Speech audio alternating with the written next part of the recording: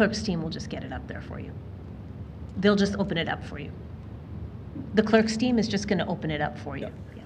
Yeah, I'll just wait.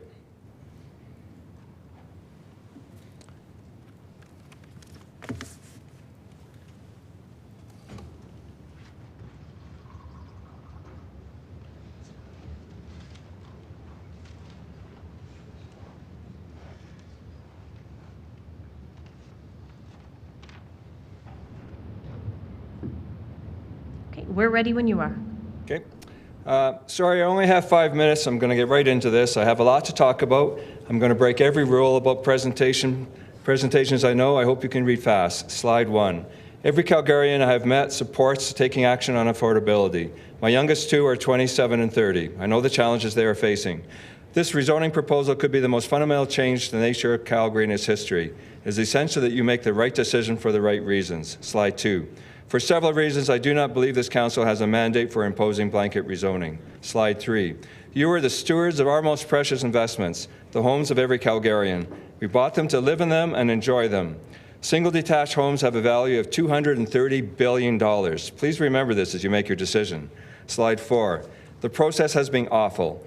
I don't like to be negative, but I don't have time in 5 minutes to dance around. The task force had a narrow view of the world. There has been no public participation. Information sessions have included misleading information. Please ask me about this. And a hearing is not the way to build consensus. Slide 5. Like some Calgarians, I got a formal letter in late March, just a few weeks before the hearing. Way too late to be considered reasonable for such a complex issue. And the only form of input is a daunting, intimidating public hearing and a measly 5 minutes. Slide 6. The vast majority of RC1 homeowners are against this. I'm sorry to say I don't like the chances of some of you getting reelected if you impose blanket rezoning on us. Please remember, what can be done can be undone. And if it's just going to get undone in a year and a half, then just don't do it. Slide 7. Now, having just complained that you are not representing your wards, the fact is that's not your job, is it? Council, you must consider the municipality as a whole and not place your ward ahead of that obligation. That seems to put you in a very difficult situation. I don't envy you. Slide 8. But we live in a democracy where the majority decides what is right. So is the majority view of citizens who oppose blanket rezoning what's best? Is solving affordability problem at any cost what's best? Or maybe your job is to find a balance of what's right according to the majority and what's necessary for those in need. Why has this become an all or nothing discussion? Why are you pitting neighbor against neighbor? Why didn't you seek a balanced solution before going to a hearing? Slide 9. Property owners have rights. To trample all over those rights, you'd better have a very good justification. Do you? And you need to have followed a clear and fair process. Have you? Slide 10. Sorry, I threw in a joke that we have no time for. The real point is, what do the numbers really say? Is the sky really falling? Slide 11. Administration says about 85,000 households are in crisis. That is very disconcerting. But the devil is often in the details. Slide 12. Are we really in crisis, or are we just close? Slide 13. There is an affordability problem, but exactly what is it? Many who face an affordability challenge are young and single. They just need time to get their careers going, and they need to be patient. But they also need help, and I believe that should come in the form of a targeted solution. Slide 14. Seniors are another key group in need, and again, I believe they need a targeted plan. Slide 15. Buying a house is hard. This is not the only generation that has been challenged. Slide 16. But home ownership is still achievable for many, and ownership will be more achievable when interest rates fall. Slide 17. What is the renting situation? Single and low-wage earners who are often young are in an extremely difficult situation. In general, couples and roommates can manage. Single households need a targeted solution. Slide 18. We are at the center of the storm. Please do not panic. Demand will moderate, interest rates will fall. Slide 19. Without doing anything at all, supply is increasing, especially in the missing middle. Slide 20. Is there room for growth in Calgary? You keep telling us there's room for decades. Where is the problem? Slide 21. Downtown office conversions needed to include affordable one-bedroom units too, and commuting in Calgary is relatively good, so growth anywhere is just fine. Slide 22. The bylaw must include what is necessary for electric cars. Electric cars need parking stalls. Whether blanket rezoning goes ahead or not, please address this critical issue. Slide 23. Enable people. Some people don't need a car, good for them. But for most people, it is enabling Critically, it can help them access better jobs, and that too will solve an affordability challenge. Slide 24. Are you doing enough for those who are truly in need? Slide 25. A possible solution, targeted local area plans. Slide 26. Conclusion. I believe there are options. Markets are complex, but I didn't have time to touch on that. I believe you will lose a legal challenge that will surely follow if you approve this. Please ask me why. And please don't create chaos and spend my tax dollars in court for nothing. My name is Matthew McIntyre, and I'm here to say no. Thank you Now, very slide much. 27, just have a quick look at that, if I have a second. I'm not going to talk to it. Thank you very much for your Thank you. presentation. Let's go to Doris Yaskew, please.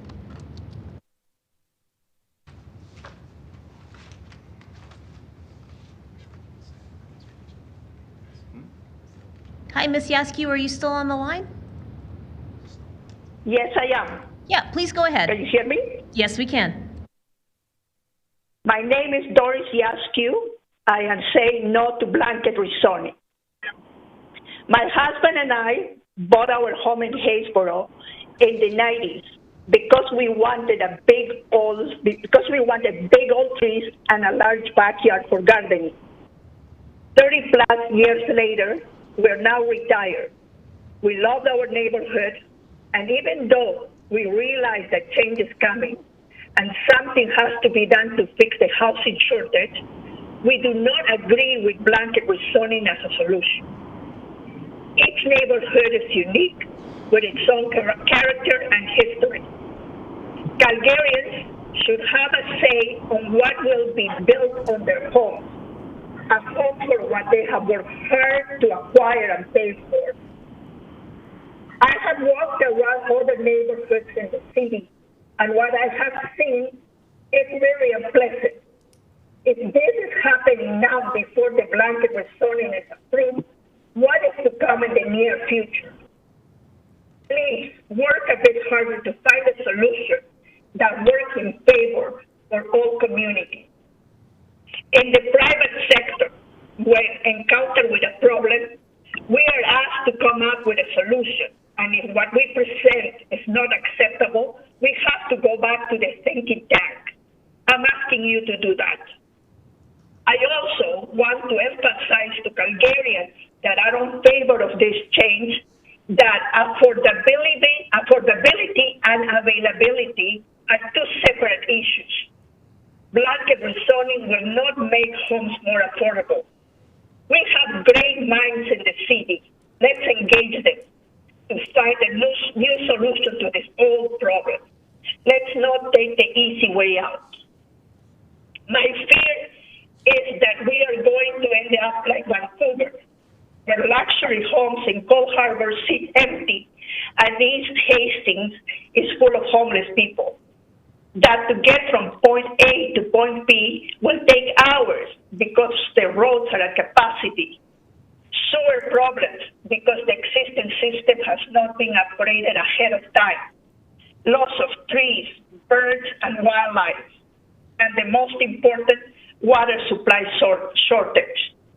To summarize, I say no to blanket rezoning. Let's find a better solution.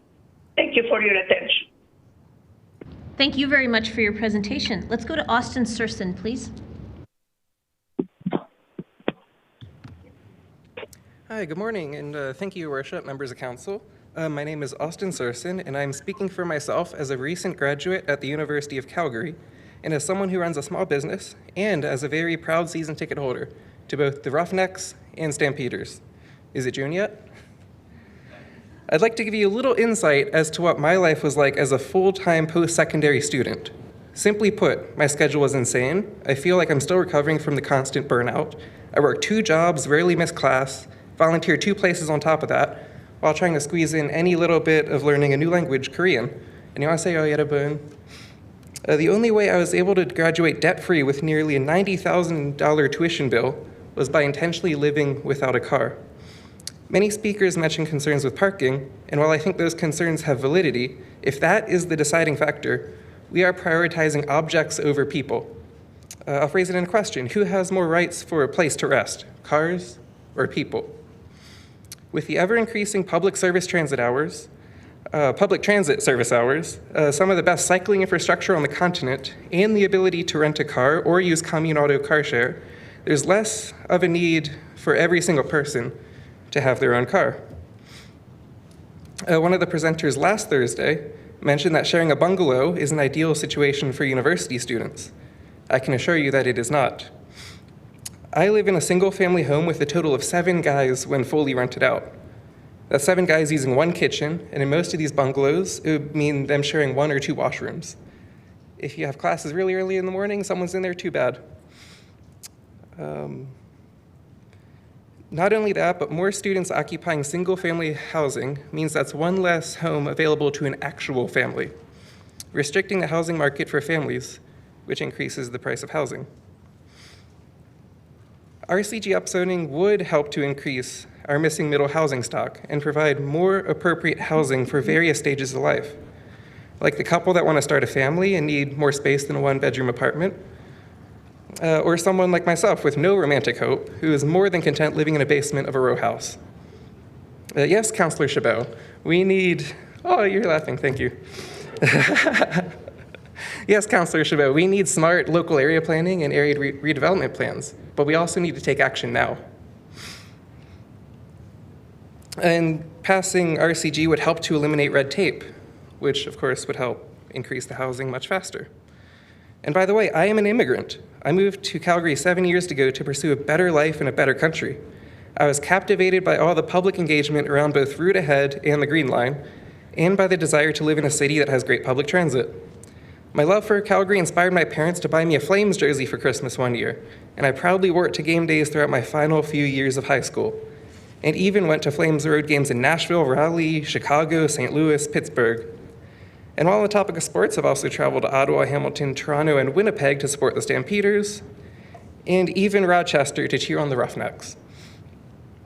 I've made Calgary my home for the last 7 years, and I'd like it to continue being my home for the next 70 years. Please help me achieve this by voting yes for RCG and advancing many of the other 97 actions in the housing strategy as quickly as possible for both myself and all the people that would one day like to call Calgary home for life. Oh, I have a minute and a half left, so thank you so much for your time and attention. I really appreciate the ability to speak to council. Thank you. Thank you very much for your presentation. Let's go to Charles Beckler, please.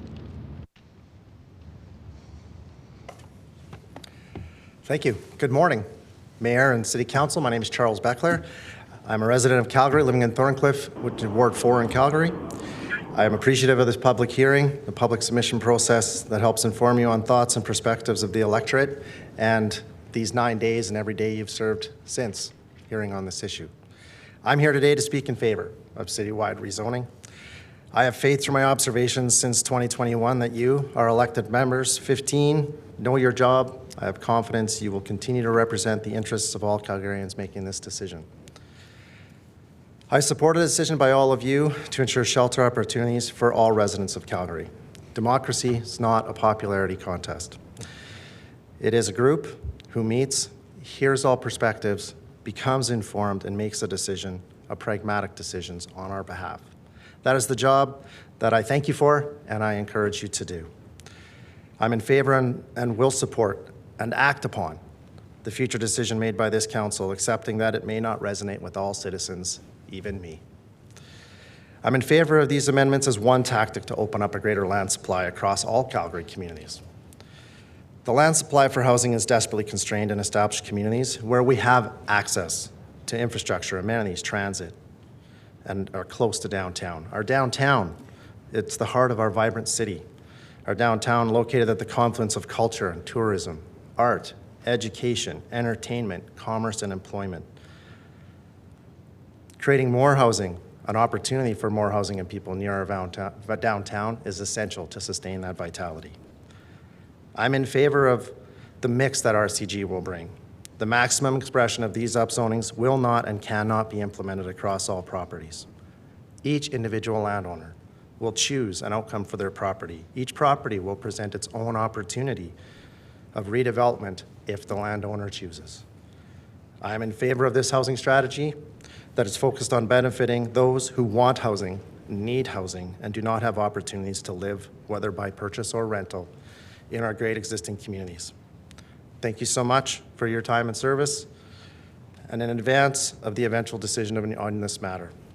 Many thanks to staff and all the information you've made available to get us here, and for all those who have taken part along the way.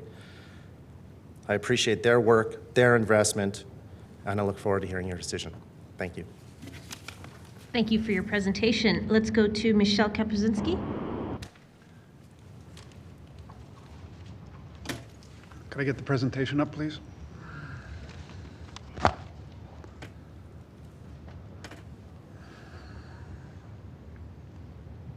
morning, councillors. Thank you for having me here. Currently, the information provided by the city appears to be misleading, inaccurate, incomplete, biased, or improperly defining the problem. What are you actually trying to solve? So, go to slide 4, please. Where is the support to show the pros and cons for this rezoning? I don't see that anywhere. I only see the pros. Information received and presented by the public over the past 9 days is excellent. We received more data supporting the pros and cons from the public than what was provided by City Council or by the committee that put this together. New information has come to me. Why are there carve-outs? This seems to be unfair. A lot of information has surfaced identifying the disadvantages with very little supporting benefits to building $700,000 houses. Slide 5, please. Each unit must be counted towards a total dwelling units. 3 units in the property should count as a triplex. Anything more than 3 units should be considered multifamily, because you are getting into a different realm of financing when people try to purchase this in the future. I will show you the metrics later on at the end of this that shows that once you're into commercial financing, you need more money down. Then homeowners can't afford this. CMHC only caps things out at $1 million if you're going through CMHC, which is 5% down for the minimum allowable. Slide 6, please. I have had a chance to listen to about 80% of the current submissions, and in my opinion, most of you were unaware to the challenges or disadvantages blanket zoning is going to create. And the decision to rezoning was already made in a back room, and it appears to me that the ask by council to the city planning department was deliberately watered down to not show the disadvantages. Give the city planning department the sufficient time to complete their analysis and to properly do their job.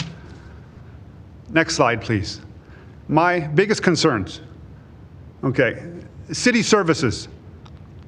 Water, sewer, lines, all that infrastructure facilities. Some of them were not built in order to accommodate high growth that may be expected in certain areas.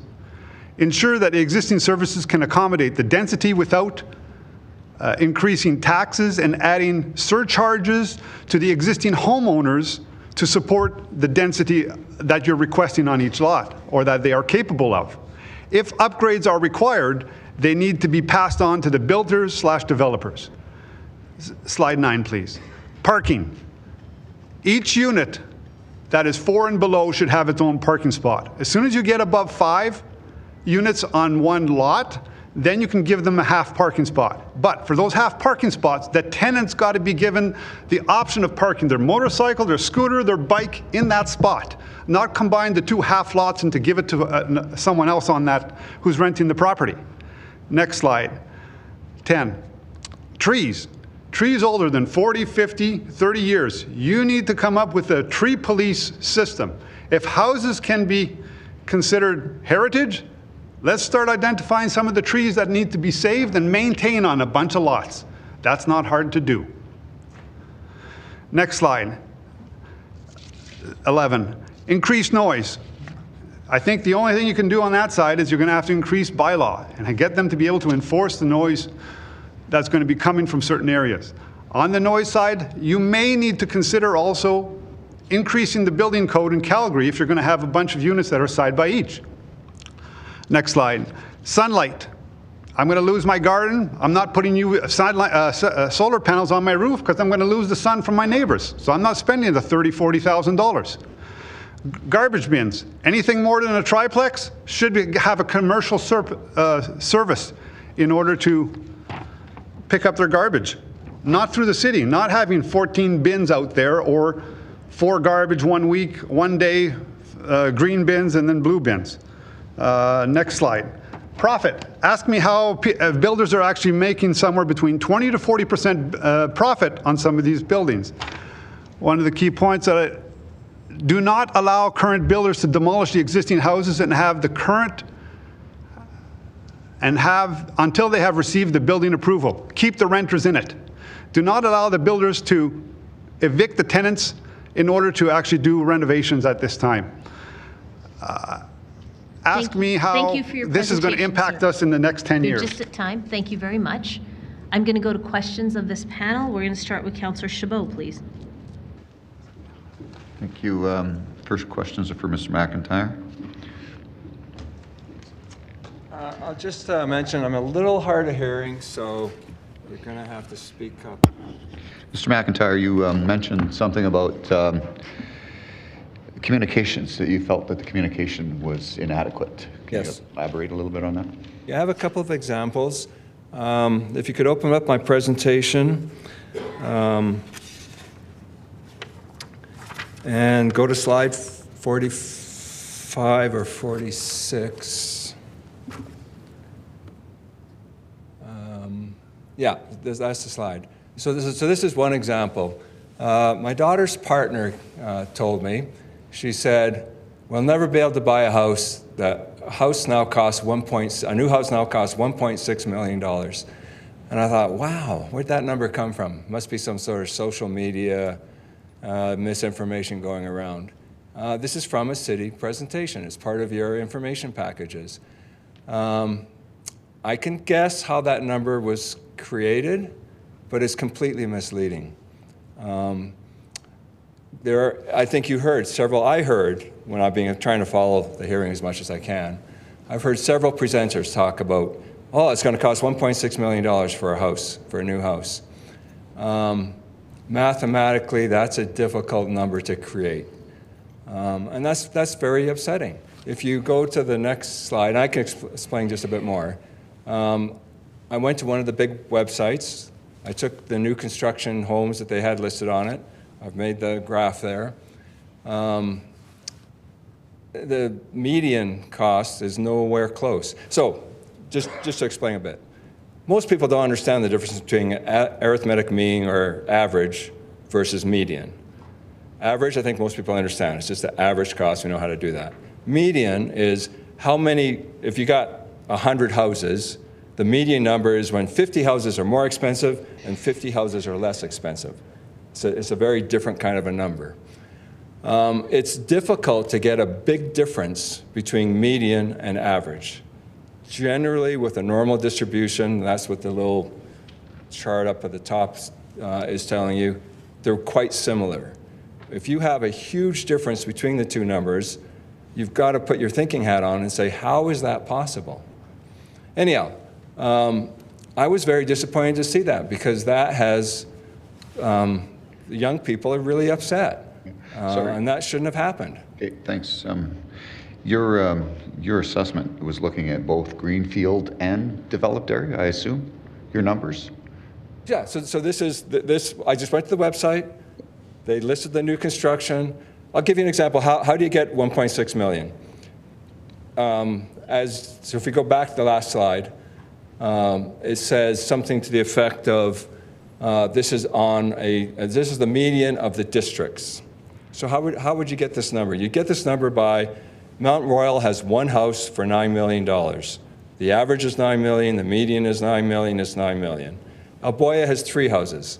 One house costs $800,000, another house costs $1.6 million, another house costs $3 million.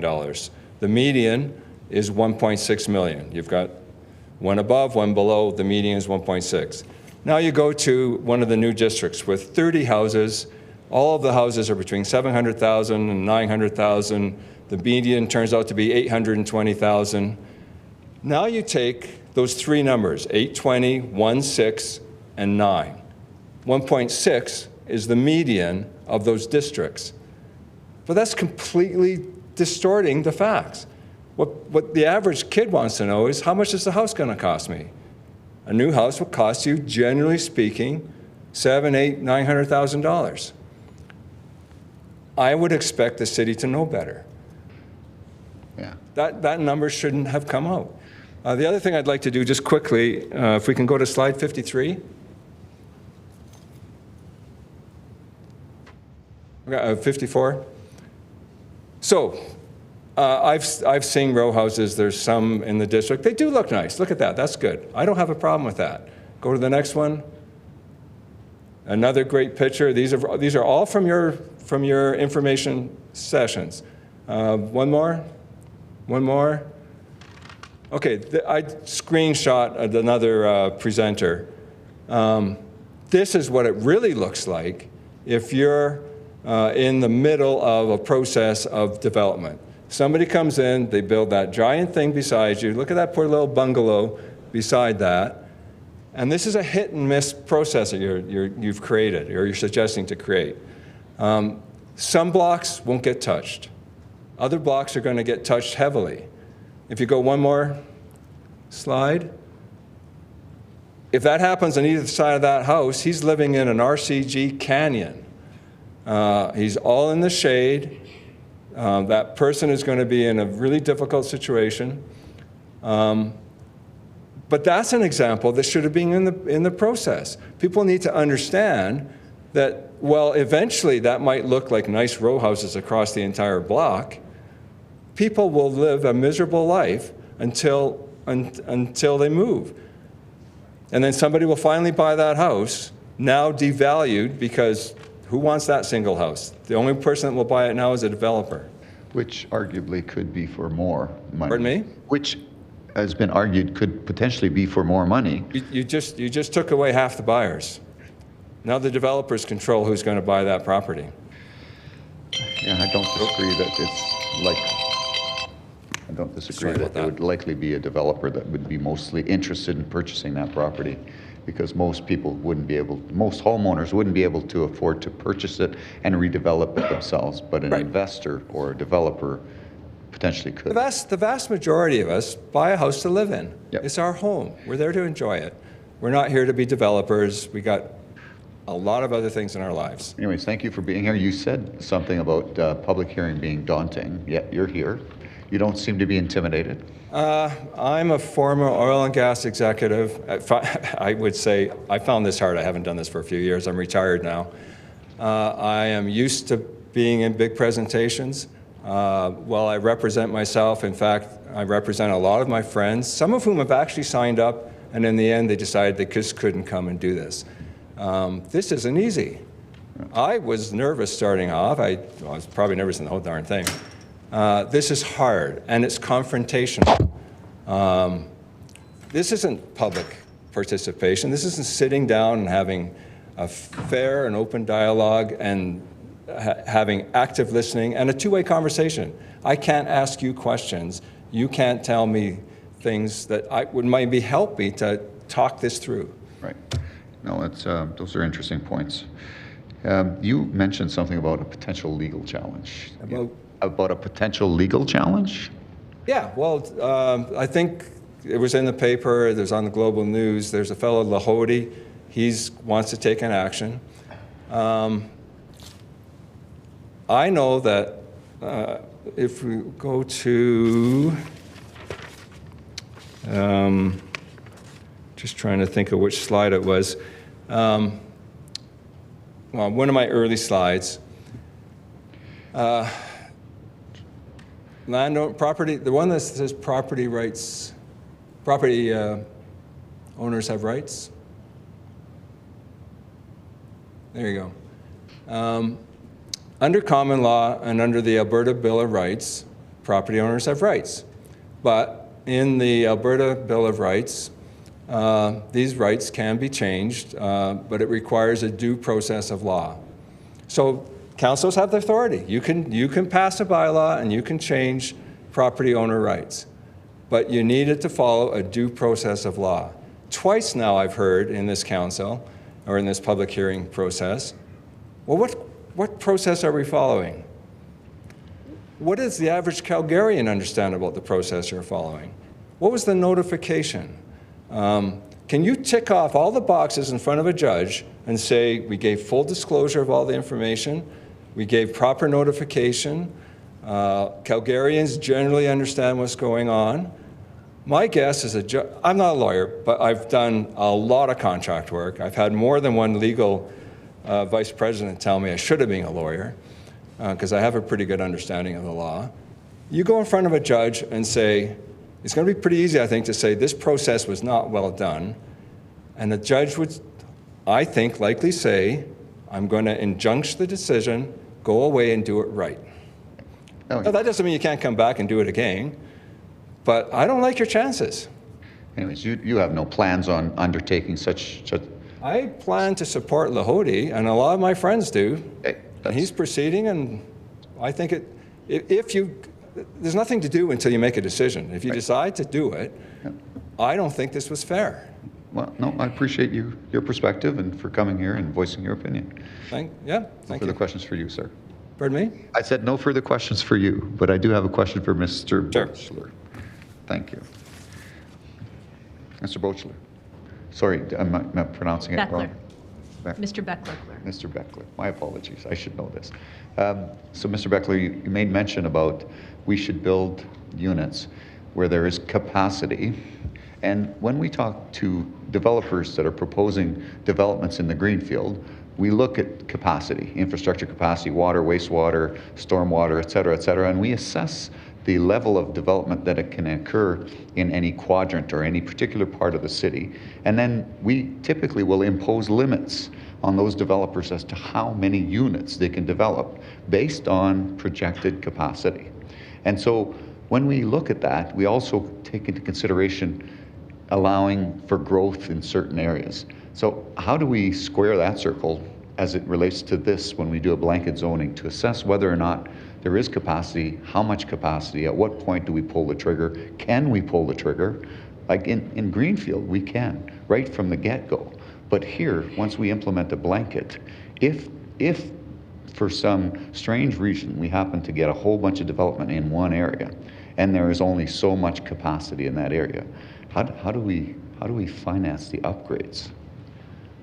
Through your worship, to Councillor Chabot, to clarify, and I think if I may ask a question, your worship, of the councillor, that you're talking about my statement regarding supply is constrained within established communities. No, you were saying we should build units where there's existing capacity. Through your worship, to Councillor Chabot, I don't believe was something I said. It might have been what someone else said, but I can answer your question about rounding that square out. So I agree completely and have faith completely that an evaluation will take place as applications come in, and where constraints are found, decisions will be made to make investment, either by the party that's put in an application, the city or the community, to increase supply or to increase the infrastructure limit that you've referred to, or that growth won't happen there. Yeah, see, it's kind of different with these single-family units. I think, through the worship to Councillor Chabot, I think just like Greenfield, right? On a case-by-case basis, you just have a smaller stamp that you're working with, right? So if the infrastructure's there, we have infrastructure capacity inside of communities. I trust staff to explain which ones have that, and when an application comes in, that is evaluated. If you have many of them coming in, that just increases the amount of things you're comparing that supply to, right? So I completely agree that it's different in the established areas. I think that what you have is tools to evaluate the existing capacity. In my experience, outside of me coming as a resident of Calgary, right, we will be told to go back and look at what the infrastructure requirements are of the development we're proposing, and then we'll have to adjust our development accordingly or invest accordingly to allow for the project to move forward. Okay, so Does do that you help think- answer your question? Sorry. Kind of. So you think it would be a valuable exercise for us to look at that infrastructure and assess how much capacity there is in a given area? In my observation, through your worship, Councillor Spo, in my observation, you're doing that. You're doing that constantly. I've seen it. I watch it every time an application comes in and you go online. There are, questions about what is the capacity, the sanitary, the water, the fire coverage are considered in that evaluation. It's in the application process. Yeah, typically we'll apply those principles around larger developments. Just as an example, larger multi-unit type facilities, not typically on a one-off basis. So I don't believe that we necessarily go through that extensive a process on a per unit basis. So the cumulative impact is what I'm concerned about. To your worship, Councillor Chabot, I think that's everyone's concern, right? Whether it's a new piece of land on the outskirts of the city, right, that a pipe is being sized to accommodate a plan and policy that is put in place, or it's an existing community with pipes in the ground and roads that has capacity. I believe that evaluation's ongoing. That's my observation. It may not be yours. Yeah. I may have a little more information. That's, Anyways. to your worship, to Councillor Chabot on that statement, if I may. I believe you do, which is why my statement of empowerment. I think you have access to those resources and you'll be able to find out that those evaluations are happening. Yeah. Anyways, thank you. Thank you very much. Thank you. Let's go to Councillor McLean, please. Thank you, Mayor. My question is for Mr. McIntyre. Thanks for that presentation. Rapid fire, it's a lot of slides too. Sorry, it wasn't my ideal approach, but I had just one question on slide 20, if you could pull that up. sure. Because we whipped by it pretty quick, but I think I caught something I wanted to ask you about. Yeah, the Foothills annexation statement. Right. You didn't really have much to say on that. I didn't know if you wanted to expand on that.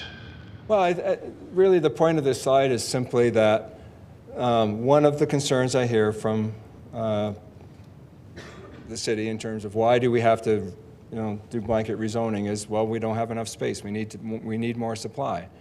You decide not to continue with the annexation. This is a quote right from the press release. The city has adequate land supply for the next 35 to 49 years. And then the next one, I went into one of your documents that talked about what is the supply growth possible.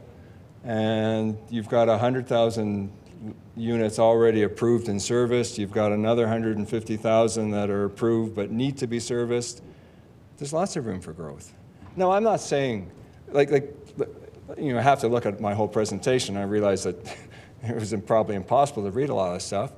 I completely believe in densification. It's going to happen. Every city does. But that doesn't mean you have to do it willy-nilly and just do a great experiment with a blanket rezoning. Take the local area plans, give them objectives, a target, and say we need, the Chinook one, or the Alboya, Britannia, I'm familiar with that. Set some goals. You need to increase densification by a certain amount. Where can we do that? We need apartment buildings, we need this, we need that. Work with the community, come up with a solution. If we're in crisis, accelerate it. Yeah, I understand. I think we agree. We've heard a lot of that where densification in a lot of areas works real good. Also in greenfields.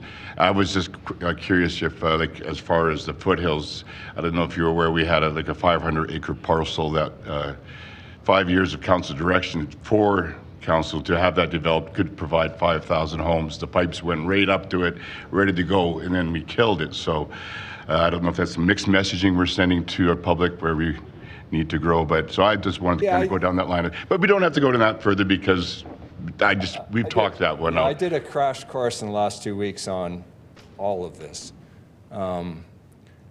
Because until I got that letter, I knew the community association was involved. I knew they were telling the same messages I wanted to tell. I thought some sense would come into all this and we would go down a different path. I get the formal letter. It looks like I got to get involved. At the same time I got the formal letter, I got a letter from the community association saying the next week there was going to be a meeting. So I thought, okay, I'll go to the meeting, find out what's been going on. And then that left me a couple of weeks to prepare for this. So I don't know the whole story of the Foothills annexation. We don't have to go down that rabbit hole. I just think, again, I think we agree that we just should be doing both. I didn't know why we didn't continue with it. The city's eventually going to need more space, but You guys understand the timing better than me. So Yeah, that was- and I think the other question I have is probably on that legal, you're an oil and gas executive, but Councillor Chabot went down that already. Well, We've had some advice from our internal city lawyers, and one way or another, what my concern there, I think most people, is that legal battles cost money, the lawyers get rich, and Yeah. it would be good to avoid it, but that's all I have for If you you don't today. mind, I wouldn't mind just giving it, I've got a list of 10 points that I think are all problematic if you go ahead. I don't know if we got So- for consideration of time. Oh, I'll be really quick. Okay. So Councillor McLean, you have to ask a question. Yeah, well, okay. can I please give Yeah, you the 10 go ahead, go 10 ahead. points? Could you so- ask him a question? Like, this is an Okay. interesting exchange you're having. Okay, would you like to? Can I tell you your 10 points? Would you like to tell us your 10 points? I would like to, thank Okay, you. Thank you. So I've heard a couple of times, you're following the same redesignation process that you follow for a single property. Sometimes it's used for a few properties. You're just doing it for 200,000 properties at once. But you're not actually following that process. If you were following that process, you would have made an application. The application would have led to a posting of signs on the properties. Now, I don't expect every property to get a sign, but you also send letters at the same time. And I looked forever, how much notification do you normally give to a landowner? Like an adjacent landowner to know whether you want to object or not. Well, the reason you never have set a time is because the normal process takes 3 or 4 months minimum from the development application, a planner review, the planning committee, and then eventually to a hearing. The point is, I got a month maybe. I should have had at least 3 months notice minimum. And you didn't make an application, and you didn't post signs. I don't know why there weren't billboards and other signs. Lots of people, when I raised this 2 weeks ago, they didn't really understand what's going on. Just 2 weeks before, and they still don't know what's going on. You're both proponent and judge. That strikes me as a bit fishy. I mentioned the timely notification. Have you disclosed all the facts? People are still confused about the $228 million. Now, I get you did a deal. You probably didn't want to advertise that the day after you signed the agreement to say, well, actually, this is exactly the opposite of what Minister Fraser said. But at some point, you owed the Calgarians, before this hearing started, what was the fact of the matter. What are the alternatives? You haven't presented any alternatives. You just said that this is the answer. People should be able to judge and give you feedback on what the alternatives are. Do you guys have all the facts? The very fact that somebody had to ask about the $228 million deal puts doubt in my mind as to whether you guys have all the facts. Can't answer questions. Here's one that's about attitude. Can we go to slide, this would be a quick one, slide 34?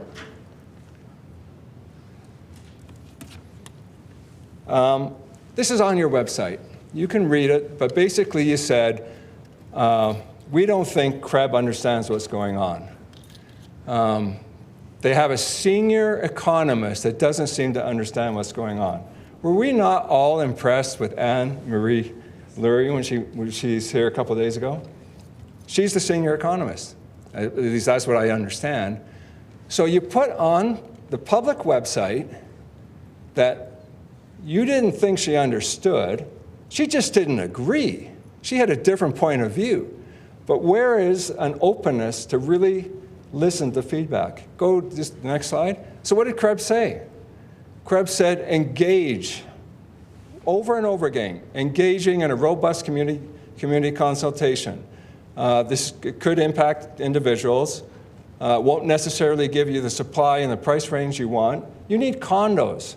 Single people need condos or backyard suites, secondary suites. They don't need a row house. I get it, Mr. McIntyre. I think if you've got our 10 points in, actually, Anne-Marie Lurie was on eye-opener this morning. I think we all enjoyed her presentation.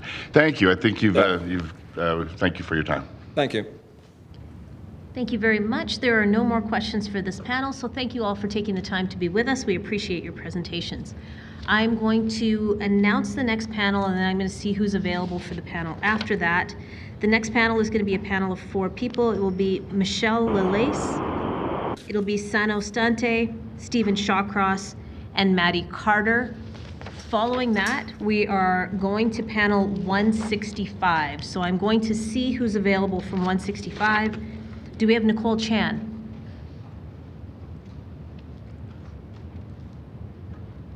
Do we have Chris Dowdswell? Thank you. Do we have Benithi Nadia Karunanayaki? Yeah, I'm on call. Perfect. Do we have Michelle Christofferson? Michelle Christofferson on the line here. Thank you. And do we have Robert Lavis? I'm here. Perfect. So you four folks will be the next panel. So please hang tight. For now, let's start off with Michelle Lelace, please. And just a reminder for everyone, you have 5 minutes. I will have to cut you off when the 5 minutes are up. So if you're on the line, if you have a timer, that is probably the best way to go. So Michelle, please go ahead. Could you please pull up the presentation first? It is ready and to let go. me know when. Ready to go. Good morning, Your Worship and members of Council. My name is Michelle Lillis. I'm a resident of Ward 11, parent and real estate investor. I work as a researcher and have been a disability advocate for 30 years. Next slide. The City of Calgary set the goal to increase housing supply to remedy housing affordability and meet the growing housing demands with something called rezoning for housing, stating that our city needs more homes and that the blanket rezoning strategy will increase housing supply. On the front page of your website, there's no mention about decreasing rent. So we question, is this strategy viable? My presentation will help answer this question. Next slide. Let's talk about the elephant in the room, the ever-increasing and debt-burdening rental rates on students, persons with disabilities, seniors, singles, and newcomers to Calgary. What is the root cause that is preventing low-income rental options in Calgary? The Alberta law. Unlike Quebec, Ontario, and British Columbia, to name some provinces and territories where rental control policies are implemented, Alberta policy does not limit landlords' yearly rental increases. Next slide.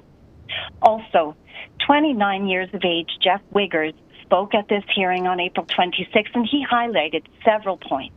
In Ward 11 alone, there are multiple vacant land areas that sit untapped. How about implementing strict land tax for unused land? Plus, the age differences in constituents that are in favor and those who are opposed counter any argument that there is a generational divide or that single detached housing is a thing of the past. Council, we have an adequate supply of zoned parcels to accommodate growth for the next 50 years without blanket rezoning of single-family neighborhoods. Next slide. Here is yet another vacant land area in Ward 11 that makes logical sense for multifamily rental units as it sits directly next to the bus line. Next slide. Take other cities in Canada since the early 1900s that densified while maintaining housing diversity. I'm fortunate to have decades of first-hand experience in Dollar des Ormeaux, DDO, a Canadian city where agricultural focus was transformed into a highly densified yet diverse city where the numbers of affordable housing options have steadily grown, all while preserving single detached housing areas. Next slide. As Stephen Donahue, planning officer in DDO, summarized this week, historically the city of DDO has favored densification, but always in a way that protects single-family residential areas and their character. At the dawn of a new wave of fairly intense densification, climate crisis, arrival of structuring public transit, housing crisis, the city is still advocating for the preservation as is of its single-family zones as a heritage. Next slide. Why am I highlighting DDO as an example? DDO Mayor Ed Januszewski, family friend, was the longest-standing uninterrupted mayor in Canada, and for good reason. Constituents were authentically heard and served. As a result, DDO's housing diversity and growth are still multiplying. Next slide.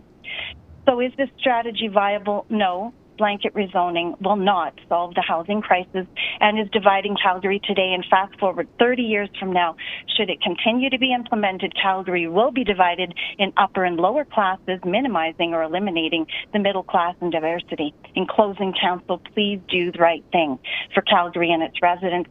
My request is that you not approve this bylaw, table it, and authentically engage residents in Calgary in two-way Q&As rather than what appears to be a box being checked and calling it a public hearing. Also, be inclusive in your solution. Help ensure affordable low-income housing. A vital strategy for this is simple. Control landlord rent increases. Enforce affordable rent by controlling annual rental increases at 2% when property improvements are done, at 5% if property improvements are done to improve renters' quality of life, and penalize landlords who evict or discontinue rental agreements without fair cause simply to increase rent. And lastly, importantly, hold a plebiscite on the question of blanket rezoning. Do not continue to impede our well-being and threaten displacement of single detached homeowners. Invest in your constituents and have them feel served. Thank you. Thank you for your presentation. Let's go to Sano Stante, please.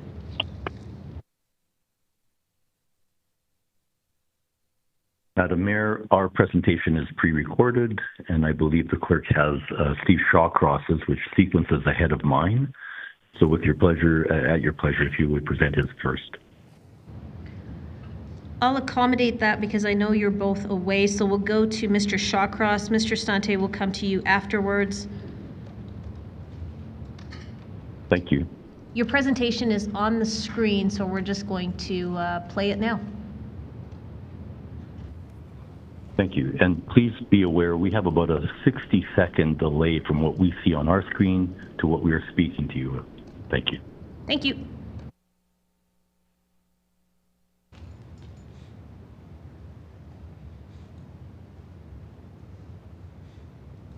While we fully support the city's objective, Your Worship, members of council, my name is Stephen Shawcross.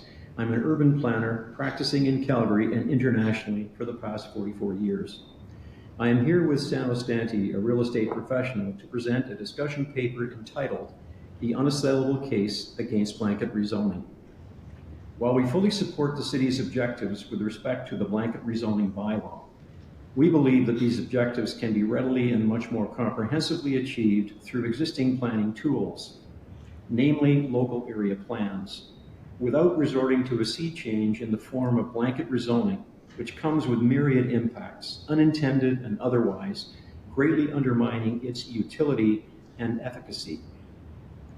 In the interest of time, our presentation is focused on the core aspects of affordability and offers a proven alternative to address this issue.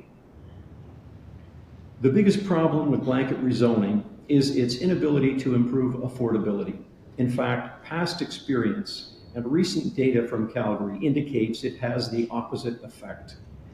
The notion that oversupply by the private sector will cause a drop in home prices fails to recognize the economics of the land development process, where developers, shareholders demand requisite returns on new projects.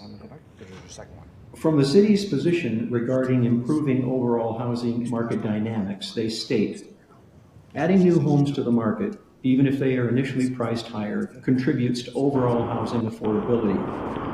This statement is counterintuitive and specious in the extreme. This graph depicts the average residential in Calgary over the past 44 years. As you will note, home prices in YYC have remained stable or increasing, except when impacted by exogenous and extreme events. The National Energy Program in the early 80s, the global financial crisis in 2007-2008, and more recently, the COVID-19 pandemic. It might be longer, but no, it's 5 minutes. We have never witnessed a price drop due solely to developer-driven oversupply. Why is that? Okay. Land development and home building are for-profit enterprises. They utilize sophisticated tools to prevent chronic oversupply of units in perpetuity, i.e. supply-demand analyses, segmentation studies, and sales thresholds. These studies culminate in forecast of unit demand by product type and price range, by age of household head, by family type, by affordability, by housing attributes, and by location. They're monitored and refined regularly to match market demand and prevent overproduction of supply. Recent data in Calgary demonstrates the inflationary impact of upzoning on land value.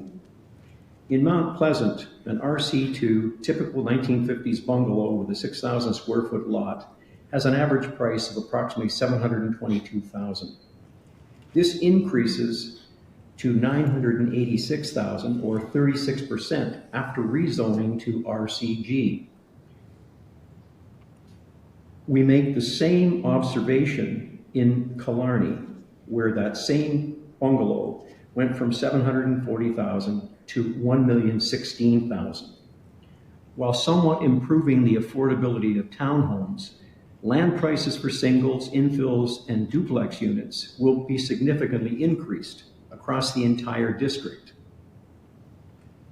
The unintended downside of blanket rezoning is an immediate inflationary impact on land value pegged to the highest and best use.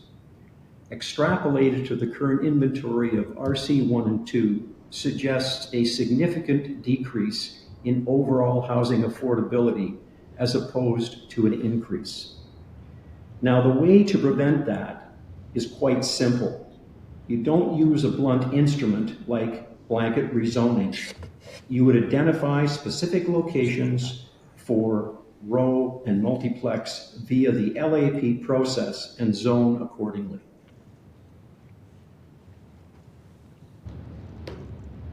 All right, your slides are done. You've got about 20 seconds left if you need it. I'll pass that to Sano if that's all right. Okay, so thank you, Mr. Shawcross. Let's go to Sano Stante, please. You have 5 minutes, sir. Thank you.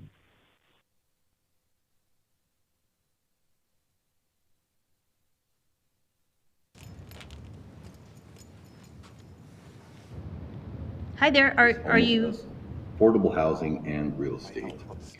I would first underline that we support the stated goals of City Council behind the blanket rezoning. And Mr. Shawcross and myself studied the blanket proposal pragmatically to understand the implications. Our work has unveiled 14 unintended negative outcomes, which we outlined in our full report, which was provided to Council. Due to the time constraints, we are only touching on several of these today. I'll be providing some conclusions, alternatives, and recommendations that culminate our collective work on the issue.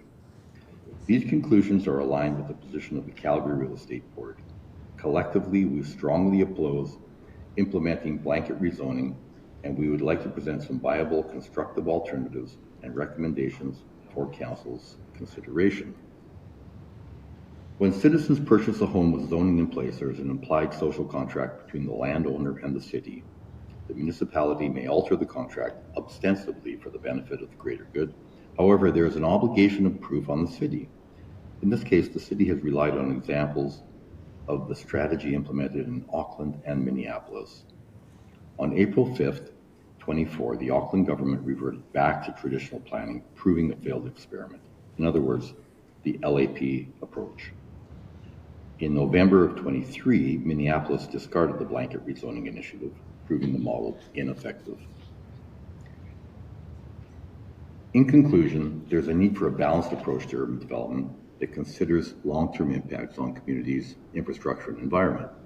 And any of these methods need to be carefully evaluated and designed to mitigate potential negative outcomes. There's a need for planning in the traditional approach, as opposed to a one-size-fits-all approach. That is, a scalpel versus the sledgehammer. Land cost is identified as a barrier to affordability. The land component of low-density housing contributes about 25 to 30% of the selling price. Developers target returns in the 20 to 25% range, with builders adding another more than 14% to the price. Developers are incentivized to deliver housing that renders acceptable profit margins.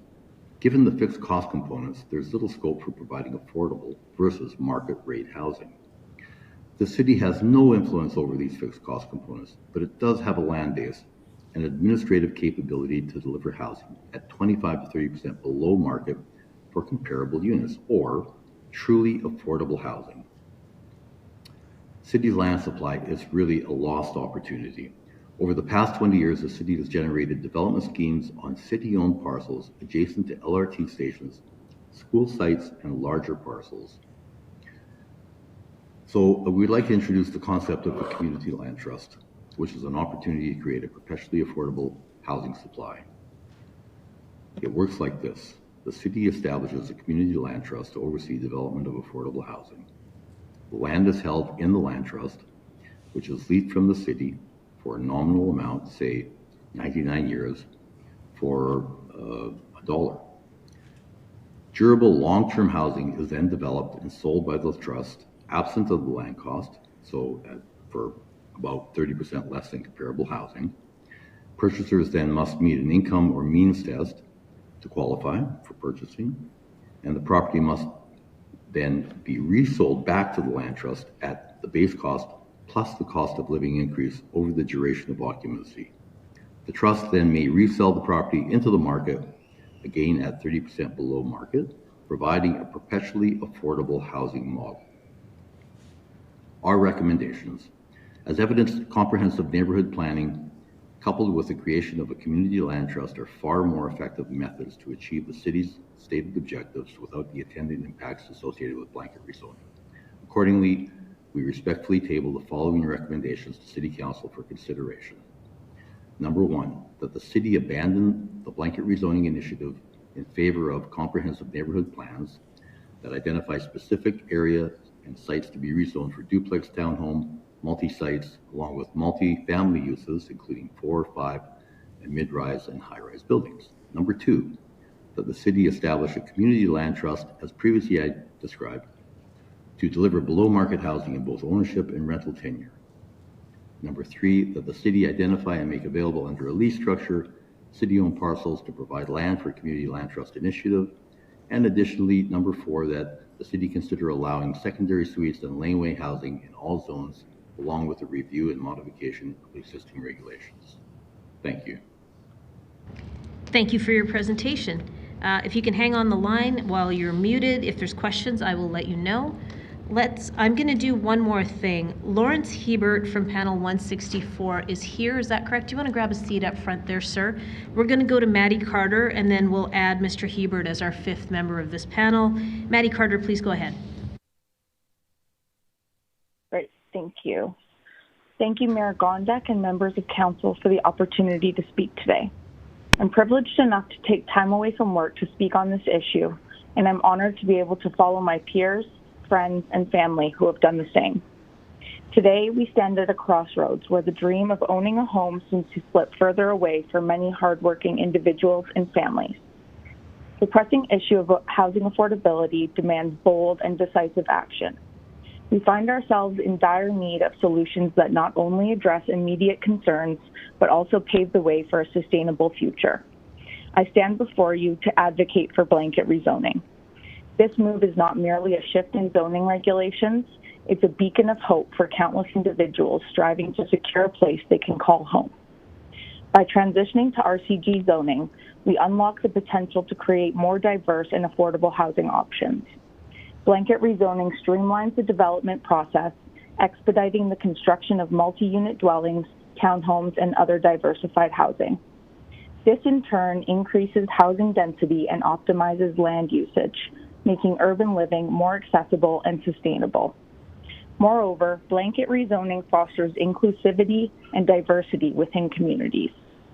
It promotes mixed income neighborhoods where people from various socioeconomic backgrounds can live side by side, fostering social cohesion and breaking down barriers. The NIMBYism that has come out during this past week has been absolutely staggering, and it makes me want to join the droves of young people who are leaving Calgary for more open-minded, welcoming cities. There is a common misconception among those who are opposed that they will be forced to vacate and redevelop their homes. Rezoning does not mean that you will be forced to knock down your single-family dwelling. Those critics may also argue that such a move compromises the character of existing neighborhoods. However, I urge you to consider the alternative, leaving housing affordability out of reach for many, perpetuating socioeconomic disparities and stifling the growth of vibrant and inclusive communities. In the face of an affordability crisis, we cannot afford to cling to outdated zoning paradigms. We must embrace innovation and adaptability to create a future where everyone has a fair chance at achieving home ownership. Blanket rezoning is not just a policy change, it's a commitment to building a more equitable and prosperous city for generations to come. Let us stand together and seize this opportunity to make housing affordability a reality for all. Thank you. Thank you for your presentation. Let's go to Lawrence Hebert, please.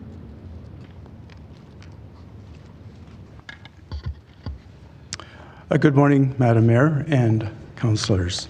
I thank you for the opportunity to speak today. I'm a little nervous. I don't usually speak in front of important people like this, but I'll do my best. I represent myself and my wife. We purchased our house 31 years ago here in the city, and also our 3 adult children, who are all property owners here in Calgary, 2 of which have bought single-family units within the last 9 months, and the other bought a condo just last month. I would like to say that I'm opposed to the blanket rezoning, but open to discussion and new ideas. I want to raise some practical concerns I have of my understanding of this blanket rezoning intensification plan. First, the loss of green space. There will be more concrete, asphalt walls, etc. per square meter. There'll be less space for birds and squirrels, etc. There'll be less space for hedges, lawns, rock gardens, and such.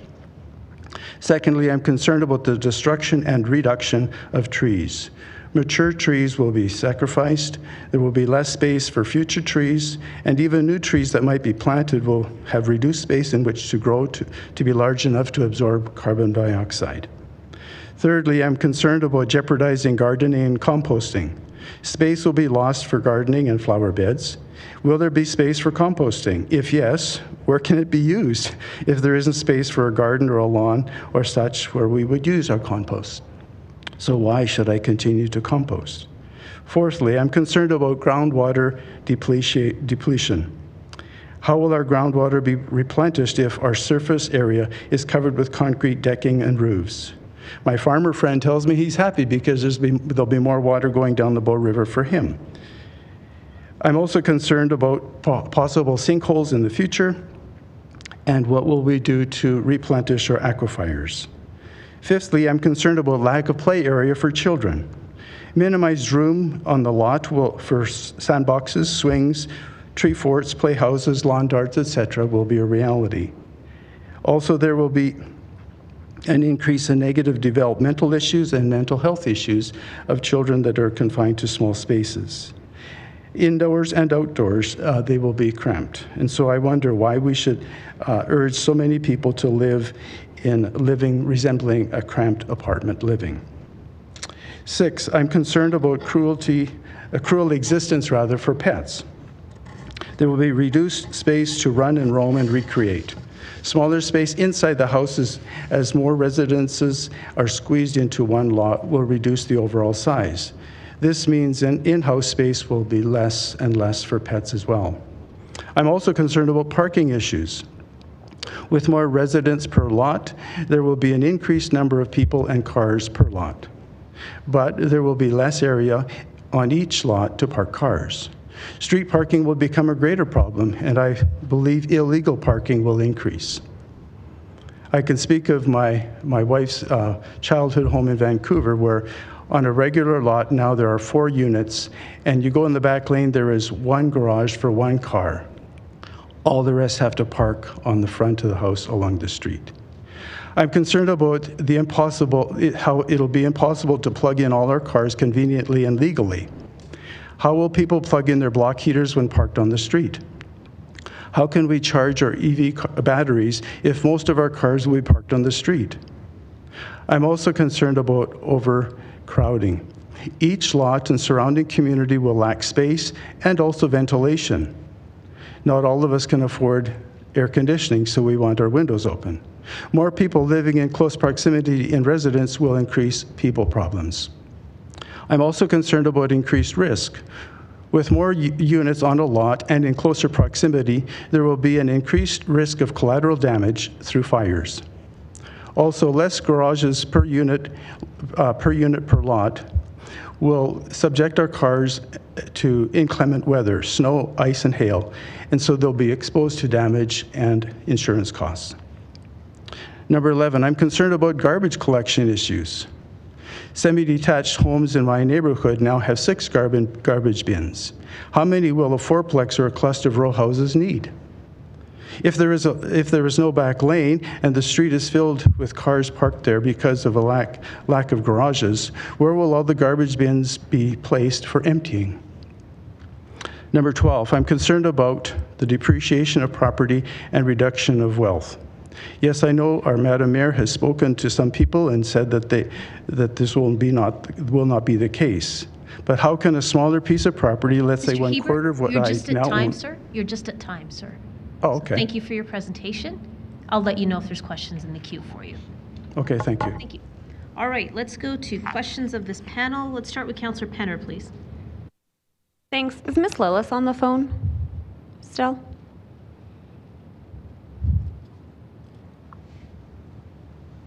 Hi, this is Michelle. Hi, Michelle. Thanks for calling in today. I have a couple questions for you on your presentation. So one, you brought up an example from a city in Quebec. And I'm just wondering, so they have a population of less than 50,000 and we have a population getting close to 1.5 million.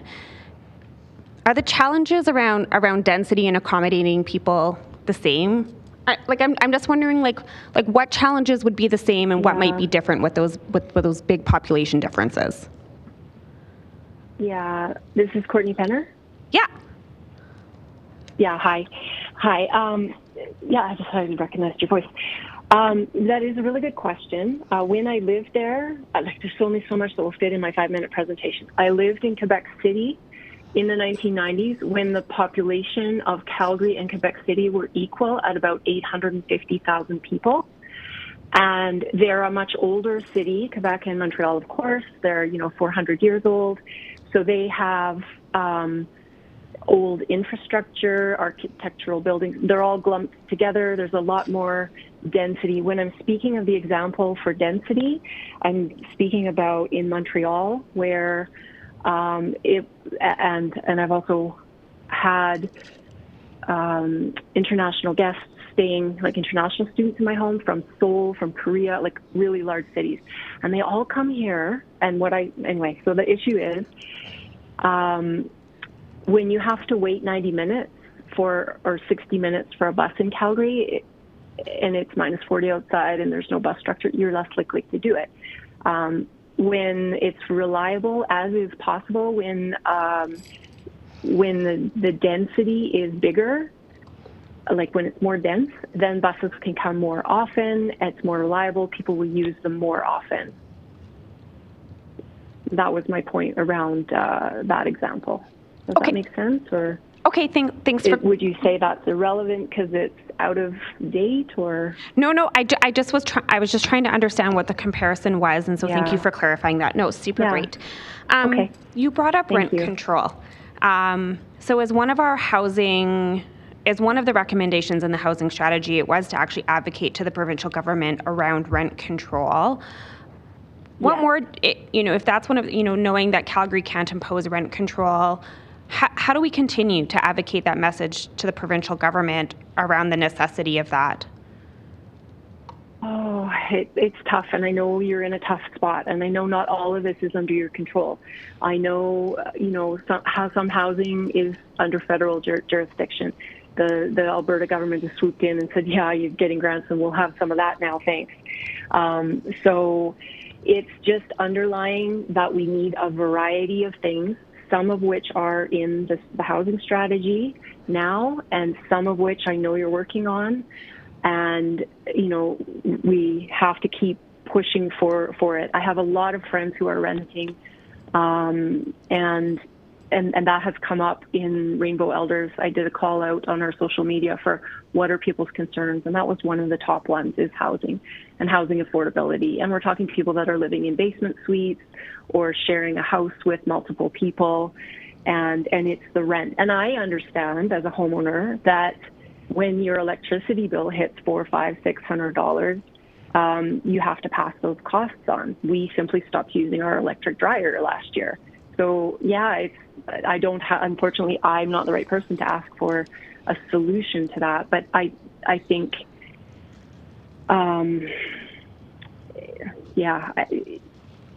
my worry is that is what I've seen where my in-laws live in Altadore. I just visited them this morning. They're in a 1960s bungalow, and next door to them is a quite tall house. And, they were kind of like, we lost our sunlight in the backyard. But those neighbors are actually great and nice and courteous. They're also almost never home. Whereas the neighbors on the other side next to them, maybe I'm going off track there. What was the point? The point is around rent control.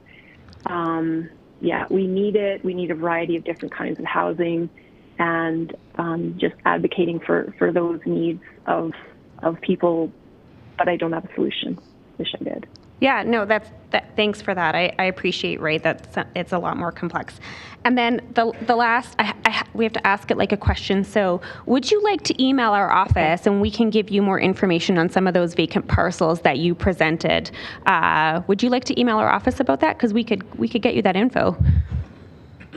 Vacant parcels? Yeah, you talked about the Heritage YMCA, which is actually part of our land strategy that we're releasing to non-market, the Bonsai Waterslide site. I think you showed the co-op. So if you wanted, would you like to email our office and we could get you more information? Would you like to email us? We could do that. I'm wondering, there's two Michelles. There's a Michelle in the panel. I'm the Michelle Christopherson in panel 165. Oh, okay. Oh, I had asked. Everything we've been talking about is me, but the other one I think is the other Michelle.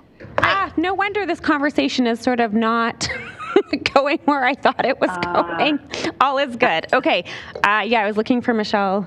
All good. Is Michelle Lillis on the line still? Well, Michelle Christopherson, I appreciated this conversation nonetheless. Okay, likewise. Take care. Talk soon.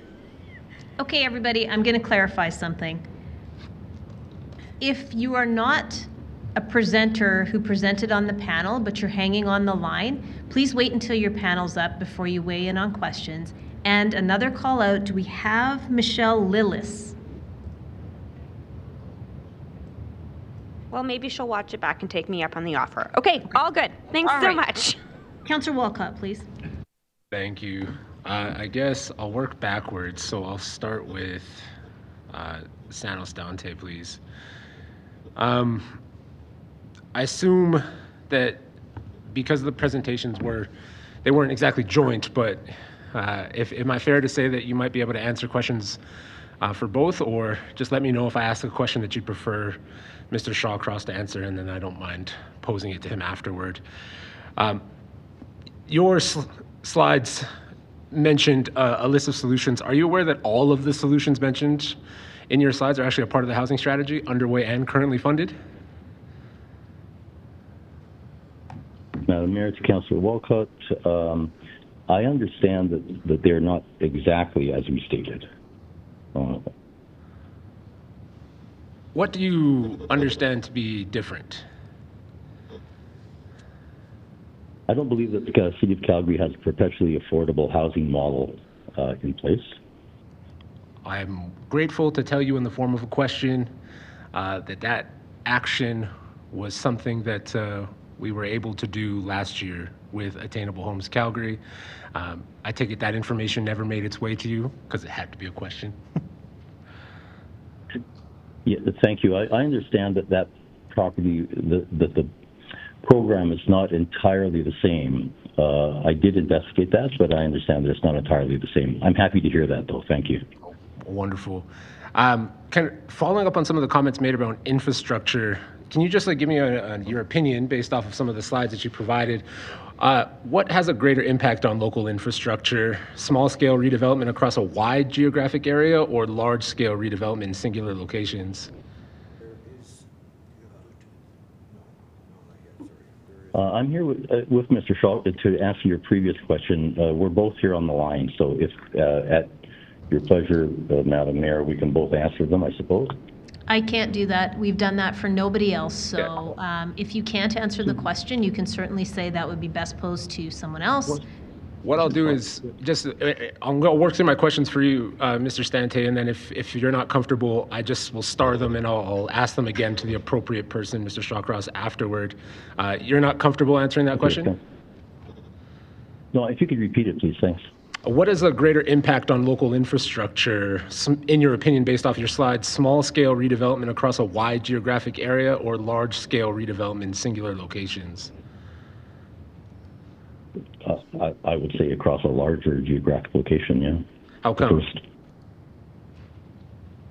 it would have a greater impact on existing infrastructure, especially in existing neighborhoods, older neighborhoods that weren't planned for that density. You gave an example of something like Killarney in there, and Killarney is surrounded by several significant BRTs, there's transit, but when you're thinking about the actual pipes in the ground, do you think the pipes in the ground are prepared to handle high density right now? And I'm talking like high density around nodes and corridors, not townhouses. I don't know how I would be expected to answer that question, Councillor. That's okay. That's why I was asking to make sure. I don't have yeah, thank you. I don't have that information. I'm not prepared to answer that. Thank you. Yeah, the only reason I asked is just because of the information that you provided in your slides and the answer you just provided. So that's okay. You also provided another example in your slides around the Killarney. Actually, I'm gonna hold this one because I think this one actually came up in Mr. Shawcross's slides and not yours.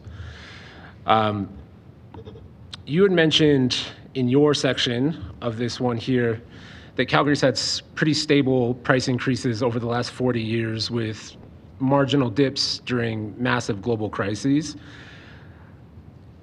Can you describe why do you suspect that Calgary prices have been so stable in their growth?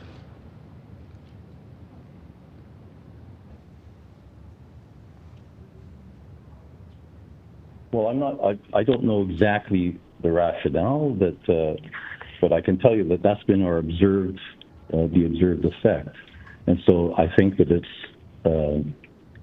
for us to pretend that we could affect the average price in Calgary by influencing, the price or by influencing the supply. It's never happened in the past, since the 1970s. And so we're just providing the data to show that would be exogenous and unprecedented. Can you potentially clarify why, if supply doesn't impact pricing in any particular way, why different markets across the nation would have such different degrees of price escalations over the same period of time? I think I'll defer to Mr. Shawcross if you'd like to ask him that question. Yeah. Absolutely. Do you have any experience with selling or building greenfield? Yes, I do. Are greenfield homes built at a below market price? They're built at they're built at the market rate. Do you mentioned that there's no new supply would impact the market rates. If you build enough based off of what your analysis provide for the demand, do you suspect that if there was demand, you'd build more, or?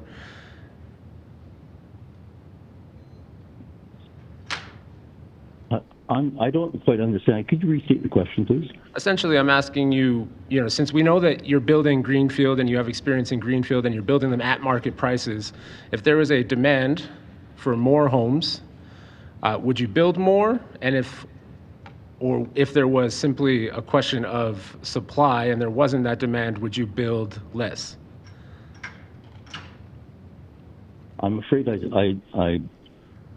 I'm sorry if I don't understand your question, but I'm afraid that I just simply don't. I'll try and rephrase one last time just so that I'm not taking up too much of your time here.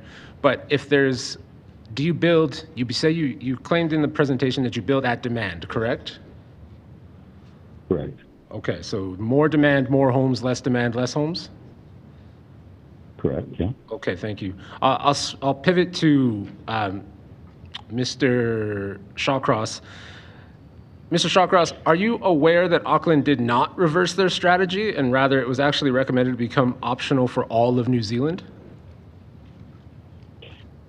All I heard Doug Layton say was the new Prime Minister had called it a dopey plan, and they had decided to revert back to the, standard planning. Okay, that's all we know. So you do not know for sure that Auckland has reversed its plan as stated in your presentation? Yeah, we're just relating what we have heard and what has been reported. And in both instances in Minneapolis and in Auckland, they have gone back, they've realized that they were the impacts that were being created, and they weren't achieving the objectives they were achieving, and so they have gone back to more conventional methods of planning. Would you be comfortable with me sending you information to the contrary? You can certainly do that. Thank you. Your example, Mr. Shawcross, in the Killarney example, do you believe that competition for land has an impact on the value of land zoned for higher density? Of course. And we made a simple statement that, and we know this from, again, 40 plus years of being in this business, that upzoning has an immediate inflationary impact on land value. So, of course, when you go from RC1, RC2 to RCG, what's being demonstrated is roughly 36% increase in land value. Those are recent examples. I agree. Do you believe that example represents a redesignation in a constrained market? It represents what will happen in any market. Call it under normal market conditions.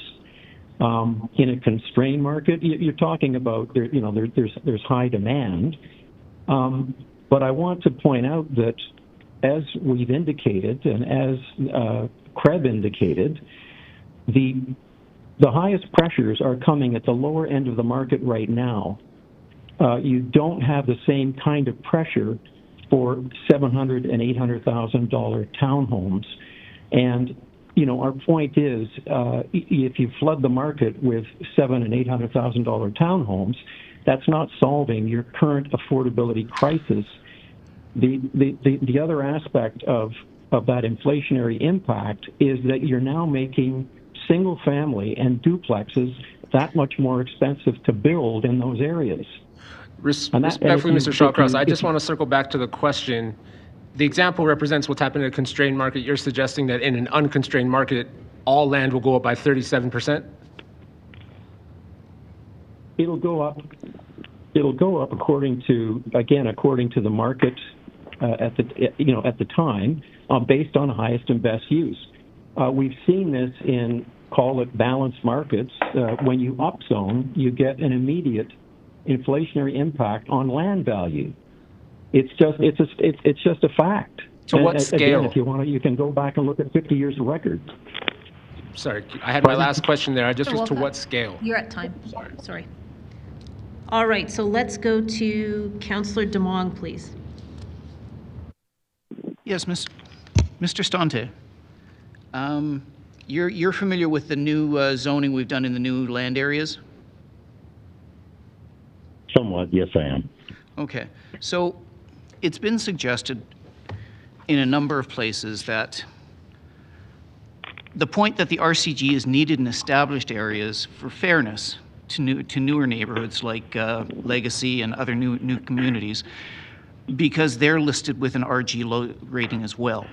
My opinion is that it kind of turns around, it's not really reasonable comparison, because in almost any location where there's an R1 or an R2 building type on an RG in these new communities, none of those footprints would ever allow for an RCG to be built. What is your opinion on that? Well, I don't necessarily disagree. I think, you know, what's happened here in Canada, or what we're hoping to achieve, we're using examples from the United States, from blanket rezoning for example, in Minneapolis. What we fail to recognize is that zoning in the U.S., the lots in the U.S. are typically 10 to 12,000 square feet as opposed to 6,000 square feet. So we've already achieved these measures in Canada, and specifically in Calgary, for higher densities. Okay, and thank you for that. So with regards to the new communities and whether they would be available to redevelop into an RCG, you have no thoughts? If not, I'll go to the next person. I really can't speak to that. And that's fine. But I think Mr. Shawcross could. He plans many of these. Yeah. Yep, that's where I plan to go next. Thank you very much, Mr. Stante. Mr. Shawcross. Yes. Did you hear my questions, or do I need to repeat it? If you could repeat it, that would be fine. So it's been suggested that one of the reasons we need RCG in the established areas is because in the newer developed areas, we're giving it a granted RG connotation or land use.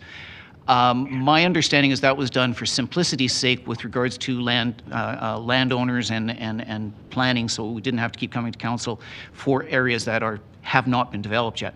Now, these areas that have been zoned RG, but have an R1 or an R2 house on them, I've looked at these and I have difficulty understanding if they could ever redevelop into a row housing in any way, shape, or form. I was wondering if you could give me your thoughts on that.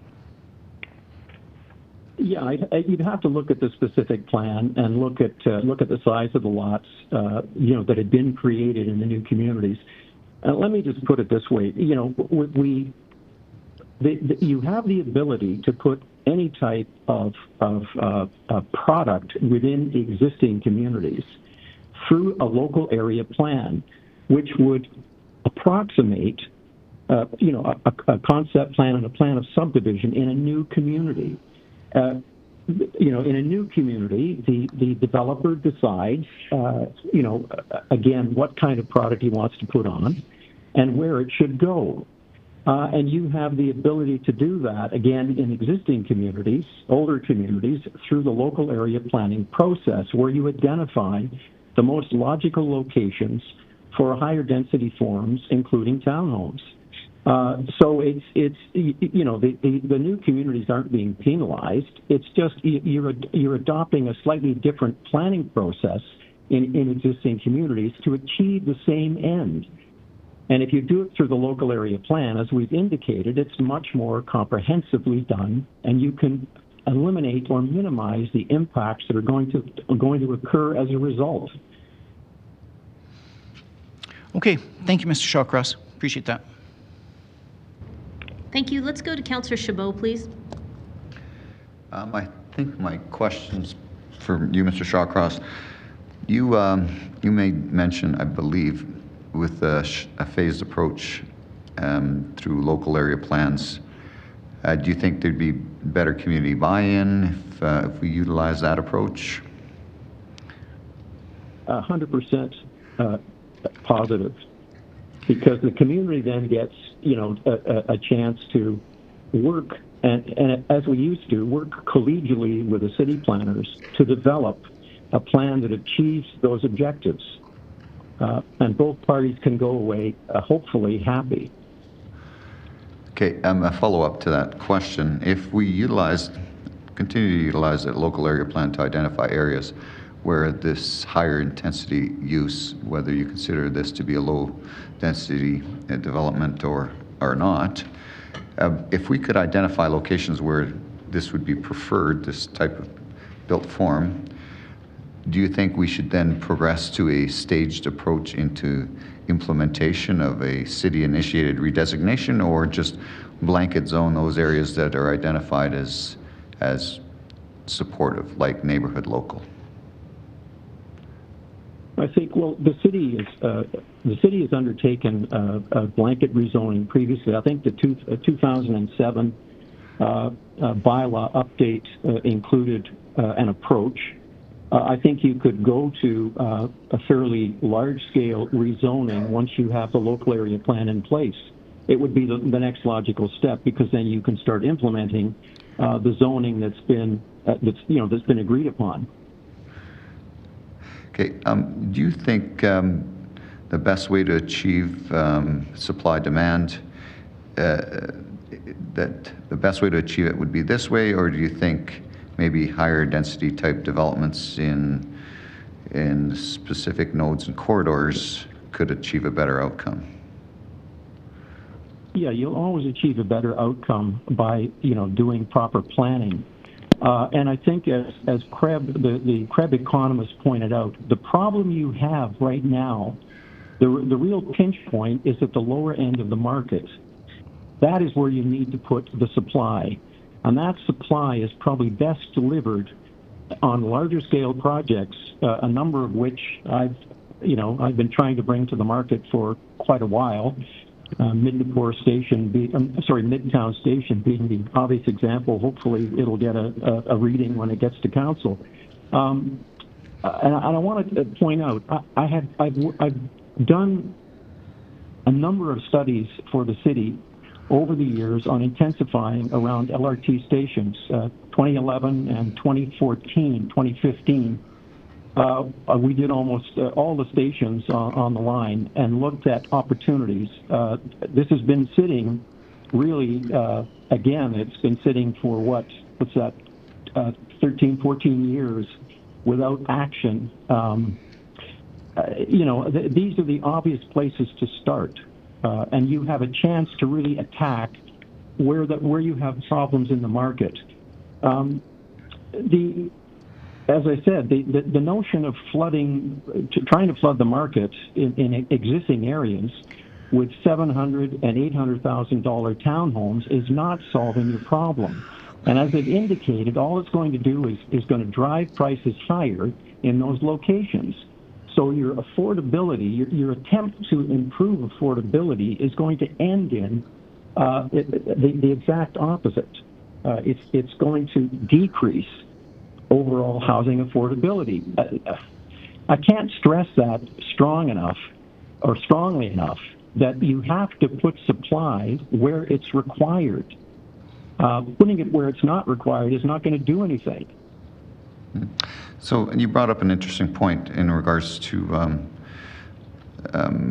proximity to transit stations, that you believe that those types of developments could actually deliver lower end market type housing? Yes, they could. Okay, thanks. Great. And just in terms of numbers, I'm aware of 3 or 4 projects, as I said, that are currently in the hopper that could deliver something in the order of 12,000 units. And that'll put the biggest crimp in your affordability issue in the fastest amount of time. And supply. Address the supply issue. I can't remember, I think it was you that talked about old product rezoning and natural increase just from the increase in density. And we've heard a lot of folks talk about how increasing the supply in these older established communities could help with the affordability and a number of other things. But you made a point that city-initiated redesignation could potentially increase the value of those older units. So I guess it begs the question, let me just finish if I may.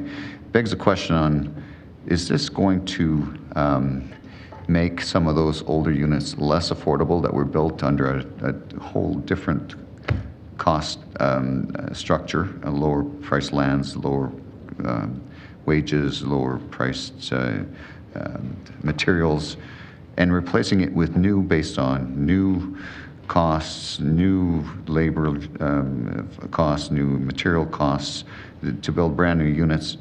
Do you think that we're actually being counterintuitive through this process by taking away some of that more affordable stock and replacing it with brand new high-cost product? Yeah, I think again, it would have an impact on that old stock. I think that the key aspect of the point you're trying to make and the point I'm making is if you blanket rezone those old areas, then all lots, all 6,000 square foot lots currently priced at that lower price are going to increase in value. Holus bolus through the area.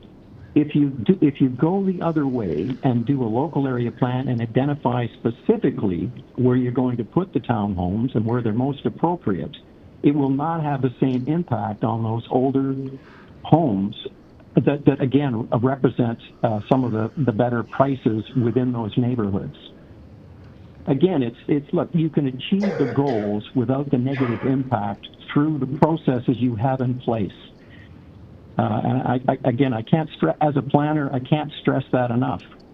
And as someone who is an expert in supply demand and has been doing it for the past 50 years, I've been to this movie before. This is not the way you want to go.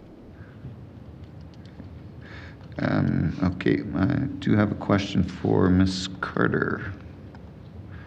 Yeah, and Michelle Willis is back on the phone, just a heads up. Sorry. Ms. Carter? Okay, thank you very much for letting us know you're back. Ms. Carter, are you on the line? I'm here, yeah. Okay. You talked about increasing the number of units, creating more affordability. Now, we've heard that the inner city lots tend to be a lot more expensive, so input costs are higher, which results in a higher priced end product when we're looking at the inner city. But we are seeing much more competitive prices in other areas, primarily in Greenfield. So are you suggesting we try and increase the affordability or make them less, not increase, reduce the amount of increase in the inner city to provide more inner city units?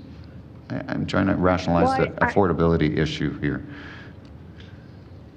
I think it's really, you need to increase the number of units everywhere in the city, not just in the inner city, but also along transit corridors.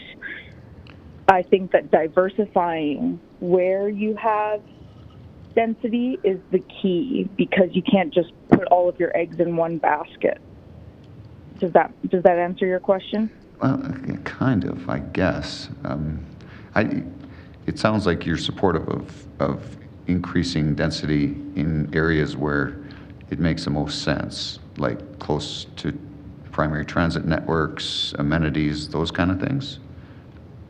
Yeah, anywhere that would be the first place for densification to go would be along, major routes and along transit corridors, so that those people would have access to different services and things like that. And alternate modes of transportation. Okay. Yeah. Thank you. I have no further questions. Thank you. Let's go to Councillor Putmans, please. Thank you, Mayor. For Mr. Shawcross, please.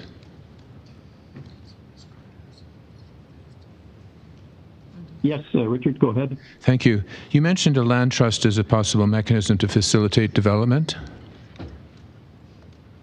Yes. What is the? How do you fairly distribute this land when the time comes? I'm just wondering, Richard. Mr. Stante is much better versed in the whole notion of land trusts than I am. If you could pass that question to him, you'd get a better answer. Can I do that through the chair? Not now. If you would like to ask questions of Mr. Stante, you can do that at some point. If you're finished with Mr. Shawcross. I am finished with Mr. Shawcross. Thank you, Mr. Shawcross. Thank you. Mr. Sante, please. Yeah, Councillor Putmans, thank you for the question.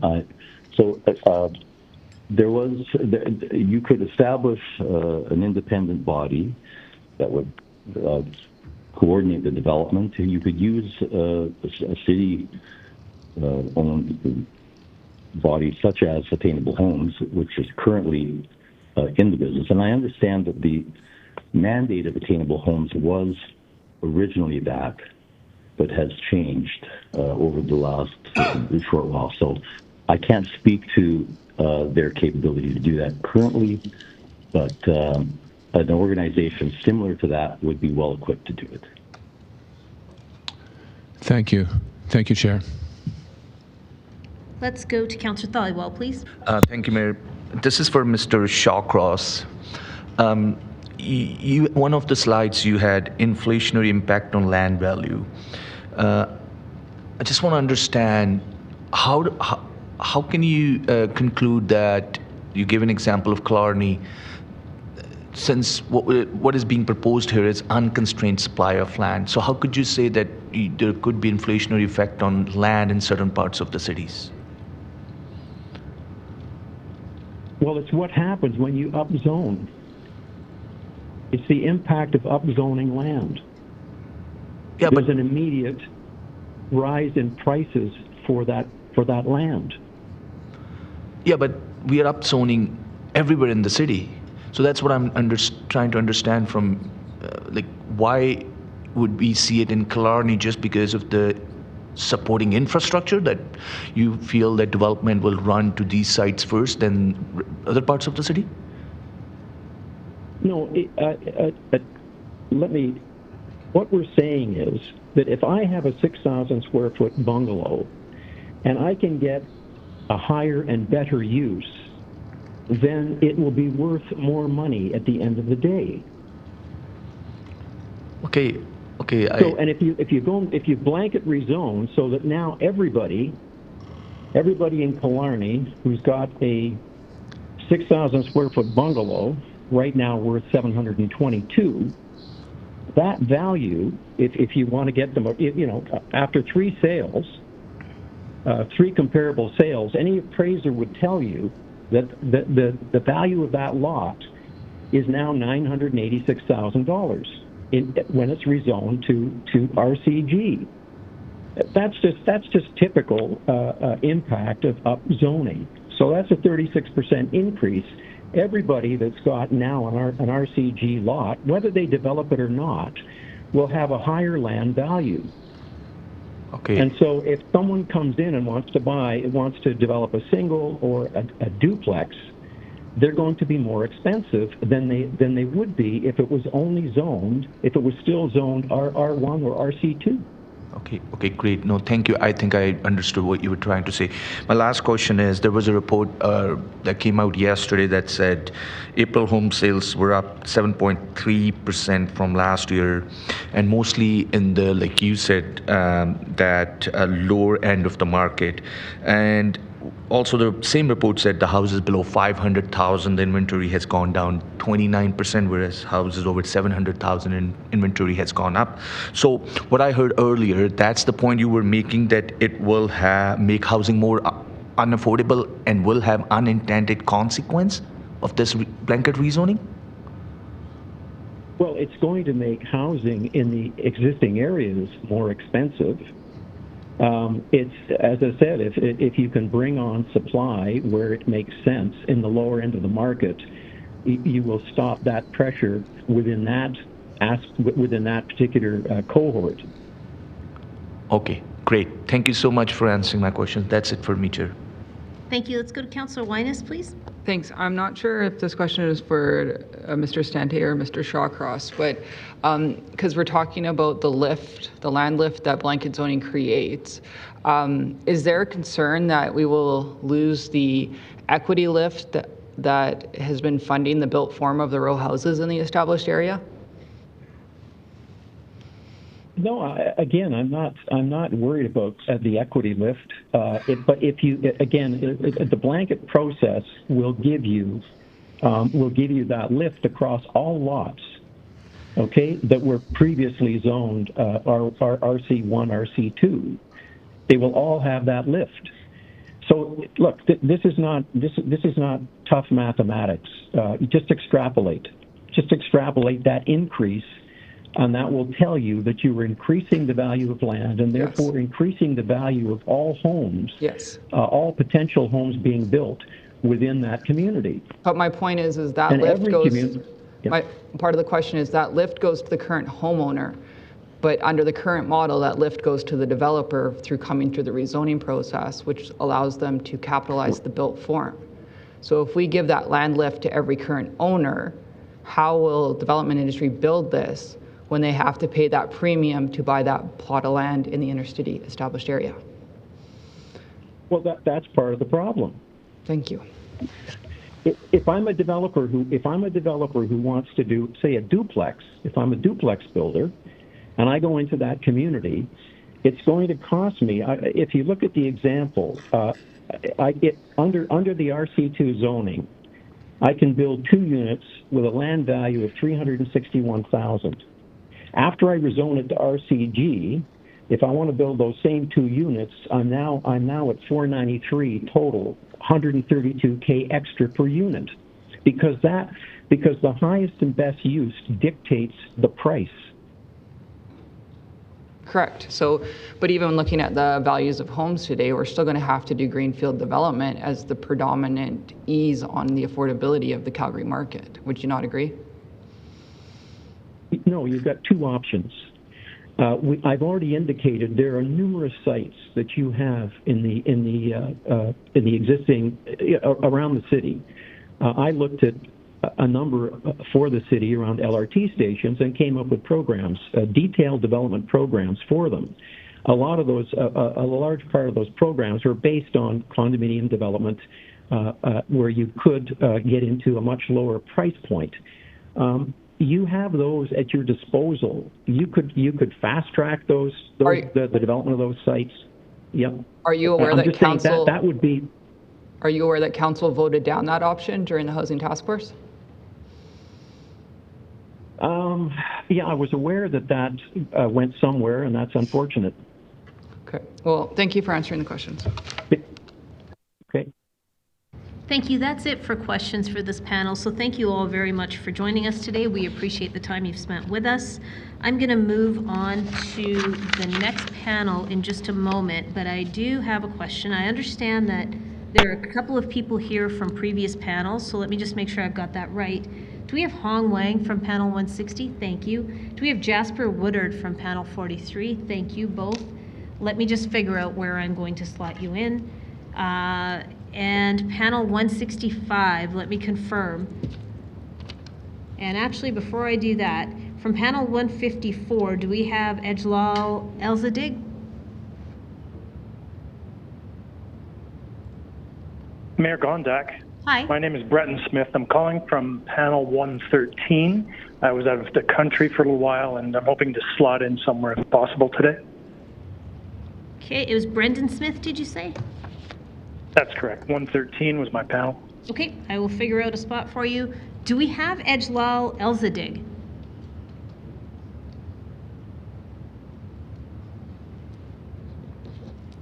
Okay, so let's look at panel 165. Chris Dowdswell, are you still here? Okay. If you're in person, if you could take a seat at the front there, that would be great. Do we have Benithi Nadia Karanana Yaki? I'm here. Perfect. Do we have Michelle Christofferson? Michelle Christofferson, still here. Perfect. And do we have Robert Lavis? I'm here. Perfect. Nicole Chan?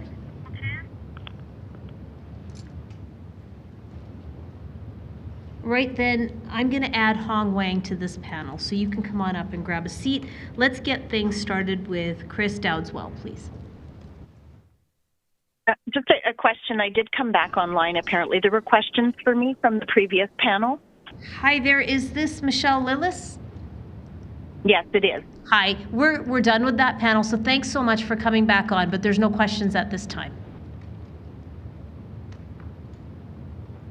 Thank you.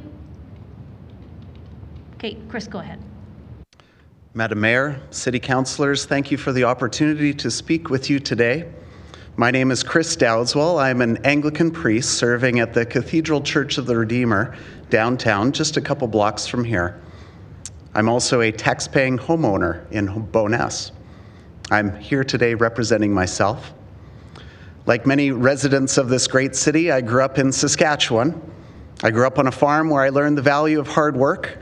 In the 90s, I moved to Edmonton, where I ran my own successful painting company, and with the proceeds, I bought my first home. Nowadays, as mentioned, I am a tax-paying homeowner in Bowness. I no longer work in trades, but what I do as a priest is that I spend a lot of time talking to people about their values.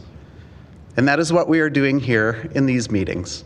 We are talking about our values as individuals and our values as a city.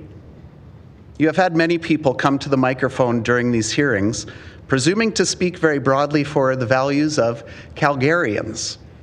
But to be honest with you, many of them have not represented the values of Calgarians like myself. As I said earlier, I'm a tax-paying homeowner in Bowness, and one of the things that attracted me to Calgary, and Bowness in particular, was a deep-rooted appreciation for personal freedom. I need to say that Calgarians, or at least Calgarians like me, who value personal freedom, are thankful that you are considering this zoning change that will give me greater freedom in how I develop my family's property. RCG won't force anyone to develop their property, but it will allow those of us owners who want to develop to do so. Last year, my wife and I added a basement suite. This change will allow us to put in a backyard suite as well, which will add to the affordable housing supply in the city. Something about me that is also not unique is that I'm one of the many Calgarians who would like to pay less taxes. Some of us Calgarians are thankful that you are considering this zoning change because more home-owning units in a community will increase the number of taxpayers. This will increase the aggregate tax base to fund the infrastructure upgrades that our growing population needs now and will need in the future. Finally, I am also one of the many Calgarians who are uncomfortable with our homelessness problem. Many call it a houselessness problem. If there is one thing that unites all of us Calgarians, this may be it. I think we are all ashamed of houselessness in our own ways, and we are all just responding differently to it. Some want to avoid the problem by not driving through downtown.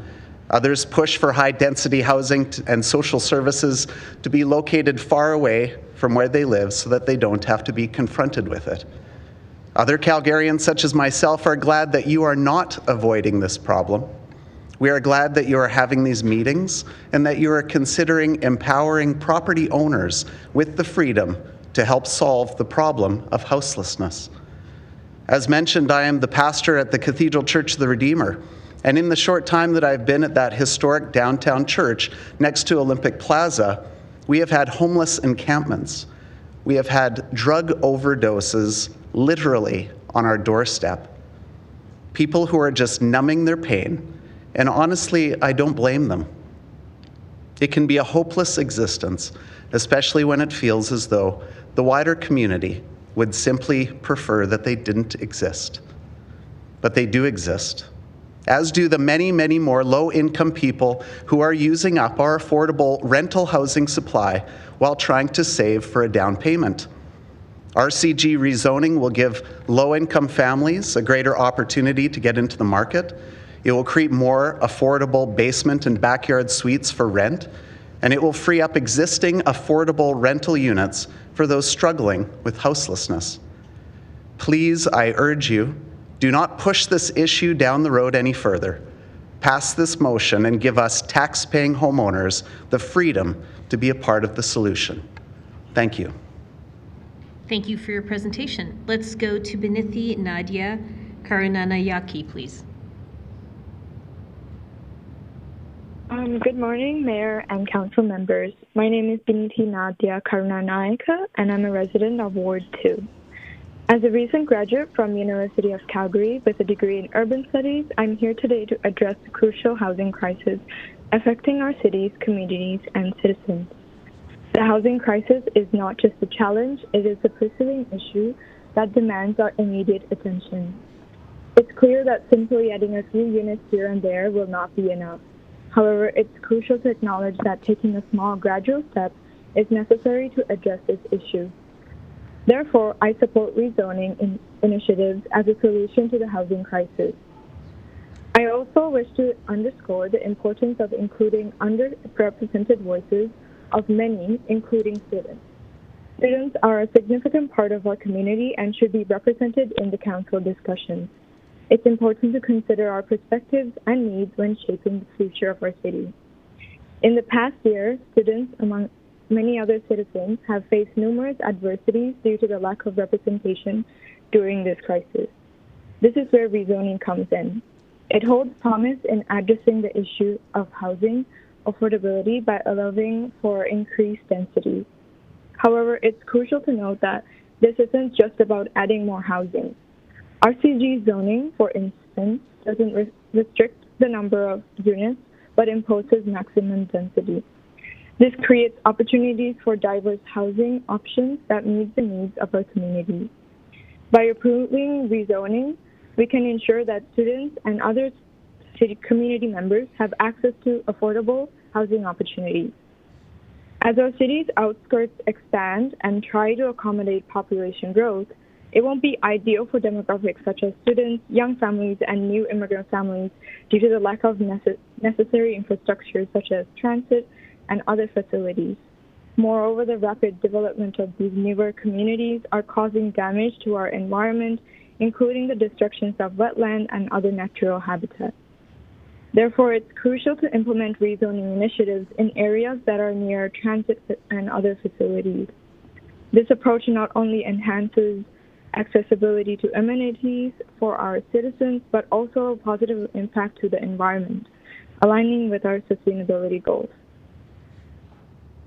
When we encourage the development near transit hubs, universities, and social services, we can create opportunities for dedicated student housing, young families, and new immigrant families, which can significantly elevate the pressure on rental market, promoting more balanced housing landscape for everyone.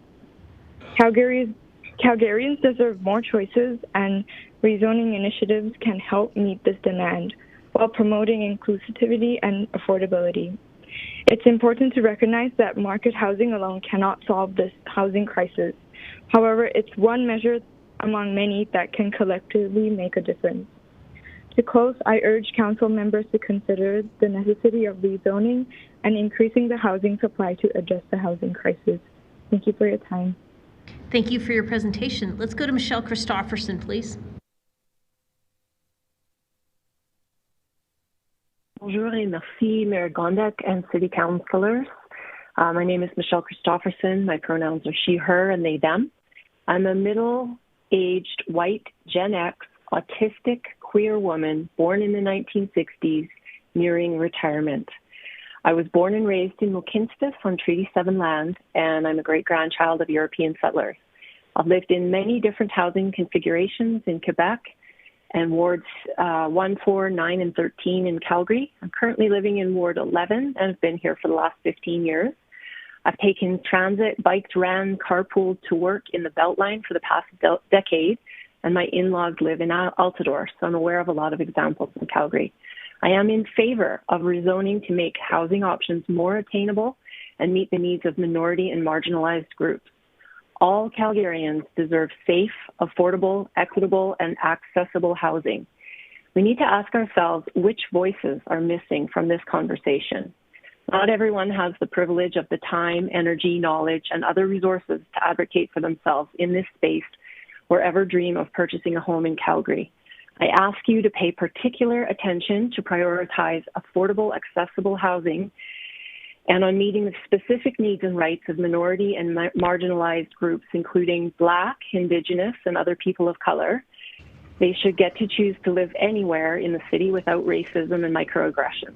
Newcomers, refugees, international students, 2S LGBTQ+ families in non-traditional family structures, trans people needing safe, supportive spaces, queer seniors in assisted living shouldn't have to go back in the closet due to homophobia and transphobia.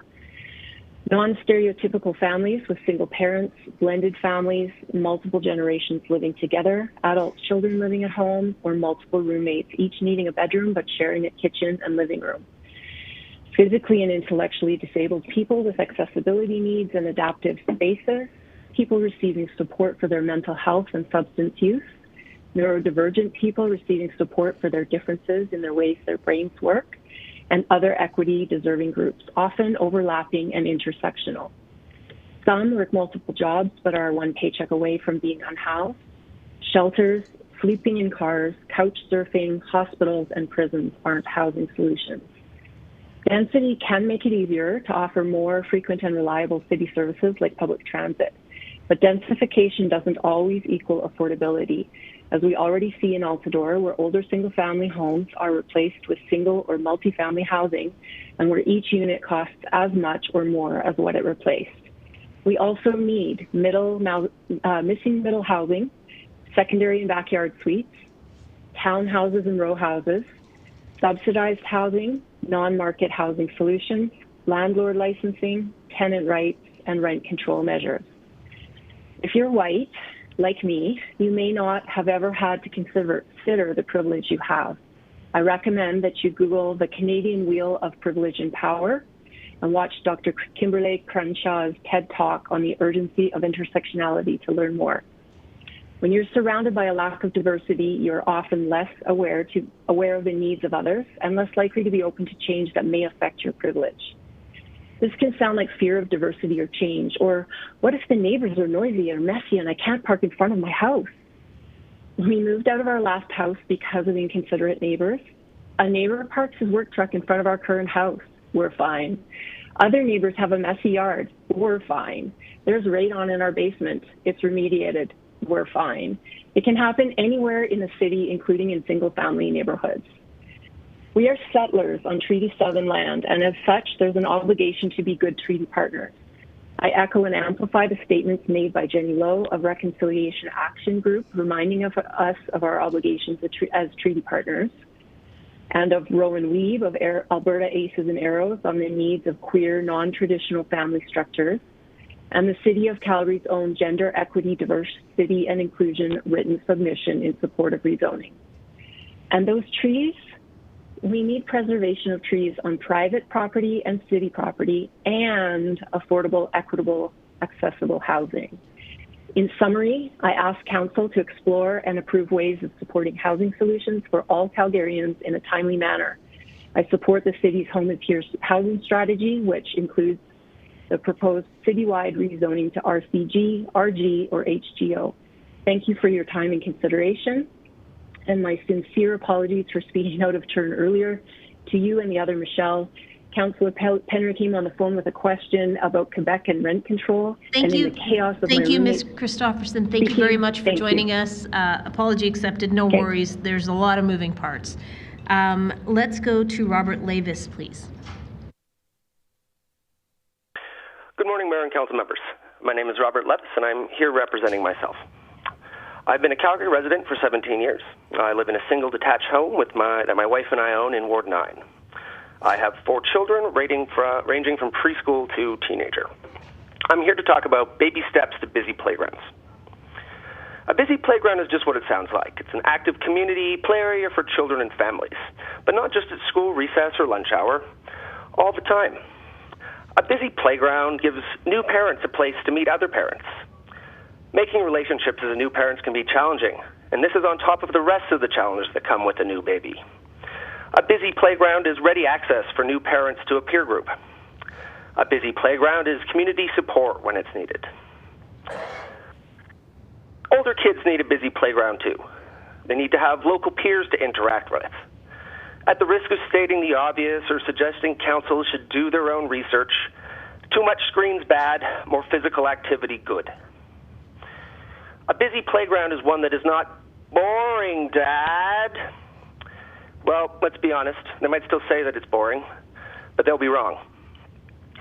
A busy playground is one that makes it easy for people moving to the community to find peers, a source of worry for many families moving to a new place as they want children to have friends. However, a busy playground is not just a couple of swings and a slide in a new subdivision. There's something almost sad about the idea of an individual child on a sprawling playground, sitting on a swing alone. Hell, they're probably on their phone. A busy playground takes more. A busy playground needs a network effect. One child cannot play tag. It is similarly difficult to push oneself on a swing. A new parent may find a wonderful parking place and a comfortable place to sit, but without a network effect, they won't find other parents. They won't make that connection to their community. A busy playground takes a little more. So what can we do? More families nearby make for busy playgrounds. Lower barriers for families and those considering starting a family makes for busy playgrounds. These zoning changes are a baby step to an increase in density around our playgrounds. The zoning changes are a baby step to easier access to our playgrounds for everyone. The zoning changes are a baby step to busy playgrounds. And busy playgrounds make for a better Calgary. I'm asking you to vote yes in favor of the zoning changes to make another baby step to busy playgrounds and a better Calgary. Thank you for your time. Thank you, Mr. Levi. I appreciate your time. If you can just hang on in case there are questions afterwards. Next speaker is Hong Wang. Thank you for coming out, and if you'll notice there's a timer right next to you, so please start when you wish. Good afternoon, councillors, Madam Mayor. My name is Hong Wang, and I'm representing myself today. I immigrated to Canada in 1993 from China. I was a teacher in China. For the first time years, my young family lived in Ontario, and we moved 5 times. We relocated to Calgary in 1998. I remember the first day we settled down in a 2-bedroom apartment rental. I threw myself into the bed, and I heard rustling of the trees. And I thought, this is heaven, this is home. Within weeks, we put a down payment on a starter home in Tuscany, which we lived for 7 years. And then we moved into a bigger house where we still live in. My first job in Canada was at a food court. My first job in Calgary was a software programmer. I now am a practicing realtor with my own brokerage, and I volunteer at 5 different organizations. I wish to make four points today. Do we really have a housing crisis? We have a population, It's only until October 2020 that we saw our year-over-year benchmark price increased to $422,600. As of yesterday, our total benchmark price was $603,700. That's an increase of less 1% per month. And our price is still at a fraction of the other major comparing with other major cities. So in the meantime, our city increased in population in the neighborhood of 100,000 people. So I would dare to say we have a population explosion crisis where no factor of our life is now impacted. My second point is, I agree we do need more housing. As a realtor on the ground, I live through the anger, the anguish of buyers every day. So let's build more houses. However, blanket rezoning does not increase in housing supply. I don't understand why we're not seeing that policy glaring at us. What it does is to increase the land supply. But do we need more land supply? The city announced that we have enough land supplies for the next 30 years. At present zoning capacity, we have 440,000 units capacity to be built. According to CMHC report, our province has a shortfall of 130,000 housing by 2030. So we have the capacity that fill that shortfall now with only 30% of the land supply we have. Rezoning will immediately and automatically increase the value of our land property. So my question is, will our property tax will also be immediate and automatically increased, no matter whether it's not feasible or to redevelop or the owner ever have the intention to redevelop. Overwhelmingly amount of the supporters are students, and in the strategy, I'm going to be short. Implementation plan 1.8.6 clearly say that the city is investing $50 million in student housing specifically. So the product of the blanket zoning will not produce the housing type and prices that we need. I wanted to point out that increased potential loopholes that directly contradict the federal buyer ban. If there's no mandate to have the title split, so the property type will be changing to the type that is not being banned. And there is no mandate to kind of minimize the property. So over time, there will be no reserve and guideline to maintain that property, and they become anxiety and potentially ghettoizing the neighborhood. I'm running out of time. So property owner has bundle of rights. One of the rights is to enjoyment, and then it says the owner can enjoy the property IPs without interference. If the owner's enjoyment is disturbed, they have the legal ground to seek remedy. Thank you for your presentation, Ms. Wang. Thank you very much. Thank you. We're going to go to questions of this panel. We'll start with Councillor Penner, please. Thanks so much. I have a question for Mr. Dowd as well first. Did I say that right? Dowd's well. Okay. You mentioned some of the persons who are in and around your church over there, and you talked about some of the challenges they face. Have you had an opportunity to have conversations with any of those individuals, get to know where they've come from? Awesome. Did they all have homes at one point? Mm-hmm. Yep.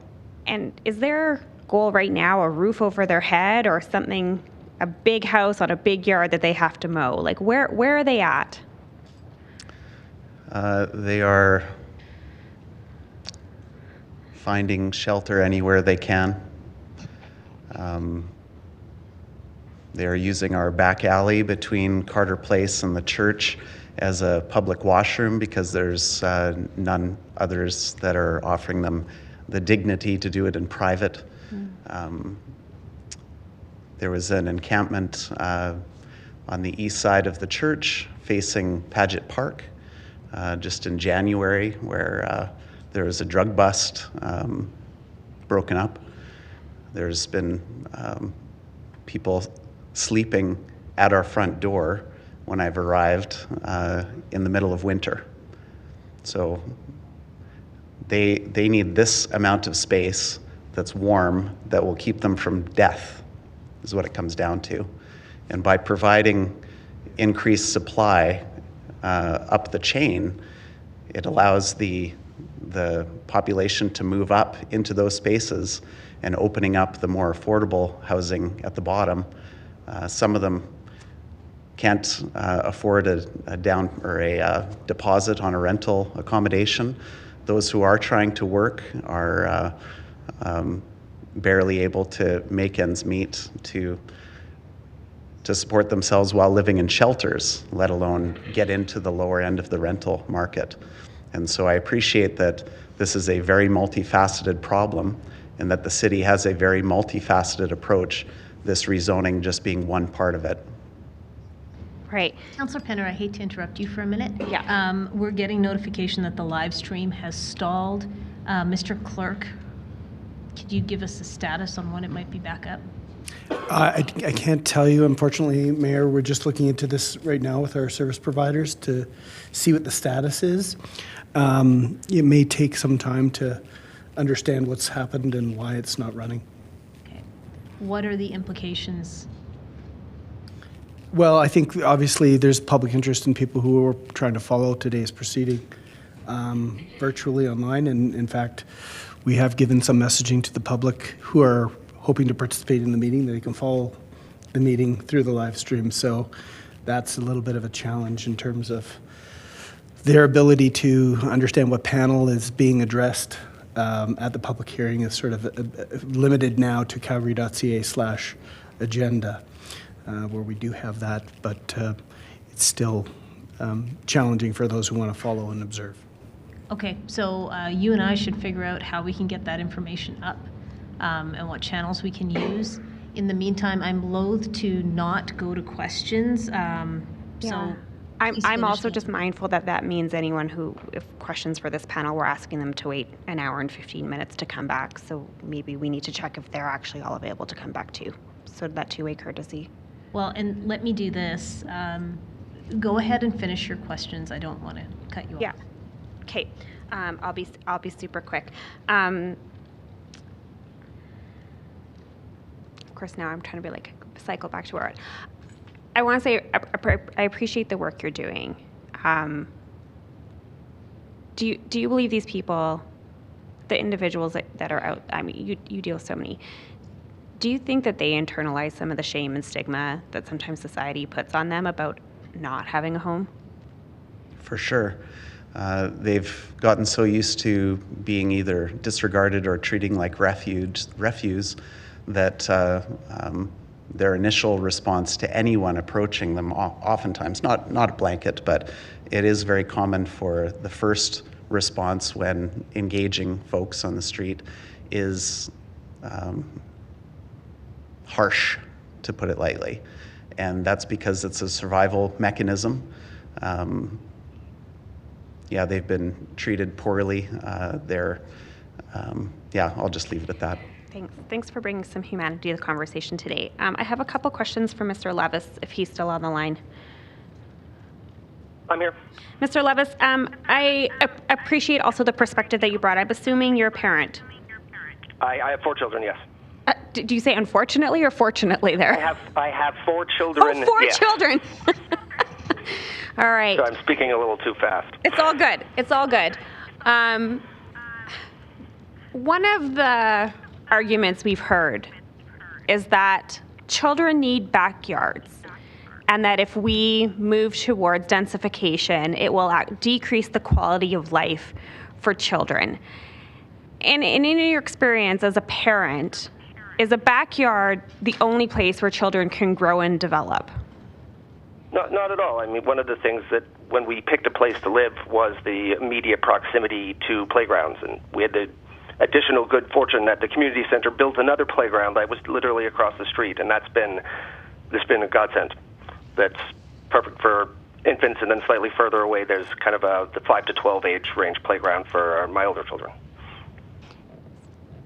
Awesome, and I appreciate that. And so, if we're able to improve infrastructure around where density happens, whether that be apartment buildings or row homes, do we need to make sure we're at least keeping the eye on the prize there too, so that we're creating these community opportunities? I think absolutely. Like, it's one of the types of infrastructure that goes along with any kind of residential development, that you want pools, you want playgrounds, you want transportation. These are all things that go alongside any development, and in the case of playgrounds, taking advantage of ones that are already there and having more families using the same area creates that kind of positive feedback loop at Thanks. Those places. In your neighborhood, do you have mixed housing type?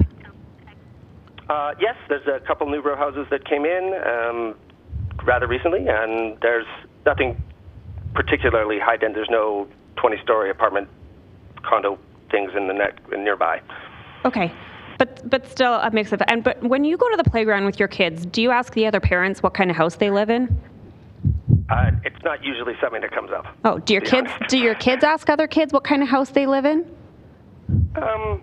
Maybe. I mean, they might. I'm not sure. Okay. All good. Thanks. And is character created in that space? Do you create character by way of your interactions? I think that it's it's a good sign of the community as a whole, I'd say. I mean, I don't know exactly what you mean by character, but it's certainly, if you mean character like vibe, then yeah, I'd say so. Okay. Thanks so much. I don't have any other questions. Thanks. Let's go to Councillor Chabot, please. Mr. Dowdeswell,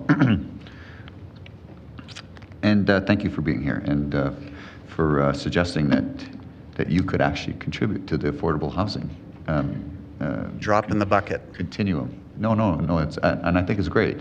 Now, you are talking about a basement suite and a backyard suite, which could be done at a reasonable cost and could potentially provide affordable housing. Of course, that's you being altruistic, because that doesn't mean that somebody builds it that it will be affordable. The market could bear higher rents, as I'm sure you're aware. So, is there other opportunities for you? Like, wouldn't you want to maximize on your potential by going to 8 units? And bulldoze my family home you're talking about that I'm currently living in? Possibly. I guess a question I would have is, what does it mean to be affordable? There's different definitions of affordability, and if you're allowing homes to be built that are smaller square footage, more on a lot, then even if the lot price goes up somewhat, if it's divided between multiple units and individuals are able to purchase or rent those homes, it's going to be at a more affordable level than if they had a single family home. Well, if there was no cost in demolition or increased construction costs, that may be true. Input costs suggested that doesn't necessarily generate affordable units, as per Anne-Marie from the Calgary Real Estate Board. Now, sorry, can I just clarify what you just said about affordability? Yes. Can you, you're disagreeing that the smaller spaces divided between larger lots creates,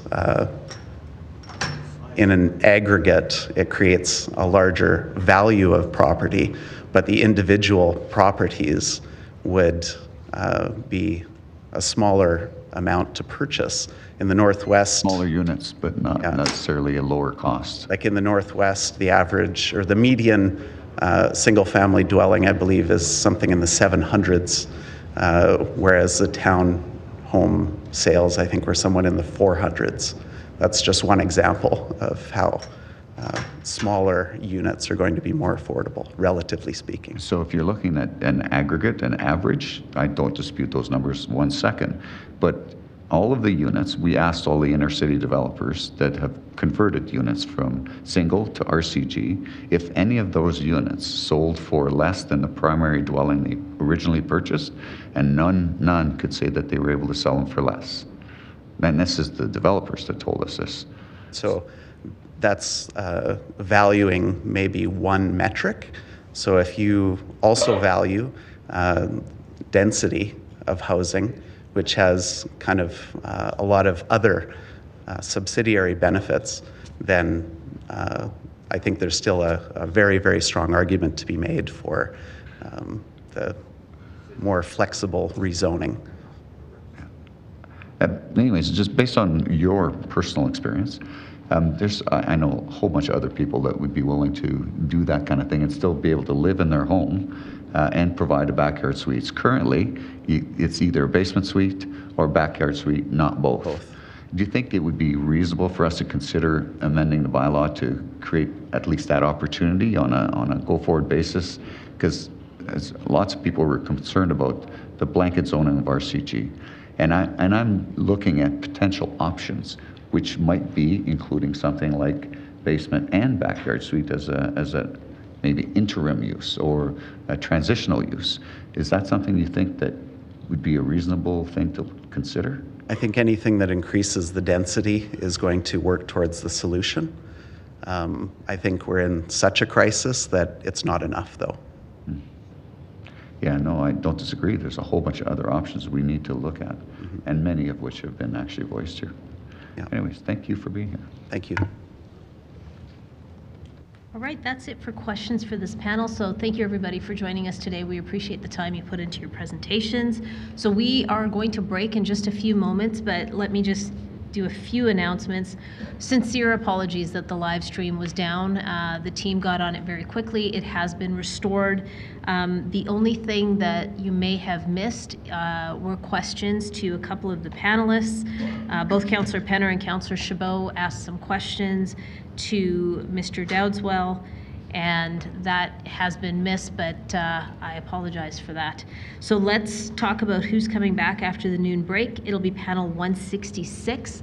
That will be Lisa Poole, Margaret Crichton, Brad Young, Patricia Ballet, and Michelle Williams. That's panel 166. After that is 167. That's Bill Black, Patrick King, John Wildenborg, Sage Green, and Christopher Leslie. Interspersed with these folks, I understand that we've got some people who were on previous panels. Do we have Ejlal Elzadig? Hi, you'll be on after lunch, so after 1:15, I'll try to slot you into a panel. Uncertain what the timing will be. I understand that Jasper Woodard is here as well. Is that right? My apologies. If you want to call in or come in at a later time, we'll do our best to slot you in.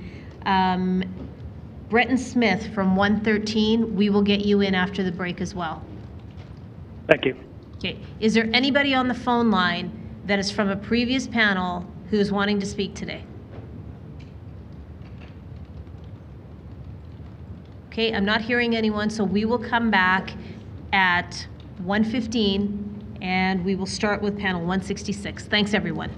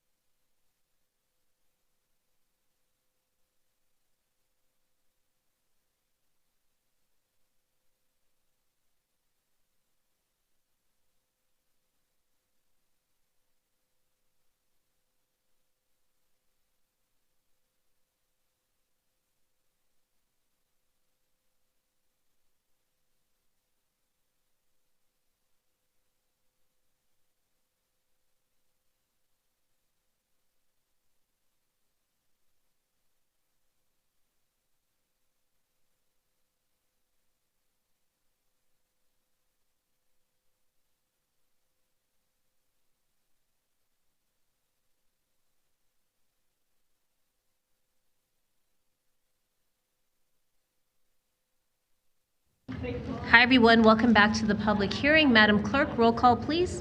Thank you, Mayor. On the roll, Councillor Dhaliwal. Here. Thank you. Councillor McLean. Councillor Meehan. I'm here. Councillor Penner. Here. Councillor Pootmans. Here. Councillor Sharp. Here. Councillor Spencer. Councillor Walcott. I'm here. Councillor Wong. Councillor Wyness. Councillor Curra. Councillor Chabot. Present. Councillor Chu. Councillor Demong. Here. And Mayor Gondek. Thank you. I'm here. I'm here. Councillor McLean's here. Thank you. Yeah, and we should note for the record that both Councillor Curra and Councillor Wong are an official council business with Fort Calgary right now, and they were this morning as well. Thank you, Mayor. Let's go to panel 166. I'm just going to see who's here. Do we have Lisa Poole? Do we have Margaret Crichton? Yes, I'm here. Thank you. Do we have Brad Young?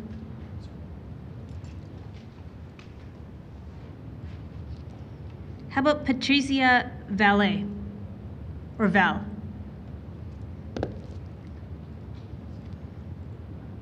Do we have Michelle Williams?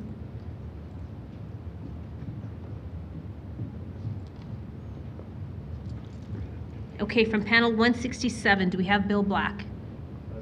Great. You can come grab a seat at the front, sir. Do we have Patrick King?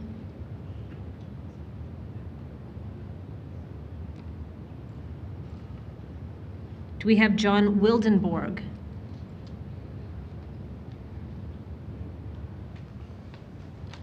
Do we have Sage Green?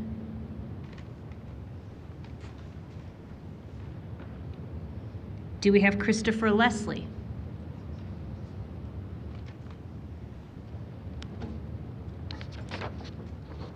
Okay, I'm going to go to people that have showed up today that were unable to make it earlier now that we've gone through 166 and 167.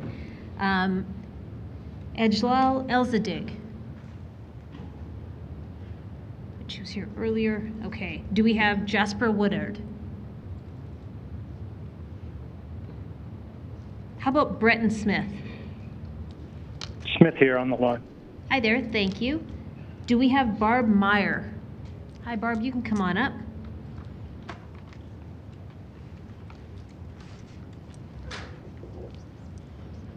All right. I'll see if I can find one more person. Panel 168. Do we have Gabriel Kosovan? Please come on up. Perfect. So this panel will be Margaret Crichton, Bill Black, then Bretton Smith, Barb Meyer, and Gabriel Kosovan. So Margaret, please start us off. Mayor Gondek, councillors, my name is Margaret Crichton. This is my 7th version. Take the city's self-guided walk in Capitol Hill to see just a few of the many row houses and townhouses, almost all with black shingles and no room for trees, not planned for heat and drought, and overall quite uninviting, especially the double townhouses, which I learned on Tuesday night are called 4+4s. These were first built as exceptions. Both written submissions and 5-minute speakers mention Capitol Hill as an example of what they don't want to see in their community. Capitol Hill's still great. We were seeing a gradual increase in Capitol Hill's eclectic housing choices as homes aged, mostly infills doubling density, but also some row houses on outside corners, all good. But then, I and many neighbors spoke at City Hall in 2019 when we successfully opposed the land zone application to allow a mid-block MCG monstrosity. At that time, we had an active planning director at the Community Association. The council listened. The property was zoned to RCG at that hearing, which was the expected change under the anticipated LAP. Then the city changed the rules and expanded the definition of RCG. Now, this council approves every land zone change in Capitol Hill, even those that have strong and reasonable resident objections. We no longer have a community association planning director. Developers are everywhere. And listening to David White from Civic Works on Tuesday explains why. We live in that unlucky 5% ideal community that meets the criteria for maximum RCG house forms. Just going for a walk causes anxiety. If it's a realtor sign saying we buy land, you know the present home and mature trees are toast. There are multiple developer-owned properties just waiting. I met Terry Wong while taking a walk on Easter Sunday. Thank you for listening. The city has approved 32 new residences on our block, 24 on our street, and is in the process of approving 3 HGOs and an MCG within 2 blocks. We still have bungalows on the block. Just how much is acceptable to the city? Josh White, this is not gentle densification. My objection is self-preservation. I am a senior with medical problems and will have vastly diminished quality of life with the noise and odors of construction and the overwhelming problems this level of density brings. When we need a single-level home, we will have to leave the community. Developers outbid families, displace renters, tear down bungalows, and are only building multi-story buildings. There are no housing choices for seniors. It is sickening how many trees and habitats are being destroyed. With 8+ homes, why don't you count secondary suites and density calculations? And 60% lot coverage, there is no space for trees and gardens. The trees give protection and life quality, and I want these trees. Replacement trees will be years growing up if they even survive. Most developers are not good neighbors. They don't even bother to shovel the sidewalks in winter. Developers will respond to questions, though they are usually not willing to make design changes. More creative designs could allow increased density without sacrificing so many trees. There has been minimal to no community engagement for these projects. I think the blanket rezoning proposal has been more propaganda than information. I have been taking the well-attended PIPS courses to learn about the city and development. Land zone changes are permanent. There is no appeal. And this is the root of my objection. The democratic process must be preserved. The DP process feels like a black hole with no ability to have an impact or feedback. DPs are not easy to read or interpret. It would be useful to have a written summary of DP changes on the modified plans. It is apparently up to residents, and in our community, that is individuals, not a well-educated community association committee, to police and report development deviations. So please leave DP plans visible on the DMAP. Blanket rezoning is a political, not a practical solution to a housing problem and will cause irreparable harm to citizens and communities. Residents, as much as builders, should have certainty and choice. Residents should have the opportunity to speak to council. Many knowledgeable, well-educated residents refute the city's arguments and offer alternatives. Please listen to them. Sandeep Singh, you are inspiring. Please, please don't approve this flawed policy. Thank you.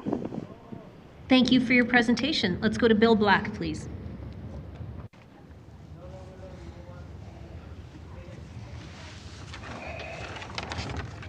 Thank you, Mayor and Council, for allowing us an opportunity to participate in this dialogue.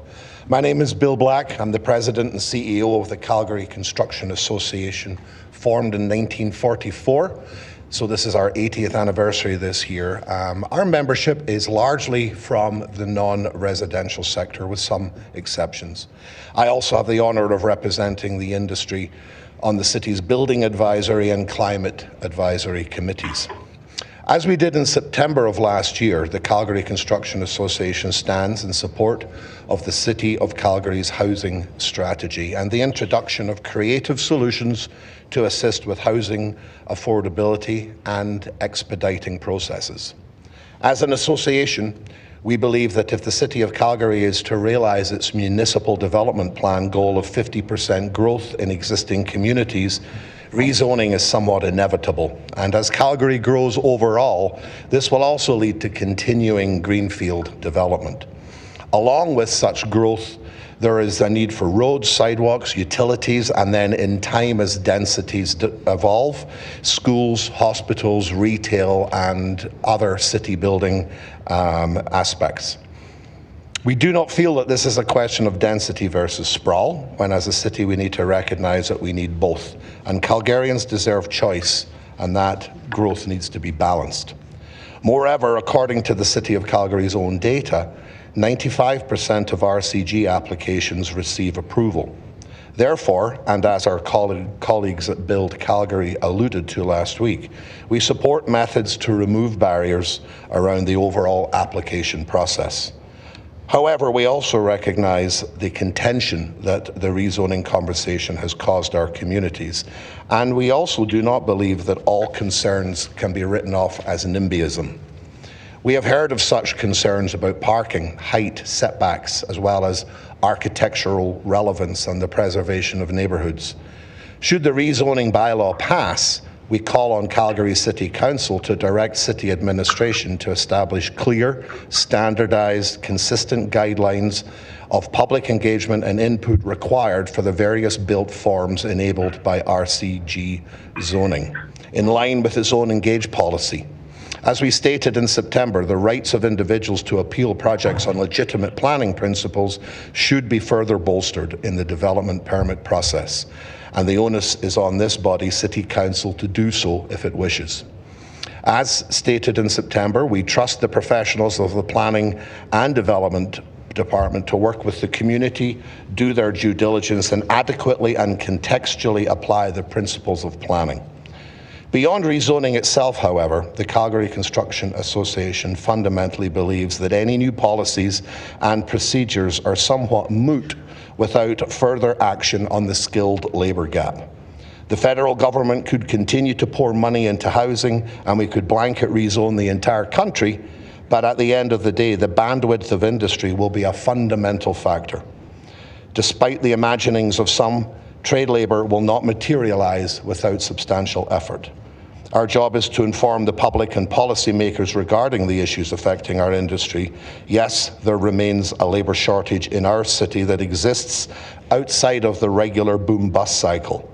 A shortage in workers is being experienced across Canada and in the US, amongst others. According to data analysed by Alberta Jobs Economy and Trade, there were 7,560 construction trades and management job vacancies in the Calgary Economic Region in Q3 2023, and that has only nominally reduced by numbers we just got on Q4. That's a 1 in 4 of job vacancies are in the construction sector, skilled trades, project managers, estimators in the residential and commercial industry.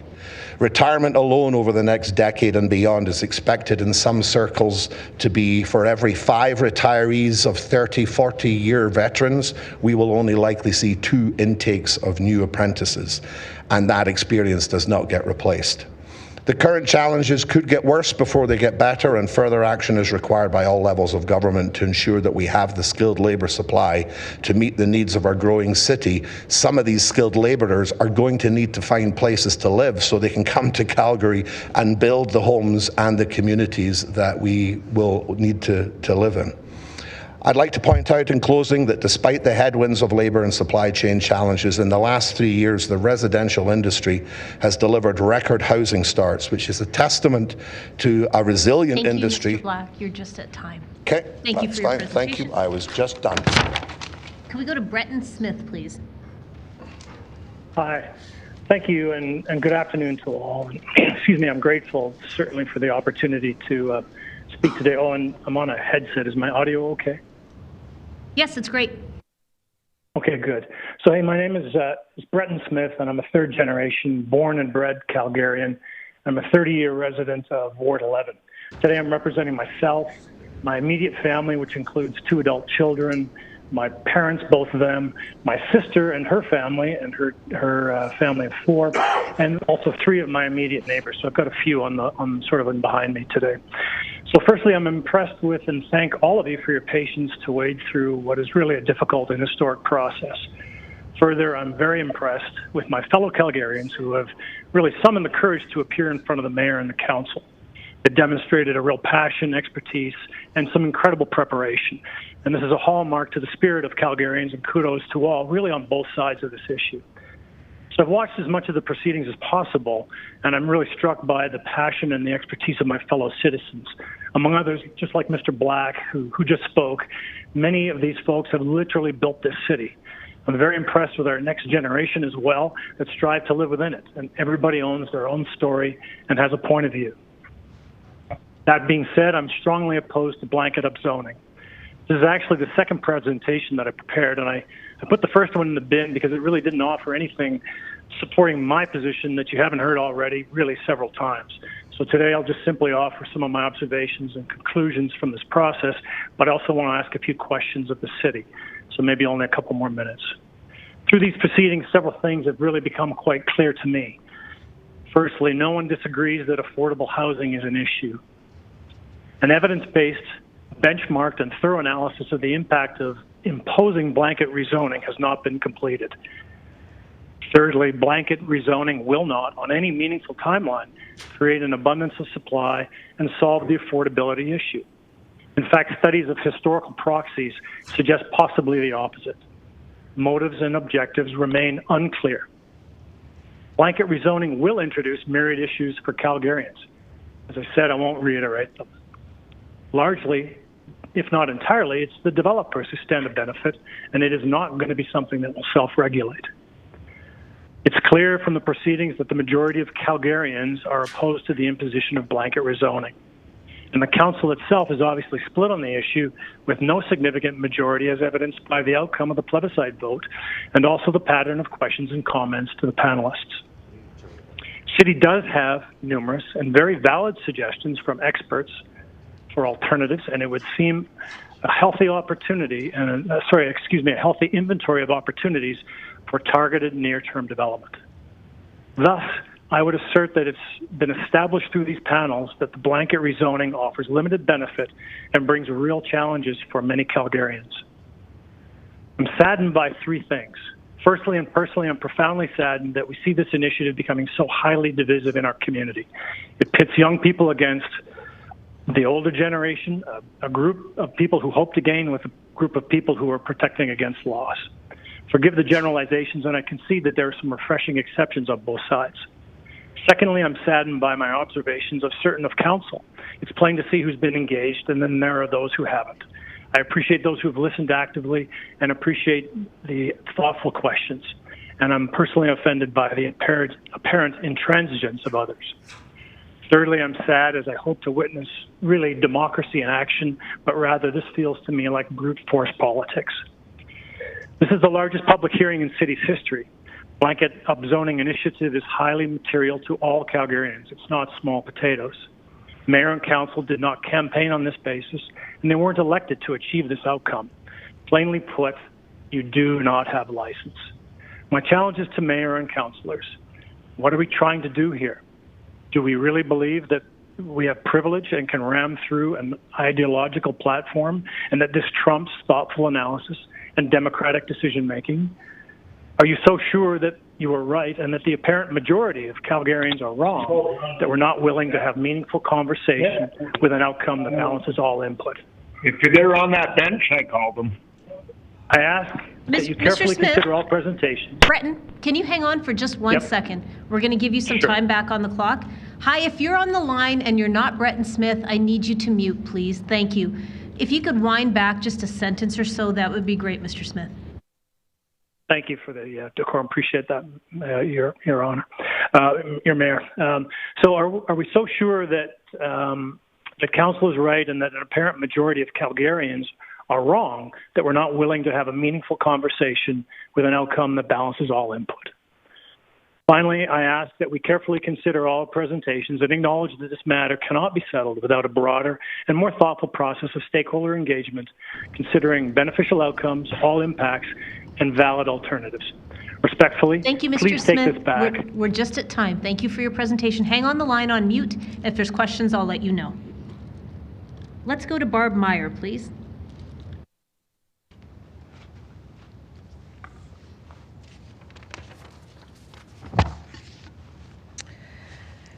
Madam Mayor and councillors, my name is Barb Meyer and I'm speaking for myself.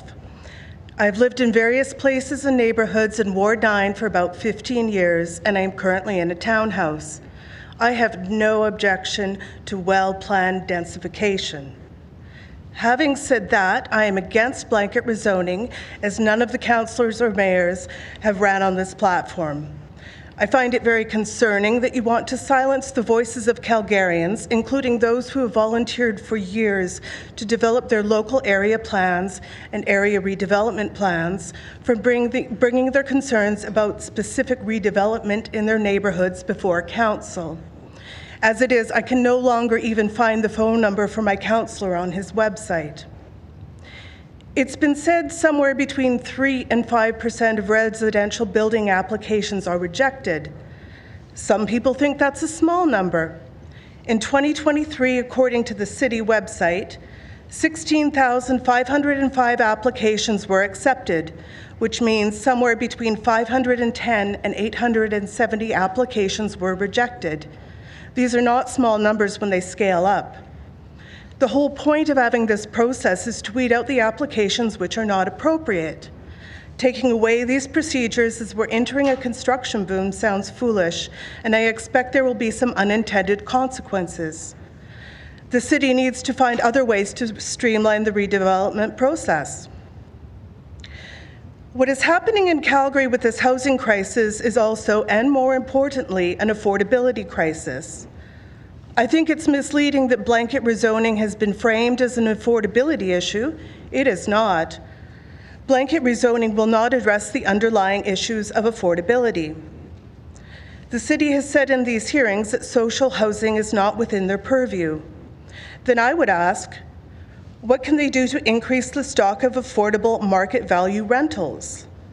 What I'm seeing in this current boom is people losing their rentals as the property is sold to developers who are putting up $900K luxury row housing, which is far outside their budget.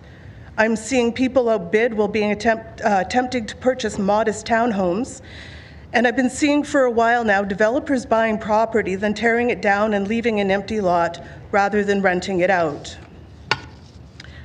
Another concern of mine with the RCG zoning is the 60% easement. Having lived through the flood of 2013, I witnessed the overland flooding in highly developed areas such as Mission, the Beltline, and the downtown core. The storm sewers were overwhelmed, and the ongoing rain in other areas would have contributed to the pressures on the storm sewer system. As this gentrification moves out from the downtown core, I am seeing non-luxury RCG units being built where 30% of the property becomes parking stalls, leaving no to little usable green space. The tiny basement suites have 3 windows if they're lucky and 1 if they're not. And these are not exactly family-friendly units, although if the price is right, we will probably see families live there anyways. Even the not wealthy deserve to live in a place with adequate sunlight in a city with 9 months of winter a year. When people spoke here about these developments overshadowing their gardens, I think it's important to mention that many are growing their own food, and I suspect many newcomers would too if they have space. Maybe the young people think this is outdated, but it doesn't really take much to cut down on your expenses. And what a better way to stick it to Loblaws or whichever big grocery chain than to grow your own food and grow a row for the food bank too. And I have yet to see an RCG development which is accessible for people with mobility issues, including seniors and people in wheelchairs. There isn't going to be one blanket solution to this problem, but I think Council needs to look at releasing some of the brown and greenfield properties for well-planned development and with a variety of housing options, as well as focusing neighborhood development along transit and LRT hubs. I encourage the Mayor and Council to rezone on a neighborhood-to-neighborhood basis with what's appropriate. For example, RCG doesn't work, but maybe laneway and backyard suites do. It shouldn't be an all or nothing. Vote no or put this to a plebiscite. Thank you for your time. Thank you for your presentation. Let's go to Gabriel Kosovan, please.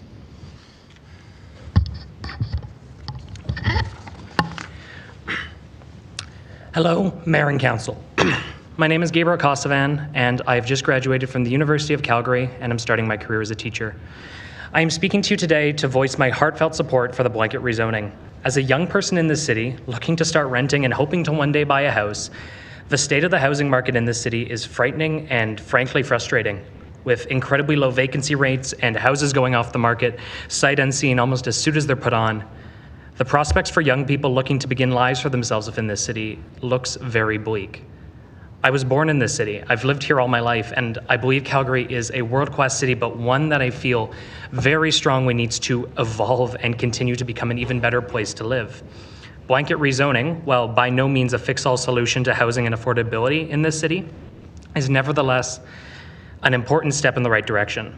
Through encouraging density and easing the way for new developments, housing supply can be increased within the city as a whole, helping to increase consumer choice and give young people a meaningful chance to enter the market through the overall increase of housing supply.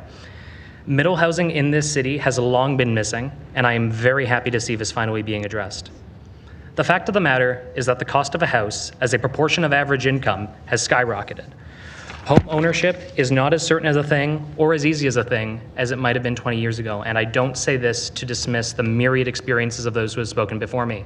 The fact that they almost certainly worked hard for their own homes is beyond a shadow of a doubt. But the fact is, the ability to own a house should be an option available to all, regardless of when they decide to enter the market, and I believe this initiative addresses that.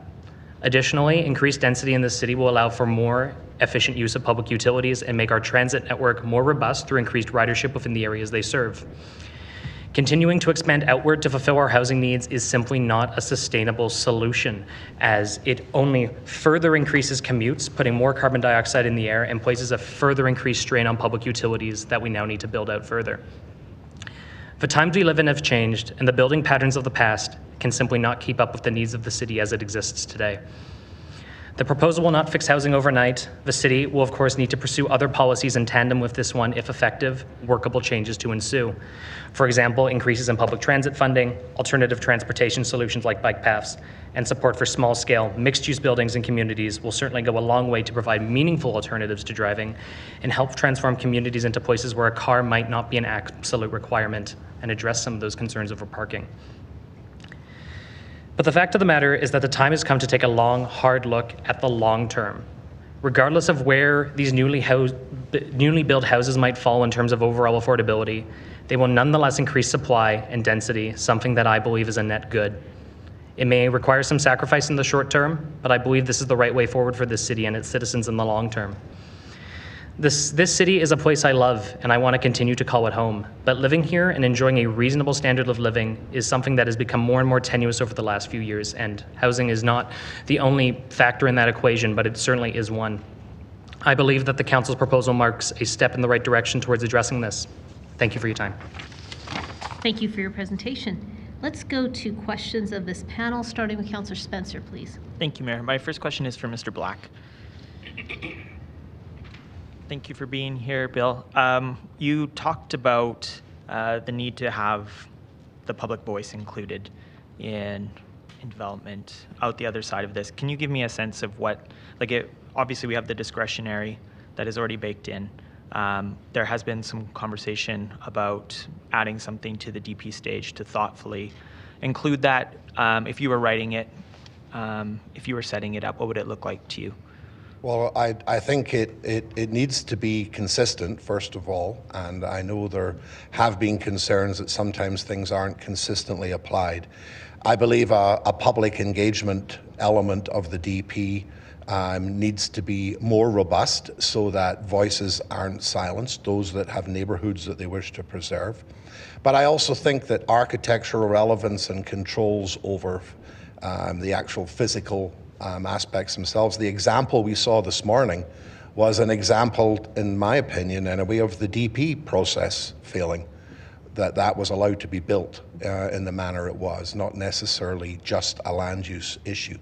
And so I do think that there's a responsibility of the DP process to step up significantly, perhaps over how it currently performs, so that you do not get somebody building a home made of shipping containers next door to something that's architecturally completely different. That process does have to be very secure in how it operates. So I'm making an assumption here, but would your hope be that happens in conversation with the community and not necessarily written into policy around the architectural controls? Like, one of the obviously trade-offs, tensions here is we can't lock a proponent and the community in an endless conversation. How do we meet that balance? Well, I think engagement in proper conversation is important so that it's not behind a wall. Yeah. And that it is ongoing on an ongoing basis. So there's almost a knowledge base that is collected over time of what does work, what does fit, so that intelligence can be plugged back into the process. And the conversations need to be meaningful so people see their ability to influence outcomes, and it's not just lip service. That makes sense. Okay. One of my fears of that, obviously, is that's so subjective depending on the community, the street. I mean, when I think about a project in my ward that went in that was not popular, storage, I know I was part of pushing for great architectural on the outside. I asked them to use a sign that didn't have their colors. When you think about getting to the best of the outcomes, who should have the final say? Like, would your advice still be that administration pulls all those inputs together and ultimately makes a ruling at the end, or would you see a different process that like weighs those trade-offs and like actually solidifies the feedback into some sort of a decision-making process? Well, I know the development you're referring to because I'm in the same neighborhood, and I don't disagree in your concerns. I do think that the development permit process and administration is ultimately accountable to make informed decisions on the basis of clearly defined criteria. Okay. That is transparent. And likely would need to go into like the land use bylaw refresh conversation to some degree? Potentially. Okay. Thank you very much. I think that's it for. I do have a question for Mr. Smith, if Mr. Smith is on the line. I am still, yes. Thank you. Mr. Smith, you outlined some of the heartaches that I have about the way this conversation is unfolding in our community in terms of just the political reality we find ourselves in, the way the wedge has been driven into the middle. We're in this place where we've had years of delays leading us to this point where we have locked the change and stymied the change in our community. How would you like to see this conversation move forward so that we're not inevitably kicking this ball down the road another 5-10 years of endless back and forth conversation? You seem to be very well informed of it. I appreciated your submission. I would really love to know your thoughts in terms of if we were to refresh this conversation, what would it look like for you? Thank you for the question, Councillor Spencer. I'm not sure that I have any particularly strong remedies for this. Obviously, we share some of the same perspective on the issue itself and perhaps the timeliness of it. I don't have a prescription that I can offer, unfortunately, to council to be able to ameliorate these things, other than perhaps making sure that the homework is done and we have evaluated all potential opportunities within the confines of city properties and potentially those areas that are more suitable to development, other than, as Mr. Black sort of pointed out, some of the challenges that would be associated with those neighborhoods, which have, I'll just say, some more architectural context to them, if that answer makes sense. Yeah, that does. I mean, my fear is that we will just loop back to this same position down the road. When you think about the details that need to be surfaced, the kinds of data points that need to come into the fore for kind of elevating the conversation, increasing trust, where does your head go in terms of what you'd like to be looking at to give you more trust about this process? I guess I was really disappointed when the concept of a plebiscite, which would obviously be the truest measure of determining whether we have, I'll say, collective and community buy-in for these initiatives, when the plebiscite was rejected by a fairly close vote, a 6-8, if I'm not mistaken. That was a disappointment to me, and I would hope that I would say, one of my points was, I would love for this to be democracy in action. It doesn't feel that way. It feels like, in some ways, the imposition of politics or policies that are near and dear to certain people on council, but not necessarily everybody. Okay. Well, I really appreciated the spirit of which you put in your submission and shared. I do long for a more congenial civil conversation around these issues, but I can see all the pressures that have brought us here to this point. It seems like you do as well. Thank you for being here and for taking the time to contribute to the conversation, Mr. Smith. No further questions. Thank you for the opportunity. Thank you. Let's go to Councillor Chabot, please. Let's start with you, Mr. Smith. You gave us a very good presentation, and at the end of it, you were, I believe, making a concluding statement. Am I correct? That's correct, Councillor Chabot. Would you mind starting from the beginning of that sentence and finishing it? Hopefully it's not going to take more than 30 seconds. No, it won't take 10. I'll read from my prepared notes, and that's respectfully, please take this back. Reject the blanket upzoning initiative until Council has completed the work to earn the support of all citizens and constituents. Thank you.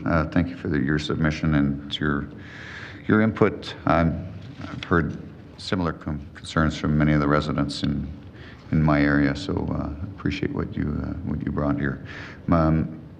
No further questions for me. Thank you, for you. But Mr. Black. Thanks, Bill, for being here. So you made reference to the fact that 95% of all the approvals or applications for RCG that come before us get approved. I'm not sure if you're aware, but probably 99% of those applications of the 95 that get approved are in areas that are supported either through a local area plan or an area structure plan. So that kind of suggests that there's at least a bunch of them that get approved, even in areas that aren't supported through planning. What do you think of the concept of looking at doing LAPs and then phasing in some of this density in areas that are supported through LAPs rather than just to straight paint everybody with the same brush?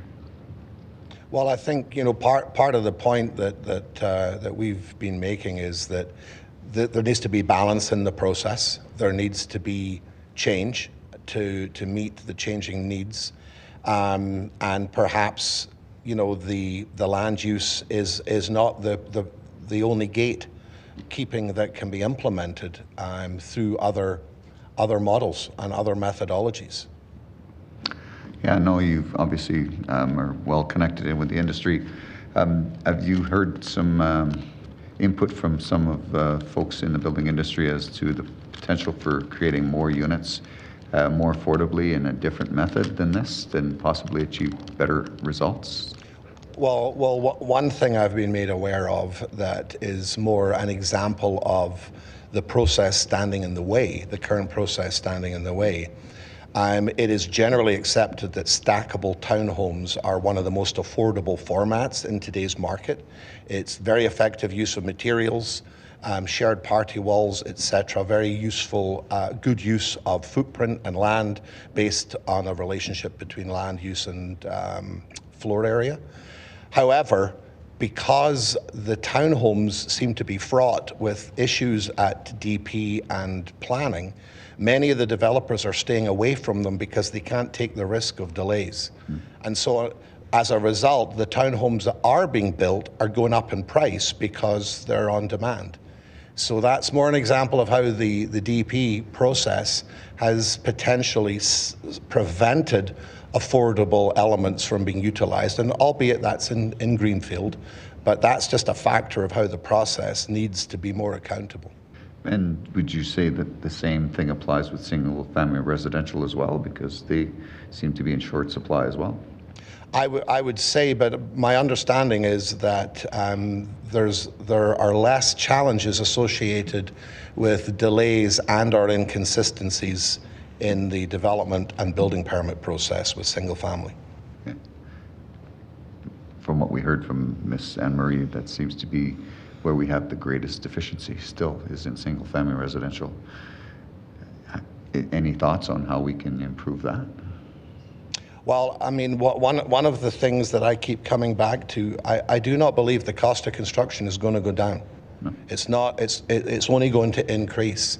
And I do believe smaller footprint is going to become a reality in order for affordability to be achievable.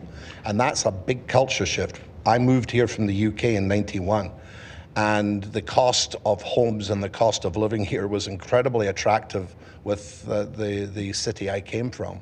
And I do believe some of that advantage is being lost as many aspects of lifestyle are now much more expensive. And so I think single-family homes can be achieved, but it will very likely be at smaller footprints than we might have been used to.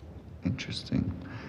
To that point, you're thinking like maybe smaller lots, like 2 lots within what we currently see as one, from and separate titles?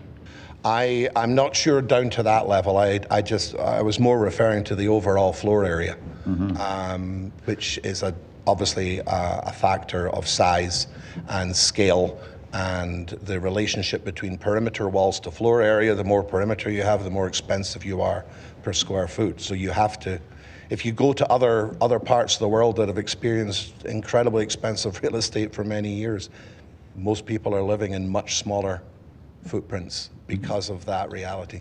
Yeah. All right, thank you for being here. No further questions for me. Thank you. Let's go to Councillor Sharp, please. Thank you. Mr. Black, I have some questions for you. Thanks for being here. I'm going to kind of pull on some threads that Councillor Spencer said, and I'm going to challenge you a bit on here on what some of the stuff you mentioned. So if this gets approved and all parcels that are affected get zoned to RCG or RG, and there needs to be more involvement at the development permit stage on design from the community, don't you think you just kick in the can on the process of timeline issues down the continuum then? I think part of a more robust development permit process isn't that robustness comes at the expense of time.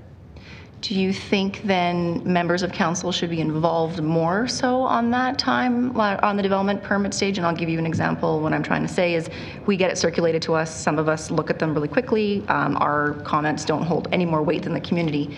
Do you feel that members of council should be more involved? And why I'm saying that is because at land use, citizens can come speak to their members of council. Do you think members of council should be more involved in the development permit stage?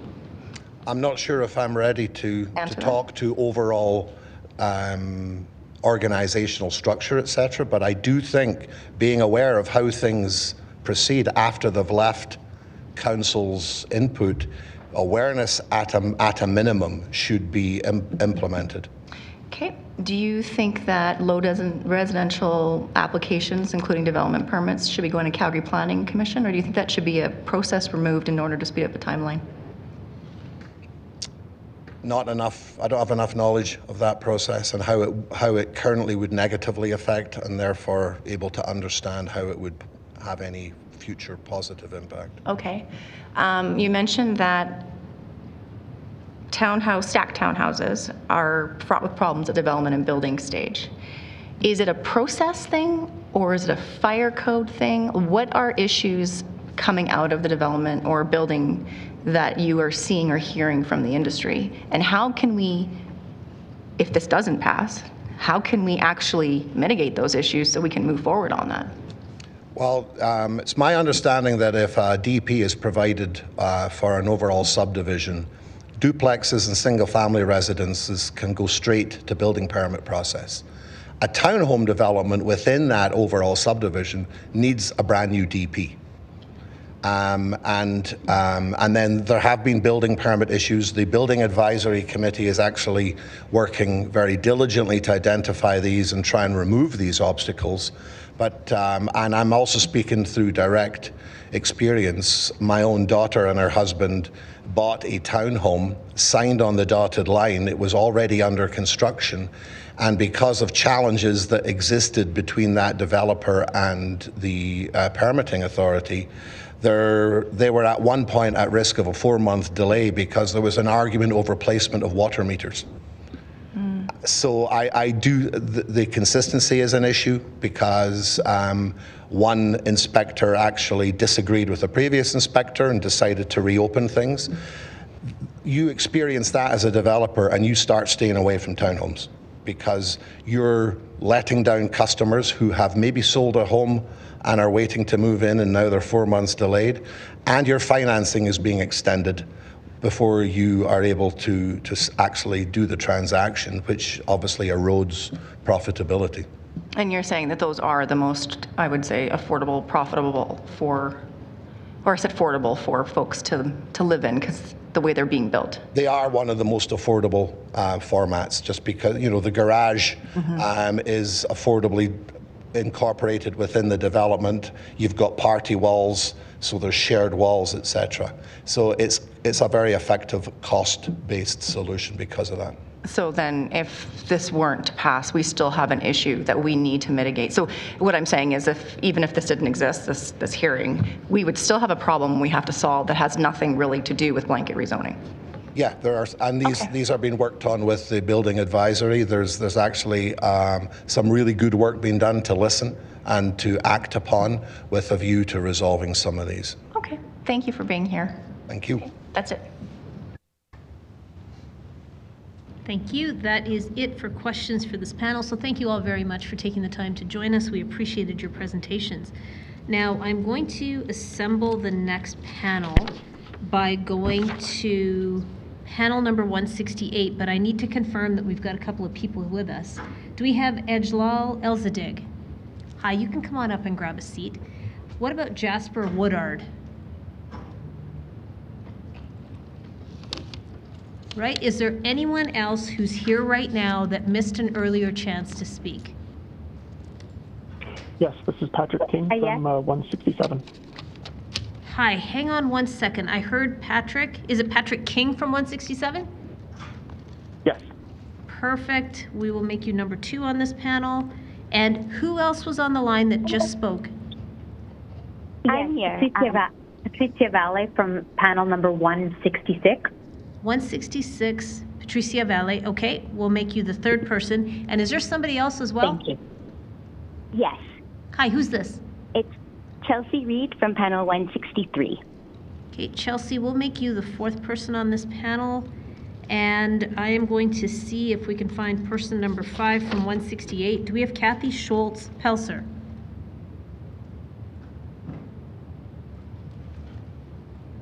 Do we have Trayton Zeri?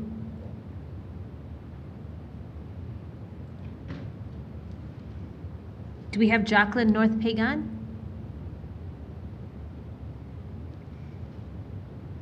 How about Glenn Wang? I'm on the phone.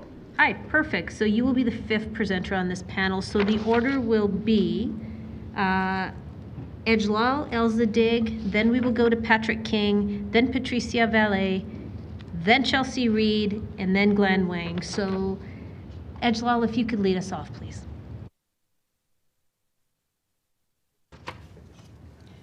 Good afternoon, everyone. I thank you, Mayor, and Councillor for your work, and I give you high credit to be a mayor of Calgary. I appreciate it. I see your work, and I see how you move this city for better service for public sector, for everyone to live in dignity and integrity for this country. My name is Ejlal El-Sadiq. I'm graduated from Romania for Medical University, dentist, and I am original from Sudan. And I live here almost 15 years in Calgary, but original from Ontario, Toronto. And thank you. You let me to speak about myself and about the people. I see them in the street too. Having distress, mental problem is coming from the rental. And I will say yes for supporting rezoning for housing. It's the bigger project, and I believe, for what I'm coming from, I believe this is, you build, not to build city, you build generation foundation. And thank you for your service, Mayor. Really, I appreciate it. I see the city she's moved for the right track, for better future for generation is coming after us. First, I want only to ask you for, I am supporting for your plan for your housing, is the right plan, but I want to support first for rent control. That what I have is stress and drama, and I live in mental distress by myself. I see it by my own life. And I see in a lot of family too, how the rental company should treat people not in dignity and integrity. And I see them only to make provider money, and every day them, he will be bigger money and will leave people for distress. We don't know where we're going. Every year when you want to renew your lease, you will be afraid to be homeless too, because something is happening for you, where we're going, and we'll tell you, we don't renew for you the lease. What we can be having? And I see it myself. That one, first I need to make rent control, to control those, the rental company, because if you don't make it control for rental company, you will open door for discrimination, and that one how will be happening, and it already is there. But this city will be a wonderful city for everyone is coming, and will be growing bigger and bigger. But another thing, I need to look for a city train project. You must to be extended. If you go back and you will extend all those houses and high rises, you need to have better transportation. Example like Toronto, you can go at night, 2 o'clock, 3 o'clock, still the C train is not C train, but there is a bus replacement. But in this city, after 2, 1:30, everything is done.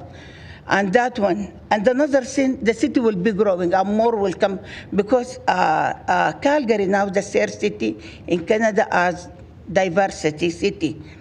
And warm city more will come for everyone. I came from Toronto. I make this city is my home and my country home. I came from far away country, and I know it's the bigger land, but there is a lot of war and stuff, oil and gas and all this thing. I came here, I work for telecommunication company. I work for oil and gas. I work in the field, south of Athabasca. But some stuff, we see it. But I am so happy I came today here. Only I need rent control and a law to be, the rental to be protected from the landlord too. I see a lot of stuff. People who live in housing, even still now, it's not supposed to be like that, because this is a city of oil and gas. You must to enjoy future generation kids that money to be nobody homeless in the street. If you see Dubai, if you see the Middle Eastern bigger country have oil, no homeless in the street. We're not supposed to be any homeless in the street. We're supposed to live in Calgary, the bigger city, the most warmer people in the world. I see them here. And that one, I want rent control to protect us and to protect another people is coming. A lot of generation younger in the university, if he graduated, where can live? He cannot affordable home. We are poor. I am the one of them. That one I talk by myself. Thank you, Ms. Elzadeg. You're just at time, so thank you very much. If you have a seat, I'll let you know if there's questions for you. Thank you. Let's go to Patrick King, please. Hi there. Good afternoon, Mayor, members of Council. Thank you very much for hearing me today. I'm Patrick. I'm a lifelong resident of Calgary. I grew up in Edgemont, a suburb in the northwest, in my parents' detached home. And over the years, I've rented in Dalhousie and Brentwood and Lower Mount Royal and the U of C, and for many years in Crescent Heights. But then with Calgary rents exploding, I decided to look into homeownership and bought a home for the first time last year. And I recognized that I'm pretty well off. I'm relatively privileged compared to so many Calgarians. I've heard many alarming stories during these hearings, stories of people just trying to survive, just trying to find any kind of place to stay that's safe and affordable. But purchasing a home right now is an unbelievably stressful experience. With today's prices, I couldn't afford to buy a detached home the way my parents could. A quality home will be listed on a Wednesday and have 5 offers for it by Friday. And I quickly realized that to actually buy a home, I would have to make an offer way over the asking price. And everyone else is in the same boat, pushing prices up just to stand a chance. So in my particular case, a higher bid than mine fell through for lack of financing, and another higher bid than mine came in minutes after the owner had agreed to sell to me. In other words, I had to get deeply lucky just to get this home. And a housing market that depends on luck is a system that has failed. It's no longer providing the good that it's meant to provide to everybody. And folks, it's this bad now, it's only going to get worse. We only have to look at Toronto, Vancouver to see our status quo future.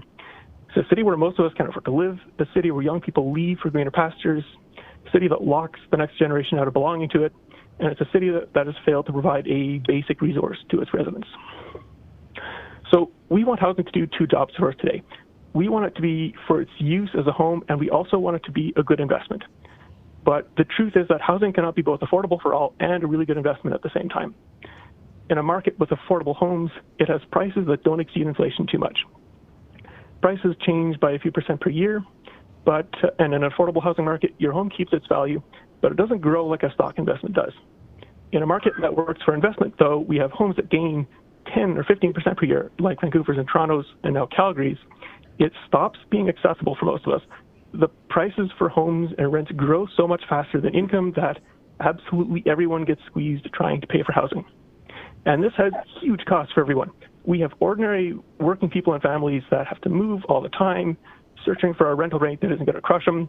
We have a whole generation of millennials and Gen Zers who are deferring starting their families, maybe permanently for lack of space. And we have people paying more in rent than I'm paying for my mortgage, which seems completely exploitative to me. So something's got to give. And Council, I'm strongly in favor of going ahead with RCD-based zoning. Housing can be accessible for people or it can be investment, and we should choose to keep it accessible. You know, I've been listening to other presentations as this hearing process has gone on, and I've been thinking about what other folks have had to say. We heard a lot of worry about the effect of rezoning on housing prices, but I'm really not too worried. The reality is that nothing is going to push housing prices down over the long term. RCG makes housing more affordable by taking a lot and dividing it in 2 or 3, but the overall price for the lot tends to go up, and that tends to lift prices in the neighborhood too. More population also means more local shops and services, which makes the property you own more attractive too.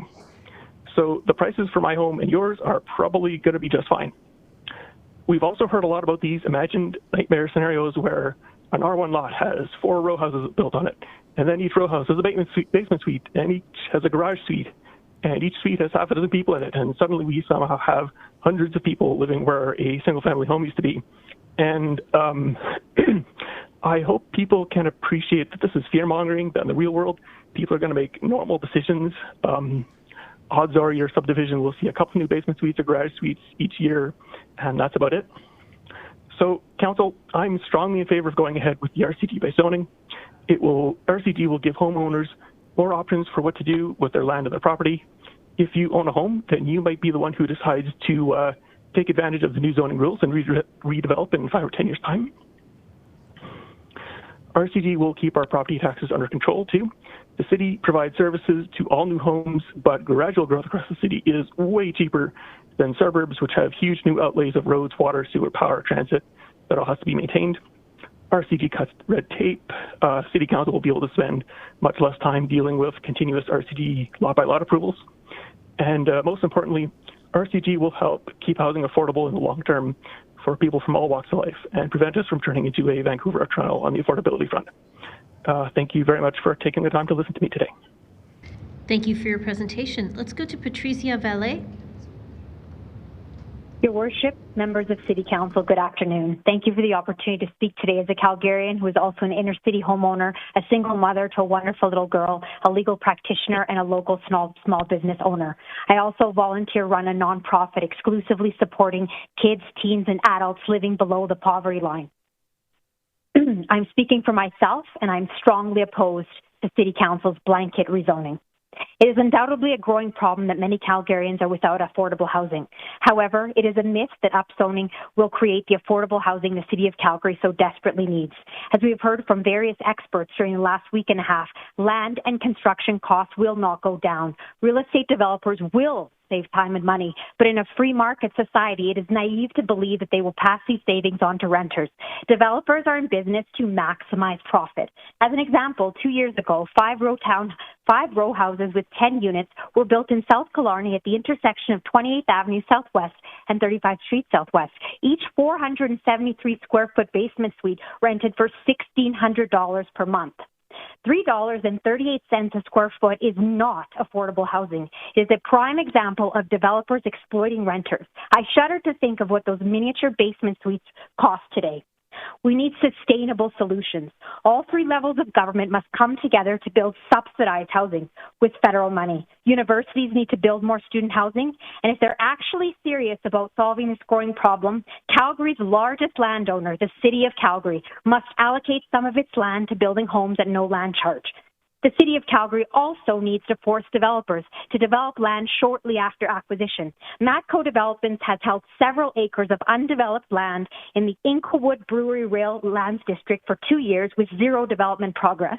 And the former Ernst Manning High School land next to Westbrook LRT Station, which Matco Developments previously owned for a number of years, and the City of Calgary recently took over ownership of, also remains barren land. A significant number of affordable housing units could be built if the city prioritized developing such resources and mobilized itself to realize constructive solutions to the current affordable housing crisis. Respectfully, the mayor and city council have skirted the democratic process by failing to hold a plebiscite and instead trying to force through a bylaw that will only benefit developers. 80% of Calgarians are opposed to upzoning to RCG, yet this council insists on forcing through a bylaw that will only serve to enrich developers and leave the majority of residential taxpayers feeling disillusioned by civic representatives. On April 10th, my city councillor held a virtual town hall where in the attendees, the concerned residents of Ward 8 were muted, both literally and figuratively, during the entirety of the meeting. None of the questions that I or my neighbors submitted in advance were answered. Instead, Councillor Walcott answered prefabricated questions that favored the councillor's personal stance on upzoning. During that meeting, my neighbors and I felt that we had no voice, no rights, no vote. I'm proud to live in this great Canadian city, and while I'm grateful for the opportunity to share my voice today, I am not proud of the blatant lack of true democratic process on this issue. There is no doubt our inner city neighborhoods will be most impacted by the upzoning to RCG. When my daughter was younger, she was severely gross motor delayed, unable to stand or walk. Because of the parking challenges in our already densely populated inner city neighborhoods, I routinely carried a heavy child down the street, even in -30 on icy sidewalks, ruining my own physical body to do so. The change to RCG will allow developers to build 8 to 10 units on one parcel. Where are we supposed to park our vehicles in the future?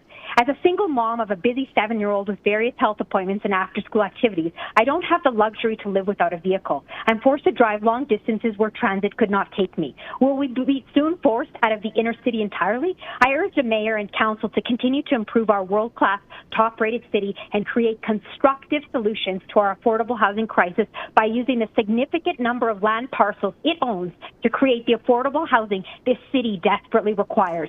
This council's decisions will leave a lasting legacy. Let this not be a legacy of blindly giving carte blanche to developers over densifying our neighborhoods to maximize profits at the expense of the quality of life of tax-paying Calgarians. Let some of you not be influenced by significant developer campaign contributions you may have received in past election campaigns and may receive in the next election cycle. I implore you to develop affordable housing on the significant number of City of Calgary-owned land parcels and to let democracy reign supreme and hold a plebiscite on this crucially pivotal issue, or alternatively, run on this platform in the next civic election campaign in 2025. Thank you for your time.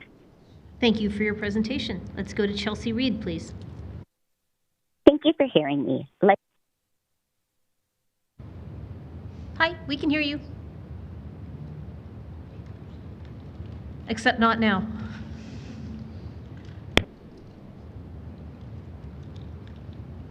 Chelsea, we could hear you and then you disappeared.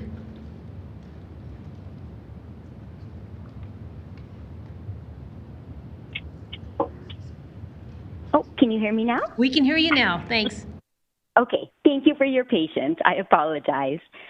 Thank you for hearing me. Like others, I have many concerns about the practical effects of blanket upzoning, but given time constraints, I would like to focus on why this proposal will not achieve its stated goals of affordability, inclusivity, and choice. According to the city's website, rezoning improves affordability. This is simply not the case. Dr. Storper, an economics professor at UCLA and the London School of Economics, has studied blanket rezoning extensively. He states, quote, "Blanket upzoning is likely to miss its affordability target. Blanket upzoning is a blunt instrument. What it's not going to do is solve the housing crisis for the middle classes and lower income people," end quote. Similarly, in Upzoning Chicago, MIT professor Freemark writes, quote, local level impacts of upzoning are higher prices, but no additional housing construction, end quote. In a 2023 article in the journal Urban Studies, Dr. Stacy et al. Performed the first cross-city dataset analysis of the impact of density rezoning on housing supply. The article concludes that relaxed zoning bylaws led to a small 0.8% increase in housing supply 3 to 9 years post-rezoning, but the increase was primarily in high-end units. Quote, we find no statistically significant evidence that additional lower-cost units became available or moderated in cost in the years following zoning reform, end quote. These are just a few of many articles that conclude that blanket rezoning does not increase housing supply or affordability for low and middle-income earners. Dr. Storper says blanket upzoning, quote, served to increase land values in Chicago, but what upzoning did not do in Chicago and is not likely to do anywhere is create incentives for housing construction in the areas where middle-class and lower-income people most need it for the prices at which they need it. Blanket upzoning allows for market speculation to dominate. The market will naturally respond best in areas with the greatest returns, end quote. Blanket upzoning does not create affordable housing, and if anything, it displaces lower and middle-income earners. Second, the proposal does not achieve the city's stated goal of creating more diverse and inclusive neighborhoods. I live in Varsity, a well-planned and mixed community where only 45% of residences are single-family detached, considerably less than the city average of 55%. We have attainable housing, subsidized housing, semi-detached homes, condos, low and high-rise apartments, and seniors housing. I have neighborhood friends from more than 10 different countries who live in everything from large houses on the golf course to basement suites. Varsity is above city average in the diversity of its population and housing options, but it is included in the proposal. By contrast, less diverse neighborhoods like Upper Mount Royal are excluded. In Upper Mount Royal, only 19% of people identify as a visible minority, compared to 41% citywide. 66% of dwellings are single-detached. Just 1% are semi-detached, and 2% are row houses. If increased diversity and inclusion are truly part of the reason for blanket rezoning, then by these metrics, Upper Mount Royal should be a focus. The large lots and proximity to downtown make it ideal. One might argue that houses in Mount Royal deserve special status because of their age, but the data does not bear this out. Only 46% of dwellings in Upper Mount Royal were built before 1960, and 16% were actually built after 2001. It's hard to see why the 54% of houses built after 1960 should be excluded from rezoning, and if they are, why not protect houses in Varsity that were built in the 1960s? They also reflect the unique architecture of a specific time. If you genuinely believe citywide rezoning is good public policy, then you must actually apply it citywide. To exempt a particular neighborhood is inequitable. Finally, the city posits that blanket rezoning increases choice.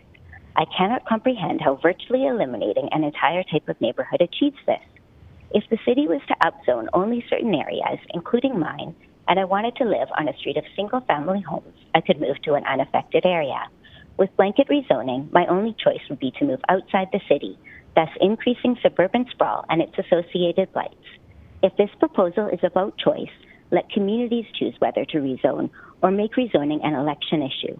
Managing Calgary's growth requires a measured approach that actually increases affordable housing and housing choices. Blanket rezoning is not the answer. Thank you.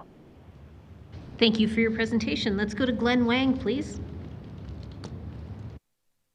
Thank you, Mayor and Councillors, for the opportunity to present. My name is Glenn Wang. I'm representing myself and speaking in favor of blanket RCG rezoning. I'm in favor for 3 reasons. Number 1, this change will be a gradual and gentle increase in density. Some folks have expressed concern at the level of density that RCG would bring. RCG allows a maximum of 75 units per hectare. What does this number mean in context? Let's compare this to our R1 zoning.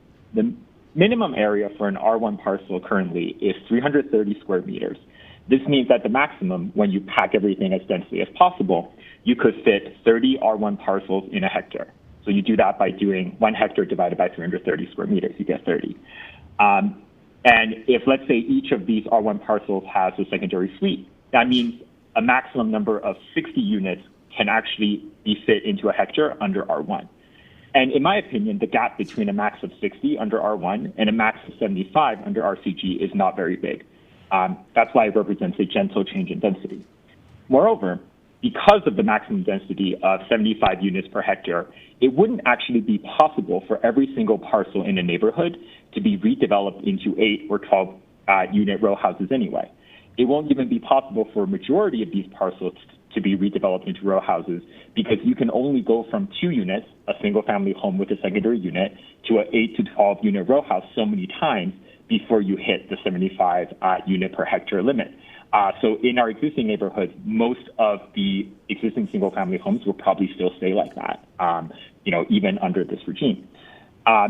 Reason number 2, with RCG rezoning, removing the need to go through the land use amendment process for every single development individually, it will cut down around 6 months of time, meaning shorter times for housing to be built, especially since 95% of land use amendment requests end up being approved anyway. More importantly, even if zoning becomes RCG by default, it does not mean future developments will have no opportunity for community input. Developers still need to go through a development permit process that must be circulated amongst the community for input and feedback. Based on the city's own published community guide for the planning process, the development permit process is when questions around design, context, parcel layout, building maps, privacy, and landscaping all to be determined. These seem to be the concerns that folks actually have around how upzoning and redevelopment might affect their community. And folks will still have the opportunity to provide their valuable input to these important considerations during the development permit process. Number 3, this proposal is just one action item in Calgary's comprehensive 98-point housing strategy. However, it is an important item because when coupled with our ongoing efforts to increase housing supply by building new construction in greenfield communities, our ongoing projects to build dense housing along transit corridors, by also allowing a gradual increase in density over time in our existing neighborhoods, it means existing neighborhoods can also bear their share of the responsibility to accommodate and welcome Calgary's increasing population.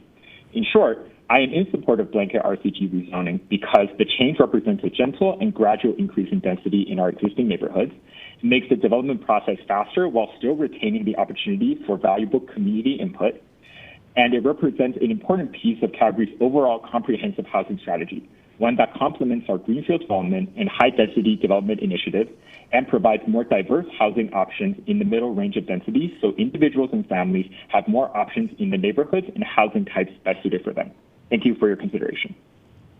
Thank you for your presentation. I'm just going to see if there's any questions for this panel. I don't see any questions in the queue for this panel, so thank you all very much for joining us today. We appreciate the time that you took to make presentations to us. I'm going to try to assemble a new panel, and as I do that, let me ask, is there anyone in person or on the phone that was here for a previous panel?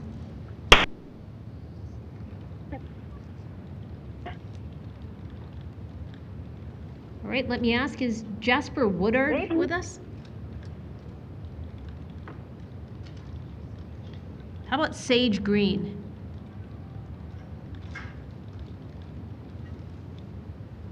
All right, Sage, if you come down and grab a seat, I'll just assemble the rest of the panel. I'm going to look at panel 169. Do we have Justin Paul O'Mahony?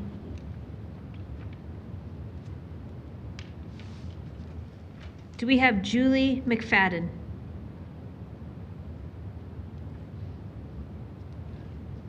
Do we have Andrew Sikomas? Do we have Clay Knights? How about Pamela Fortier? Yes. Thank you. Please stay on the line.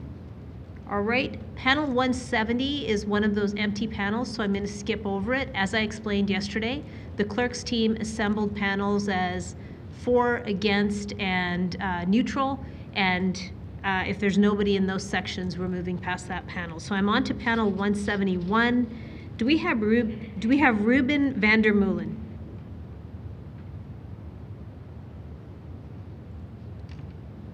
Do we have Chantel Tiedemann?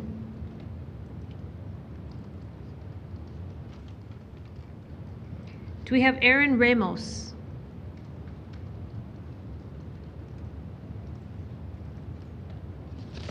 Do we have Jeremy Barreto?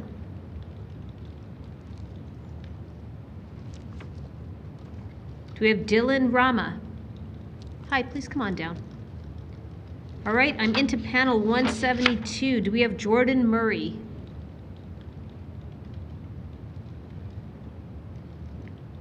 We have Roger Shinkarak, sorry.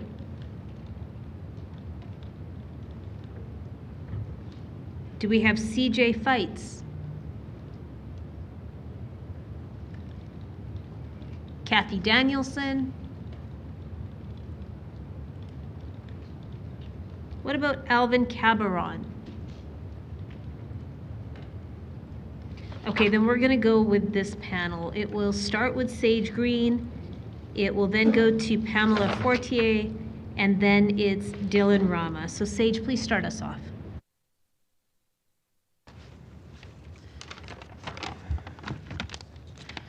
Hello, everyone. My name is Sage Green. I'm a resident of Ward 13, and I'm here today to show my support for blanket rezoning. Housing is a human right. Everyone needs and should have access to a safe and comfortable place to call home. But for many Calgarians, that is not the reality. Many are stuck living in abusive situations or are unable to gain the independence they seek. Many are in places that are far too cramped to accommodate them, are riddled with infestations, in disrepair, or are simply isolated in a community that provides nothing for them. Some are living out of their vehicles in overcrowded, underserved shelters, in tents that will be quickly removed, or anywhere they can possibly find to stay warm and out of the elements. I acknowledge that the implementation of this housing strategy will not immediately solve this issue in its entirety, as there are many factors at play here. However, we cannot get to that point without first taking this step. A step that will allow for greater densification and more affordable and diverse housing options. A step to meet people where they're at, instead of expecting them to rise up to impossible requirements. To those who are afraid of your voices being silenced, they will not be. If you've spoken at this hearing, your input isn't being taken out. This is the input. There will still be a development permit process and a chance to speak your mind. It will simply be streamlined and more efficient to save everyone's time and money and ensure that we get more units on the market faster. Not only will this decision make homes themselves more accessible, but also the communities and the city as a whole. When we use our space more effectively to build up rather than just out, to build the much-needed middle housing, it allows for more communal amenities and walkable infrastructure to be included. There will be more space and incentive for parks, naturalized areas, community gardens and centers, rec centers, walking and biking paths, schools, shops, restaurants, cute little cafes, and better access to public transportation to enjoy all of these and all of the wonderful things the city already has to offer. Some of these new developments will indeed be more expensive, but those who can afford to will move there and open up their previous dwellings to someone else, and so on and so forth. Upzoning and increasing the amount of units on the market does and will make homes more affordable. What we truly cannot afford is to continue sprawling, not only financially, but also in regards to the fuel, the time, and the space it takes, and the negative effects on our well-being for us to be isolated and dependent on cars to get around the city. Nor can we afford the constant destruction of the ecosystems around us and the subsequent dwindling of flora and fauna native to this land. Currently, there is 5% of original fescue prairie left. Grasslands are not only effective carbon sinks, but also help to prevent drought, a threat that is very real to us. Unfortunately, the beautiful, biodiverse, culturally rich and significant expanse of grassland that used to span 255,000 square kilometers is now reduced to less than 13,000. For reference, the City of Calgary's metropolitan area is about 5,100 square kilometers. I urge you to take a look at a map and process just how much we have lost. This is not even considering the parkland ecoregion, nor is it considering the surrounding ecotones and ecological niches, many of which are quite small in comparison and are at a much greater risk. I believe the health of our city, its people, and our environment rely on blanket rezoning. Please vote in favor. Thank you. Thank you for your presentation. Let's go to Pamela Fortier, please. Hi, Mayor Gondak and City Council, can you hear me? We can.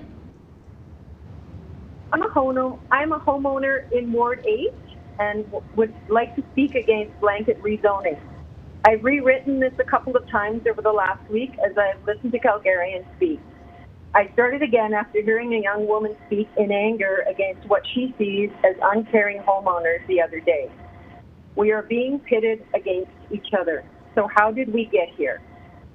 An article in the Globe and Mail in January of this year exposed that the federal government was warned in 2022 by their own advisors that large increases in immigration could affect housing affordability.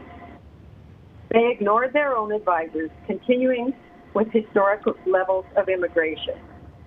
Population grew by more than 430,000 in the third quarter of 23 alone. Now that the effects of these reckless levels of immigration are being felt across the country, and the federal government is down in the polls, they are choosing to address a crisis. This is a crisis of their own making. Blanket rezoning is causing so much division. Division between income groups and age groups, the haves and the have-nots. It threatens to sever the relationship between the city and its longtime stakeholders, the homeowners. The government's immigration policy created the problem, and now their solution has created more problems. I don't believe it will solve affordability. We don't need more division in our world. We need to come together. Vote no to the heavy-handed approach of blanket rezoning and return to community collaboration and engagement. Let's create solutions together that unite us, not divide us. Thank you. Thank you very much for your presentation. Let's go to Dylan Rama, please.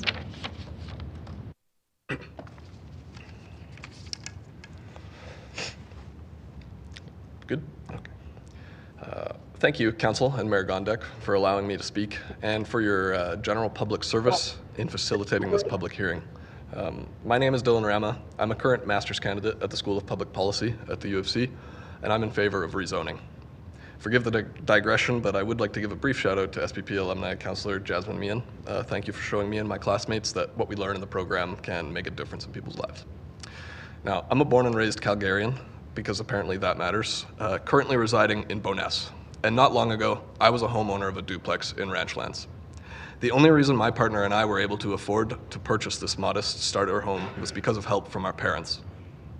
Due to an impending mortgage renewal, interest rate hikes, and my choice to go back to school, we made the difficult decision to sell our home.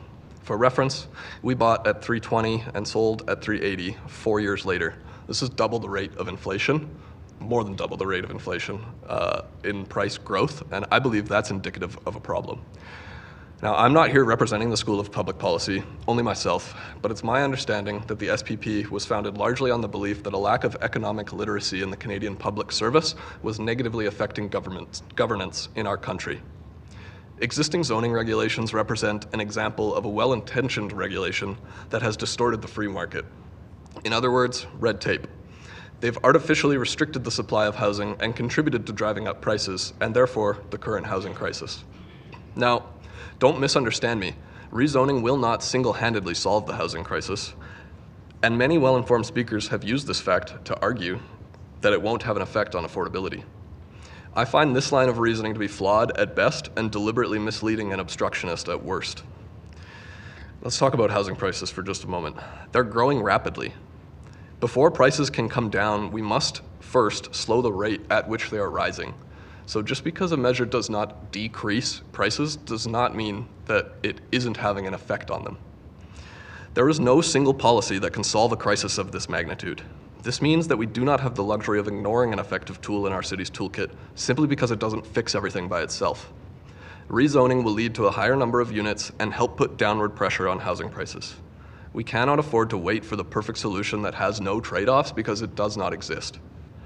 Perhaps if this change had been considered sooner, we could have afforded to keep our starter home while I went back to school. Now, I've heard about the need to protect property rights, and I actually don't disagree with that at all. To do so, vote yes. Rather than restricting property owners, rezoning will provide them with more choice. Your property rights do not extend to control over what others do with their property, or over what the character of your community looks like forever. If you're not persuaded by economic theory and remained opposed, then I can only assume that you're swayed by the vocal opposition from some constituents, which appear to outnumber those in favor. Those that are opposed believe they would lose something immediately were this to pass. Those that have something to gain would only do so in the future, and by my view, are far less likely to be able to take the time out of their day to engage in this process. Folks who are preoccupied with putting food on the table and making the next rent payment generally don't have the luxury of paying attention to the intricacies of land use bylaws. Lastly, let's talk about change. As much as I'd like to go back and reminisce in the empty lot I used to play in beside my childhood home, it's a gas station now. The community needed one, there was a market for it, and so it got built. I eventually adapted it and appreciated that I could buy candy there when I got older. My point is that Calgary and the world are growing and changing, and none of us are entitled to grow old in the exact same world we grew up in. I understand the urge to resist change. Part of me wanted to when it came time to sell my home. But change being inevitable is one of a few objective truths of the world, so let's not waste our energy and resources fighting it, but on adapting to it. Council, in conclusion, I'm urging you to vote yes on rezoning. A yes vote reduces red tape, increases the efficiency of the housing market, enhances property rights, and puts downward pressure on housing prices. A yes vote shows that you understand that the methods of the past are not sufficient to secure a prosperous future for our city. Finally, a yes vote shows that you have the strength of character to make a difficult but necessary choice. All orders of government in Canada have demonstrated an abdication of leadership and responsibility by allowing the housing crisis to develop and worsen. I urge this council to be part of the solution rather than part of the problem. Please vote yes. Thank you. Thank you for your presentation. And we do have someone in the audience from panel 159. It's Kim Jock Ruok. Is that correct? You can come on up and present now on this panel because we only had 3 people.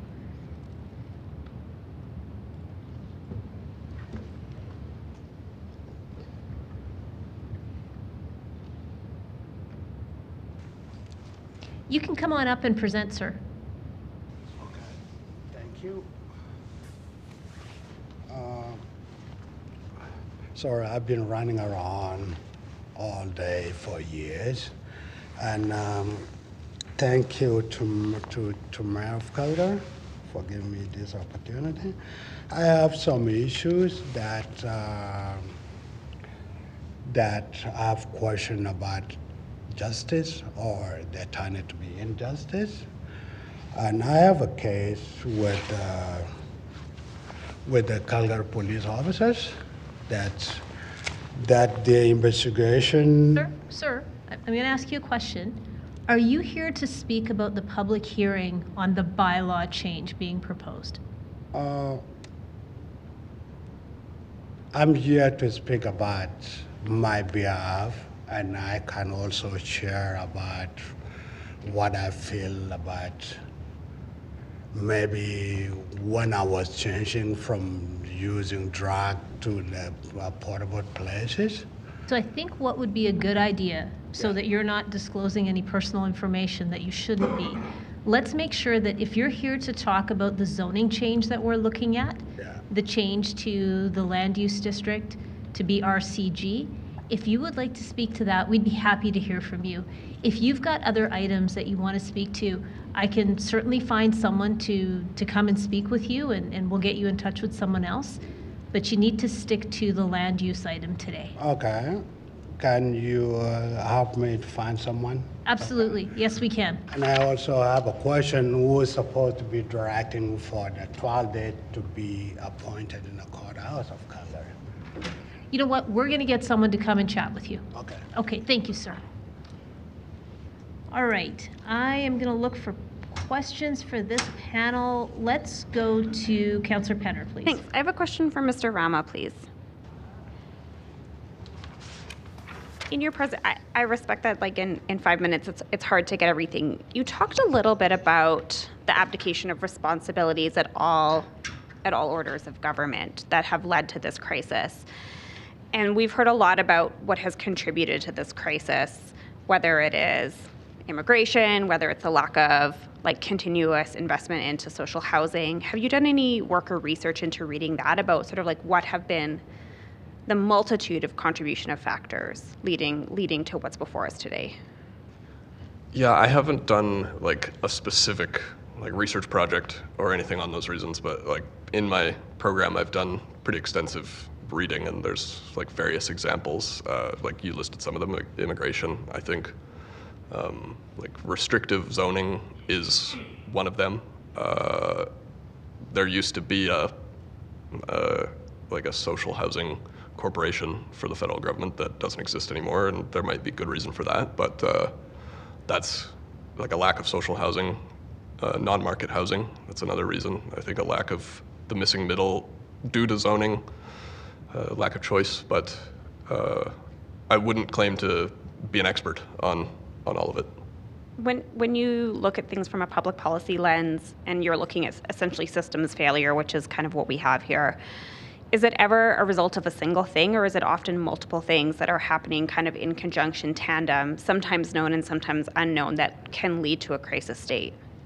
Yeah, I think that's a like very valuable point, because I don't think you reach a crisis with just a single cause. I definitely would agree that it takes multiple causes and multiple failures.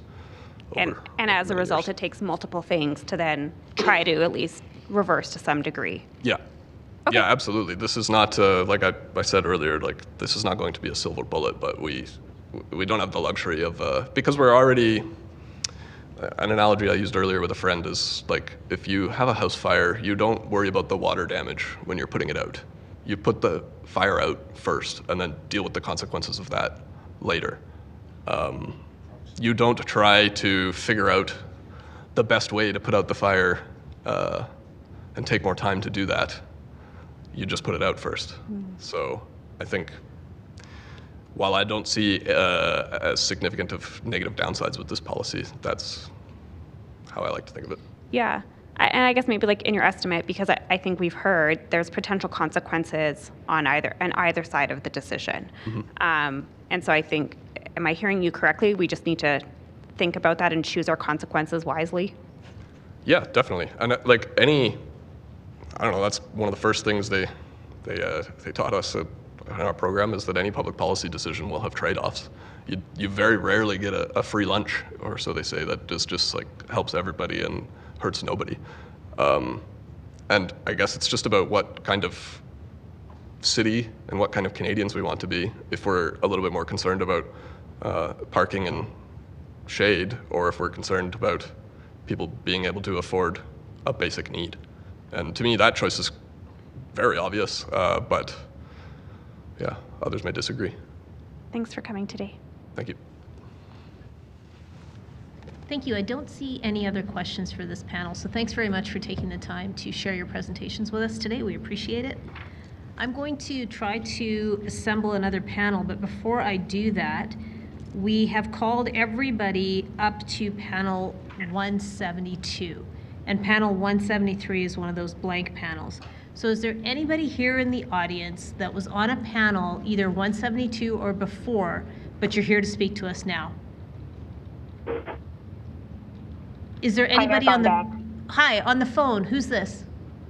Yes, this is Chantal Tiedemann for panel 171. 171, okay, great. I'm Ruben Vandermeulen, 171 as well. Thank you. Anybody else?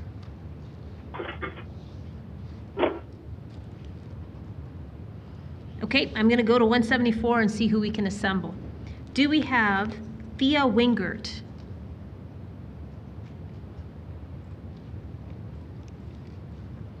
Do we have Mike Atkinson?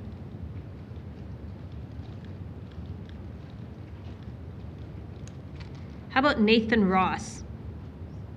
Hi, please come on up. Do we have Kate Stenson? How about Brooke Similuk? Present. Thank you. And I'm on panel 175 now. Do we have Aaron Ikar?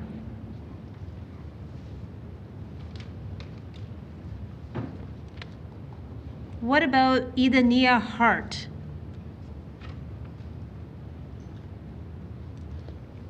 Do we have Imad Tawadrus? How about Satish Shanmugam?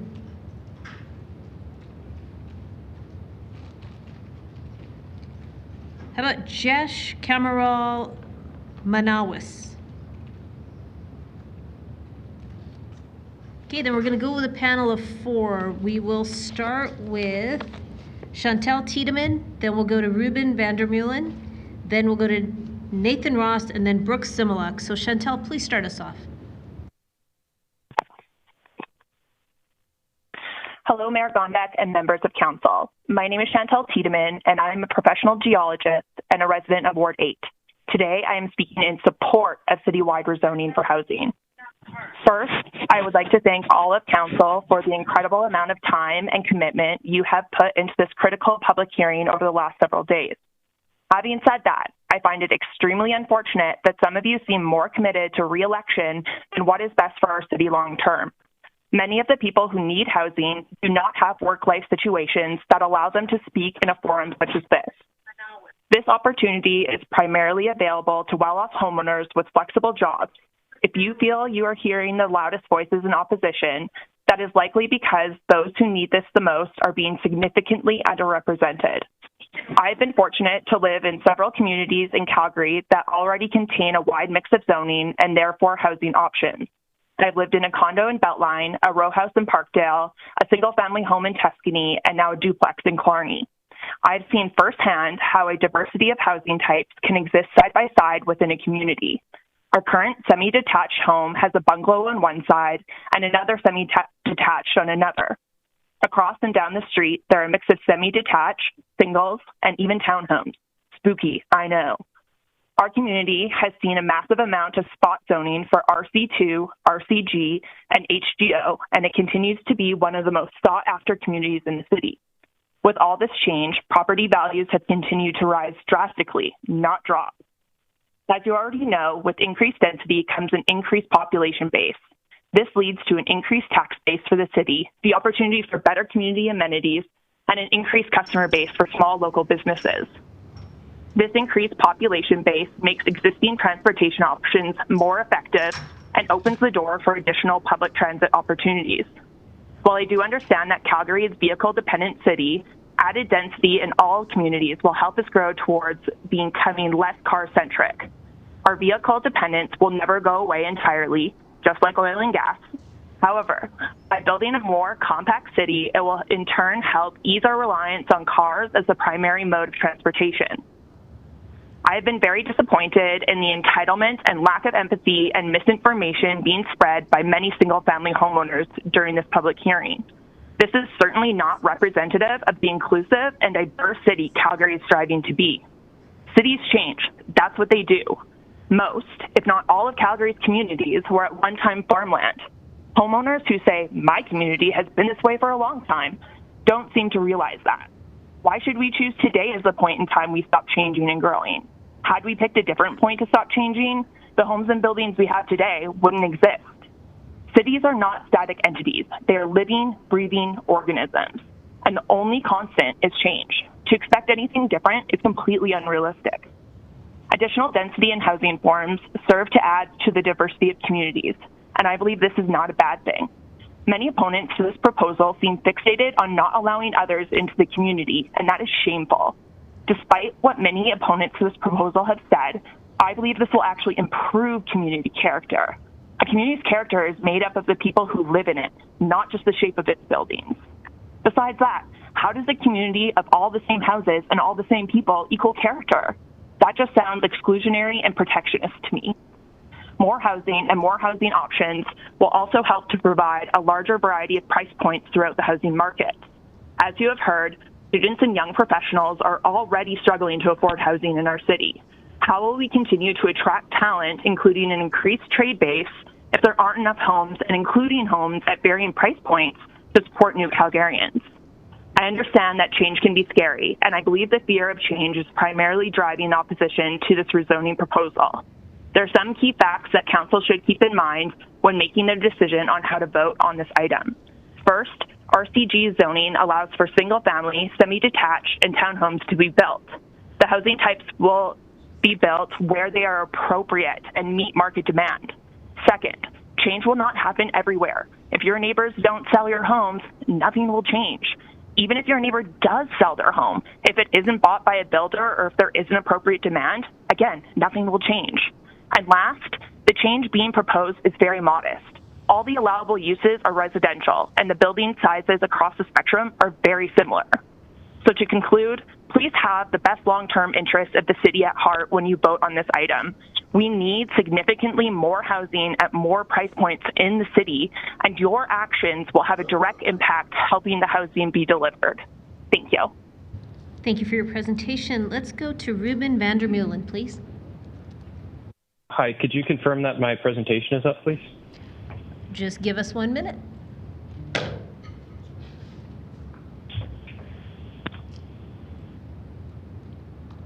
We are good to go. Okay, thank you. Hello, Council. My name is Ruben Vandermeulen. I live in Sunnyside in Ward 7. Sunnyside has a mix of housing types, including many missing middle housing styles. It also has wonderful parks, plenty of trees, transit access, and low crime. Its median household income is 30% lower than the rest of the city. Providing housing for people of diverse economic backgrounds enables a community that someone unaware could easily mistake for an affluent area. I can walk or bike for most of my trips, yes, even in the winter. And 2 of the 4 parking spaces behind the 4-unit building my wife and I live in sit perpetually empty. Next slide. The inflexibility of Calgary zoning prevents property owners from doing what is best for the city, creating buildings and improving existing ones to meet Calgarians' needs. There are a lot of voices in favor of a small-scale approach to intensification that allows higher density where it is needed. Giving property owners the right to decide what housing style is right for them is the smallest-scale approach to incremental change possible. The best areas of the city are places that were built through incremental change. There was no LAP or master plan with strict zoning that brought about Kensington or Inglewood. They are a product of a development pattern that would be impossible to replicate under the city's current zoning structure. Cities are ecosystems, and allowing change only as part of a master plan makes them unable to change to meet the dynamic needs of the people living in them. Where we can build, what we can build, and how much parking we need are simple decisions Calgarians can make for themselves without government intervention. Next slide. Jane Jacobs said that areas of great diversity at worst are merely interesting and at best can be delightful. Homogeneous housing brings about a homogeneous community demographic. We are a diverse city, but demographics are largely isolated. A lack of integration between racial and socioeconomic groups allows societal problems, service inequity, ignorance, and a lack of empathy to fester. This is not a bug. Single-use zoning was created for this purpose. Controlling where density occurs serves to ensure the perpetuation of segregation. I hope that as a city we can realize our mistakes and finally move forward. Next slide. Now here's the part for the fiscal watchdogs on council. Here's a home built in 2016. Please ignore the 10-unit apartment with the smaller footprint and shorter height next to it. This home is worth $1.74 million. It's on a 6,000 square foot lot that is zoned MCG in Sunnyside. Next slide. Here's a home built in 2011. This home is worth 40% less. It's also on a 6,000 square foot lot, but it's zoned R1 in the esteemed lake community of Auburn Bay. It receives access to all the same city services and amenities as the other house, but for a much cheaper price. Next slide. Not only is the tax bill smaller, but the cost per household of administering services to a distributed population is much higher. The efficiency in concentrating services and amenities is kind of why cities exist. Next slide. And here's where that becomes a bigger problem, the tax productivity per area. Sunnyside is in a green area near downtown, and Auburn Bay is one of the yellowy red blobs near the bottom of the map. Next slide. Here's a graphic showing how land value is restricted when its use is limited, from Donald Shoup. R1 zoning results in a market where the inefficient land use of detached houses do not have to compete with more efficient land uses, artificially limiting their land value and property tax bill. Single-family homes are the most expensive form of housing to service, and limiting their property tax liability is only in the best interest of those that can afford single-family homes at the expense of those who can't afford one or choose to live in a more efficient housing form. Parking minimums similarly limit the use of land. Having space to park, but choosing to park on the street is caused by such an excessive parking that its value is almost completely worthless, despite the massive potential value of much of this land. And no, $30 a year is not the fair market value of a parking space. Next slide. The cost of housing plus transportation can make an otherwise affordable unit on the periphery unaffordable to many families. A holistic view of housing affordability needs to consider this, not just directly following the CMHC definition. Most people do not receive an annual car allowance of $9,400. Next slide. Driving is by far the most expensive transportation option, costing the most personally and the most societally, but many of the costs are externalized or subsidized. Parking minimums mean that $1,500 per person for parking is included in the cost of your annual rent, groceries, and property taxes, raising the cost of housing and food while lowering the cost of car ownership. Pollution and road costs are externalized as well. Those who contribute more to these problems often pay less property tax. Next slide. Electric cars don't fix these fundamental problems. Heat pumps similarly won't change the fact that a 3,000 square foot building exposed on all sides loses a lot of heat, allowing more people to live closer to the places they need to access, and permitting housing styles that waste far less energy is an easy decision to make for a city in a climate emergency. The status quo of wasteful consumption cannot be sustained. We need efficient cities that are built upon human-scale development. Next slide. Calgary has been on a path of suburban sprawl, transportation inequity, and socioeconomic segregation for many decades. Correcting our trajectory will not be easy, fast, or often popular. Base RCG zoning is a tiny step in the right direction. It is incredibly important that this is done for Calgary and for Calgarians. Please vote yes. Thank you for your presentation. Let's go to Nathan Ross, please.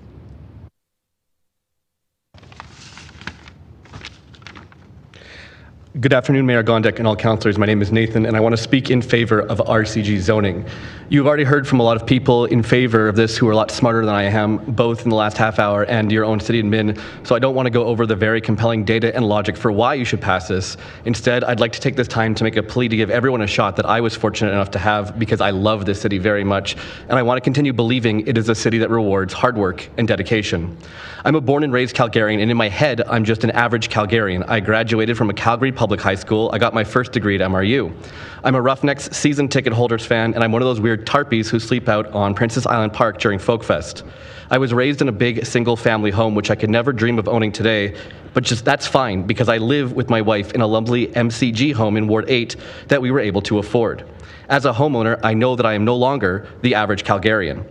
We got lucky when we decided to purchase our first home, in that it was April 2020, and the reality had set in for a lot of people that COVID-19 was here to stay. There was a lot of people who realized very quickly that their living space wasn't for them, and there was a bizarrely high supply of available homes since people wanted out badly. When we finally landed on the home that we now live in as our top choice, we were able to underbid by roughly $70K with a list of conditions to ensure that this home was fully safe and proper to move into. That doesn't happen these days anymore in Calgary. Our affordable apartment that we had previously lived in was then rented out to some students because more housing supply will benefit all types of housing. However, since then, the housing supply has dwindled severely, and we are in the midst of an extreme affordability crisis.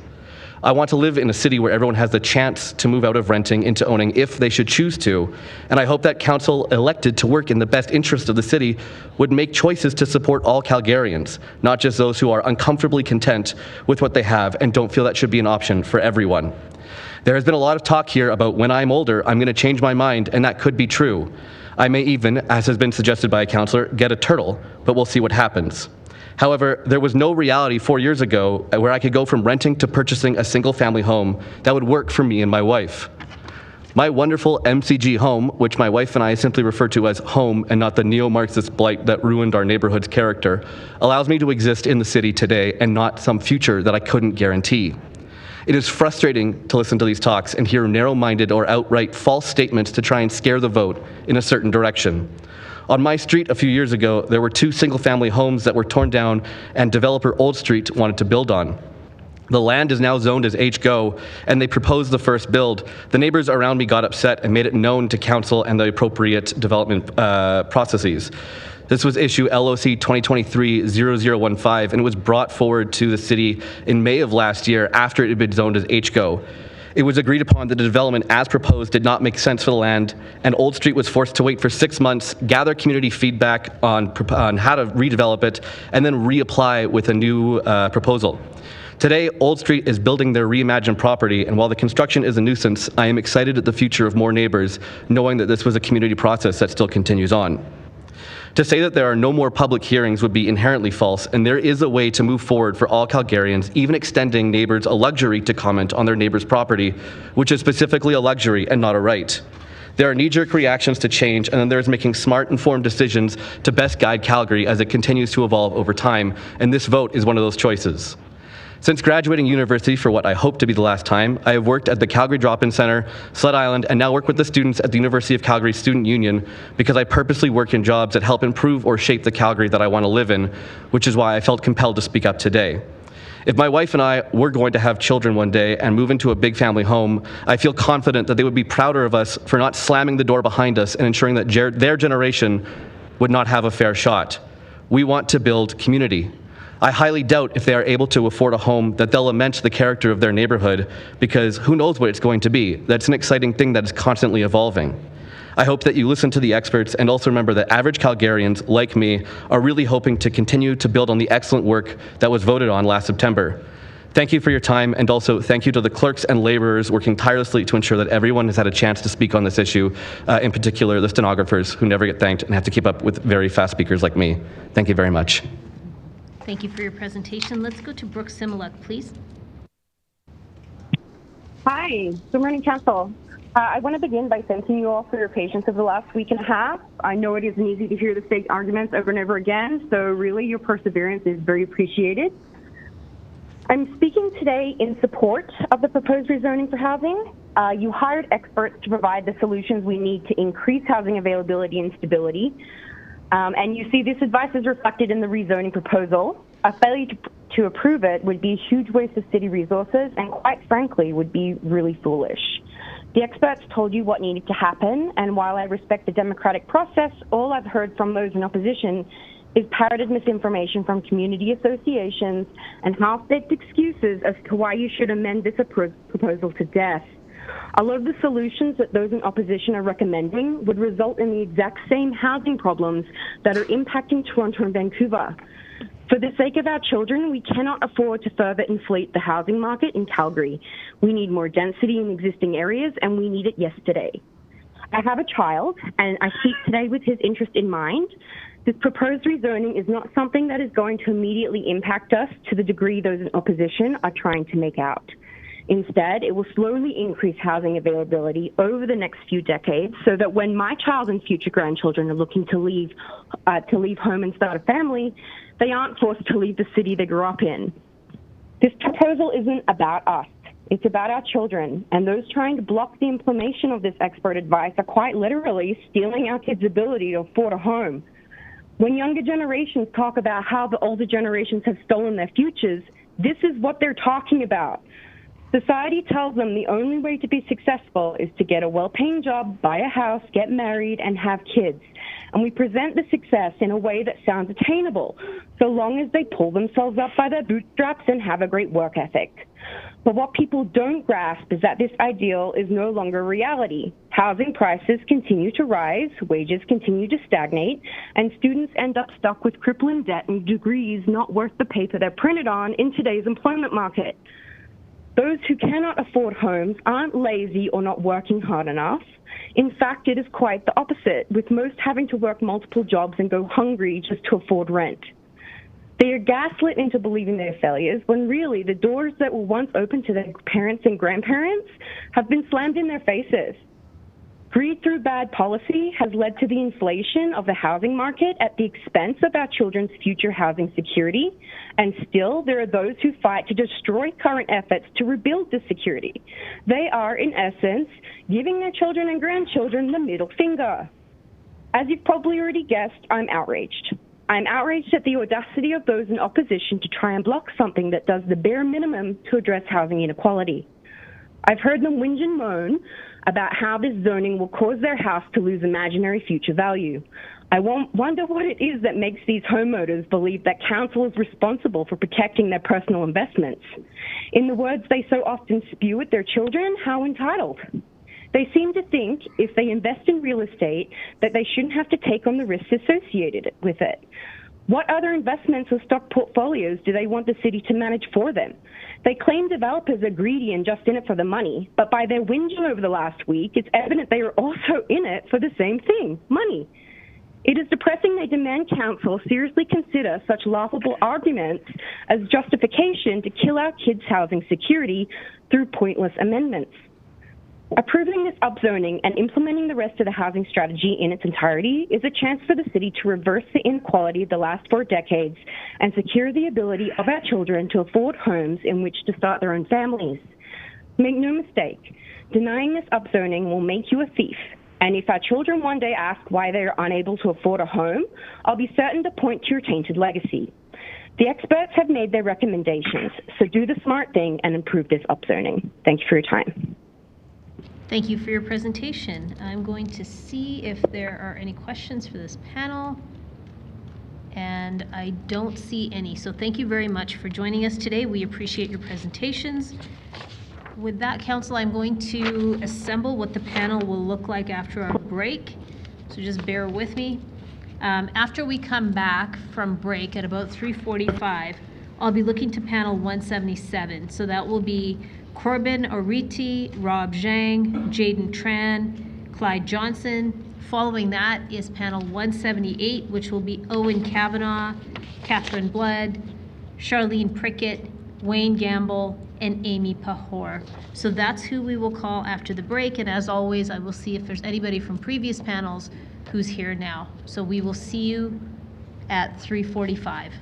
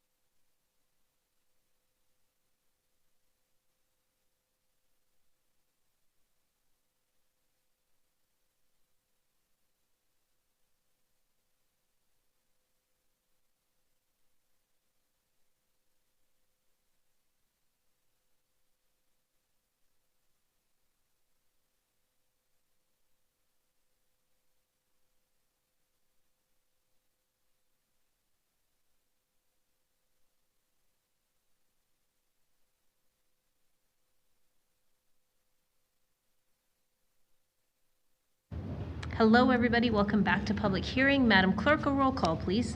Thank you, Mayor. On the roll, Councillor McLean. I'm here. Councillor Meehan. Here. Councillor Penner. Here. Councillor Pootmans. Here. Councillor Sharp. Here. Councillor Spencer. Councillor Walcott. Here. Councillor Wong. I'm here. Councillor Wyness. Councillor Carra. I'm here. Councillor Chabot. Councillor Chu. Here. Councillor Demong. I'm here. Councillor Dhaliwal. And Mayor Gondek. I'm here. Thank you, Mayor. All right. So I was going to start assembling people from panels 177 and 178. I also have some updates on people that are here, so I want to confirm. From panel 175, do we have Aaron Ikar? Thank you, sir. From panel 157, Melody Mossing. Thank you. And from panel 166, Lisa Poole. Perfect. Is there anybody else sitting in the audience who was on a previous panel? Which one were you on? And what's your name? Okay. Hi, Your Worship. Hi. Hi, my name is Thea. I was on panel 174, and I think I was missed. On 170. And my name's Julie McFadden, and I was on 162. Okay, hang on a second. Julie McFadden, right? Yes. Okay, give me 1 second to just confirm that I've got you on 162. Hang on a second here. Sure, no problem. So, Julie, I don't have you on 162. Are you sure that's the right number? I'm quite positive. I've been waiting for my turn, and I believe it's 162. I was just at an appointment, and I just pulled over. You know what? We found you. It's 169. We've got you.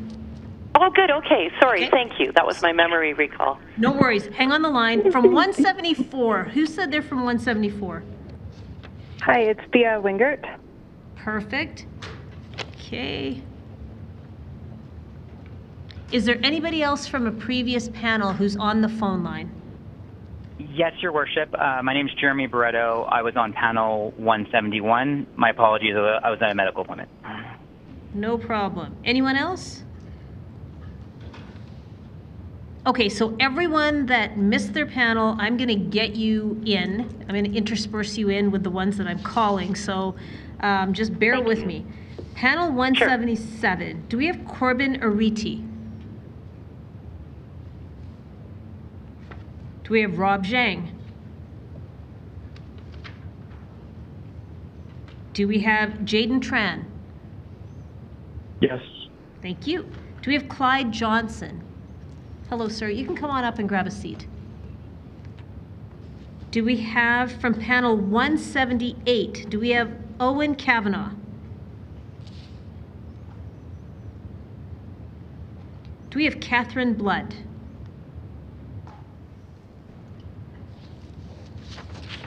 Charlene Prickett? I am here. Thank you. Do we have Wayne Gambell?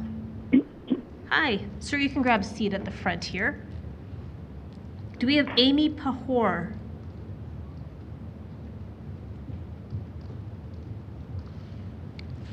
Okay, so we've got 4 people from 177 and 178. So I'm going to add Aaron Ikar from 175 onto this panel. And here's the order that we will go in. It'll be Jaden Tran, Clyde Johnson, then Charlene Prickett, then Wayne Gamble, and then Aaron Ikar. So Jaden Tran, please take us away. All right, thank you. Hello, everyone. My name is Jaden Tran. I live in Ward 1 in my parents' house, and I'm currently a 4th-year student studying mathematics and operations management at the University of Calgary, and I am in favor of blanket rezoning.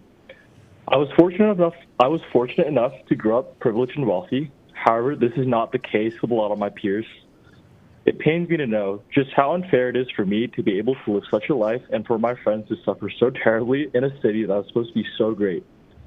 I love Calgary.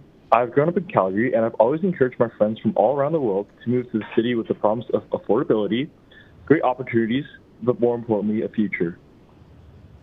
It pains me that my peers are not able to find affordable housing.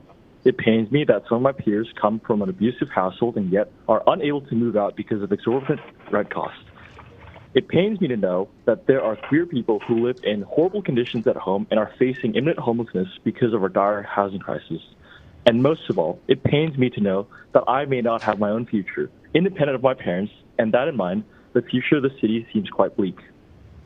I used to live in Southeast Asia for a short period of time in my life, and contrary to Calgary, my neighborhood, a very well-planned one at that, encouraged vertical building, denser neighborhoods, walkability, and more importantly, fostered a community. By contrast, my current neighborhood is filled with copy and paste houses, and the closest supermarket is a 10-minute drive, and it also fosters no sense of community. Now, I can't believe I have to say this, but I do not mind having row houses and townhouses in my neighborhood.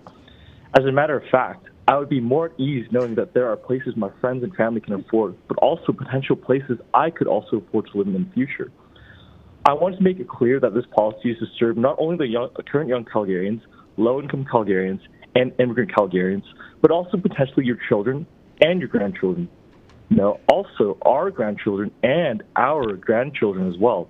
So while you might think that this is at the detriment of your property value, which is not the case at all since land is scarce, as more and more people move into the city, we will need more and more housing in order for our city to flourish. And while I understand that this may not be a silver bullet, Calgary is in a dire situation this time with an incredibly low vacancy rate of about 2%. Blanket rezoning is the first step to addressing the issues of supply and getting one step closer to housing affordability. It's a policy many Calgarians want, and it is a policy many Calgarians need. Calgarians cannot afford any more inaction. I urge Council to vote in favor of this issue rather than kicking the can down the road. Please, for the sake of me, my peers, and our city. Thank you. Thank you for your presentation. Let's go to Clyde Johnson, please. Already? I wear hearing aids, so if I'm talking too loud, let me know. You're just fine, and we will speak Okay. up if we have questions. Well, my name is Clyde Johnson, and I've been a senior for 20 years. That's the same as AA, right? I've been sober for 20 years. I worked 50 years inspecting buildings. I've inspected this building. I've known all the mayors. I know everybody from Don Getty all the way to Donald Trump, but don't tell anybody. I've been around the world. I've seen construction in every country. I've inspected it in almost every country. I've inspected over 75,000 properties. Now that's not an exaggeration. I did 1.5 a day for 50 years, and I took 2 weeks holiday every year too.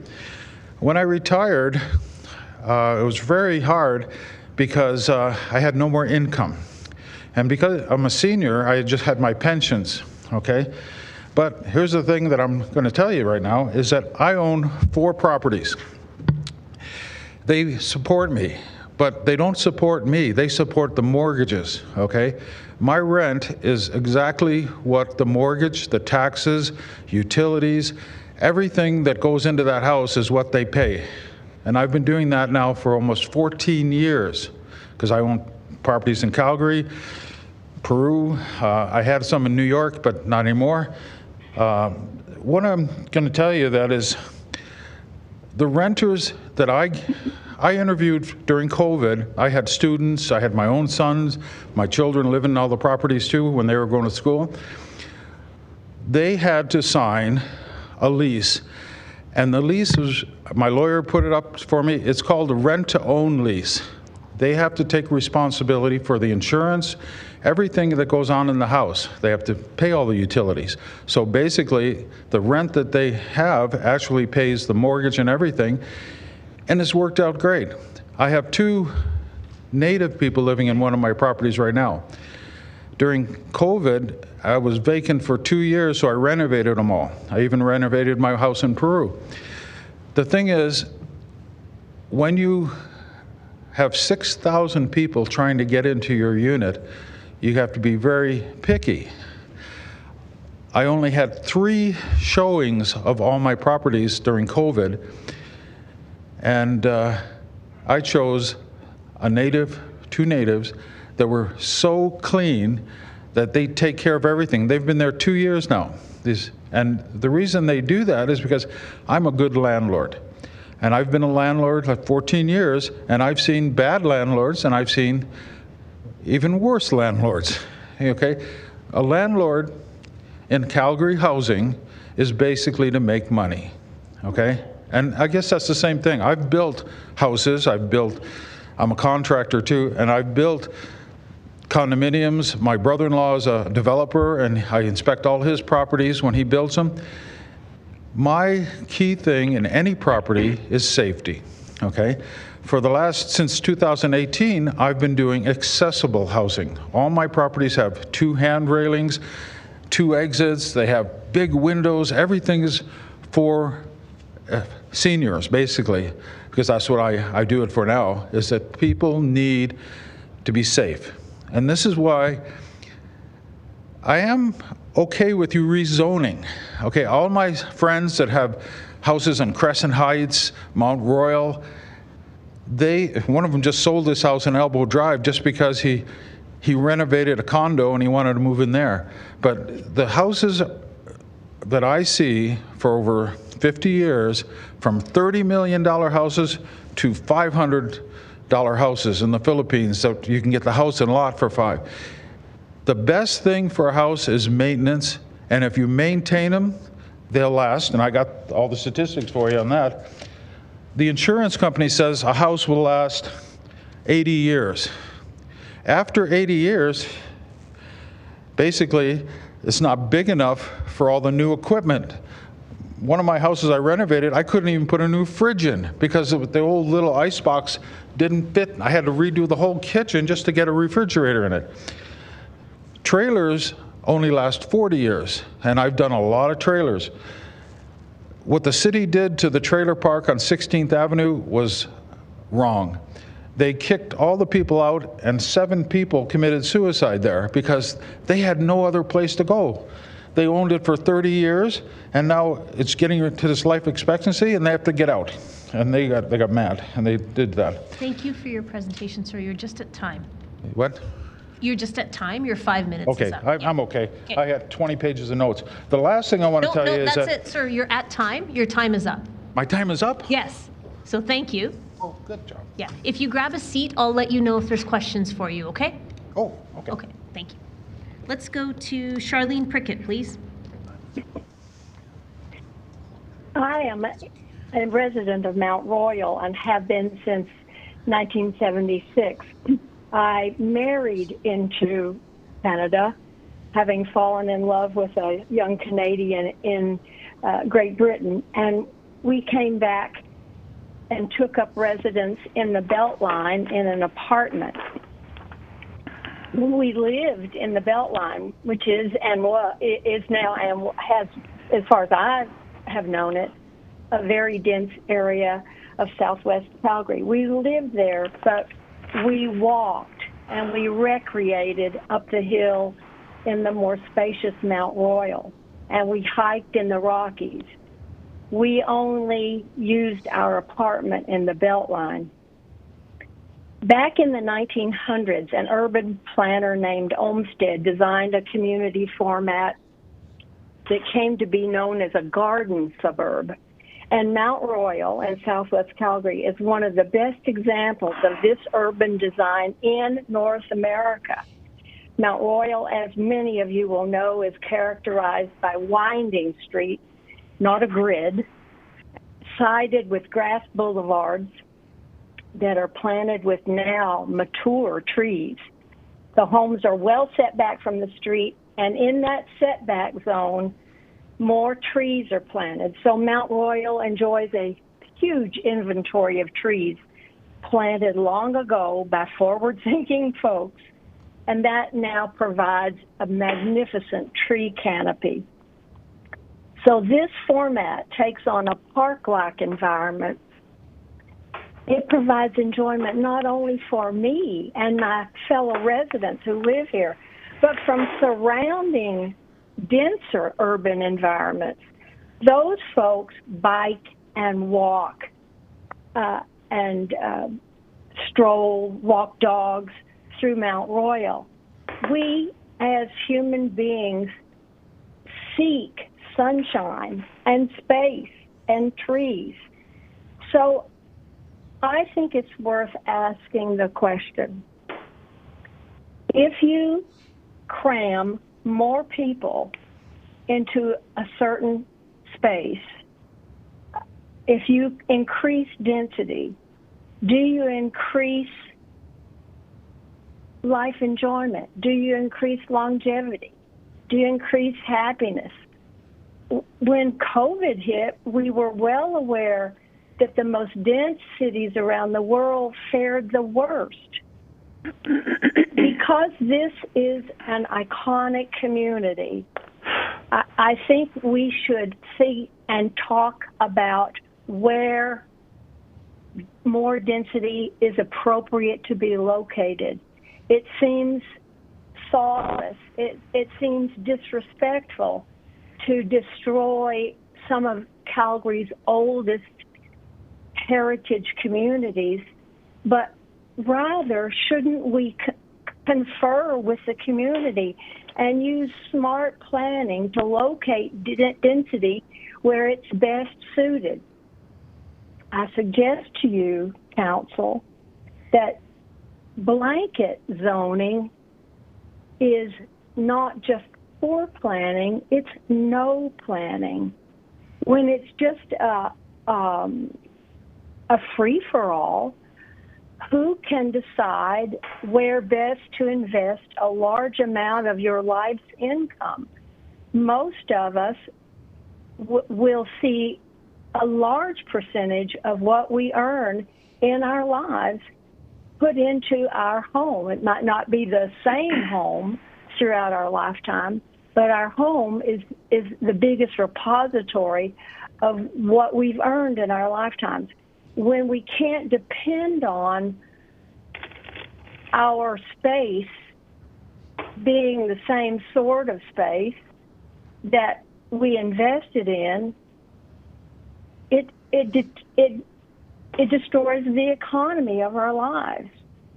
I think it is foolish to make such a rash decision. I think a considered discussion over time with communities is harder for the planning department. It's more tedious, it's more time consuming, but I think it's the better choice. I encourage you to rethink and amend this current blanket upzoning.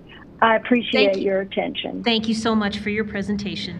Let's go to Wayne Gamble, please.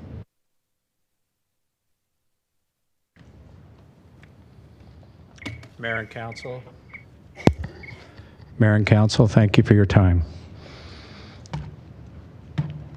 I come to Council as a homeowner in an RC1 community and a developer in the city for over 30 years.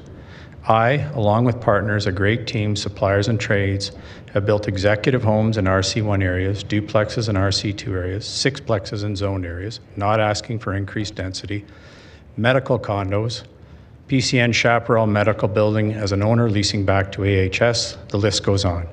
In short, I come with experience from the developer's perspective and a homeowner. Currently, I have an offer on land, conditional, to build plus minus 345 apartments. I asked the city for nothing. I asked the city for, on the development I'm contemplating, let me go back again. I asked the city for nothing on the development I am contemplating, however, would like to discuss floor area ratio, FAR. To increase FAR increases vertical density. I understand as a developer you can go in and rezone, and City Hall is cooperative for the most part. However, the city increasing vertical density without the developer spending time and money would reduce the overall cost of projects. Calgary Municipal Land Corp, CMLC, should be extended more land. If you want affordable housing, sell the land, and hear me on this, at a $0 per buildable per square foot. I have dealt with CMLC. They're $40 a square foot buildable, $30 a square foot buildable, $28 a square foot buildable, pending where the development is. This will allow the city to create a tax base that makes the developers want to build. The only variable between affordable housing and market rentals is the land. Further, the cost of material and labor, for the most part, is at current inflation levels and, in certain categories, above inflation. The price of drywall up 8% and glass 6% this year as an example. If I understand the conversation, it is affordability to some degree and increasing supply. There is a federal initiative, $223 million at stake. What is the plan? Reduce the cost of the land in the city's control. Have a contract with developers with reduced city taxes. Develop the land and ultimately increase the end project versus vacant land paying no taxes. In short, have a contract with the developer. I know the numbers to build and make projects feasible. Land is a major input cost of the overall development. Downtown Calgary, overbuilt commercial, however, no residential. This is a bigger issue. If we have the zoning that allows such. I believe the city is currently working on this. Thank you, City Hall. Our 10 8-plexes on 50-foot lots in all RC1 areas is going to change the issue at hand. We know it will not, and they will be expensive rentals. They have to be. The price of land in RC1 communities dictates the end price of the rental. As mentioned by an earlier panel, the proposed zoning will only escalate land prices and developments will become more expensive, increasing rents. Further, many RC1 areas have restrictive covenants on title that prevent developments the city is looking at. The RC1 owners have successful judgments in a provincial court upholding the RC on title to prevent the blanket zoning. So, the city approves a development under the proposed guidelines. The community takes the development to provincial court, and based on the existing RCs on title, that will prevent such. We all spend money and time, the city to approve, the community to raise funds and defend, the developer to realize the city approval is not the end game. So wasteful. Many have brought up mature trees, infrastructure, schools, busing, kids out of inner city communities because of infrastructure lacked. There are now lotteries for inner city schools, breaking friendships for years and sending kids to another school where they have no association to friendship. The mental stress of our kids should be addressed when increasing density and infrastructure lacking to handle such. These issues are real and current without adding the new zoning. I repeat, schools, kids, community being uprooted because planning and foresight around infrastructure lacked. In closing, well, almost in closing, the plaque... Sir, your time is up, so Okay. Thank you. Thank you, Mayor. Thanks for joining us. I'm going to go to the next person on this panel, and that is Aaron Ikar, please. Good afternoon, Mayor, Councillors. My name is Aaron Ikar, and I present myself. Thank you for taking the time to listen to me. I'm against the blanket rezoning as it is. I moved to Canada 42 years ago. I'm an immigrant. My husband was born in Alberta. When I moved to Canada 42 years ago, my parents, 2 sisters, one of her husbands, and myself living in a 2-bedroom apartment in Winnipeg. About 9 months later, my parents were able to afford a condemned house. That was the only thing we could afford. For the next while, we fixed the house and lived there for 5 years. Then, in 2014, I moved to Calgary. The reason I'm giving these examples is because the housing and rental concerns and issues has been here in Canada and in Calgary for a long time. In 2004, I moved to Calgary. I rented an apartment for $700. The following year, the rent went up to $750.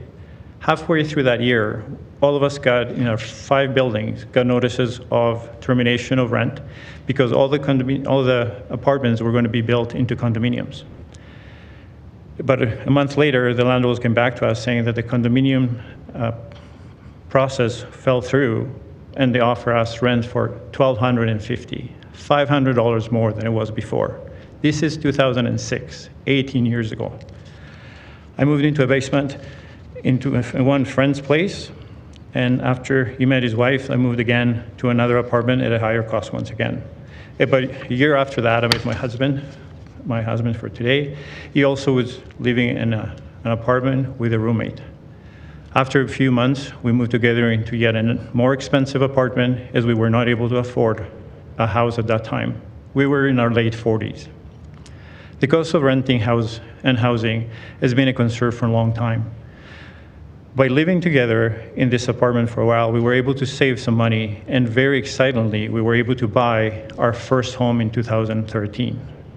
It took us a year to find the house we now call home, and yes, we paid more than we were hoping to spend. It is the first home for both of us. This home, a single detached home in Ward 2, is our nest egg. As a land developer informed this council in a previous panels, if a builder buys a house next to our house and builds 4 to 12 units, which the blanket rezoning will allow, it will decrease the value of our home between 10 and 20%. I'm not opposed to density in the city. I'm opposed to the blanket rezoning, which is not going to fix the most important concerns of affordability housing and housing demands in Calgary. Many presenters have brought up the concerns of infrastructure, water shortage, electricity, schools, capacities, hospitals, doctor shortage. The list goes on, and blanket rezoning does not address these. If I look at some of the reasons why we're in this situation, foreign money that competes against our citizens without needing even to live here. Canada has issued 10 million 10-year multi-entry visas. All of these visas don't allow to work here, but they do allow you to rent or buy a place. In 2023, we had over 1 million international students. Canada welcomed 465,000 new permanent residents in 2023, and by 2025, we're expecting 500,000. Canada issued 1.2 million temporary work permits in the first 9 months of 2023. 17,000 5-year super visas, which are on top of the other visas, were issued. These numbers add up, but the needs of all these individuals don't. Everyone in this example needs housing, medical services, electricity, showers. The following example is not a fact, it's just something that I made up. If you build 2,000 homes, you're going to need 4,000. If you need 4,000, you're going to need 8,000, and so on. As the number of people that are moving into our city continues to grow with no limits, our city will not be able to sustain numbers, and we are going to say, and sorry about this, it is, if it's yellow, let it mellow, when we go to do number 1 in our bathrooms. Sorry, you can take only 1 bath a month, or you have to eat dinner at candlelight. Please go back to the drawing board and address all these real issues that are before us, including the house shortage. One of the things that I have learned from this process is how resourceful, creative, and smart Calgarians are. Go to this resource that is here for you to learn from. If steps are not taken to address the real concern, I'm not sure anybody knows what the real consequences will be. Don't put the cart in front of the horse. Very much for your presentation. All right, let's go to questions of this panel. Let's start with Councillor Spencer, please. Thank you, Mayor. My question is for Mr. Gamble. Hello, sir. You outlined some concerns I know are widely held in the community. Certainly, my neck of the woods, we have many schools that are on. It's a lottery system, and we have to send kids to other places. When you think about the city facing these growth challenges, one of the concerns I have is we are conflating the aims of this with just the broader growth challenges. Have you connected this zoning to specifically exacerbating the growth challenges we are faced? I wanted to give you a chance to close. It looked like you were potentially on your way to making a point. I wanted to offer that to you, and I'd love it if you could also connect to that question. Thank you for your question. In the community of Altadore, I'm sure council is aware, but the infrastructure does not handle the families that live there and their kids. Their kids must be bused out of the community. In other communities, to go to Western High School, it is now a lottery to get in, where it used to be that you lived in a certain zone and you were allowed to go to that school. In certain communities, Western High School, if you do not win the lottery, you will be bused up to Rosedale, or your parents will have to take you, or whatever's going to happen. It just seems wrong. Like a child that can walk to school now has to get on a bus and go to a school that they have no affiliation with, no friendships with, and we all talk mental health and stresses and everything else. It seems crazy. It seems dysfunctional. I don't know if that answered your question. No, I mean, if I'm following your train of thought, are you essentially suggesting that, I mean, what we're doing here to attempt to address this supply, you're wanting the city to look at what the lived experience is in each of these neighborhoods and go and try and direct growth to the places that can better handle it? Is that the dots I'm connecting? Is that what you're essentially saying? Thank you for helping me. Yes, that's what I'm saying. And going back to FAR and vertical restrictions or non-restrictions, I think there's many things in the community, or sorry, in the city's control. And I love what the person said before me, that this is Calgary. We can do this. I see no problems in getting there. It's just the great imagination of council and many to get there, and we can do it. Yeah. Received. I do believe we're attempting on a whole variety of fronts. And one of the pieces, I mean, that makes me feel some sense of comfort with this is that ultimately this is here to stay, and that the market is also a pretty effective tool in terms of directing growth to potentially where it should, the families that do the research on the community that they're buying into and snoop the community pages ahead of it. Does that help at all, or are you still, when you think about the market factors to potentially help us navigate some of the pain points, you would still prefer the city versus the market to navigate that? I think the market should navigate many fundamentals, and government involvement, municipal, provincial, federal, will perhaps frustrate. And if I could, you look at rental rates in Ontario or British Columbia, they're $4.40 a square foot. I'm sure City Council is aware. Calgary is $3 a square foot. What does British Columbia and Ontario have? They have government regulations. To evict somebody, a non-paying tenant in British Columbia or Ontario or Quebec and other provinces, it's 12 to 14 months. In Alberta, it's 1 to 3 months. If you asked me, hey, go build an apartment building in BC, the answer would be no. Their issues lie with government intervention. They don't lie with a free economy. How is our rental rate less with no restrictions than other jurisdictions? It's the creative working with City Hall, with members of the development community to get there. We don't need more government restrictions, and this council is wonderful at that. So in answer to your question, and maybe I'm a little long-winded on the answer, let developers do what we're going to do. Let us build. I mentioned I've got land under contract. It is literally under contract with a deposit. We're doing our due diligence. I asked nothing of City Council, zero. Okay, that's super helpful. Okay, thank you. Appreciate it. All right, I don't see any other questions for this panel. So thank you very much for joining us today. We appreciate you taking the time as well as your presentations. I'm going to read out who the next panel is, and then I'm going to alert the people afterwards about their names. So Melody Mossing, are you still with us? All right, please go grab a seat. Lisa Poole, you can grab a seat at the front. Kate Stenson, are you still here? I'll come to you if you just have a seat for a second. Kate Stenson, do we have you? Yeah, okay, great. Julie McFadden. I'm here. Perfect. Do we have Thea Wigert? Yep, I'm here. Perfect. And Jeremy Barretto? Yes, I'm here. Great, so I made that a panel of 6 because these are all folks from panels that we missed. Hang on 1 second and I'll get to everybody that's in the audience that was on a previous panel. Just alerting everyone on panels 180, 181, and 184 that I'll be calling you shortly.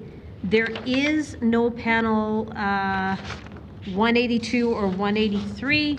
As I mentioned, those were held for people that were speaking in certain categories, but no one filled those categories. So the folks that I will be calling on after this panel, just a heads up for you, it'll be 180, Juan Gomez.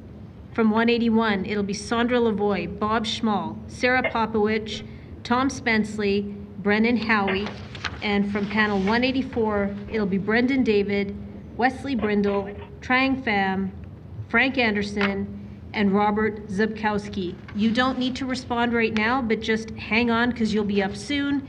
Now, who's in the audience that was on a previous panel? Hi, what's your name?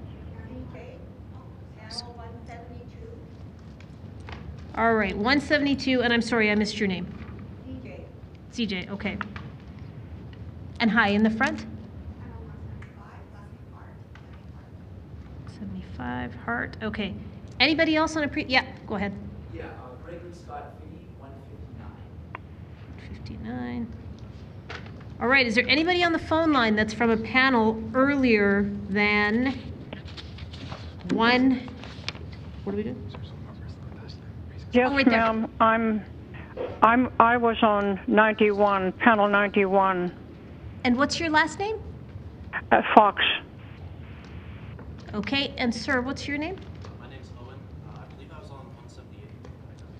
178, Owen. Okay, I will look for all of you and assemble something for you. Hi, who's this?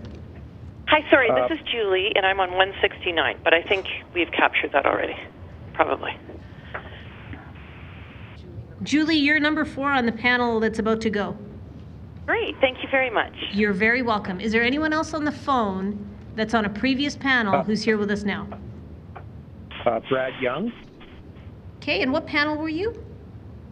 166. Okay, great. Hang tight and I'll find a spot for all of you. Hi, who's this? Hi, Rob Zhang, 177. Sorry, say that again, the number? 177. 177, and the last name is Zhang, right? Yes. Okay, perfect. Anyone else? All right, so let's get started with this panel. Melody Mossing, please kick us off. Hello, I have a slide. I'm not ready for it. Oh, that's okay, you can put it up now if you want. I'd like to start by saying how much appreciation I have for those who came before me and built this city. Over these last many days, I heard again and again from men and women who dedicated their lives to creating our communities, so thank you. My interest in home building started in the 80s when I was building forts with my pals in our yards and tucked away throughout my small hometown. The house I grew up in had no insulation or HVAC in the upper floor where my room was, so in the winter, I'd sometimes take my next day clothes under the covers with me so I could get dressed where it was warm. I only say this to let you know that I didn't come to the city with money. Thankfully, when I moved here, MCC and SAIT had a program that paid me to go to trade school.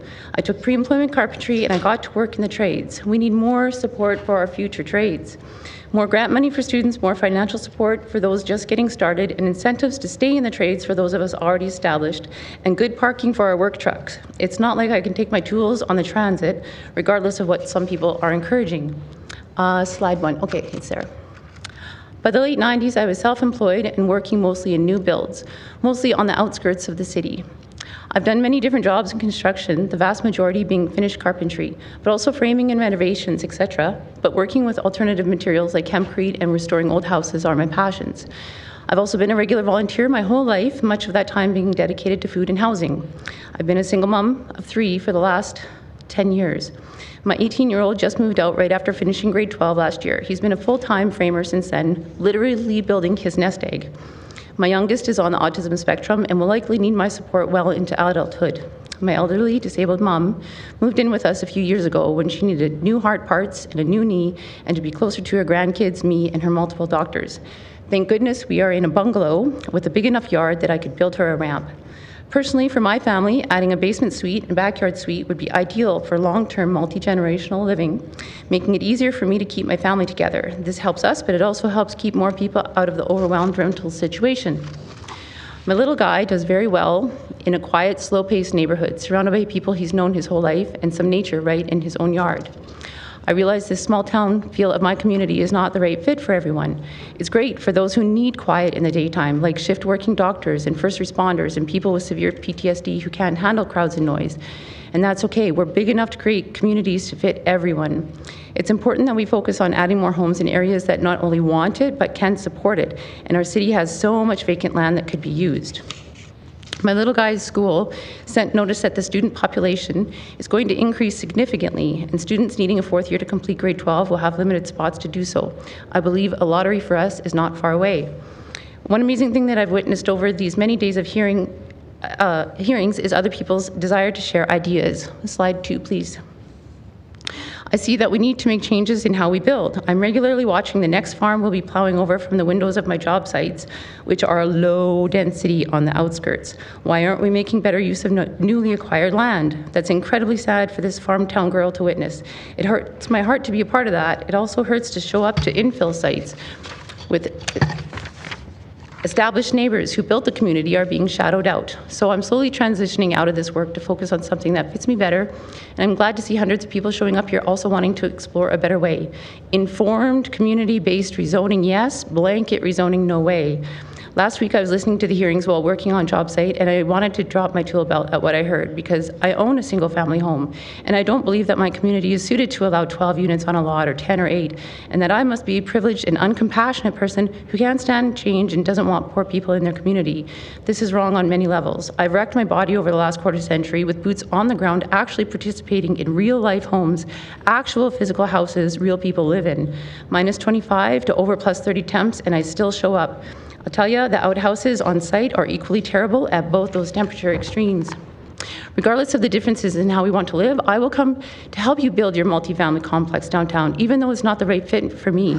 Then I'll leave at the end of the day that I work hard for, and I'll take my rest there so I can help someone build their best suited home tomorrow. To those youngsters who believe they'll never own a house and to aspire to is somehow oppressive to others, please know those are lies. Prepare yourself the best you can, save money, learn some skills to help you build or fix up your own home one day. Markets change. Unexpected opportunities can pop up at any time. Make yourself ready for them.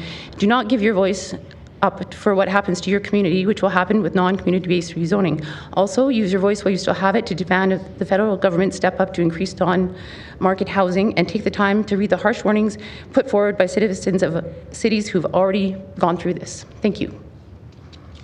Thank you very much for your presentation. Let's go to Lisa Poole, please. And I have a slide deck too. Oh, there we go. Thank you.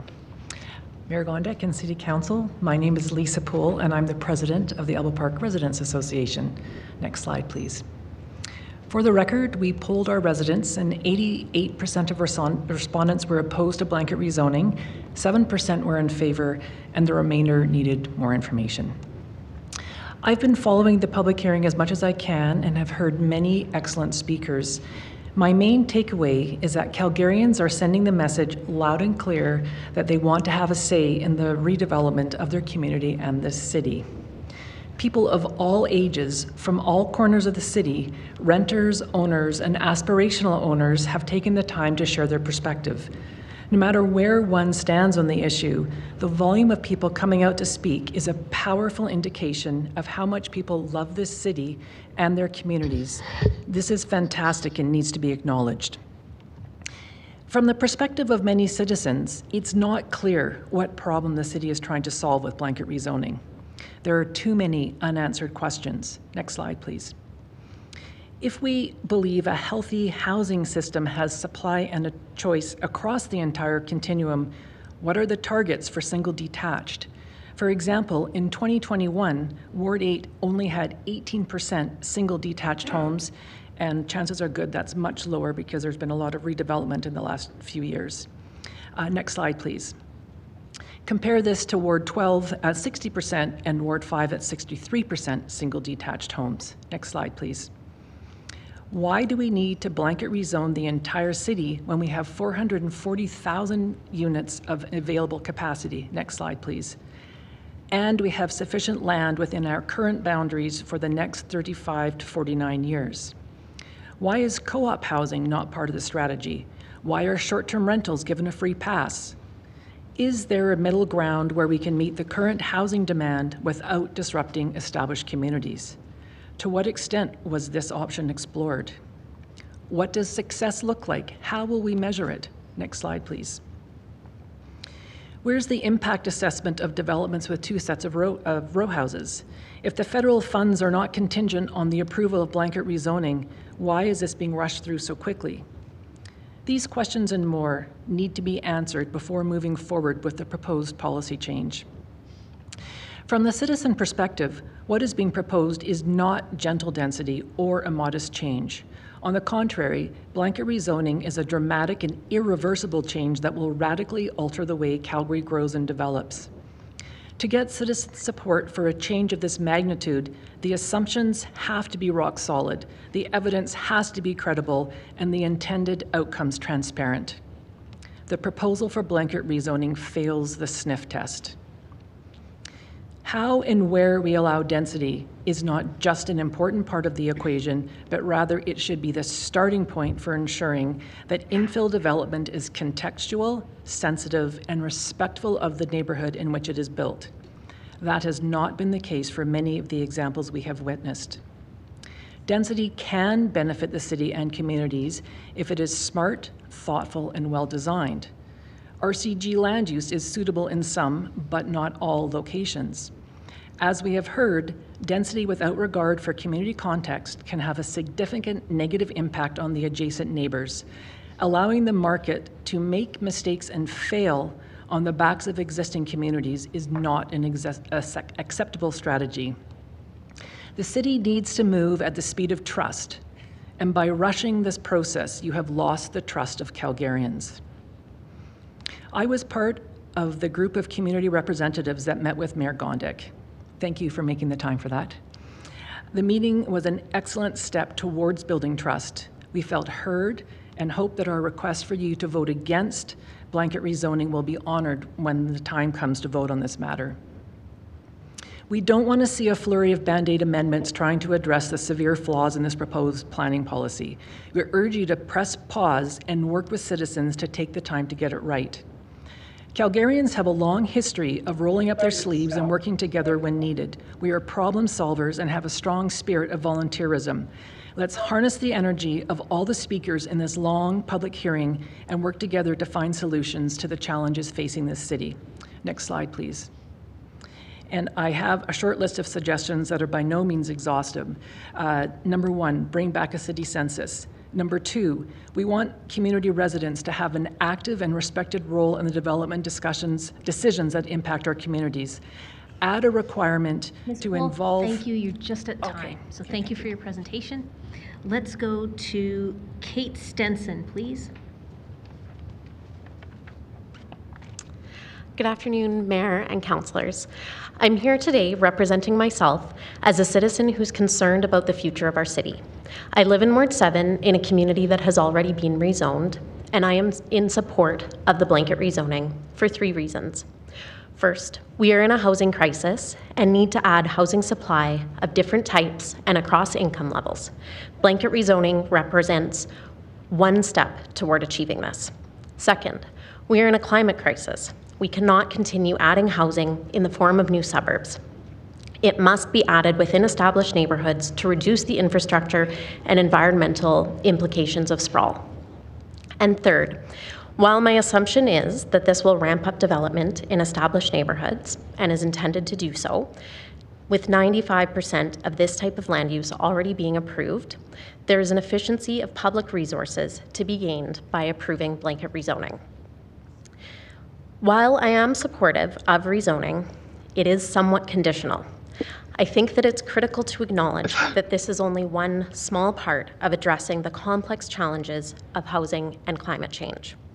Implemented in isolation, I might agree with some who oppose rezoning, But if implemented as part of a thoughtful and coordinated approach, I think this could be a tipping point in making Calgary a place for people across income levels to thrive. After a week and a half of hearing from people with all kinds of viewpoints, I'm sure that you are all deeply aware of how important it is to get this right. Increased density in established neighborhoods should be preceded by infrastructure improvements, but if not, then the time is now, and particularly investments in rapid transit. It should always come with amenities, and sufficient belts and bands must be in place to ensure that Calgary's tree canopy is maintained, quality homes are built which fit within the character of the neighborhoods where they are built, and to ensure that they will provide housing for people rather than serving only as investments. In addition, and most importantly, investments in affordable housing must increase. While the items I have just spoken to are not directly a part of the rezoning bylaw, I am asking for a commitment from each councillor who supports blanket rezoning to ensure that this is not a standalone action. For blanket rezoning to have a positive impact on Calgary's future, it must be implemented alongside complementary actions, including other recommendations put forward by the Housing and Affordability Task Force. I am not a policy expert, but I suspect that there are many policy mechanisms which could be implemented to ensure the desired outcomes for blanket rezoning are achieved. We are in a challenging time with concurrent crises, and there isn't any silver bullet solution. Blanket rezoning has attracted a huge amount of attention in recent weeks and months, but in some ways, I think this may be one of the simpler decisions ahead of council, and that this cannot be an either-or decision. It must be both and. It will be the choices you make at the many decision points which follow that will determine if Calgary is going to be a leader in housing and in climate. Thank you again for the opportunity to speak and for the commitment that you've all demonstrated since last Monday to hearing from so many people on this issue. Thank you very much for your presentation. Let's go to Julie McFadden, please. Hi, good afternoon. Thank you so much for your time and the time you've been spending this last week and a half. I live in Courtney Wilcott's riding, and I've lived in Calgary for almost my whole life. An iconic song came to mind by the memorable Canadian artist Bruce Colburn, titled If a Tree Falls. The line that seems so relevant is the one, if a tree falls in a forest, does anybody hear? In my area, I hear chainsaws cutting down mature trees in Marda Loop for wider sidewalks, whose current width had served Calgarians for many decades, lots being clear-cut for larger developments to support densification projects without a concern for preserving the mature tree canopy, which currently has the largest mature tree canopy in Calgary. This seems to contravene your declaration that we have a climate emergency in our city. The recent article in the Calgary Sun, published April 1st of this year, detailed New Zealand's cancellation of their blanket zoning initiative after 2 years due to skyrocketing housing prices and insufficient housing stock after allowing construction of semi-detached homes, townhomes, and small apartment blocks on land previously zoned for single-family homes.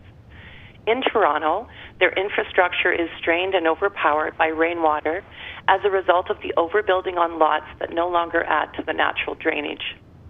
Alberta continues, month after month, to have the largest residential construction rate taking place in its history. I feel so proud of that. In the interview on April 7th of this year between Rosemary Barton and Minister Jason Nixon, they discussed the federal money intended to stimulate construction of rental housing initiatives, which our city has reportedly agreed to receive. Minister Nixon highlighted that the federal housing money, which stipulations prioritize the federal green energy agenda, will notably increase building costs and slow down the rate of building, which will result in less Albertans being able to move into affordable homes.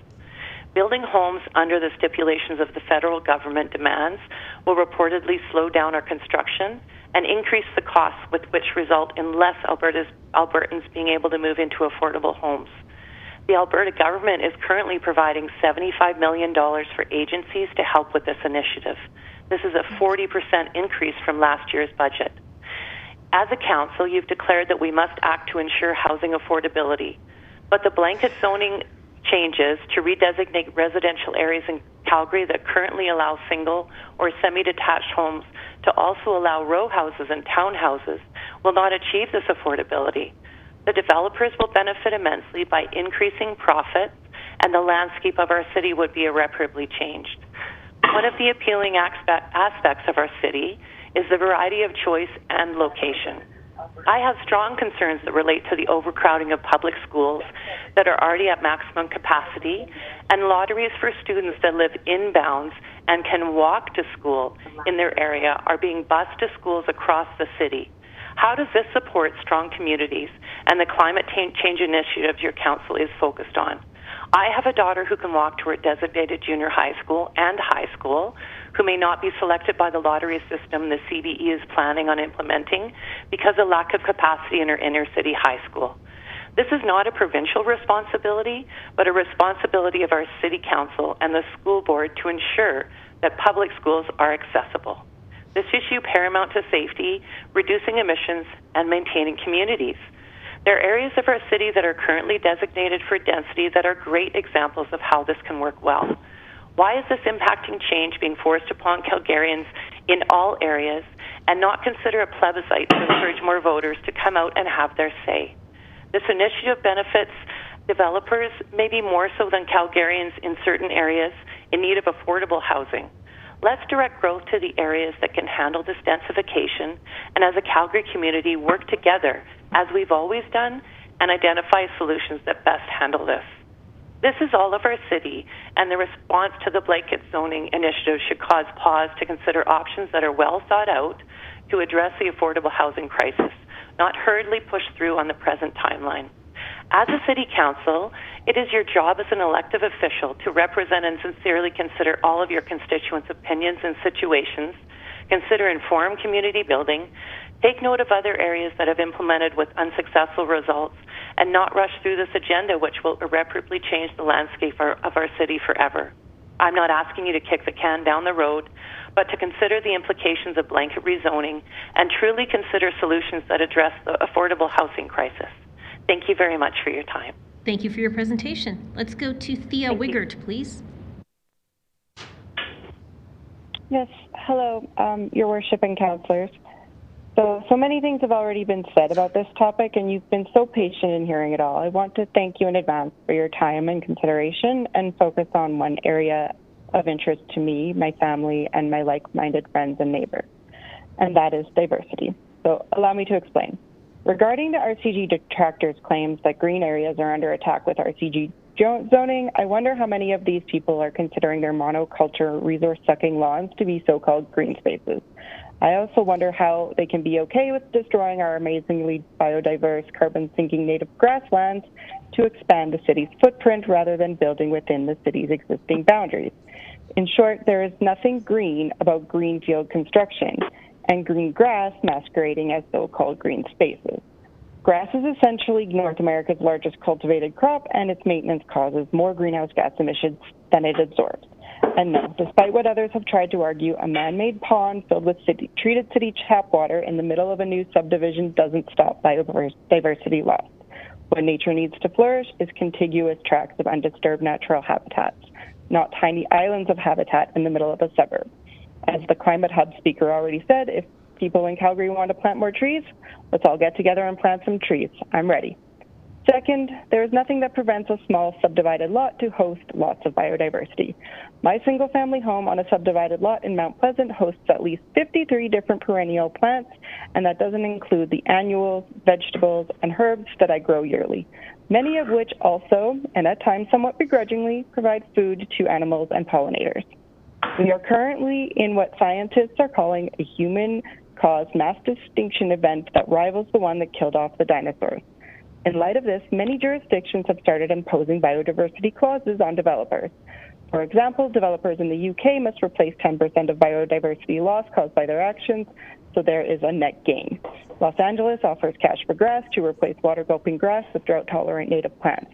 The City of Toronto offers homeowners who plant and maintain large trees on their yards property tax breaks, thereby recognizing the ecosystem services the trees provide. More locally, Okotoks has biodiversity grants that homeowners can apply for to convert their lawns to a native plant landscape. In this backdrop of both a housing crisis and climate emergency, wouldn't it be wonderful for our city to increase both the diversity of housing that's available to its citizens and the diversity of flora and fauna within its borders? So if there is room to amend the zoning bylaw to include provisions for increasing biodiversity, I ask that the council please consider it. Lastly, in my neighborhood, there are old houses, new houses, single-family homes on large lots, single-family homes on small, subdivided lots, and multi-family developments. The diversity of the housing in this once declining area has made it an increasingly popular neighborhood to live in, with new businesses moving in all the time. RCG is a chance to increase both housing biodiversity and RCG is a chance to increase both housing and biodiversity, which I believe is a great thing for present and future generations of Calgary. Thank you again for your time. Thank you for your presentation. Let's go to Jeremy Barretto, please. Thank you, Your Worship and members of council, and I apologize for missing my panel. I was receiving a needle at a doctor's office, which is probably how you feel listening to me on panel 178. But I will get to my 3 points that I'd like to speak about with council regarding the proposal before you for having citywide RCG. I am in support of the proposal, and I'd like to talk about 3 things. Number 1, the problem. Number 2, the solution. And number 3, the future. The problem's clear from the hundreds of speakers you've had. We lack housing in the city. And to solve this problem, we obviously need to build more housing, and the question is how. And I want to come at this from the perspective of someone who works at a business in downtown Calgary that's growing, taking floors and floors of office space in the buildings that we need to occupy. And I want you to think about the young people that we want to attract, and the other, of all ages of talent that we want to bring to our city. Our unique value proposition in the market to attract talent is affordability. Our economic development agency's slogan is love tech, love life, to attract knowledge workers. And I'd like to think about what is our message to people that are living in their parents' basements or in overpriced apartments. What is our solution to them to solve this problem? My second point is the solution. It's clear that the solution to a lack of housing is to build more housing. And every political party, from left to right, agrees that building housing is the solution. And I think some of the speakers before have commented that maybe having duplexes that may cost $500,000 or $600,000 won't alone fix the problem, or rezoning the city won't alone fix the problem. Members of council, this is what I would call a silver bullet fallacy. We don't have the luxury of finding a single solution that will solve the crisis we're in, both in terms of housing and accommodating workers to grow our economy. We need every single tool in the toolbox. And let me illustrate with an example. I grew up in an R1 community in South Calgary, and I currently live in the equivalent of an RCG community. If we take an existing home that has empty nesters and make it a duplex, that could create a home for a young family and the senior couple. That young family may be moved out of a condo that then a young professional could move into. That young professional may have moved out of a rental apartment that students could move into. And those students may have moved out of their parents' basement, which then could be redeveloped as a duplex. It's a virtuous cycle where everyone in this cycle benefits. And this is not a theoretical example. This is my lived experience in my RCG neighborhood, which is in Councillor Wong's area. And I'm very hopeful that Councillor Wong validates the great neighbors that he has in his ward by voting for this proposal. The opponents that I've heard before have basically fallen into a few buckets in terms of the solutions they proposed. Either first, they propose no solution, or second, they propose a solution like transit-oriented development or affordable housing or other measures that usually don't affect their neighborhoods. And I think an equitable solution must be available citywide. My final point is the future. I want council to think with me it's 2029. At that point, you would have a couple of the council members, we'll just pick random names, Councillor Spencer, Councillor Diwali. Maybe you're in the last year of your second term. Councillor Pootmans, you're in the last year of one of your many terms as an elder statesperson of council. And imagine we're the city that figured it out. We didn't follow the lead. We didn't follow cities that made mistakes. like Vancouver and Toronto and waited too long to solve this problem, to the point where young professionals that I work with cannot afford to live in their own city, even if they make six figures. We did it. We used every tool in the toolbox: gentle density, affordable housing, streamlining the unnecessary regulatory burden to build apartments and condos, and we created a city that thrived economically, that had relatively affordable housing for people that wanted to live it. And I think this council has done so in the past. We've led in creating the LG system that is the envy of North America. We led on delivering Olympics that was under budget, and no other Olympics after that point has achieved that. And this council can lead now. We can be the city that solves this problem, and we can have cities from around the world coming here in 5 years and 10 years to learn how we did it. And I encourage this council to vote yes to this proposal. Lead and do not fail. Thank you. Thank you very much for your presentation. Let's go to questions of this panel, starting with Councillor Chabot, please. Thank you. My first question is for Miss, let's try to find her name, Melody Mossing. Ms. Mossing, thank you for being here and for sharing your experiences and ideas with us. Can't be easy, especially coming in front of this intimidating group. Nervous, yeah. Anyways, I resemble a lot of the remarks that you made reference to as a former carpenter myself. So, anyways, you did indicate something that I thought was interesting, that you were talking about a basement suite and a backyard suite as something that would be of interest to you. Possibly. Before I thought that they'd be one or the other, but if there was changes in zoning or something, it could be possible to have both. So one or both would be great. Yeah, no, it's an interesting question. I've actually asked others that same question because currently it's one or the other, and not both. Oh, okay. But most of my neighbors have garages. I'm one of the only people in my direct neighborhood that doesn't have a garage, which is weird because I need a place for my stuff. So if I was going to put up a garage anyways, it would make sense that I would just continue the build and go a little bit higher. And since my basement's only half developed anyways, it's something that I'd be doing for the future as well. But if I could do both, that would be even more beneficial.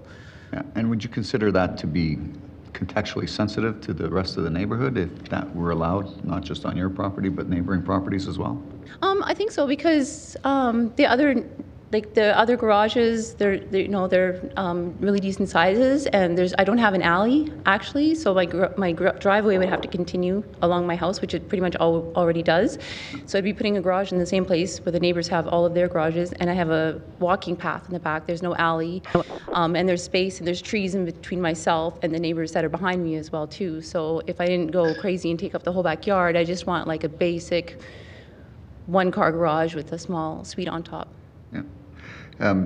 As you indicated, you said that your community may not be the best place to do this kind of thing, but do you think that there's some places within your community that could support an RCG type land use?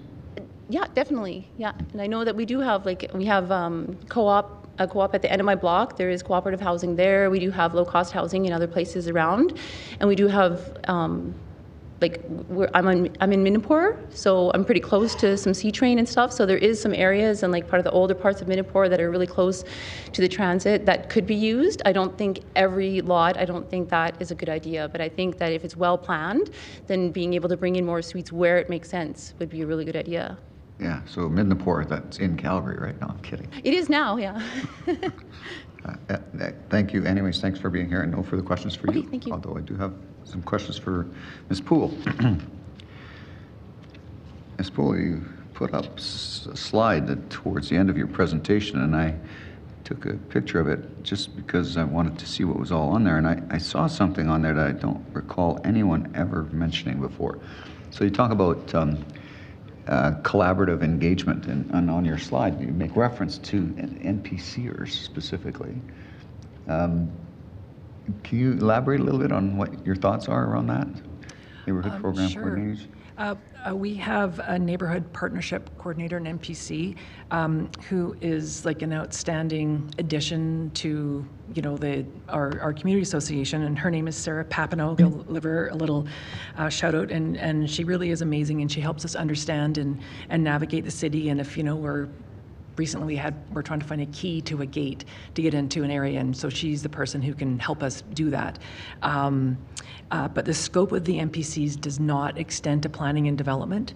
And so I thought that using this model to assign a development liaison to each community could be really helpful. DMAP, I think, is well intended, but it is really clunky, and it's inadequate. When Councillor Walcott first came into office, one of his assistants, Alicia, sent out, for a couple months, she sent out a list of all the development applications in the community, and that was actually really, really helpful. But I think it was a lot of work for her, and so she didn't really continue with that, but just someone bridging the gap. And so the NPCs are fantastic, and they tell us about a lot of things happening at the city, but especially right now, there is so much coming down the pipes of planning and development. Like, you know, just a few months away, the Calgary plan is coming up, and it just seems that there's like constantly something happening where people don't really understand. And so to have someone alerting community associations to just help people be aware, get prepared, understand what the implications are, I think might help mitigate some of the, like, just bridge the gap between city and communities. It's an interesting idea. It's something I've actually approached previously from an enforcement side of things, and the advice that I was given at the time, and also still currently, is that the land use bylaw is a little too complex for all folks to understand. So I'm just trying to understand if you were talking about using the NPC as a facilitator, or looking at having a dedicated resource to walk folks through development permits. I was thinking more like the way the NPC is currently used, like not everyone in the community has access to her. Like if a question comes, like we have basically one point of contact with her for the most part. And so I see it being the same thing. So there's some people who are better versed, community residents, in what the land use bylaw might entail, but not everyone wants to know everything. But just so that there is that, knowledge in each community, I think would be really helpful. We have in the past asked to have a dedicated file manager, and I understand that used to be the way it worked. And what we were told, it would be too much work for a file manager to have like one community. But then when you think of the flip side of that, it's the community volunteers that are scurrying around dealing with a bunch of different people, being, a lot of development applications are no longer sent through the communities. If they are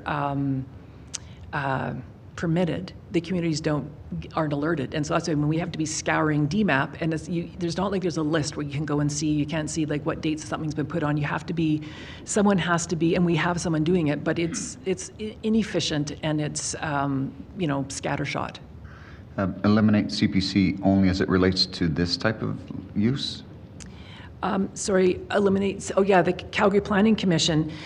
My understanding is that Calgary Planning Commission has approved 100% of the RCG applications that go through. So eliminate CPC just in regards to the process with RCG? I'm not saying entirely, because I'm sure there's bigger developments where they have a lot of input, but for this one, if we're trying to reduce red tape and speed up the process, they're not really adding any value.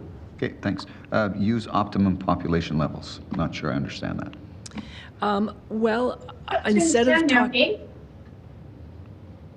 Hi there, who's on the line?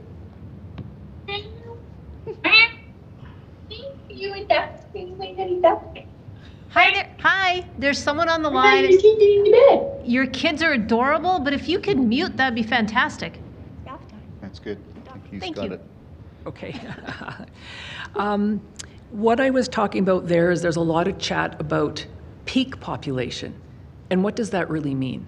Like I know in my community, there were families with 8 or 12 people living in a 3-bedroom house with 1 bathroom. I mean, times are different, but people aren't going to live that way anymore. And so if that is the metric that we're holding up as the gold standard, it's like I'd rather understand what is the optimum population. I'll also use the example of Marda Loop. Marda Loop has vastly exceeded their peak population. And so if that is the measuring stick, why is Marda Loop even receiving any more development? It just feels like that is trotted out as a stick sometimes, and it doesn't really actually seem to mean anything. Right. But I think what's been identified through all of the discussions here is that it's created other challenges, i.e. other deficiencies in infrastructure. One I've heard numerous times is schools and lotteries. But do you think it would be valuable to maybe not limit the population, but look at how we can increase amenities in those communities to meet that need? Again, it's the Well, I think it depends upon what your definition of amenities is. It also depends upon what kind of lifestyle people are looking for. And so I think there's a lot of variables. And, you know, I remember a couple of years ago, I think it was during the guidebook conversations, one of the city planners talked about saying schools are what we should be using to talk about a community's health. And I think at that time it was referring to a community that was having a declining population, and it was used to justify increasing density. But it's like, okay, well, that has to apply. You said it then, it should apply now. And if our schools are bursting at the seams, and let's not forget, public schools are not the only option. There are a whole pile of, you know, charter schools, private schools, all kinds of alternative schools that people attend. And so, you know, one of the assumptions being made in the established communities is that neighborhoods go through a decline after a couple of years, like people age out, and then that the whole community, like I think I've heard it said that young families can't afford to buy into developed communities. And I can tell you that is absolutely false. Sometimes I wonder how young families can afford to buy in the communities, but in my block, I literally have 5 babies within a 10-house radius of me. And so that's why I also suggested we need to do a new census, because I think our census data is really out of date, and that if we don't know who we have living in our community, that, you know, we're like, how do you know what amenities to offer? Right. I think that particular issue may be dealt with in the proposed amendment by our provincial government. But great. Okay, no further questions for me. Thank you. Okay, thank you. Thank you. Let's go to Councillor Wong, please. Thank you. Ms. Poole, since you're standing, you made one comment at the very beginning about options. One option was co-op housing, doing more co-op housing. And like everything else, some people would like co-op housing in their communities, other people would not like co-op housing in community. Are you suggesting we put co-op housing in everywhere across the city? Well, I'm not suggesting that you don't. I think co-op housing is actually an excellent option that allows people, I mean, there's different models, but if there's like where the type of co-op housing where people are allowed to buy in, and you know, it's low-income housing and or lower income. What I think, whether it is a multiplex or co-op housing or any form of housing, low-income housing, it needs to fit into the community. And I think that's one of the things that's been missing from this conversation, that there are, in some older communities, tiny bungalows that are very affordable, that yes, they're a single detached home, but not every single detached home is a luxury mansion. And so with the co-op housing, I think there's ways to do it sensitively. You look at a community like Garrison Woods, and how there's a delineation between the multiplex housing, the row housing, the single detached housing, there's green belts, there's trees, it's done beautifully, it's done respectfully, so no one housing form is imposing on another. And so if there's co-op housing and it's done with enough green space around it, I think that could fit into any community. Garrison, it's just like you don't want to force these things on areas where they don't really belong. Okay, I guess what I'm getting at is Garrison and some of the Greenfield communities are master plan type communities. Established communities, West Hillhurst, for example, is a community where we could probably take co-op housing. I'm sure there's others in other wards as well.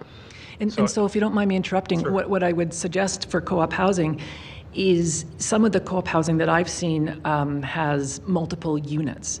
But you could also have a co-op housing model where it's the same kind of financial model, but maybe it is a single detached home in a community of single detached homes. And so it doesn't look any different. And so, but it blends in, that offers people that opportunity. Okay. The one question I had there when Councillor Chabot referred to optimum population levels, there's a number of different things that we often look at. It's not just the housing density per square foot, but also population. But we also take a look at other sorts of measures that can achieve an ideal, ideal sort of optimized community is probably the best way to put it. So in other words, we've got certain infrastructure in place now. It may have capacity. We can add more to the equation. Is that what you're getting at here? Not just optimize population levels, but optimize other types of characteristics in the community? Well, I definitely think that should be considered, but in this one, I was particularly taking exception with the use of peak population to use as an argument, because I really don't think that's relevant. Okay, thank you. Thanks. Ms. Denson. Okay. Hi. Hi, thank you for being here. You made reference to supporting blanket zoning in conjunction with others. Now, I presume you're referring to, affordable, below market housing, transition housing, a whole bunch of others. But within the context of blanket zoning or RCG itself, were you also suggesting other considerations in the RCG type of option? Like you mentioned some conditions. Yeah. So I would have to say that my understanding of land use bylaws is relatively limited, and so what I think the most important point that I want to convey is that the Housing and Affordability Task Force put forward a set of recommendations, and my understanding is that those recommendations are to be implemented together, and that they weren't meant to be cherry-picked. And so if blanket rezoning is being cherry-picked from that, and that's sort of the only step that's being taken, I think that a lot of the concerns that have been voiced over the last week and a half will come to fruition. But I think that blanket rezoning is an essential step in establishing housing types or housing across types and across the continuum of affordability. They might not be capital A affordable, in and of themselves, but they will add to that spectrum of housing affordability. Okay. What I was getting at, I think I heard you say you support RCG blanket zoning, but there were conditions. That's what I was trying to get at. Those conditions, I heard one was infrastructure. Right. So are there other conditions that you're looking at within that blanket zoning? I see. Yeah, so I guess what I'm trying to say is that I don't know if sort of my conditions would fit within the blanket rezoning bylaw itself, because my understanding of the bylaw kind of stops there. So wherever it is that if they're implemented as part of the bylaw or as sort of complementary bylaws and policies going forward, the ones that I spoke to were, as you mentioned, infrastructure improvements, investments in affordable housing, maintaining the tree canopy, and having some sort of whatever sort of the policy mechanism is to ensure that the housing that's built will actually house people who live in Calgary, and not become short-term rentals or just sort of investment holding properties. Okay. The other question I've got, being I believe you're here representing the community association as well. Is that fair? No, I'm here representing myself. Okay, fair enough. Then I won't go there. Okay. Appreciate it. Thanks, Councillor Wong. Thank you. Let's go to Councillor Sharp, please. Thank you so much. I'm just going to pull on a thread with Councillor Wong was saying. So you spoke towards supporting rezoning, not really understanding the land use bylaw, and that's totally okay. But infrastructure. So if infrastructure is key to supporting housing, would you be willing to pay more on water usage if redevelopment was happening in your community? Absolutely. Okay, and do you think that would impact affordability for those places that people are moving into? So when everyone comes up here and says, I support if, like it's a yes, but, I have to ask that question because everything comes with a next step. So everything on that list was in the Affordability Task Force. This has to come here because it's a bylaw, but there is always a next step. So for someone that says a yes, but, you'd be saying that you'd be okay with paying for more water usage, but do you think that'll impact the affordability of folks that need these places? So I think what's actually a lot more costly, and again, I mean, I don't have the statistics to back this, but I would suspect that what is more costly is having an increasing number of people in the city who are unhoused or on the verge of being unhoused, and so I think that taking a step in the direction of increasing housing supply, yes, you know, if a fourplex with basement suites and garage suites go in next door to me, which is what I suspect will happen with or without this, because as I said, I live in a community that's already zoned for this. Could that increase the cost of living for me? Yes. Will that increase the relative cost of living across the spectrum? Yes, it might, but because it's adding that housing across the spectrum, and I think it was Mr. Barretto that spoke to this more eloquently than I might in his example of people moving across that spectrum. So if housing types are added, if more people are housed, that should decrease the cost of operating the city. It decreases costs at all levels of government if everyone is housed. And so, by way of that, I think it all comes out for the better for people in this city, and that increases perhaps to property taxes or to water bills and things like that are kind of become in the wash. Do you think that, and it's great that I know folks that are coming and using all their experience and all the data they're showing, do you think the city should actually be providing that information before a decision is being made here? I've listened to a lot of people speak, and I think that the level of engagement has been a concern. It's been a theme amongst a number of people. For me personally, I was okay with sort of the informed level of engagement. As Councillor Wong was asking, I do work for a community association, so I may have more knowledge. It's limited. My day-to-day role is not in planning, but I still may have more knowledge than the majority of Calgarians. And I support it. And I trust, I know some of the people who are on the Housing and Affordability Task Force. I trust the process that, I trust the people that were selected to be there. I trust the process that they undertook in coming up with their recommendations. And so I trust their recommendations. So for me, again, sort of receiving a leaflet in my mailbox saying, this is the plan, that was okay. I was okay with inform. But I think for a number of people, it sounds like they wanted to be engaged at a deeper level earlier on.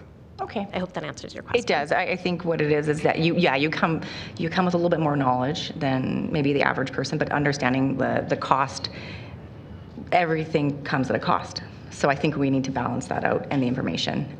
Thank you very much for being here. Appreciate it. Ms. Poole, you got me thinking about engagement and what Councillor Walcott's office did. Were you aware that Planning and Development have like a newsletter that people can sign up for? Yes, I believe I receive it. Do you think that would be beneficial if Planning and Development maybe put some sort of a link to what's coming, and then you could take that information and send it through the community? I think there could be some value in that, but what's missing is the dialogue. Okay. And that's what I really value about Sarah, our NPC, is like she attends our meetings, she understands us, We understand her. We've developed a relationship. We trust each other. And so it is she is value added for our community. So there's no question information, communication is important, but I think it is actually someone who it's like a two-way communication tool that we need. Okay, perfect. I just was wondering what your opinion was at, but that's it. Thank you. Thank you. Let's go to Councillor Thalliwal, please. Thank you, Mayor. Ms. Poole, I saw the survey. It said 870 people, approximately. I think our survey was 507 people, but I think what you're maybe thinking about is I think I said 88% responded in favor. Okay, I looked at your community, and there's about 3,500 people. So that this means 25% people responded to it. So what are other 75% people saying about what is being proposed? Councillor Dhaliwal, of interest, the survey conducted by the city being used to show how many people in the city are in favor of blanket rezoning, I believe actually has fewer respondents than this survey does. Okay. Okay, my next question is, just for my knowledge, what is your definition of density? That's a really good question. I guess I've never really thought about the actual definition of density. In what context are you asking that? I just want to understand, because there's people sitting maybe in this chamber who say, I don't comprehend what density is. I mean, I think density would just Because my ward is the most dense ward. Right. My ward has 3.6 people living per unit. And some people just sit here and they think, I don't know what density is. So I want to understand from you what your definition of density is. I think it would be you can look at it either through a lens of population, or you can look at it through a lens of housing units. I just want to understand. Yeah, and so what's also interesting, comparing your ward, say, to Ward 8, Ward 8 has a lot of, I think, single units, and this is where sometimes I think the housing, people per housing is a bit skewed, because if you're not comparing apples with apples, and that's why I also think it would be useful for us to have an updated census, because like I say, there's lots of kids in the neighborhood, and I don't know if they're always reflected. Because what I understand from your answer is, for you, and I could be wrong, it's a number of units. For me, it's a number of people. That's why I'm saying we are already densified. We're very densified. But you are saying, and I could be wrong, like I said, it's a number of units. I think it is the proximity of the units. It's the number of units as they relate to the land. Okay. So I think it's a combination of people and units. Yeah, and I like what you said. We need census, city census. But you also said, based on the census, we would know who is living in our community. For me, the census is more important. How many people are living in the community? Why do you want to say that who is living in the community? Why is that important? I think I was looking at that through the perspective of for school projections and things like that. So we actually know the ages of who lives in the community, and we have an idea of what their needs might be. Obviously, if you have more kids, you need soccer programs, you need parks, you need schools.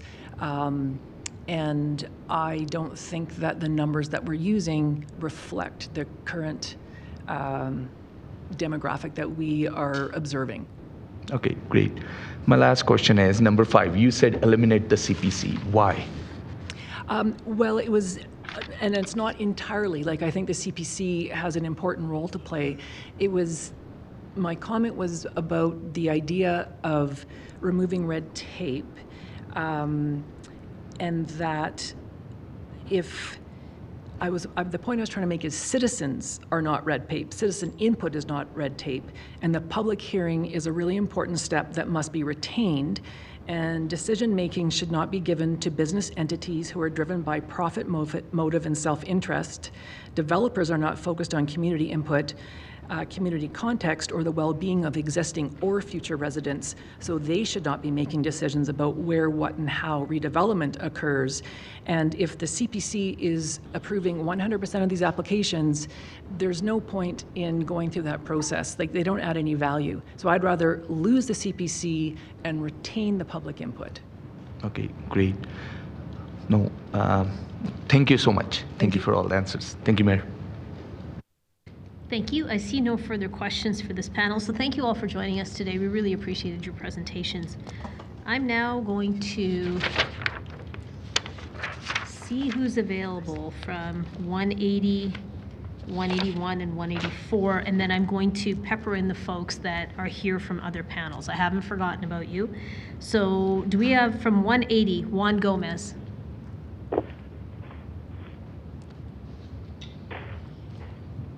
Okay, so from panel 181, do we have Sandra Lavoie? Hi, you can come on up and have a seat. Do we have Bob Schmall?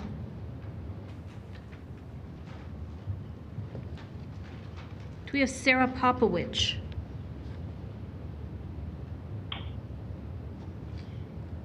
How about Tom Spenceley? I'm here. Hi, thank you. Do we have Brennan Howie? Hi, please come on up and have a seat.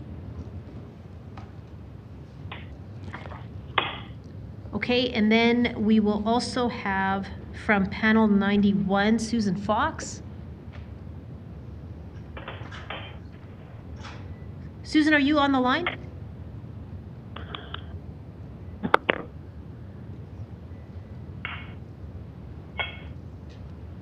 I can't remember if Susan Fox was on the line or in person. Hi, Susan, are you on the line?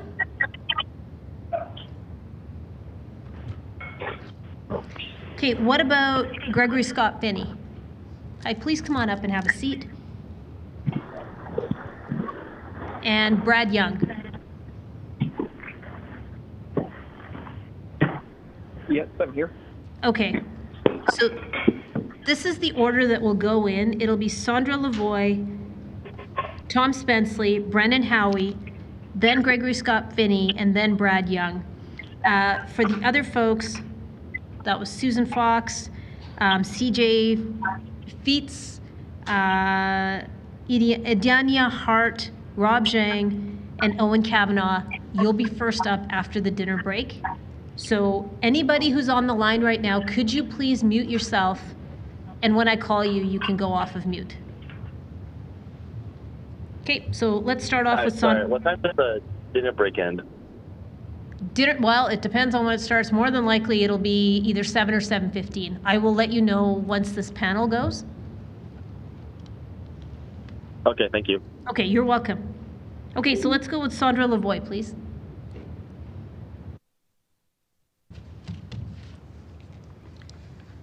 Mayor Gondek and councillors, good afternoon. My name is Sandra Lavoie. In the last 40 years, I've lived all over Calgary in different types of homes based on my needs and finances at certain life stages. I'm here to defend the home and city I love, despite being tired of constantly needing to fight for my rights due to encroaching neo-Marxism in Canada. For the record, I am not against increased home building, but I am opposed to blanket rezoning, which destroys the fabric of community, doesn't deliver the stated promises, and gives free rein to developers and globalists. And I'm disappointed. I'm disappointed that homeowners like me are accused by previous presenters of being selfish, out-of-touch phobes, and no one on council has called out the use of pejorative labels such as NIMBYist. I am not saying not in my backyard. I am saying not in Calgary's backyard for everyone's sake. It's not selfish to want to preserve trees and green spaces, to protect the rights of young and old to have a voice, and a choice to live in safe, affordable, accessible neighborhoods with character, order, and certainty, to have privacy, parking, infrastructure, good mental health. Not everyone wants to or can live a pedestrian lifestyle, or wants to be a landlord, or live in a transient neighborhood. Blanket rezoning is nonsensical, hodgepodge, divisive chaos, and it shoves humanity on top of humanity. Calgary is a beautiful city as a direct result of decades of orderly development. I'm disappointed in this council for bowing to unconstitutional government overreach federally and NGO manufactured mayhem globally. They create a crisis, tell us to jump, and you ask how high. You work for us, the taxpayers, and your job is not social engineering. The moral response to a bribe is you don't take it. I'm disappointed in councillors who keep voting in lockstep against the wishes of the majority and who believe the public is misinformed and not intelligent enough to vote in a plebiscite. These hearings prove that there are thousands of informed, innovative Calgarians who have presented excellent data and solutions and are willing to work with council. I'm disappointed in councillors who are modern-day lukewarm Laodiceans, not knowing which way to vote. It's not that difficult to choose between freedom and tyranny. Don't be fooled that you can pass this densification with tweaks and amendments. No amount of lipstick is going to make this chicken beautiful. I'm disappointed that many on this council want to sell out Calgary to an international Marxist agenda. Blanket rezoning is a poorly veiled attempt to enforce globalist smart cities. Maybe you should just be transparent and go straight to a plebiscite on 15-minute cities. We see how the votes are cast. I do appreciate those few councillors who are independent, critical thinkers and represent their constituents well. In the end, you must completely reject blanket rezoning and the federal bribe, fix internal processes, and work with Calgarians to create density and affordability where it makes sense. If a plebiscite is revived, Calgarians must be provided with unbiased information in plain language, no spin. Voting no will prove your allegiance to your constituents rather than third parties and rebuild trust with Calgarians who are now fully awake. If you vote yes, I guess you have 228 million reasons.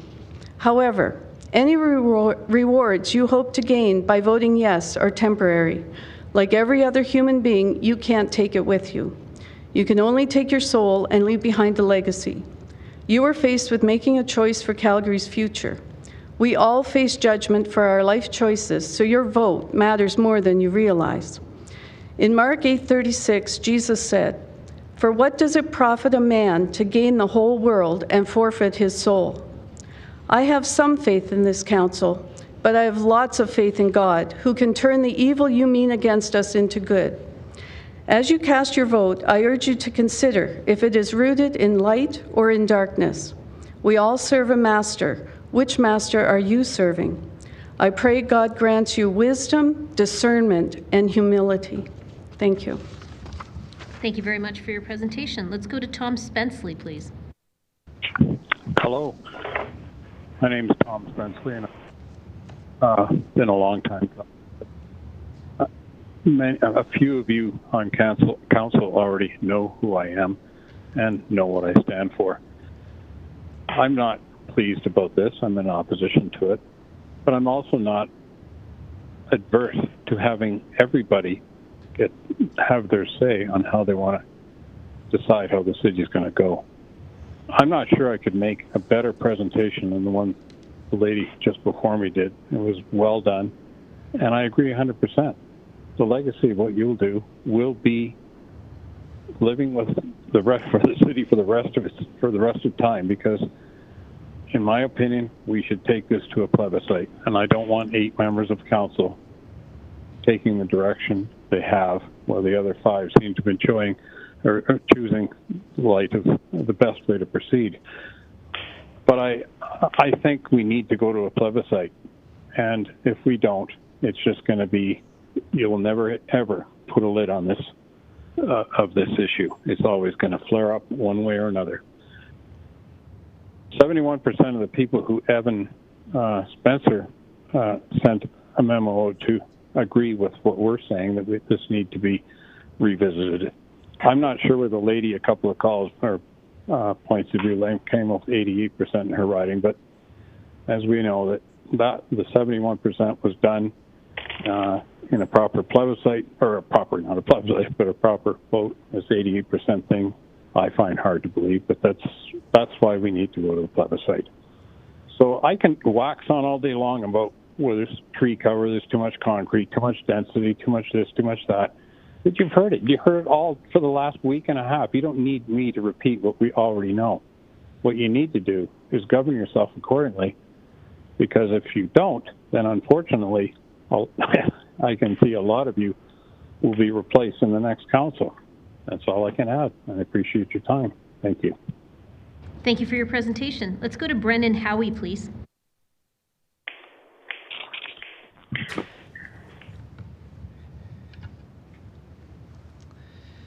Hey, good evening, City Council. I'd just like to start off with land acknowledgement here, Treaty 7 territory. Take a moment of silence for that. Haven't heard that enough. During these talks, I'd also like to acknowledge Treaty 4, 6, 8, and 10.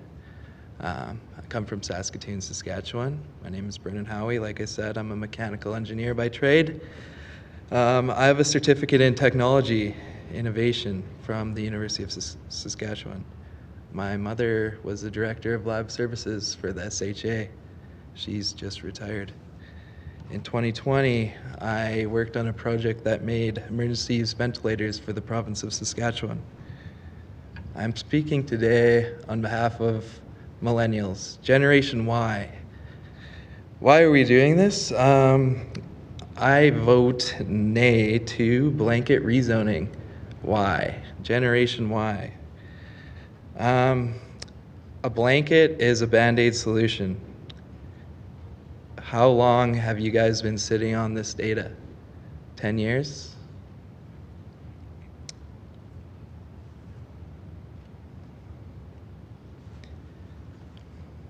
$10 years, 10 seconds. You build properties on site-specific data. You don't build properties based on blankets.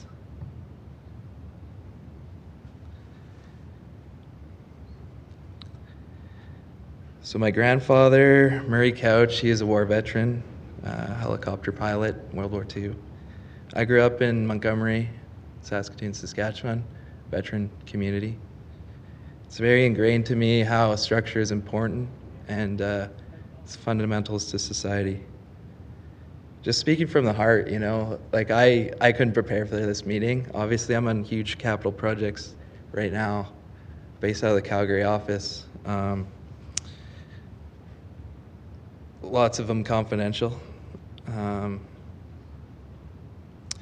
Yeah, just looking forward to Toronto losing against Boston tonight.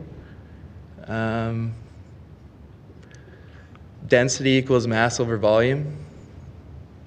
That's a metric. If you have any questions, I'm here. Thank you. Thank you for your presentation. Let's go to Gregory Scott Finney, please.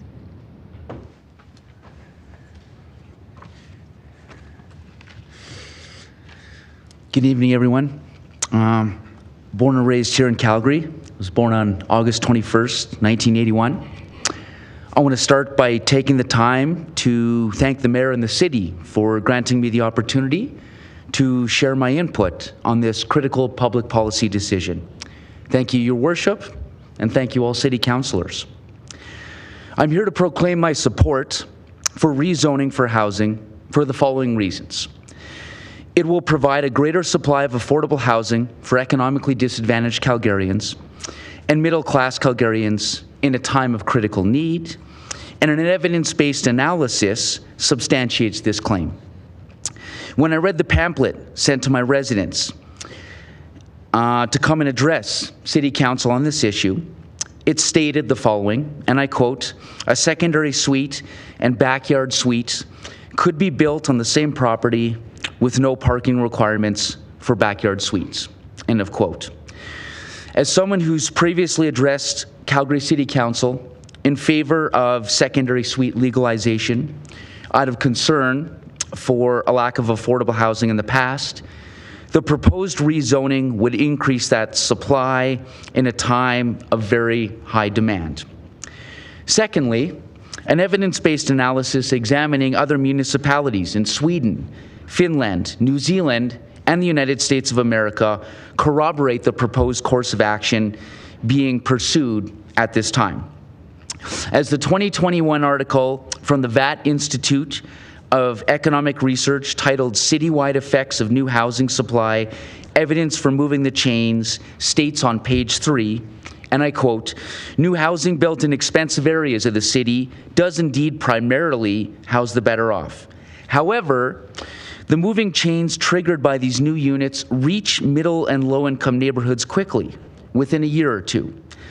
Our registered data also allows us to show that low-income individuals are part of the moving chains. This is direct, revealed preference evidence that low-income individuals in the city area also benefit from new expensive housing, even when the new units are allocated to individuals higher up in the income distribution." End of quote. Further corroboration for this claim stems from an April 1st, 2024 news article out of New Zealand titled "Auckland Unitary Plan Improving Housing Affordability Research Shows which states that, and I quote, "Auckland's strategy to handle growth for upzoning is improving housing affordability," new research says. The study from the University of Auckland indicates that about 22,000 new homes consented between 2016 and 2021 can be directly attributed to the city's unitary plan. End of quote. I also want to say that I think that blanket rezoning could help minimize urban sprawl at a time when protecting biodiversity is critical for all citizens of the global community. As someone who believes that the development and application of public policy should serve the greatest good for the greatest number of people based on what the best available evidence and data indicates, I support going forward with the blanket rezoning. I certainly recognize that any public policy objective has its drawbacks. Trying to do the right thing, trying to accomplish an objective isn't going to be perfect in its implementation. There will be some issues, there will be some struggles. But in thinking about this and in performing a hypothetical cost-benefit analysis, I think that the benefits of blanket rezoning for the city are greater than the costs. And on those grounds, I once again am here to proclaim my support for rezoning for housing moving forward. In conclusion, I just want to say thank you again to City Council, and thank you again, Your Worship, for granting me the opportunity to speak. I feel very privileged to live in one of the nicest countries and one of the most peaceful and prosperous countries on planet Earth. We certainly have our issues. It's not perfect here, but we are very fortunate to live in this country. Thank you very much. Thank you for your presentation. Let's go to Brad Young, please.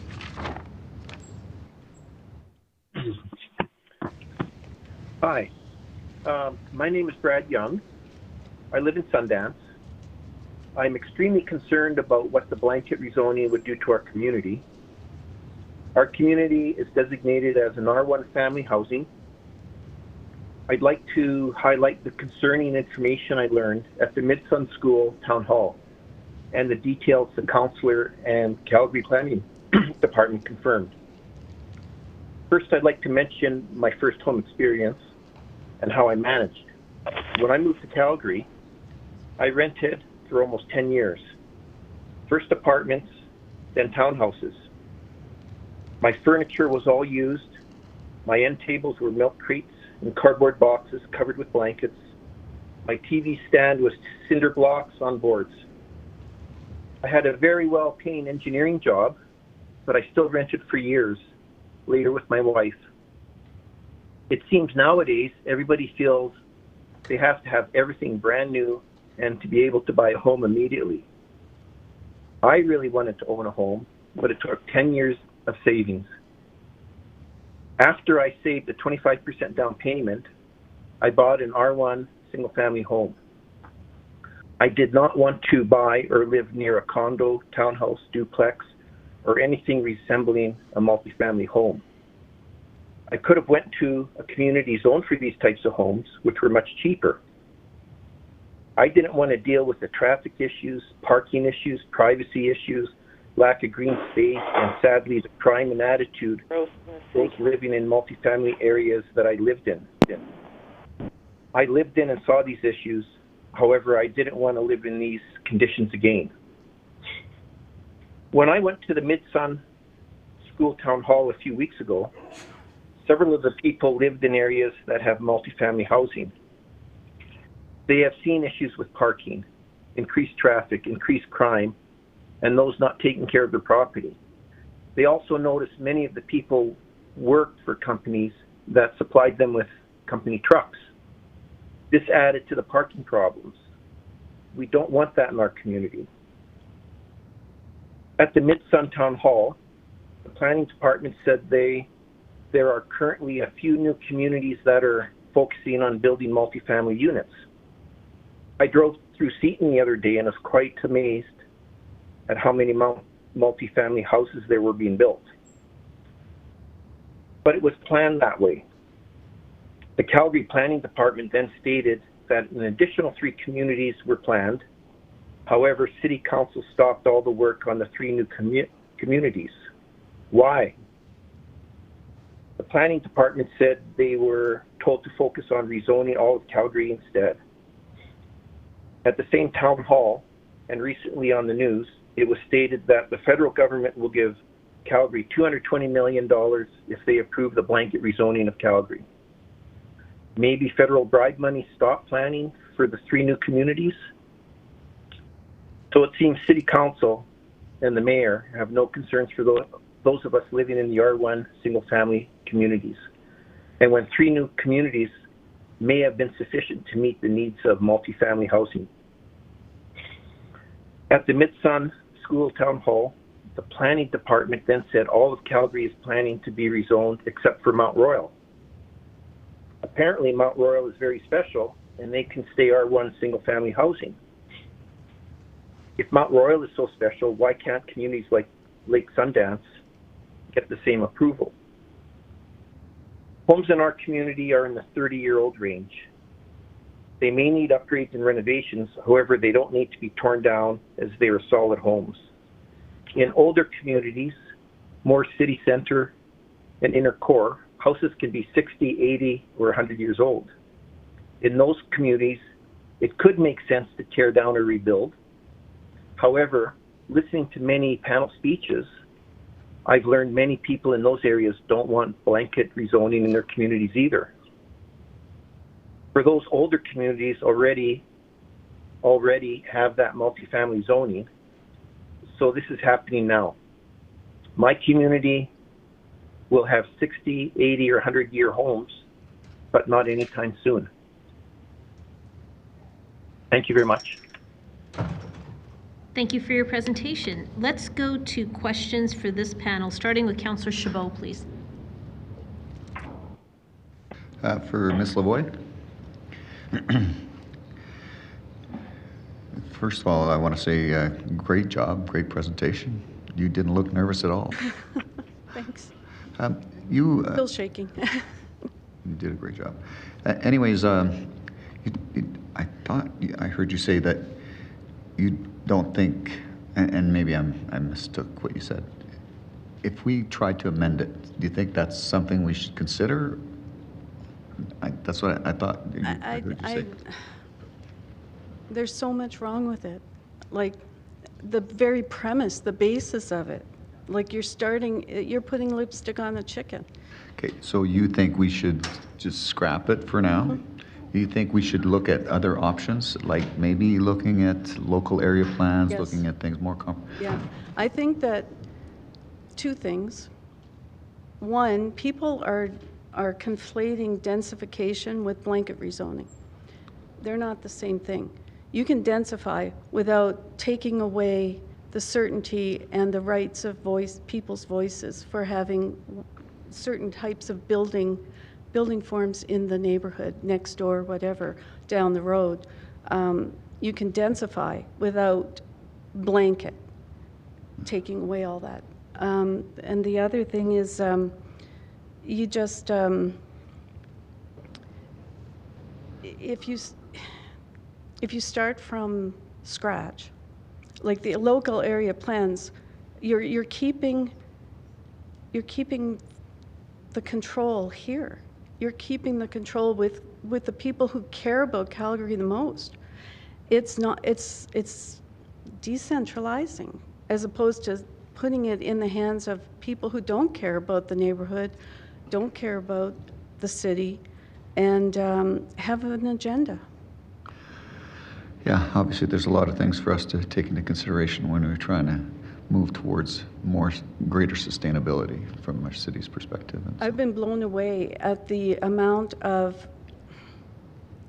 information, education, ingenuity, expertise of people who have come up to this podium, a lot more educated about planning than me.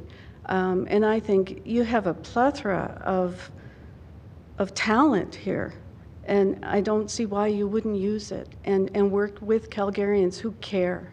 Right. Okay. Do you mind my asking which quadrant of the city you live in? Ward 6. Ward 6. Okay. All right. Thanks. No further questions for me. Thank you for being here. Thank you. Thank you. I don't see any other questions for this panel, so thank you all very much for being with us. We appreciate your presentations today. I'm going to find out if we've still got a few people on the line with us. Do we have CJ Fitz? Right there? You know what? We're going to hear from you before we break, so come on up, have a seat. Do we have Susan Fox?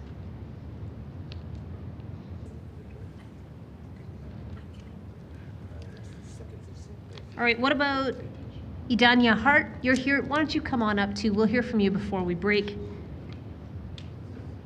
Okay, so we're going to have these two presenters before we break. Rob Zhang, are you still on the line?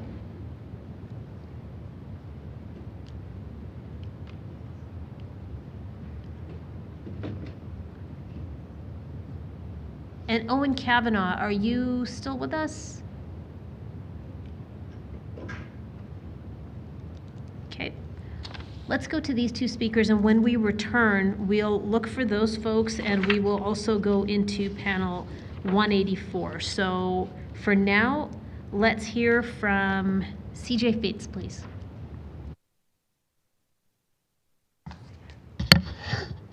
I go by CJ. I was born in Calgary. I live in Lakeview, Ward 11. The residents of Calgary live in a wonderful city. We and our past city planners are responsible for that.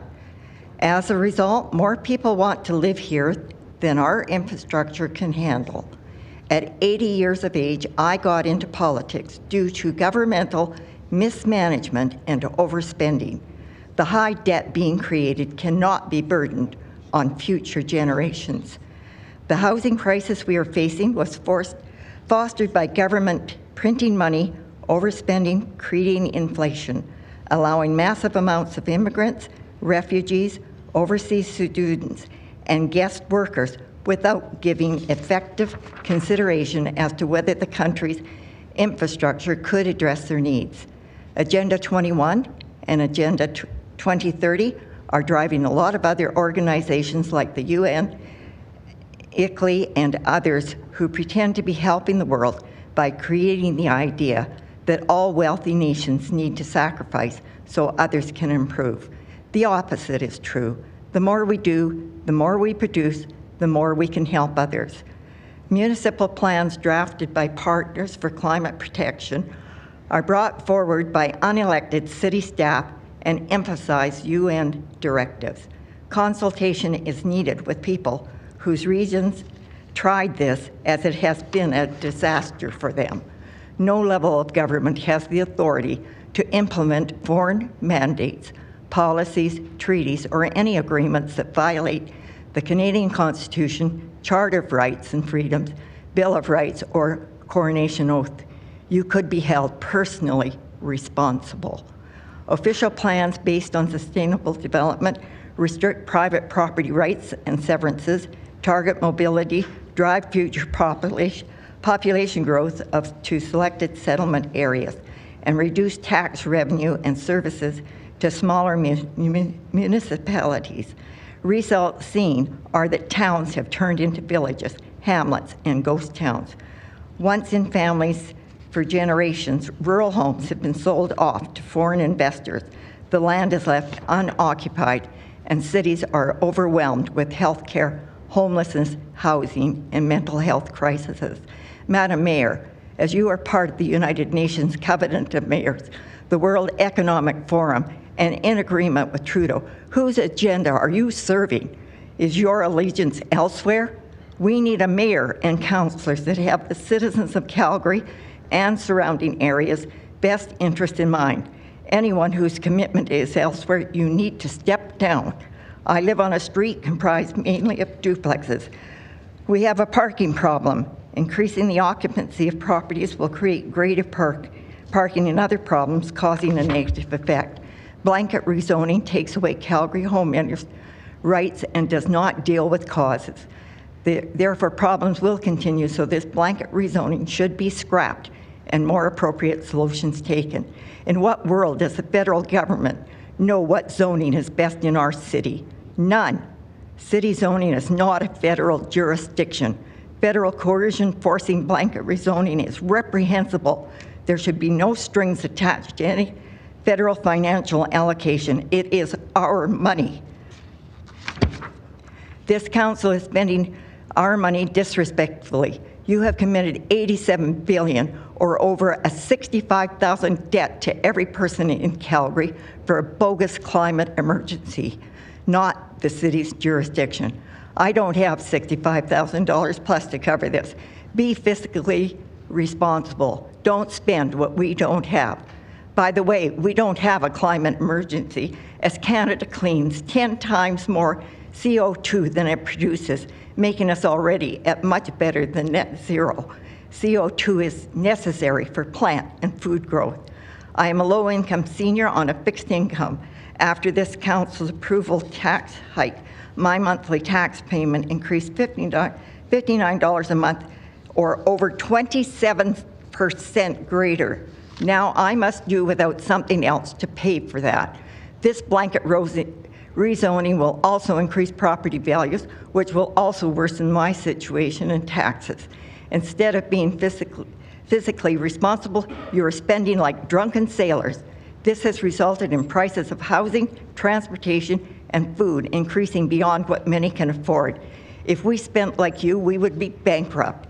Yes. Thank you, Ms. Fitz. You're just at time. Thank you for your presentation. Vote no. Thank you. Let's go to Idania Hart, please. You have it up. Oh, awesome. Thank you. Okay. I am here representing the Mamacitas group. We are a group of immigrant mothers of small children under the age of 6. We came to Canada from South America, Eastern Europe, and Asia. Among us, engineers, teachers, HR professionals, accountants, international students, our ages range between late 20s and early 40s, most of us still wanting to be referred as young moms. Some of our members own houses in lake communities, others have been renting for years. Myself, I own a home in a community that is being rezoned and a rental in a community that is already RCG zoned. When the rezoning subject came up this year, we were told that this is one of the recommended strategies to address housing affordability. We did our research and we do not agree. Today, I want to present factual evidence of how upzoning has been attempted in other cities and what it has achieved. Short answer, no. Not all research demonstrates that upzoning increases affordability. Next slide, please. We have Auckland. We have heard many people quote Auckland as the star story of upzoning. A huge success, and to a certain extent it was. However, even the study that demonstrated its impact was quick to point out that not all jurisdictions should expect the same outcome. For example, Minneapolis. They abolished the single-family only zoning in 2020. In 2022, there were only 60 units built annually. The city of Calgary wants to add 1,000 a year in contrast. In 2023, actually, the Supreme Court declared the housing plan was in violation of environmental law, and it's no longer enforceable. Washington. Upzoning was implemented with exceptions for homeowners, associations, and interest communities. Calgary instead has a blanket rezoning. California. Upzoning legislation was strongly rejected and failed after even 3 attempts. Atlanta.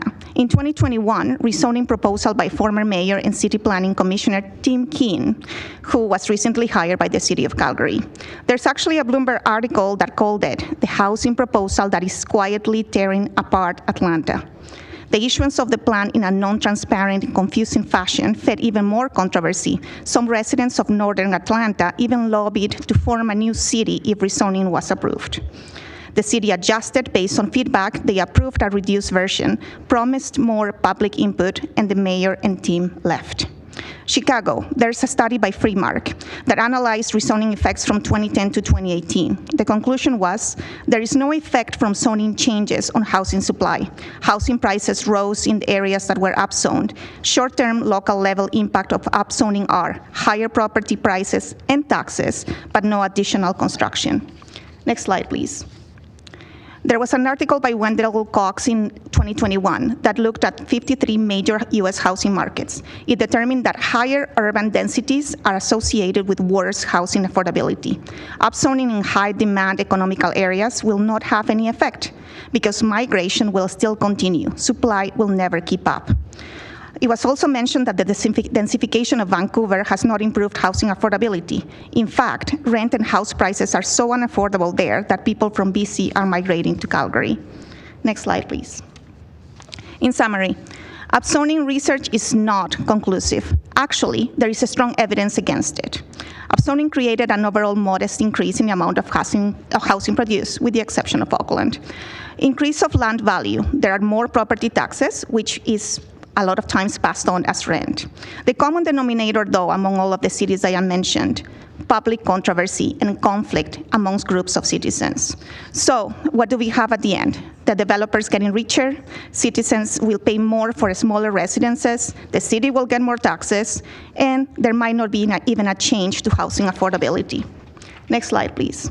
So what do we learn from the examples? Vote no to the current blanket rezoning plan. Scale back, pilot rezoning on the transit corridor only. Don't meet with each community to tell them what you have decided to do. Instead, ask them what they would like to do. That is what democracy is all about. And be honest with the expectations for an experiment. Students and renters are desperate. They will take anything, even in an experiment that has failed in other cities. In conclusion, no, we are not turning our back on young people by rejecting blanket rezoning. No, the solution to the housing problem is not basic economic supply and demand, Econ 101. If that was the case, all cities where rezoning was implemented would have the data to back its success. What we are actually saying is upzoning is an experiment. The data behind it is not conclusive. By selling it to your citizens as a tool to end the housing crisis, you are giving them false hope. This so-called solution has no guarantees to work, and it will likely make things worse. Thank you. Thank you very much for your presentation. I don't see any question for the speakers on this panel, so thank you both very much for joining us today. We appreciate your presentations. We're going to take a break in just a minute, but I'll let you know who we will be seeking when we come back. We'll be looking for Susan Fox, Rob Zhang, Owen Kavanaugh, and on panel 184, we'll be looking for Brendan David, Wesley Brindle, Trang Pham, Frank Anderson, and Robert Zubkowski. So we will be, let me ask council, do you need until 7:15 or can we come back at 7? Okay, we need till 7:15. We will be back here at 7:15, everyone. Thank you.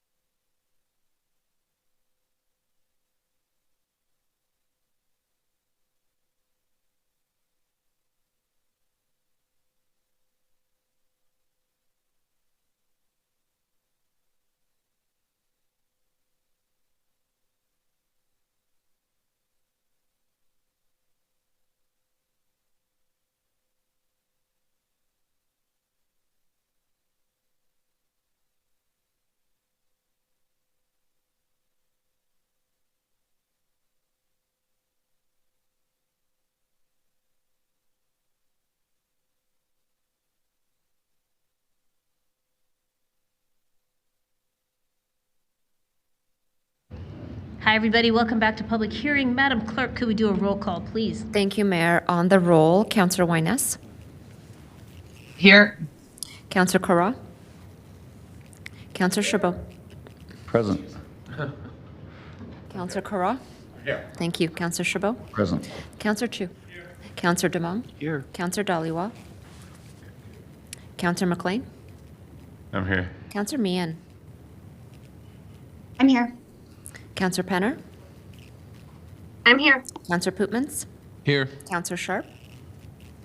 I'm here. Councillor Spencer. Here. Councillor Walcott. I'm here. Councillor Wong. I'm here. And Mayor Gondek. I'm here. Thank you, Mayor. All right. Okay, so we are going to do this. Let's figure out who we've got here from older panels. From panel 91, do we have Susan Fox?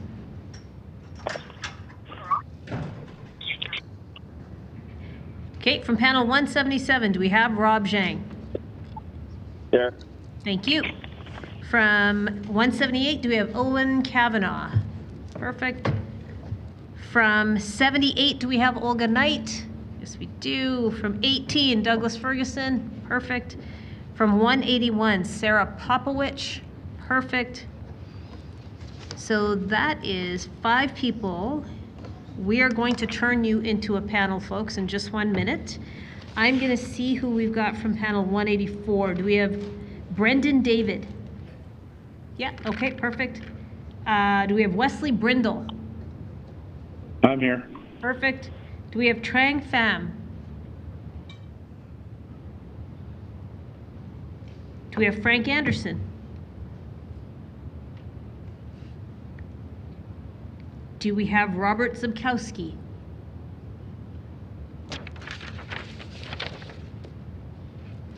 Okay, then let's go to panel 187. Do we have Janice Lowe? Do we have Tammy Evans? Hi. There's someone else on the line. Hi, sorry, say that again? There's someone else on the line. I missed your last name. It's Bob Schmal from panel 181. Bob Schmal from 181. Okay, gotcha. Do we have Ekaterina Petrovich?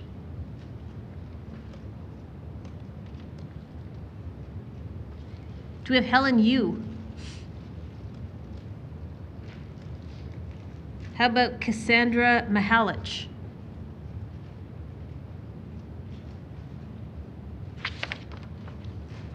Okay, then here's what we're going to do. For the first panel that we're calling up, we're going to go with Rob Zhang, Owen Kavanaugh, Olga Knight, Douglas Ferguson, and Sarah Popowich. If you are in the audience, you can take seats up at the front there near the presenters table.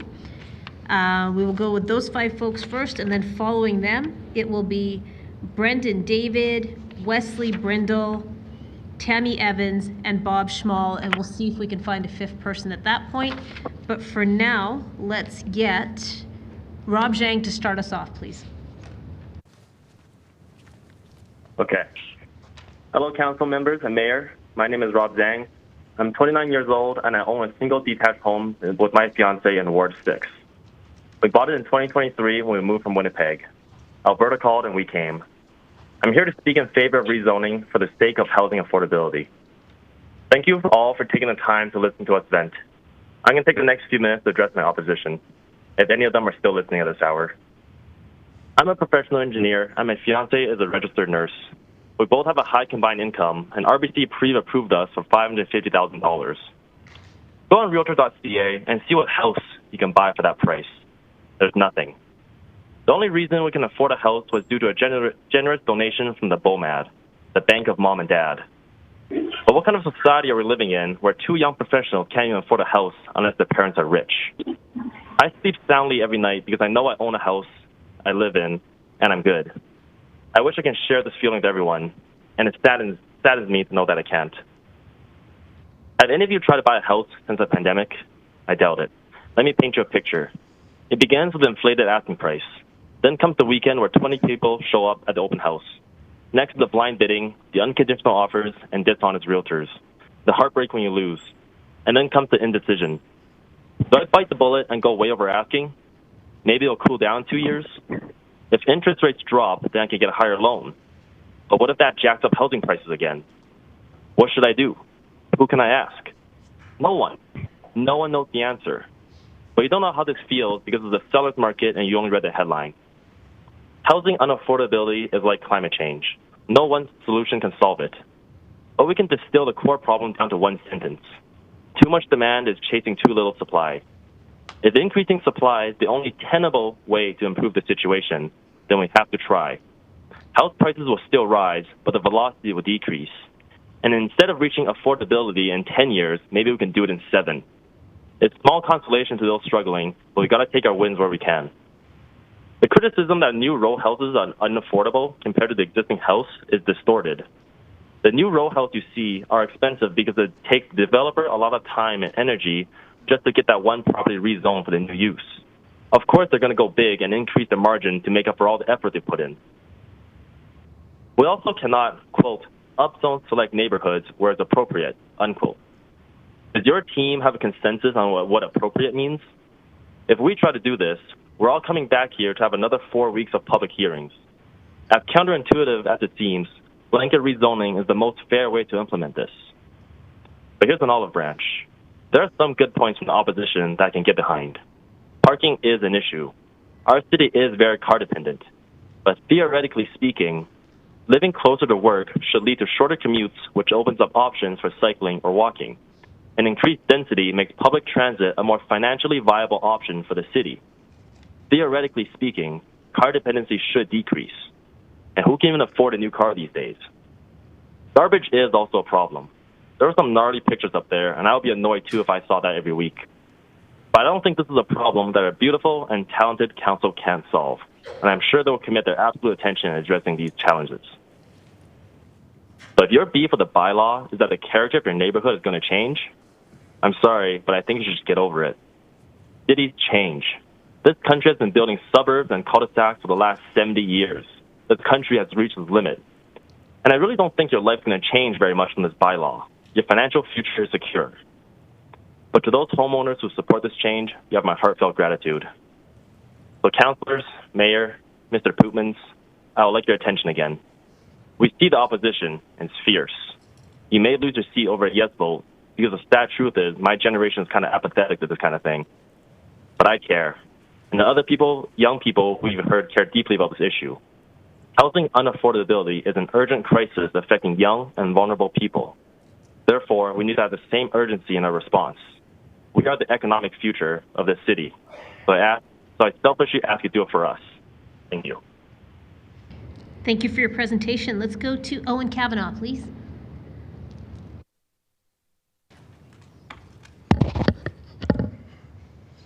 Hello, everyone. I'm 21 years old, born and raised in Calgary.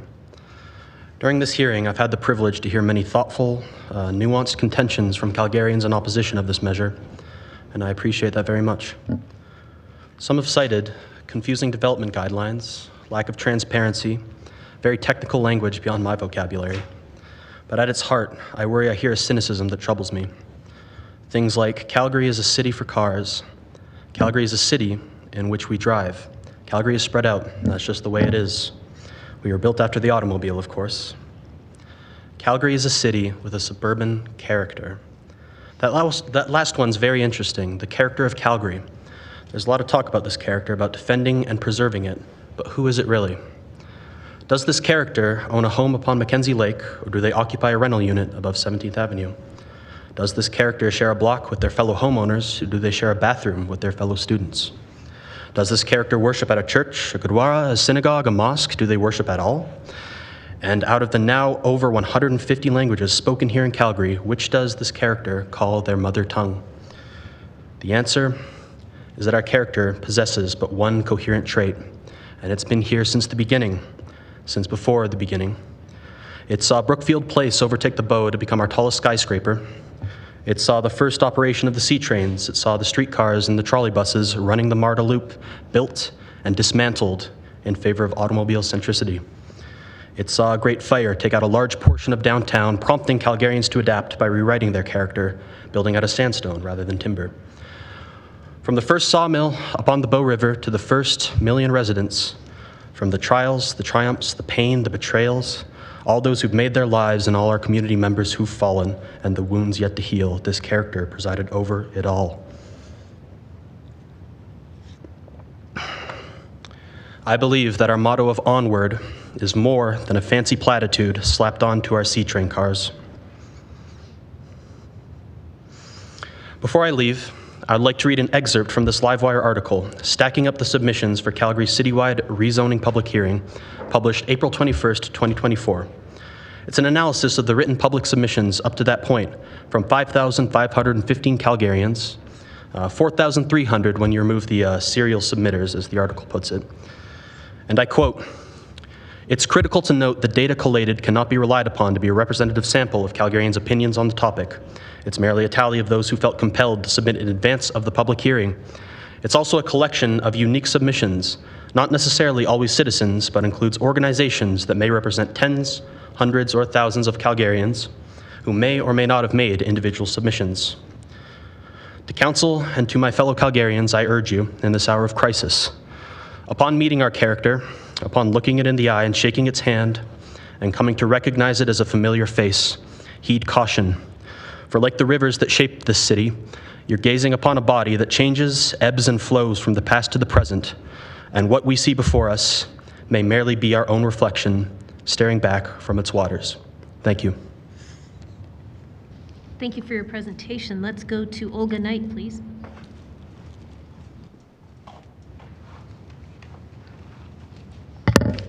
Mayor, councillors, my name is Olga Knight, and I'm a senior, and I'm a renter. As my rent has greatly increased, a lot, I decided that I would look at buying a house where my costs would be less volatile.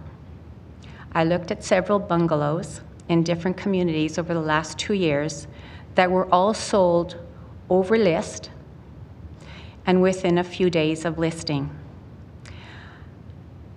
I finally found 2 bungalows that had lots of trees, a lot of perennials, lovely garden, and one that needed a little bit of TLC. I was excited. Both were listed under $575,000. However, unfortunately both were purchased over list, well over list, and both were bought by builders. The builders took no time to board the houses up and then proceed to tear them down and remove every single tree and perennial from the property. On one lot, the builder put 4 townhouses, all priced over $600,000, way more than the asking price for the bungalow that I looked at. On the other lot, the builder is putting up 8 townhomes, absolutely no yards, no green space, and the cheapest unit in that development is $700,000. Can you imagine where the 24 garbage, recycling, and compost bins will be placed? You say that citywide rezoning will make it cheaper. However, each of these townhomes are more expensive than the bungalow that was torn down. You say that citywide rezoning will get more people into homes and give people more options for housing. That is only true for people who have the money to pay and is completely dependent on the builder's financial bottom line for profit, not for the needs of the potential buyers, and certainly not for the concern of the neighbors impacted by height and other issues of the development. Guess where those garbage, recycling, and compost bins end up? You say that it will decrease rents. That's not what I'm finding. Many townhomes and condos are being bought to rent out. One small unit that I looked at in the development called Crown Park was bought by someone from Toronto, and a management company was renting it out, and it was being offered for $3,500 $1,200 a month. How, may I ask all of you, would blanket rezoning make it more affordable for someone like me? And how does it help the very people that you profess that you're trying to help? I am one of hundreds of people who are priced out of the market, actually because of the rezoning. Bungalows are a target market or target property for builders, as they can quickly maximize their returns. So your blanket rezoning is doing the opposite of what you intend. Those bungalows are the very thing that first-time home buyers and seniors like me can afford. So you are placing us in direct competition with builders with deep pockets, and we don't stand a chance to own a home. That is honestly what I'm finding, and that's what's happening. Something for you to consider. Thank you. Thank you for your presentation. Let's go to Douglas Ferguson, please.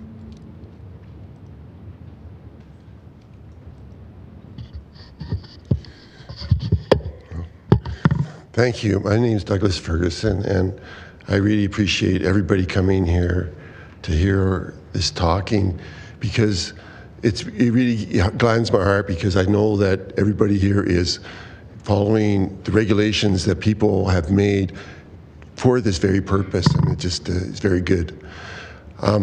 Also, I know that you guys have a lot of concerns. This is a big city, and there's a lot of things happening, and there's a lot of external pressures on you. You know, you have to bring in all these people, and you've got to figure out how to get all these people in this area.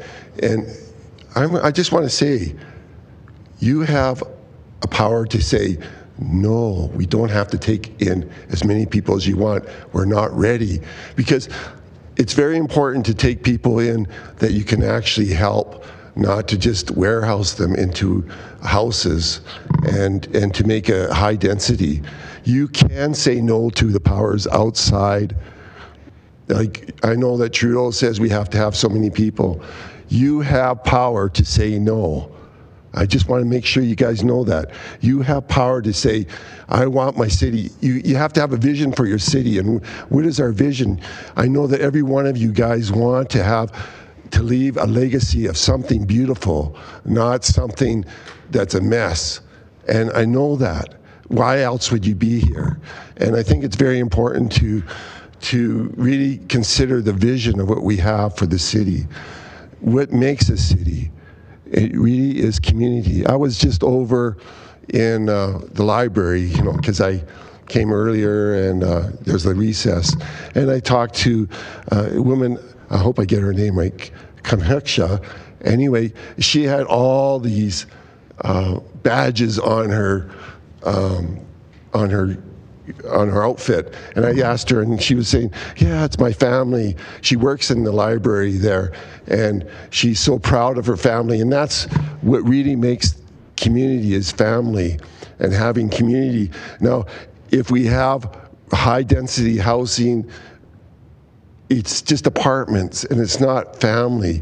And if you don't have family, what do you have? You don't have, people are disconnected, and people are not having a community. And so I think it's really important that we really consider not destroying the single house for a family in our communities, because it's what makes our communities special. And that's one of the big things. And I know that if you guys just said no to all these people that are basically being dumped on Calgary and dumped in the province, you know, because if you just have people just coming in, I've looked in, if you go to the warehouses areas, there's the biggest contractors there are for lease and for sale. That's what you see all the time. And we really have to wait till we have some real jobs coming in, not just jobs making infrastructure. We need jobs besides that. And we can say no. I just want you to realize that you can say no. Also, you know, I think we really have to consider, like sometimes I was talking, we have civil engineers, but you know, in the council here, and people that are well educated, but I was just watching a show about Dubai, and the tallest building in the world doesn't have plumbing. They have to have truckloads to ship out the shit. And it was made by engineers that knew how to make the tallest building in the world. So I'm just saying, make sure you know what you're doing before you start pumping in a lot of people into communities, because here's some great engineers, but they didn't have they didn't have sewer systems. And they didn't have, and we just went through a problem with power systems in the wintertime. And so that is another, we have to realize what's going on and not just think that we can just snap our fingers and everything will be good. We have to be able to know that things take work and things take, and I know that you guys do. I know, and there's a lot of pressures on you, but I'm just saying, I am concerned because I see people's lives being destroyed, or broken families. Even 20 years ago. Mr. Ferguson? Yes. You're just at time. Okay. Thank you for your Thank presentation. Thank you for the time. Let's go to Sarah Popowich, please.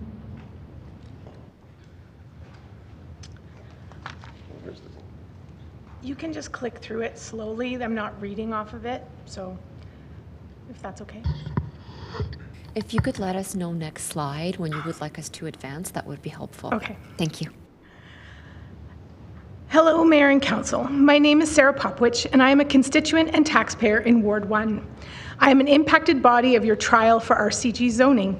Next slide. I currently live on Bow Crescent in Northwest, in the house I purchased in 2006, shortly after my marriage. I'm raising my 2 children in this home, and I have lovingly renovated this home. I'm an avid gardener, and my husband and I bought this house, in some respects for the house, number of bedrooms, number of bathrooms. But the real reason we bought this house was that it had a large, south-facing lot on a beautiful street with mature trees. A lovely place close to downtown where we could raise a family, walk our dogs, and be part of a community. Knowing that we were buying next to a corner lot, we researched what the zoning was so we would be prepared for what would eventually be built there. Next slide.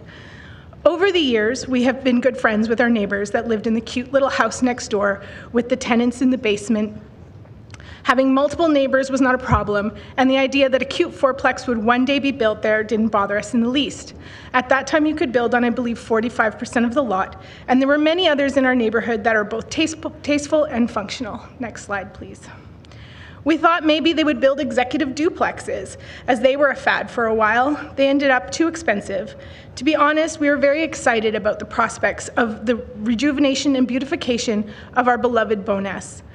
We used to walk down our streets and imagine all the lovely changes that would take place in our close-knit, friendly community as young families started moving in. Bowness has transformed quite a bit in the last 17 years, and not always for the best. Over 17 years, we've had quite a few neighbors next door. Next slide, please. Who owned it, some who rented. We were good friends with most of them. Our last neighbor, a single mom of 2, tells me she needs to move as she is being rent-evicted. Our daughters used to play together, and we were sad to see her leave. The house was being torn down. I called the owner, who had been my neighbor for years prior to renting the house out, and asked what was the scoop on the house.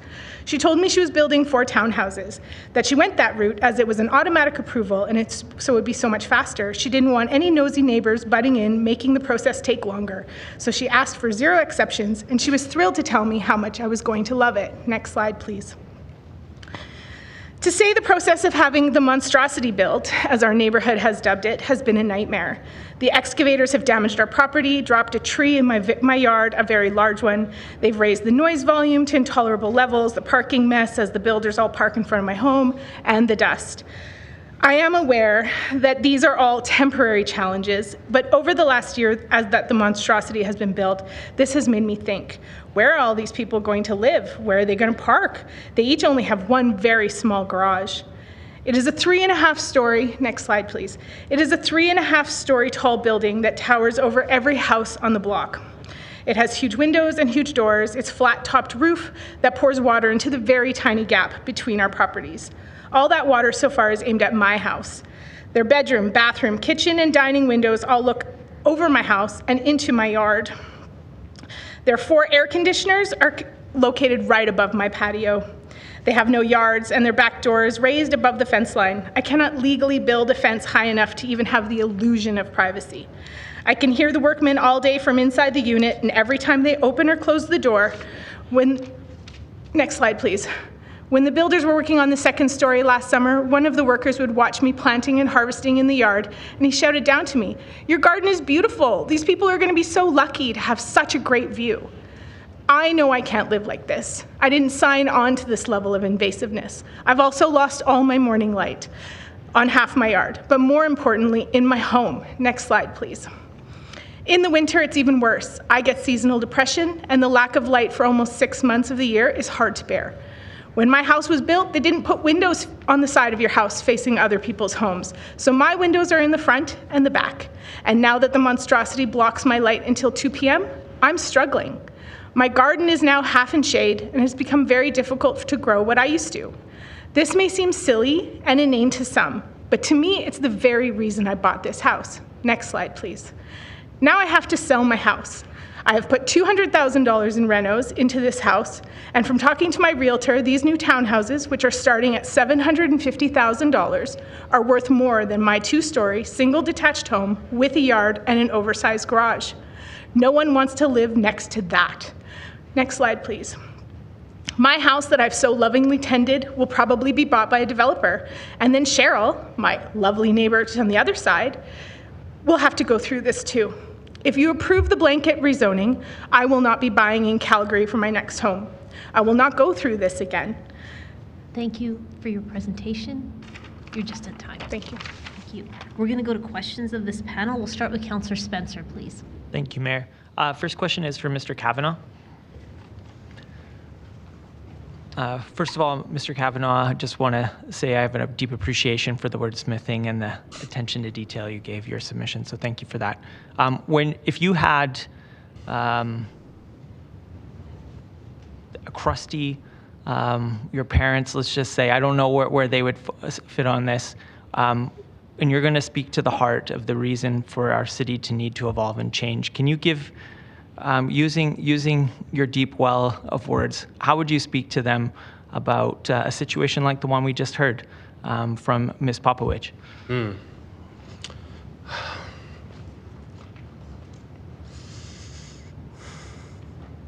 I think that individual concerns about individual developments are valid. However, I believe that the cost of not moving forward, sort of as I mentioned in my presentation, I believe that that is going to, just wreak havoc on many more than just, individuals affected by these developments. I don't believe that there's an easy way around it. However, I don't believe that anybody has an easy alternative, right? We either look at people affected by these things and we tell them the difficult reality, right? Like we're a city now. We can't meaningfully address the housing crisis. We can't meaningfully address any of these things without some discomfort moving forward. And I think what we need is courage from council, and we need, to own this reality, right? Because it's very easy to sit here and be like, oh, we can all preserve, our idyllic suburban lifestyles, right? But at the end of the day, we have to move forward, and I think that we ought to address that rather than run from that fact. Thank you, Mr. Popovich. No further questions from you. Ms. Popovich, if I may have you. So we've seen your situation earlier in this, and it does, I think it's burnt an indelible mark on more than just myself around this horseshoe in terms of the worst case possible scenario. So first of all, sorry that you're in the situation that you're in. When you think about the process that was available to you to speak to your neighbor, to have an opportunity to speak to how it could impact you, for somebody that's inevitably going to be in your shoes, because whether or not we pass this zoning, this continues to happen in our city. How do we improve this process to make sure that we honor future situations like this? I had zero say. She went by the book. It's 3.5 stories tall. It's 60% of the lot. I had zero say. I was not allowed to say, hey, could you move the windows? They have balconies on the front and the back, and then a third story in between. So they have downspouts on both sides. There's a huge balcony with 4 air conditioners right above my yard. And the downspouts are like this wide, and they're gonna come down straight at my foundation. We do not have enough space. And I have an old house, 1946. I have a cinder block foundation. I don't have like fancy weeping tile and rubber or cement. That's all gonna come into my basement. Right. It's gonna damage my home.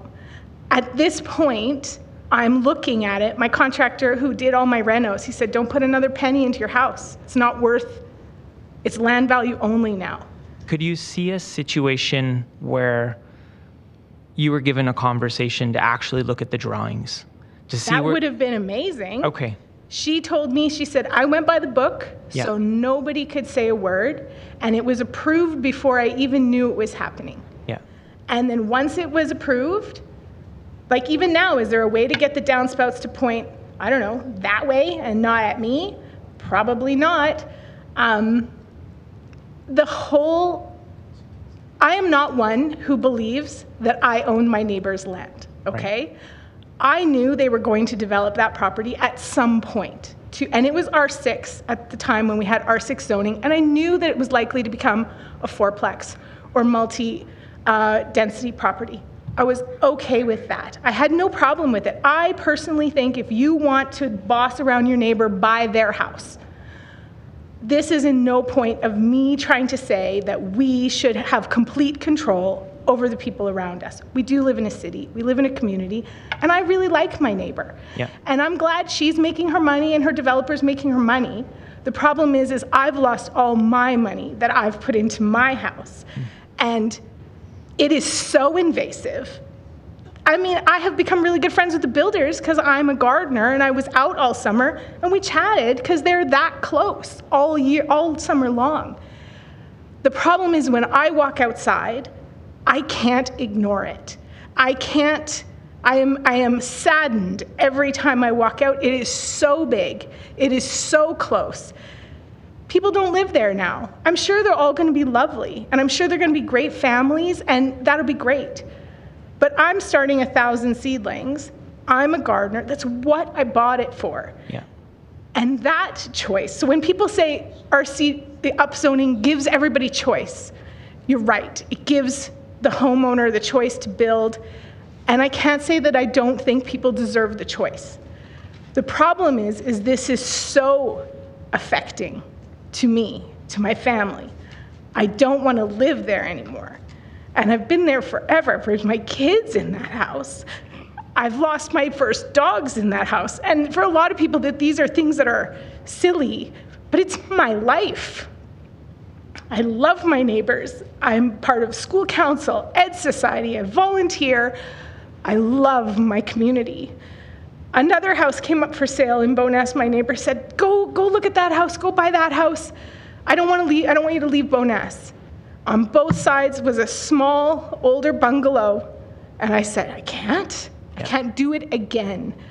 And so the problem is when you have blanket zoning that allows for such extremes. That's the problem. The backyard suite's not a problem. The basement suite's not a problem. I lived next to a basement. They were all lovely people. There was no extra crime. They were all wonderful. But it's so big. I'm a 2-story house. There's one down the street, and that lady's a bungalow. She will never see the light of day again. Some people don't like to garden, and they couldn't care less. My mom goes, well, think courtyard, you live in a courtyard now. And it's like, but I didn't buy a place in France with a courtyard. I bought a place with a big yard, and I've planted 15 trees, and they cut down 15 trees. The 60%, if you go to one of the slides, it shows the actual tax assessment lot with those properties on it. And it's at 60%. My husband's an engineer. He measured it. I said, it can't be 60%. He goes, no, honey, I measured it. It is. By the time they put stairwells, like stairs, walkways, front and back, there is nothing alive on that lot. It is 100% cement. I personally believe that we should all have a little green and everybody should stick their hands in the dirt and go walk on the grass a little bit. And yes, Bowness has beautiful green spaces, and people can say, I can live in a cement jungle because I can walk down the street and go to Bowness Park. And you're right, it's true. But I spend every moment of my day trying to make my little piece as beautiful and as green and as welcoming to all my neighbors. I've got the kid who wants to go take his first girlfriend out for a date, comes and picks flowers in my yard. You know, it's so extreme. And the fact that it could happen to anybody, right, anytime, anywhere, and the person who's next to them, who's put money into their house, they've lovingly picked out their granite, and they've redone their bathrooms, and then their realtor says, well, your house is old, so even though it's fixed up, it's not worth anything anymore. Nobody wants that, because that's staring into your yard. That is heartbreaking. Yeah. And so if I don't want to go through it again, do I have to leave my city? I moved here in 2001. I'm married, a born and bred Calgarian. I have imported my parents. I have imported my brother. I have imported my best friend. So now I don't only have to leave my city, I have to leave my family. Like, my brother's a block away. I don't want to leave Bowness. I don't want to buy another house, plant out my trees, grow my bushes and my raspberry bushes and my strawberries, and have it happen again. And again, I understand people who don't garden thinks it's silly. My wife gardens, so you're talking to somebody. Yeah, continue. But for me, that's where my heart and soul lies. Yeah. And so the fact that someone can take it away and they just go, you're gonna love it, and you get no say in it, and it's going up. And every day I'd go outside with tears falling down my cheeks. And again, I don't think you should control the people next door, but I think the guidelines shouldn't destroy you. They shouldn't say, you need to go live not in this city, because this can happen to you anywhere. And thank you for sharing that. I mean, you've lived a death, and then no doubt you've just lived it again in front of council and Calgarians. I want you to know that your story has impact, and I think it really does reinforce that what we're talking about through this is people's lives, livelihoods, for me it is. Livability. Yeah. But I feel bad for the people who can't afford houses too. But those are all starting at $750,000. They're not helping this kid get a house, okay? They're not helping him find a place. Not to say that densifying doesn't help, but in bits and pieces, spits and starts, they get nabbed up. We never get enough supply. We never get enough where prices go down. We need a massive economic crash in half of Calgary to move out and go find jobs elsewhere, and house prices will come down. Or we need to mass flood building. We can't, bits and bobs, they just get eaten up like candy. And then they're gone, and the house prices go up, and like that lady who can't buy a house herself because the builders are buying them all. That's heartbreaking. Yeah. All she wants to do is have a perennial garden and have a cute little house. Ms. Popovich, we from a month-to-month basis, council, I think your situation is certainly very extreme in terms of we don't often see 4 units with all windows facing in the back. Your situation is unique, and that breaks my heart even further, that you are essentially living with the worst case as in terms of what has happened in this city and has been able to been offered up. You are living with some of the worst case scenario. I think you'll see more people ending up with the worst case if they don't have to if no one ever gets to ask any questions. Yeah. If it's all automatically approved, one day they're gonna wake up and that's there. And there's nothing to be done now. So one of the things I want to highlight is we are very interested in making sure we get the conversation right, that there is opportunity for the people that are going to be impacted next door to have a real conversation about what that would look like, to be able to speak to it before it's happening and they feel completely outside of control. But obviously that doesn't do anything for you in your situation. So again, I'm sorry. But I do hope that it does help anybody who's facing this in the future. This is,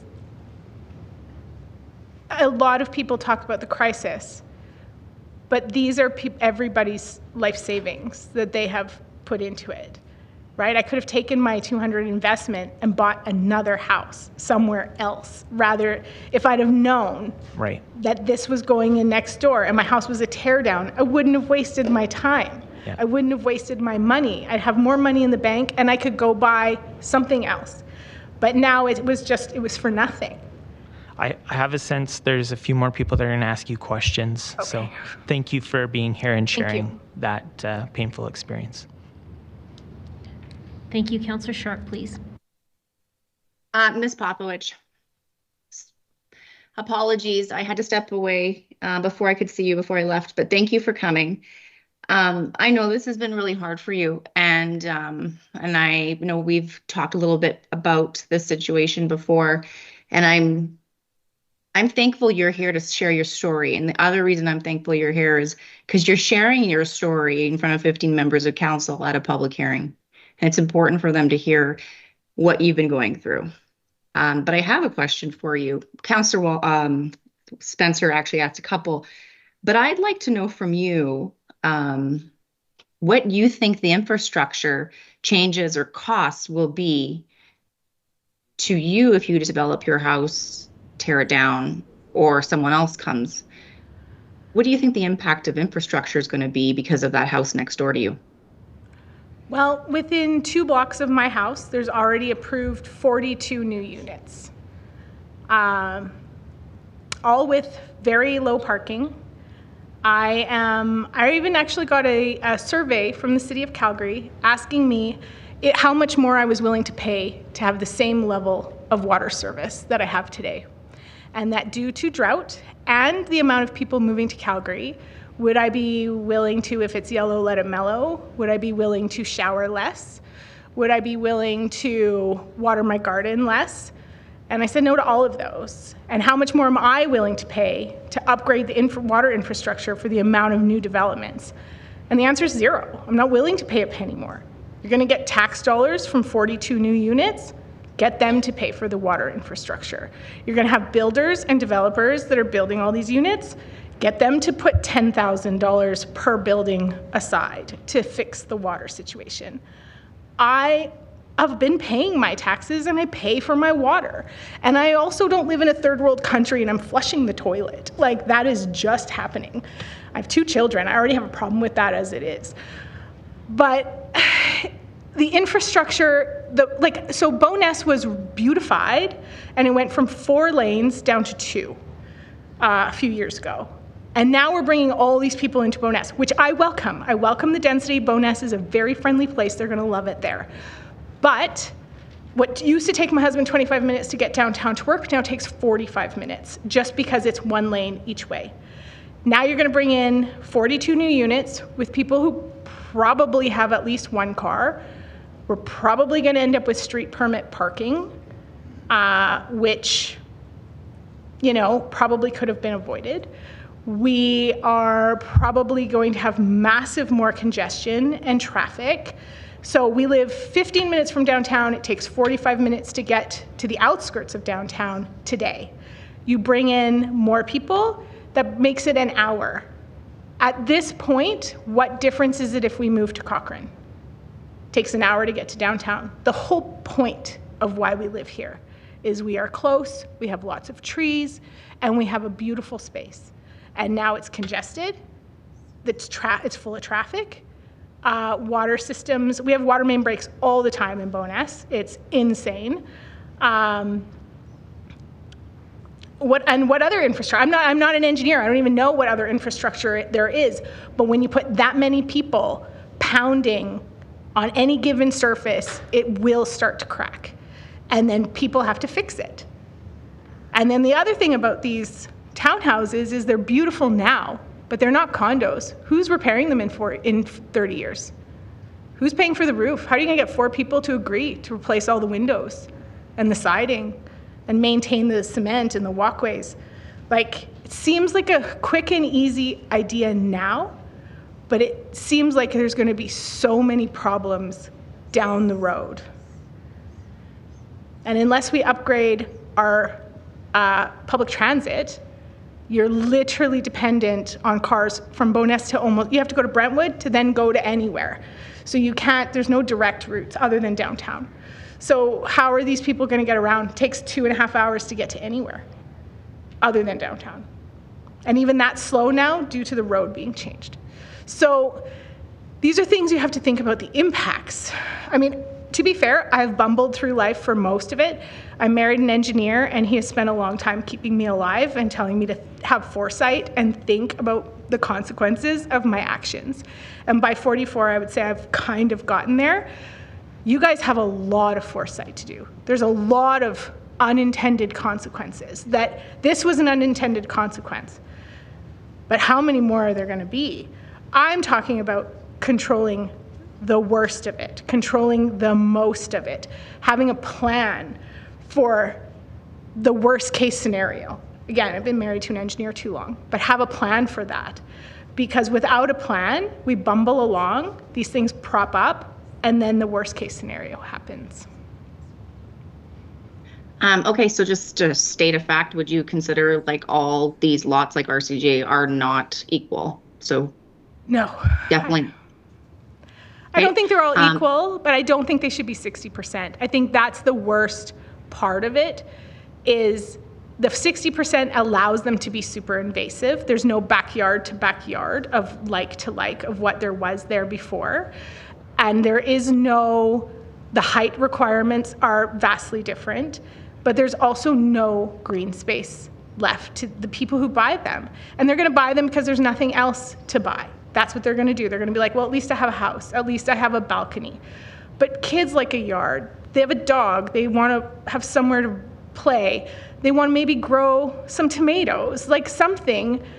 It's very sterile. Those pictures are very sterile, and the whole thing will be cement. It's not gonna be good for rain capture. It's not gonna, in the end, it's a big cement lot is what it is. And that has its own consequence as well. Okay, thank you. And one more question. I'm going to ask you as a question. Are you aware that Bowness isn't part of any local area plan? I am not. I know lots of people in the community have been fighting to create a local area plan. I know the Bowness they had their own little group that was approving and kind of going through things. It sounds like it's been a mess for a long time, and that we really need the community to come together and kind of figure out who they are. But now it seems like we're developers' haven is what we are, and if that's what we're going to be, let's at least do it properly, do it right, and make a nice home for the new people to move into so they can come and hang out with us and volunteer at the school, but at least try to find a way to find something lovely in it rather than just make it for the sake of making it with no loveliness and no joy. Thank you for being here. You're doing a great job. I know there's some other counselors that might have some questions for you. Again, thanks for sharing your story. And I think it is really important. Thank you. And that's all I have to say. Thanks. Thank you. Let's go to Councillor Demong, please. Thank you. And yes, Ms. Popowich, I also am horrified by what you've gone through, and I'm so sorry that this has come through to you. Just following up what Councillor Sharp was talking about with the LAP process, are you familiar with what an LAP process might do? Yeah, I've been watching for 9 days, so I've had lots of people talk about it, so I have a hint of an So designate where something should be and where others shouldn't. So if an LAP process had gone through, and I'm sure as an active participant you probably would have gotten involved in it and seen and been involved, if it had still identified your next door neighbor as a location for an RCG, what do you think your next movement might have been? I would have asked the builder if he would buy my lot out. I'm actually saying before this guy even sold. If you had gone through the LAP process 5 years ago. I would have sold. That's what I would have done. Now, at the time when my neighbor was building, I thought it was just going to be a older style fourplex or executive duplexes, both of which I didn't have an issue with. Mm-hmm. And I never did get to see the plans. Yeah. Now, if I had been told an RCG was going to be lovely and it was going to be non-impactful and non-invasive, I probably would have been fine with it. I would say 5 years ago I would have sold knowing what I know now, okay? Because 5 years ago I was very into my community and very happy where I was. And again, I do think that people should develop their properties and their investments. So, but only knowing what I know now, would I have run? Okay. I would have sold my house and run, but I wouldn't have been able to see the future. Okay. The other line that really got my attention was the amount of sunlight that was taken away from your location. And that concerns me on a number of different veins, and I'm not really sure how to ask a question to you, but the idea that you can lose sunlight and have to basically take a loss on what you've put into your backyard strikes me in similarity to someone that may have actually had solar on their roof and would have lost half or so, whatever that energy might be. I'm not sure how to ask a question to you other than to say, what if you had had solar as well? What would your reaction have been? Solar would have just been the icing on the cake at this point for me, okay? A $35,000 investment that is subsidized over 15 to 25 years that you don't actually see a return on for a very long time. Like, I considered solar a few years ago, and I'm really glad I didn't spend the money. But how much is it worth all the planters I've built and all the soil I have made and purchased, all the compost, all the tomatoes I can no longer grow, all of these things? Now, nobody's living there yet. So I don't even know. I'm not here to complain for the sake of complaining. Maybe it won't be as bad as I think it will.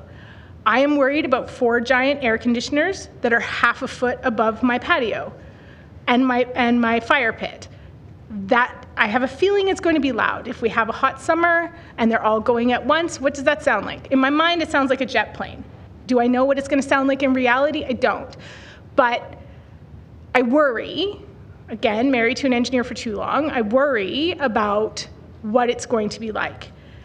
And lots of people have said, the sky is not falling with this up blanket rezoning. It'll be fine. Everybody, calm down. It's going to be okay. For me, what's here right now, before the air conditioners turn on, it's not okay. For me, so my house has windows on the front and the back. All my sun used to come in from the south. I have big patio doors there, and I used to get sunlight from 8 in the morning until dusk. Now it's 2 p.m. before I get any sunlight in my house. Well, when winter happens and the sun goes down at 4, that's not a lot of time. And I'm a stay-at-home mom. I'm home a lot. I find it very draining and very exhausting on myself. And some people will say, well, maybe other people don't have any windows and they don't have a house to live in. We don't feel sympathy for you. And that's fair. Being homeless sounds terrible. And when I first moved to Calgary, I lived with 12 roommates, okay? That's how I could afford to live when I made $5.90 an hour and go to U of C, right? So it's more expensive now, but I feel the struggle. I lived it too. I understand. Understood. But I bought that window of sunlight, right? Yep. I replaced that patio door to get more sunlight. And now I have no sunlight. And so the garden, for people who don't garden, is not a big deal. The mental health and the anxiety and the, winter depression, that's a real thing. It affects a lot of people. It does affect me. Understood. Ms. Popowich, thank you so much for coming here and telling us your stories. It really does matter. I just want you to know that. Thank you. Thank you. Let's go to Councillor Wong, please. Thank you, Mayor. Ms. Popowich, you're obviously not leaving there. You mentioned, Councillor Demong asked a question, if you knew there was an LAP process there, would you stay or not? And you said you would leave, right? No, if I knew there was an LAP process that I could get involved in, I would have. Yeah, sorry. Oh, if I knew there was an RCG. Exactly. I probably would have assumed that it wasn't going to be this bad, right? 60% of a lot doesn't sound really bad. When you look at it, you're like, that's terrible. But that doesn't look like 60%. The idea of it and the reality of it are two very different things. Knowing what I know now, I would have sold my house and I would have run screaming into the dark. Like, I would not have stayed. I'm very sad that I didn't sell my house. Okay. But what I was trying to get to is, you said over the last 9 days you've heard about LAP processes, you've heard about RCGs, right? In that learning, at what point did you learn that an RCG had a maximum of 60% site coverage and 11-meter height? I found out about that after this got built, and I kind of started looking into it. There's a fourplex across the street from that one. There's a picture in the slide, and that one's on 40% or 45%, and it's adorable. I mean, it's not going to make anybody millions of dollars, but it's lovely, and it has lots. That one has lots of tenants in it, 4 of them, and they're lovely, and they have a very cute dog. And it never occurred to me that was going to get built next door. It never occurred to when they built the 3rd story. I almost fell on the floor. I was like, they're doing another one? Like, I never occurred to me that anything could be built that tall in our little area. Okay, so the process, I always assume that things will work out the way they're supposed to work out. So in the beginning, not knowing what the reality was, I would assumed it was fine. Now, I would fight that tooth and nail. Anywhere it's going, I would say, don't let it happen. Beg, cry, steal, do whatever you have to do, because that is a monstrosity. So where I was getting to is that in the LAP process, we talk about different urban form categories. The urban form categories: neighborhood local, low density residential, which could be RC1s, RC2s, RCGs, right? I guess if you're participating, I'm just speculating, if you participate in the LAP process and somebody told you RC1s, RC2s, RCGs could be 60% site coverage, could be 11 meters height, would that have triggered you at that time? Yes. Okay. So you made reference to, Councillor Sharp, that if it was 50% site coverage, if we told you in the LAP process, RCGs are 50% site coverage, it's still 11 meters high. No. No what? No, too tall. Still too tall. Yeah. Okay. That's a raised basement and 3 stories. That's insane. And I have mine's a 2-story. If you put that next to some little lady's bungalow, she'll never see the sun. Okay. Recognizing that RC1s today, you can go up to 10 meters, despite the fact that most houses are bungalows or 2 stories that are under 10 meters. But then they should have to buy the lot next door and build something next door of equal height. Yeah. This is the thing. I'm left holding the cost, okay? My house is now a tear down for developers. Nobody wants to live in the shadow of that. Yeah. Now, whatever they build, they could build 2 duplexes or 1 giant house of the same height. Maybe that will make it feel less terrible. The way it is now, it's not good. You should if you're going to build that, you're going to approve it. You tell the people next to them and say, we're going to build this. Sell your house if you can't live next to it. Give them the chance to run, because it's not fair to make them live with it. Thank you. So where I'm trying to get to is that we have a land use process. With blanket, we can we'll overcome that land use, no public hearing. We have a development permit process to which affected parties, yourself, would be circulated, should be notified that's a development permit. You should have access to the permits, right? That's, I guess, what I'm trying to get to is that, do you feel when your neighbor built this that the city could have done a better job, even though your neighbor didn't? The city could have done a better job to notify you of the development permit, provided you the information about the plans, the concept of what it's going to build height. Do you think the city should be doing more to tell you what's going on? To be fair, I wasn't horrified sooner by the city not notifying me. If you're going to notify me and I have no say in the situation, then for me the nightmare just starts that much earlier. Right. I was pretty happy while they were building, thinking it was going to be great, until it wasn't. If you're going to notify someone, give them the chance to speak. Give them the chance to say something. Give them the chance to look at the plans and go, okay, I have 97 objections. What can I object about? Can I object about the drainage pipes that are going to flood my house, or right? Do I have a chance to say, could your windows be frosted so that you're not looking in my bedroom? Like, there's no point in notifying somebody if they have no say. So in a lot of things we talk about are development permit sort of questions. And, again, you have the right to look at the plans, you have the right to comment on the plans, but you're saying by that time, it's a little too late. Well, I was told I had, it was automatically approved. The city never contacted me. Nobody ever asked for my opinion.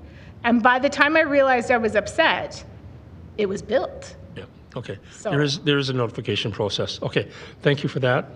Mr. Kavanaugh, please. Thank you.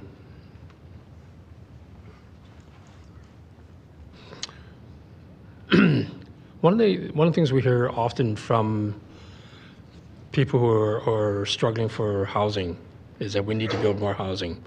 We need to make housing available. We need housing location. We need housing that's affordable, right? And there's no doubt that people that need housing want housing and are looking for the city to create opportunities for housing.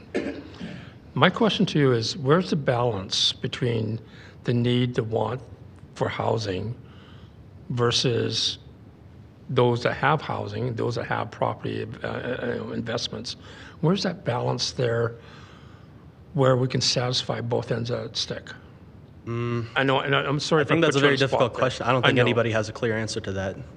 Would you? I mean, yeah, you'd have to look at the impacts of a lack of housing on the population, and you'd have to look at the impacts of, or the benefits, I should say, of homeownership, right? Yep. I appreciate your question, and it's a very interesting one, but it's also a little bit abstract, and I don't think it's one that anybody has a clear answer to. So. Yeah, because one of the things that we're focusing on is one particular housing form, row house, townhouse.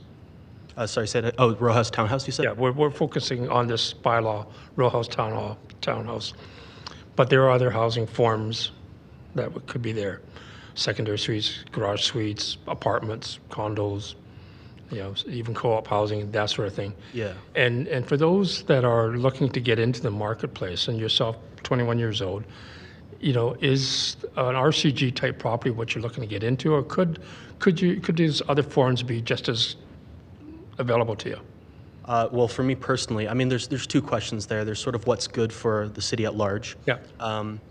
I'll answer for me, right? I'm somebody who could, I think, get by and just, as long as I have enough space for my computer, as long as I have an e-bike, or no, it doesn't have to be an e-bike, just a form of transportation, right? And I can, I'm not a huge fan of owning a car. I think it's just kind of a big expense. And, I would like to start being more active, and I think cars aren't very conducive to that. As for the answer for sort of what is the correct housing for us, right, for the city as a collective, I think that sort of, and I'll have to ask you for clarification. Sure. When you say co-op housing, is that could you define that? Is that like social housing? I'm just not sure familiar with that term. So co-op housing is where you get together with a group of people, and you have common responsibilities, whether it be tenancy or ownership, but it's with regards to a complex. Okay. Based on what I know, I think that the solution is just more supply. I think that we can't really accomplish that without density. I think there's drawbacks to building into the prairies. I don't think we should expand anymore. Yep. Because there's the question of do we need more affordable housing, right? And to that, and here interesting line here, I don't believe that we need affordable housing to make housing more affordable. And what I mean by that is that I think that there are people right now who are occupying homes that were designed for income levels that are lower than theirs, and they haven't been able to move out into something more modern because of competition or a lack of supply. So I think as long as we get more units on the market, just more, the market movement and sort of those forces will naturally sort of open up. So yeah, I hope that answered your question sufficiently. Yeah, I think you did, because again, the housing strategy had many different types of housing on that continuum for different needs, whether you're homeless or Could I add something? Sure, too? please. There probably is some nuance in terms of like, you know, how would I say it? Like getting the levels right. Like how much of this housing do we need? How much of this housing do we need? But I think right now in our crisis, it's just more. So just to clarify that. But No, yeah, that's appreciate. That's good because again, that's the, if I can say, that's the lever that we need to pull on the RCG type housing, you know, the apartment type housing, and so on and so forth, right? Where do we pull the appropriate levers to find the right supply balance to be able to therefore provide supply, location, choice, and ultimately affordability? Right. Thank you. Yeah, thank you. All right, let's go to Councillor Chu, please. Thank you, Worship. Mrs. Popovich, please. So to start with, thank you for being here. And I got a couple of 3 questions for you. I'm sure that you might not know, and I'm just shooting in the dark. And I will tell you why I asked these questions. Is that, do you know, are those buildings beside you going to be condos? If not, do you know whether maintenance agreement or some other form have been registered on or between these units? Let me tell you the reason why I asked you that, because I believe these buildings may not be condos. If they're not condos, they might have no legal standing to address future repair and maintenance. So do you know that because you've been talking to the builders? They're not condos. They're not, eh? No. So I'm just curious. I'm genuinely curious. What happens to 4 people that live together if it's not a condo and they're not putting money away for maintenance? What happens in 20 years? Yeah. So my husband and I can barely agree to redo the roof when, you know. So how do you agree with your neighbors? But I thought you were the boss at home. But I'm going to step in for just a minute. And it's not that I want to interrupt the conversation you're having, but we're talking about a very specific address, and we're talking about a very specific tenure of housing. And that's not what's before us. So I appreciate the question you're posing, Councillor Chu, but I would recommend perhaps booking a time with Ms. Popovich to have a wider conversation if you want to. It's not before us at this hearing. What I believe it is one of the reason is that very important, the legal standing. And I simply asked Mrs. Popovich if she knows, and she said no, but she wanted to further answer that question. And I think it's her right to answer the question the way she wanted. Councillor Chu, I'm not questioning how Ms. Popovich answered the question. And I let have her no answer issue that. with that. Please. I'm asking you to consider that the question you're posing is not appropriately put for this hearing. That's why I'm saying taking this offline, having a conversation with her, booking an appointment to chat with her, perhaps getting the ward councillor involved would be a better way to address her personal situation. I don't want her to have to take an example she's already brought us and have to get into the technical merits of it, please. Okay. First of all, I believe that's a very important issue. And you have led others to go on and on and on. And I only used about less than 2 minutes. I'm just saying that my questions are very short. And then we can make this faster if you just let me finish what I have to say and let the public to finish what she has to say. Please, Mayor. As the chair, in concert with legal, I'm advising you that the question is not appropriate for this hearing. It has nothing to do with me not giving you the same amount of time as other people. I'll give you your time back on the clock. I'm asking you to please go move to the next question. I already finished my asking. You're asking me to stop something I already stopped. I'm just waiting for her answer. If you don't mind, Mayor, can you please let the lady finish what she needs to say, please? Councillor Chu, I will tell you what. I have ruled on this as the chair, and I'll invite you to move on to the next question, please. You're asking a very specific question about a particular piece of property that is not part of the hearing right now. So please, carry on with your next questions. I'll give you your 2 minutes back. That's okay. Thank you, Worship. I already said, I finished my questioning. Okay. And just waiting for her answer. She wanted to elaborate a little bit, and I think it's as personally, I think it's fine. Let the lady to say what she needs to say. It's fine. You okay? I'm okay. It's good. Okay. Thank you. Thank you. Thank you. Let's move on to Councillor Walcott, please. Sorry, Ms. Popowich, I'm calling you back up. It's less complex.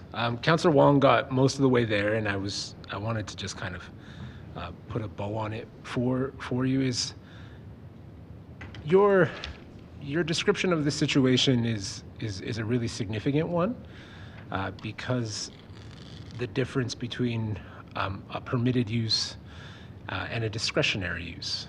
So just your neighbor, when you had that conversation, they told you that, like, we're staying within the rules, we're making it easy, right? And then we're just building what's within the rules. Yep. By chance, did you know we changed the rules for this hearing so that doesn't happen anymore? I did not know that. I just know that I just had no say. And then one day it was there, and I was crying in the shadow is what was happening. Absolutely. So Yeah. I'm glad you changed the rules, because that's a terrible, it's a terrible surprise. It was definitely one of the most important pieces of feedback, and as you can tell, your story caught a lot of people's attention. It was one of the changes to the process that came forward here that, and I have to form this as a question. Would you have been more comfortable with what you described as the ability to comment, knowing your very, very intimate, like, local knowledge of how that property interacts with yours, and actually have had a say in some of those very specific things about windows, frosting, drainage, and so on? I think if the property took up that much of the lot, and that all the trees were cut down, and that was that little green space, if it was as tall, would I have been happy for the wind to manipulate some small things to offer myself or whoever's going to live there, or whatever, some privacy? I would have taken whatever I could have gotten. But I think that more, for me to have been like, it's fine and I'm going to live here, I would have had to have a little bit more input, and or the set automatic approval rules need to be less invasive. That's my personal opinion. It is the opinion of our administration as well now. Right? Like, it's a huge change from a bungalow to a 3.5-story house, from a house over here to a house over here. Up here, windows, doors, everything. And you can hear everything that goes on in those units in my yard. When their doors open and I'm in my living room, it sounds like they're talking in my backyard. My dog's always running out to see who's in the backyard, and it's people next door. There's a lot of things I would have loved to have input on. The reality of how much input you have on your neighbor's yard is limited, and I'm aware of that. I would have taken any win that I could get to at least protect my property from damage. Absolutely, and thank you so much. Yeah, Councillor Wong was going there, and I just wanted to make sure that you were aware of that change as well. So that's a good change. Thank you. That's all for me. Thank you very much. There are no further questions for this panel, so thank you, all of you, for being here today. We really appreciate you sharing your presentations with us. We're going to move on to the next panel, and I'm going to add someone to the panel who's here, but I'm going to confirm. From 187, do we have Helen Yu? Okay, great. So this next panel is going to be Brendan David, Wesley Brindle, Tammy Evans, Bob Schmall, Mike Atkinson, and Helen Yu. It will be 6 people on this panel, but we've been able to accommodate that before. So as those folks are coming up to take their seats at the front or getting ready on the phone, I'm just going to prepare us for the panel after this. It will be panel number 190, which is Lindsay Davis, Mandy Kosh, Shirley Ewart, Linda Nissette, and Richard Hill. So for now, let's get started with Brendan David, please. next panel is Mrs. Brendan David. I'll be following up Ms. Popwich, okay. Just give me 1 second. And I did have a slide. Yeah. Okay. All right, I'm ready to get going here. Is that okay? Is that a little better? Yeah. Hello. Thank you for the opportunity to speak, and thank you for listening. My name is Brendan David. I'm a professional in the buildings industry. I work across Western Canada. My wife's a teacher. We have a 1-year-old. We resided in Tuxedo Park, although temporarily relocated to Ward 4. So I'm here today to ask Council to please support citywide missing middle zoning. But there's an asterisk there, and I hope to speak on that. I'm hoping today to be a bridge, and actually it might be the perfect chance to follow up Ms. Popowich. So within a few blocks of us, there's already been a significant amount of development and a lot of land use changes. Many in opposition have talked about, definitely what could happen. I'm here to talk a little bit about what has happened. I'm also here to provide a little bit of feedback on how that development went, so we can immediately get to work on improving the policy. So to be 1,000% clear, my position is pass this proposal, and then the day after that, we set up a recurring feedback loop so that we can introduce tiers of improvement. And I repeat, improvements, not exclusions, not exemptions or bypasses. How do you move, next slide.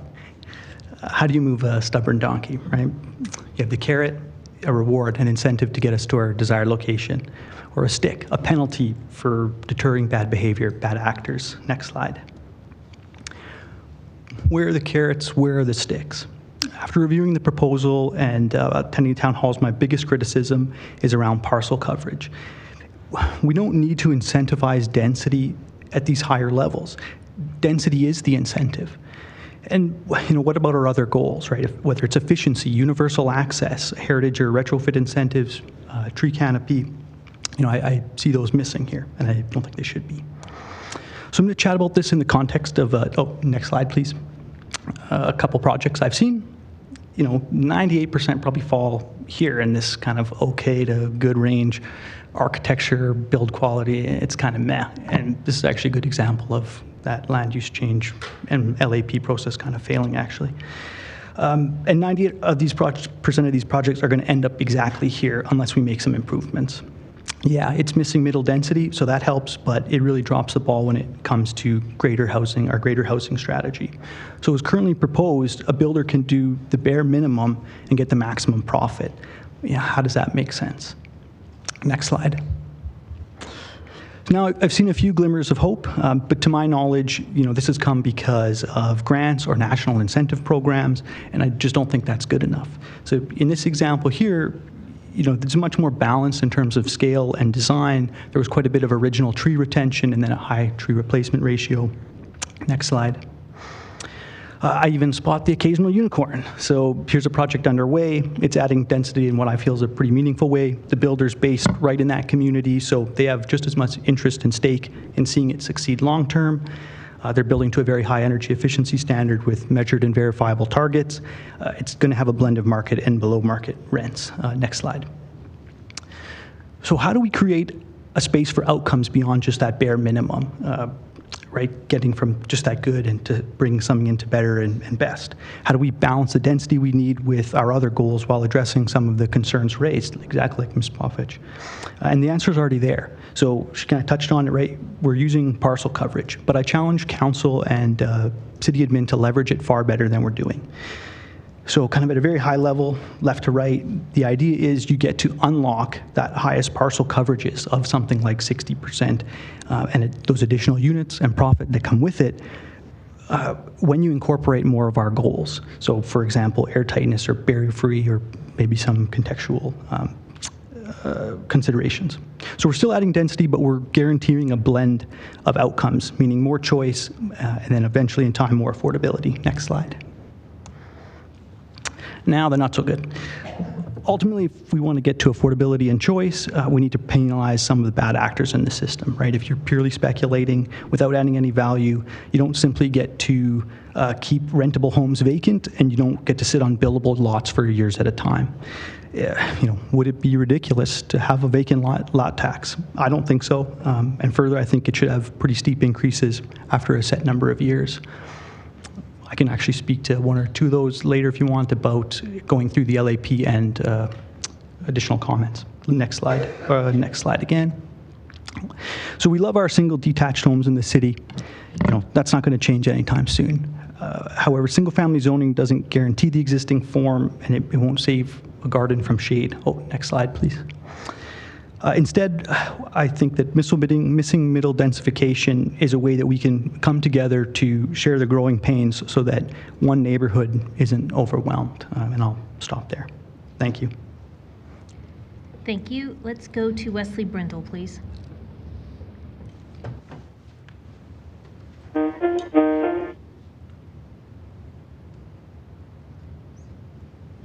Hi, is this Wesley Brindle?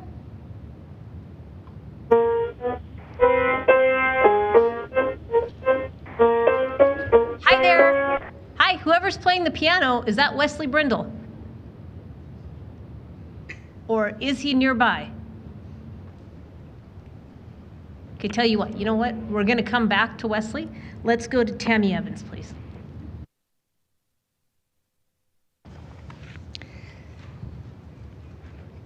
Good evening, members of the council and Mayor Gondek.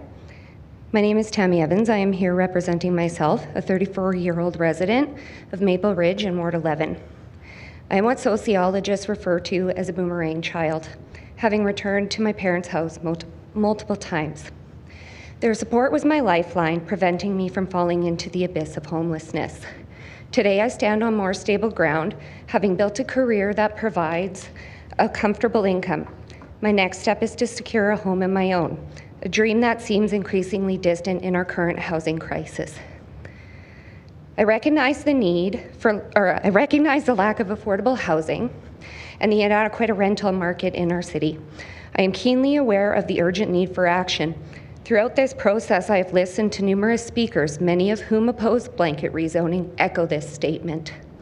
While I acknowledge the absence of a perfect solution, I firmly believe that blanket rezoning falls short, particularly in addressing affordability.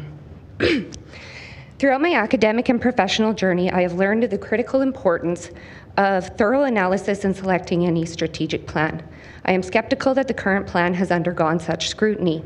While I could communicate all my concerns, I am aware that others more articulate and insightful than myself have already vocalized them comprehensively.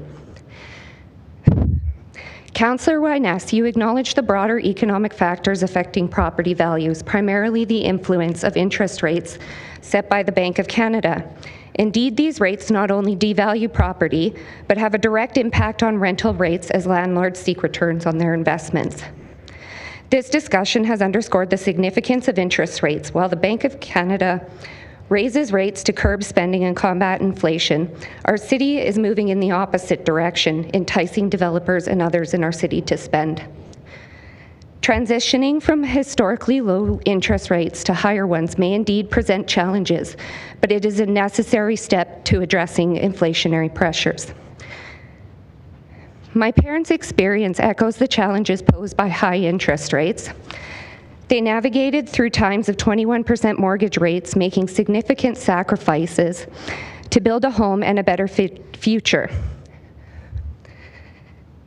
To dismiss their concerns as entitlement or fear of change is not only offensive, but fails to recognize Maslow's hierarchy of needs. The fact that most generations have moved on from addressing basic needs such as housing to other non-survival needs reflects a journey of resilience and perseverance, not privilege or ignorance.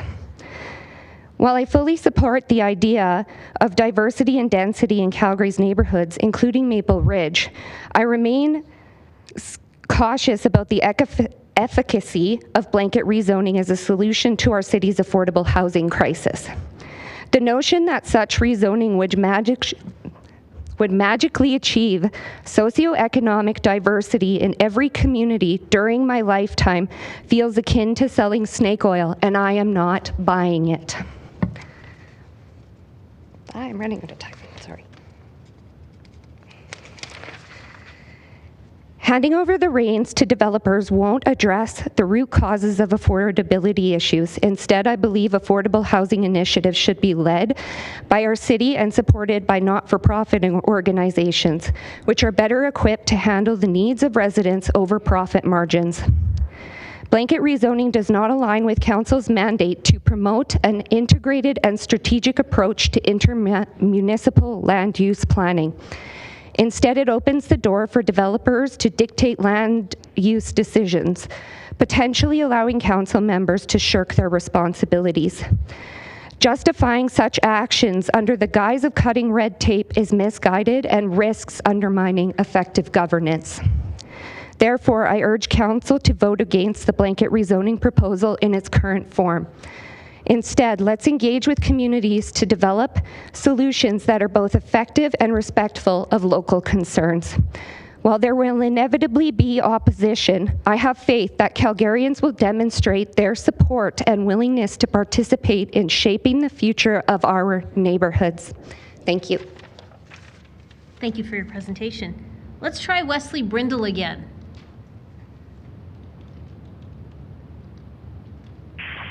Good evening, Madam Mayor. My name is Janice Lowe, and I'm also on panel 187. I just wanted to let you know that I am here. Okay, thank you for that.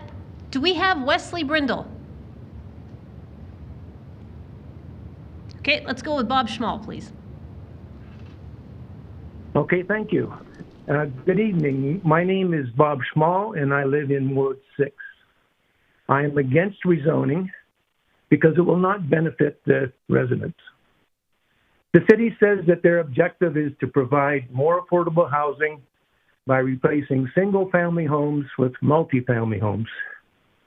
The city believes that higher density will result in more affordable housing for the average person.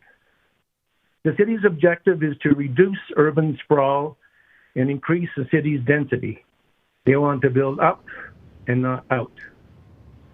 The city has been pushing density for a long time.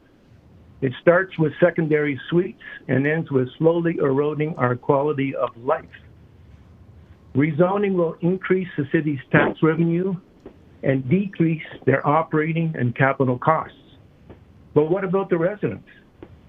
The city says that we have a housing crisis and we need more affordable homes. Well, then, build more affordable homes. Residents have been loud and clear. Build more affordable housing. Sorry, my screen went off. Build more affordable housing in new communities and where it makes sense in existing communities. We've also heard from the younger generation. They cannot find an affordable place to live. The city currently operates 10,000 affordable housing units for 25,000 low and moderate income Calgarians in need of non-market rental housing. There are 7,000 people on the wait list. The city is planning on building 300 units per year, 300 affordable units per year. I suggest that we increase it to 600 units. This will provide 1,500 people with affordable living. If affordability is the issue, then affordability housing is the answer. Please vote no to rezoning and yes to increasing the budget for affordable housing. Thank you. Thank you very much for your presentation. Let's go to Mike Atkinson, please.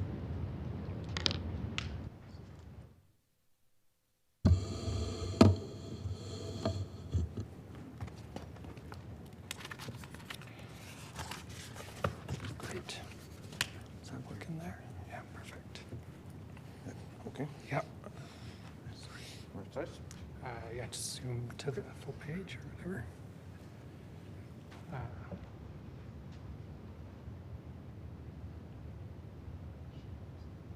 Great. Hello, Council. Thank you for having me. My name is Mike Atkinson, and I am a homeowner in Banff Trail here in Calgary. And I want to start my presentation today talking about the idea of like stopping people moving to Calgary. I'm born and raised here, and one of the things you get to know being born and raised in Calgary is that people move to Calgary. But that's a great thing. people choosing to live in this city, people choosing to come here and make a life that brings in a lot of vibrancy, a lot of new ideas. We get to learn from all cultures all over the world. We get the best restaurants. We get all kinds of benefits when those folks come here. And maybe you could do something about immigrants coming from outside of Canada. I don't know. But you sure can't stop all the people coming from across Canada. They're Canadians, they can live wherever they want. There's nothing you can do about that. And if you did that, if you did stop that, then you would stop people like my wife who moved here from Ontario, right? You would be stopping this migration that comes into this city from other cities. And I think it's really important to also look at this little chart here. This is our population over time, but I think look at this change annually in our population. It's really not that bad. The problem is that we haven't been dealing with this issue for years and years and years. And now you're in a position, unfortunately, where we have to do some drastic changes to actually be able to accommodate and deal with the problem that's on us right now.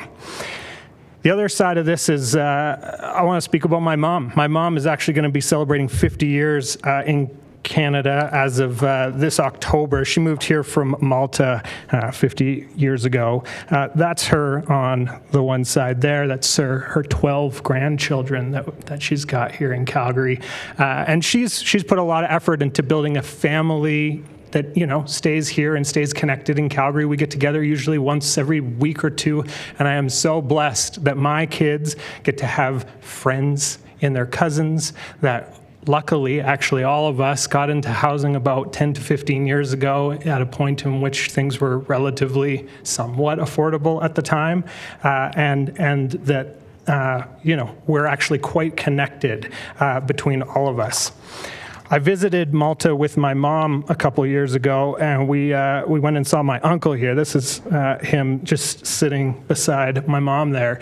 He actually just died just a couple months back. He's from diabetes, but in the years leading up to his death, he actually ended up having both of his legs amputated.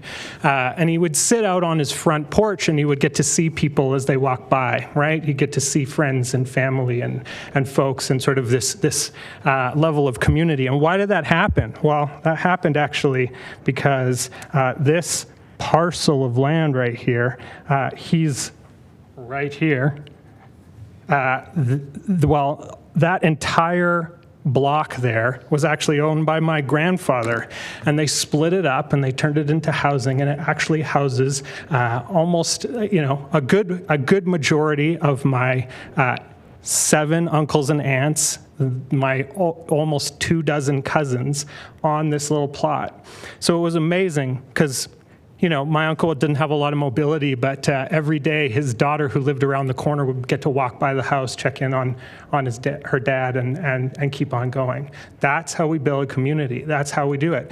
And luckily, they also had this benefit of the ability to sort of bring your generation, the next generation forward, and to sort of continue on the lot.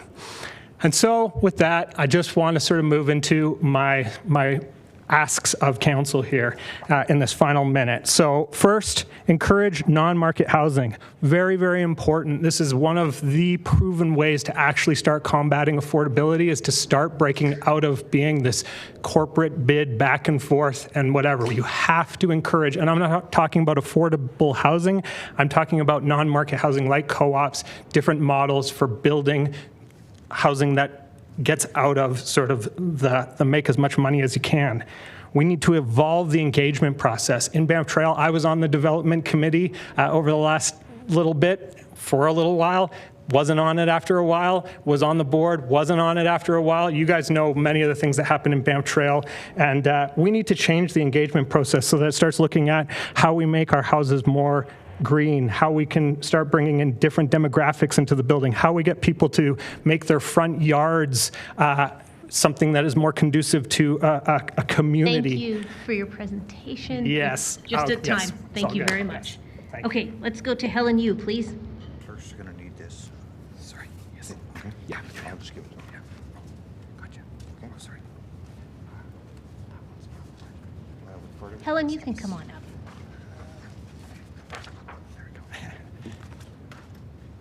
Thank you, Honorable Mayor and the councilors, for hosting this hearing. I've learned a lot from amazing Calgarians. My name is Helen Yu, and I'm a resident of Ward 7. I'm in opposition of the blanket rezoning because not only it failed to address the housing shortage and affordability, but also it takes away future public hearings in regards to older community land use. Why do we need a citywide blanket rezoning for 4.6% possible single-family lots? In the last several years, almost every corner lot in my community has been turned into 4-unit or 8-unit buildings, or is currently under construction. Each unit is priced at about $700,000. A lot of these units are only for rent. Most youths won't be able to afford these rental prices. Next to my duplex, there is an old bungalow with 3 bedrooms upstairs and 2 bedrooms downstairs. One young couple live in the basement. A second young couple plus their friend occupy the main floor. If this bungalow was converted into a new multi-unit development, none of them would be able to afford to keep living in this location. Many speakers before me have presented enough evidence to prove that blanket rezoning is the wrong solution for the type of housing shortage and affordability we are facing. But what has really baffled me is that in the first couple of days of the hearing, several developers had no hesitation of the conflict of interest. I witnessed the various presidents of student unions, nonprofit representatives, and even international students passionately accusing, mocking, and ridiculing single-family homeowners for short-sightedness, lack of sympathy and consideration, and fear of change, as if homeowners who oppose blanket rezoning single-handedly caused their hardships. I was shocked to see these proceedings. They brought to mind the instance of the Cultural Revolution from 1966 to 1976 in China. In order to stabilize his sidelined political power during the economic collapse, Chairman Mao used the divisive tactics to divide society to 5 black classes and 5 red classes.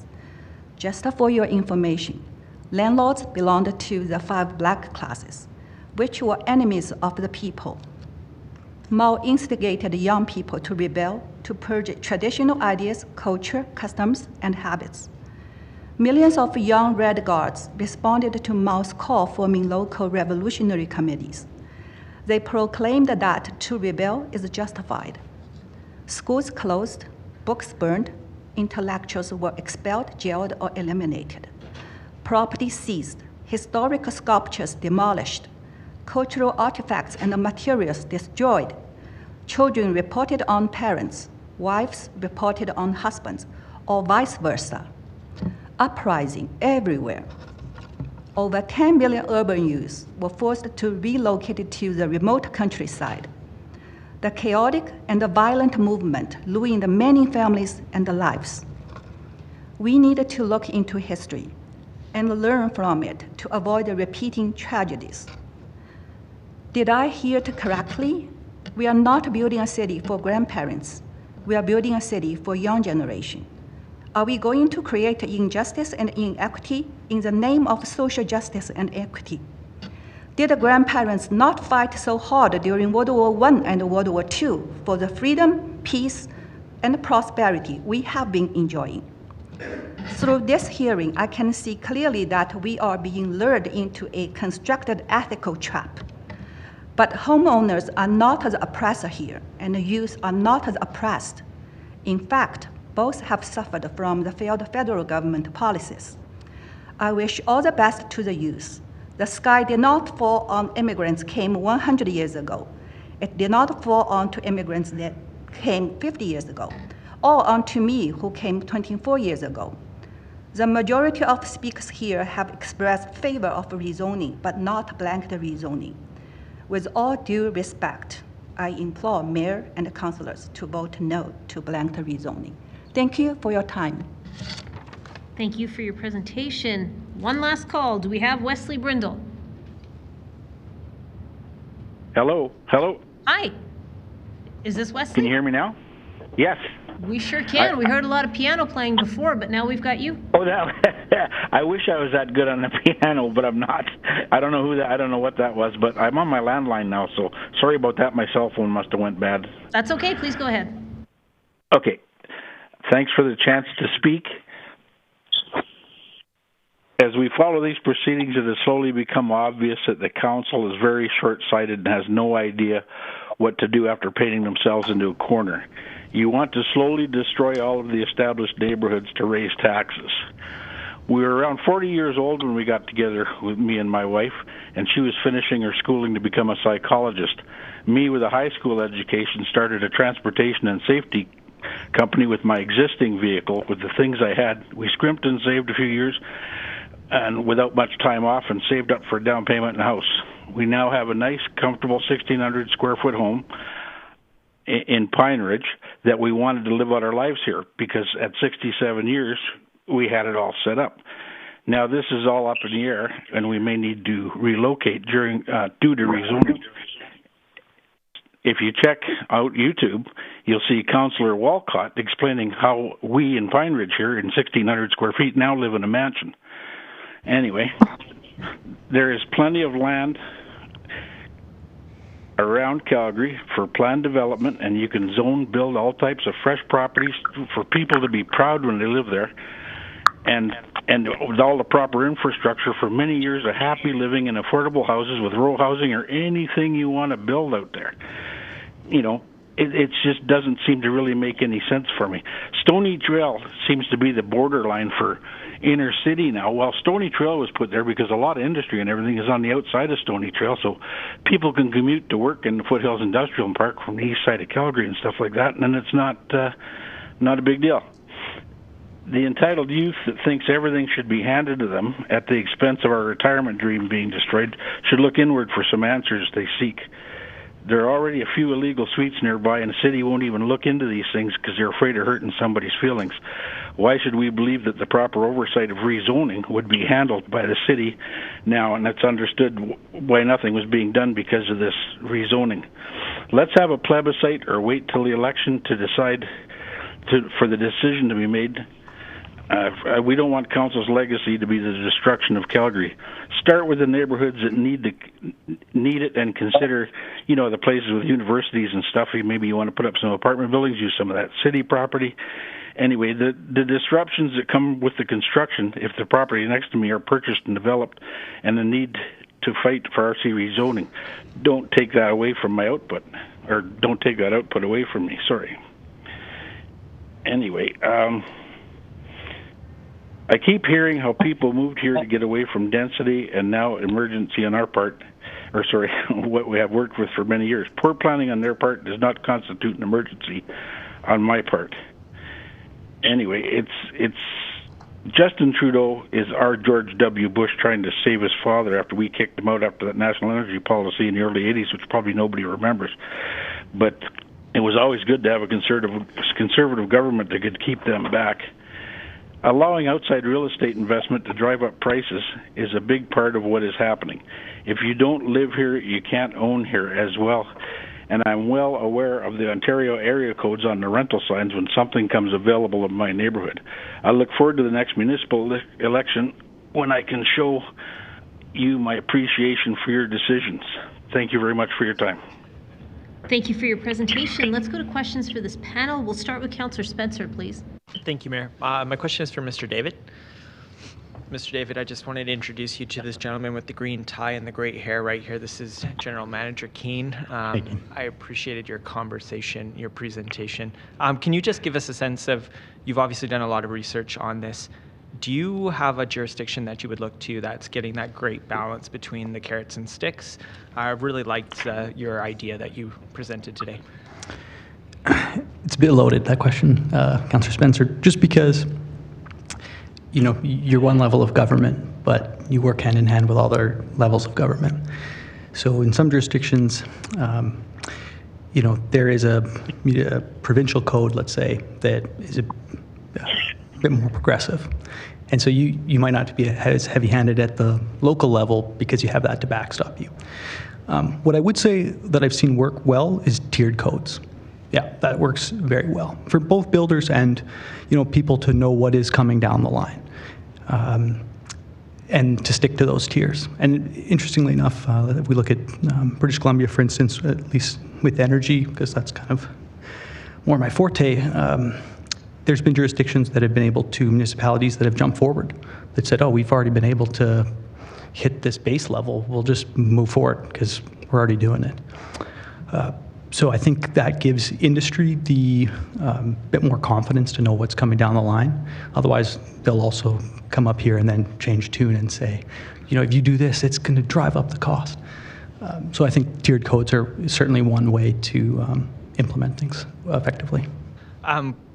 In the context of the conversation, obviously, the panel just before you, and you mentioned it, we want good outcomes.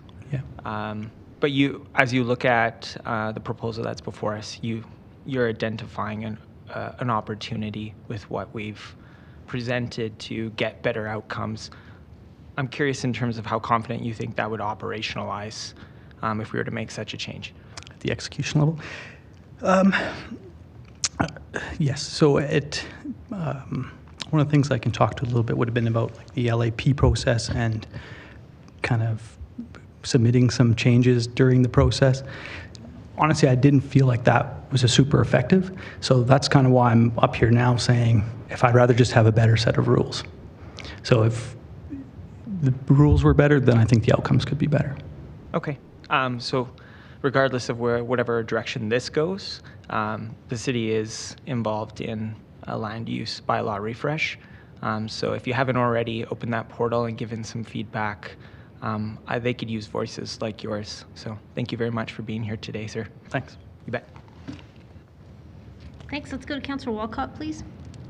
And you can pretty much rescind mine. I had exactly the same questions for Mr. David as Mr. Spencer did, so please feel free to move on. Okay, let's go to Councillor Putmans, please. Thank you, Mayor. Mr. Schmall, please.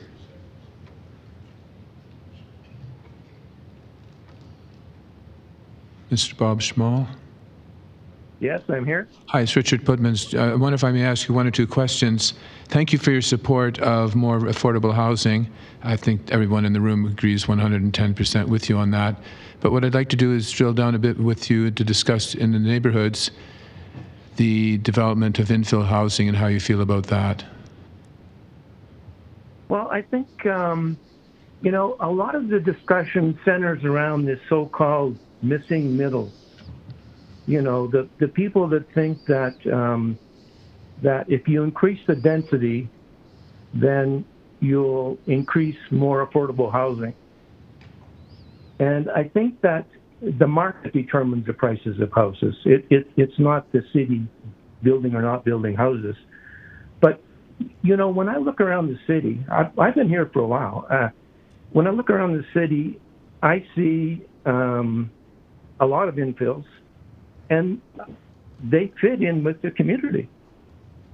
And these communities are, I'd say, the older communities.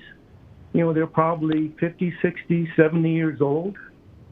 So I think it's appropriate when, someone has a house that needs a lot of repair, and the most effective thing to do is to rebuild the house. I think it makes a lot of sense. And the quality of life in Calgary is absolutely fantastic. We've heard so many people talk about how great the quality of life is. When the city first designed this place, they designed it right. We live in a beautiful place, so let's keep it a beautiful place. What a nice note to finish on. Thank you, Mr. Schmall. Thank you, Mayor.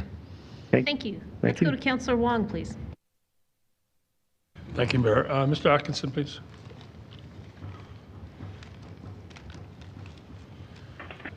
Thank you. I'm not sure if you fully finished your presentation. Did you have one more slide there or something like that? It was just basically to accept, approve the citywide rezoning. I think it's really important. I've been to many of these council hearings for things in Banff Trail over the last number of years. Your time is important. It was really great tuning in accidentally on Wednesday morning and hear you talk about something else for a little bit. And we have a lot of really important issues for this city going forward, and I would really like your time to be focused on some of those matters. You got to get it right, for sure. We have to get it right, and so that's why I really appreciate you taking this time. We got to hear these stories. We have to make sure that we don't have these problems, but there also has to be a path forward where not every single time that a development goes up that's above one person or one family living in an area, or two if it happens to be developed in an RC2 area. It has to come through council. And then you have to find people from the community to come out and sort of say, like, is this a good thing? Is this not? There has to be some sort of better way forward. Yeah. After just seeing sort of, there's been a lot of talk about the LAP process and that kind of sort of side of things. We do have an LAP in Banff Trail. It's been amended, but even that does not provide a path forward even for the RCG units in the area. As you know, restrictive covenants have been an issue within Banff Trail. There have been, I've literally seen it actually tear my community apart. And I do hang that on the engagement process for the city. People don't know what they can talk about, right? They're asked whether they like something or whether they don't.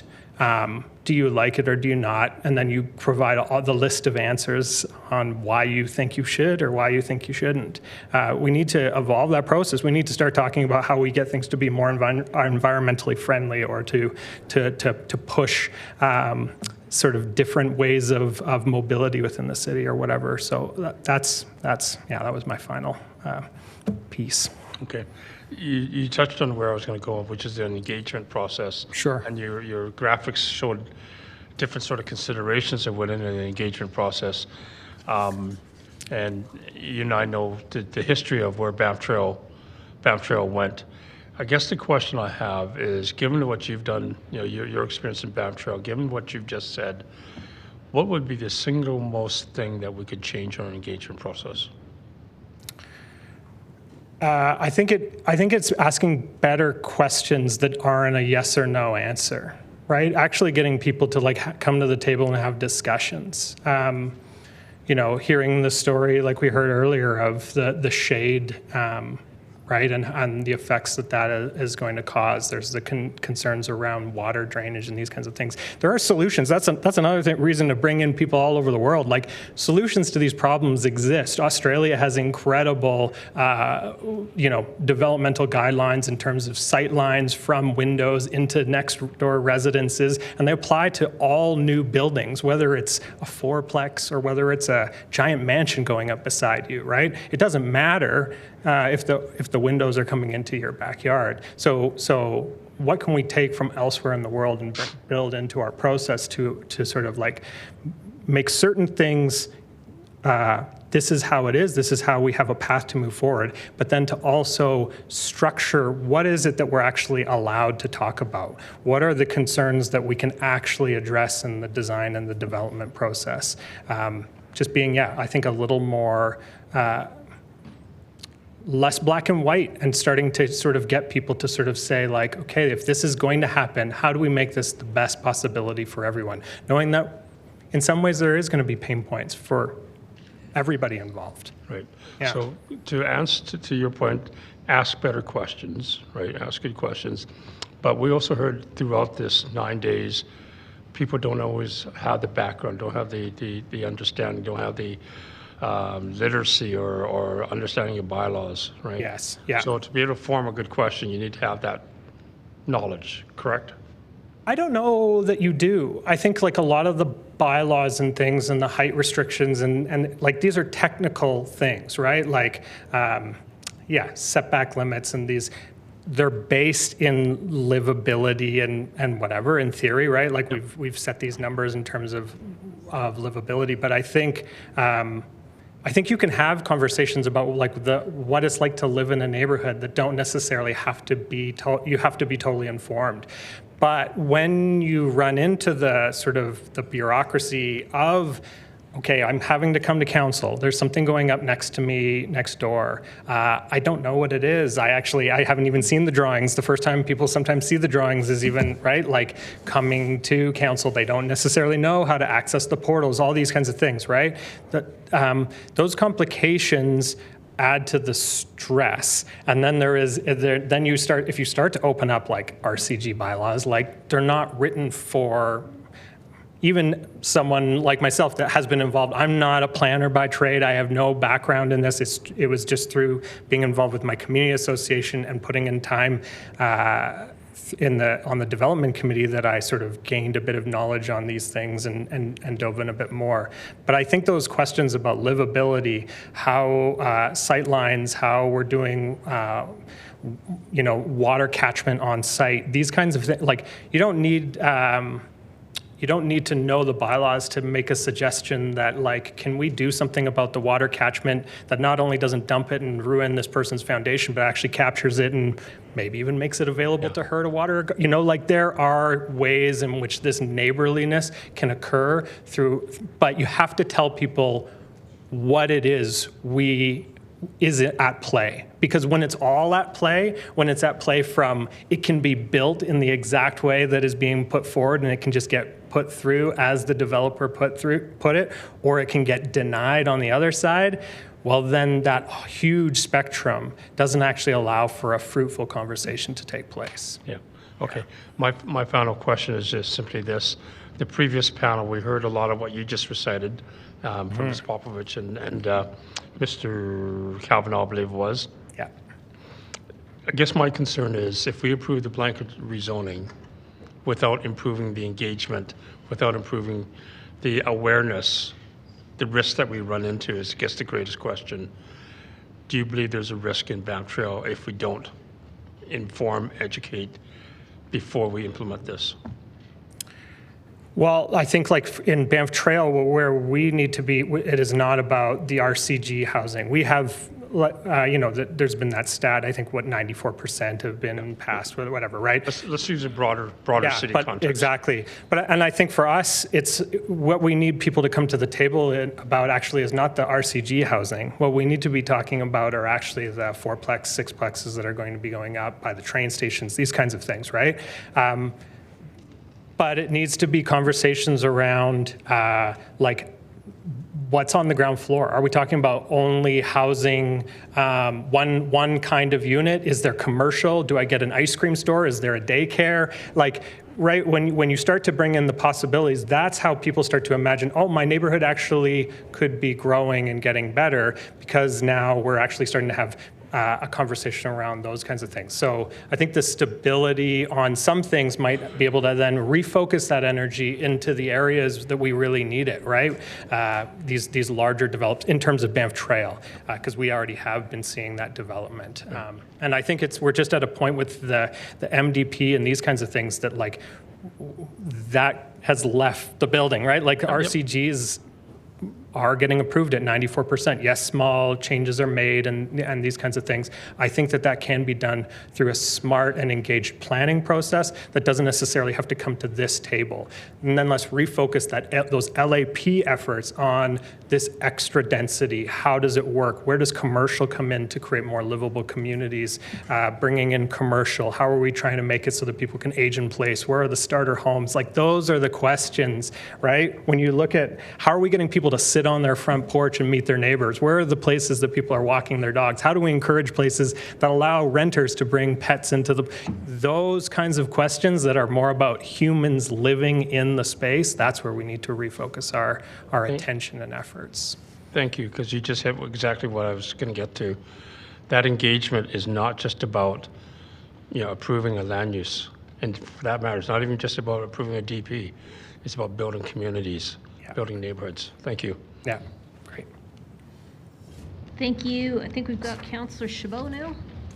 Thank you, Ms. Evans. I want to start out by saying I was actually surprised to hear your presentation. I liked your presentation. It was good. Well done. I'm just trying to understand, do you think there's a path forward based on our current proposal, i.e. through amendments, or do you think we need to start over? I like the idea of amendments. I don't like middle of the block infills, stuff like that. I support basement suites, carriage houses. My mom and I actually joked that if they were to build a carriage house, they'd never get rid of me. So I support those ideas. My reluctance in just passing this with amendments echoes something else I heard somebody say, in that the trust is kind of eroded in not informing the people accurately and comprehensively about what was going on. So I think you're going to have difficulties even passing it with amendments that are fair. Right. We're an intimidating bunch, aren't we? I do much better on one-on-one when I can kind of talk to somebody. No, I think you've done a great job. I guess the other question is the engagement idea that's been discussed. Do you think there was one presenter, Miss Lisa Poole?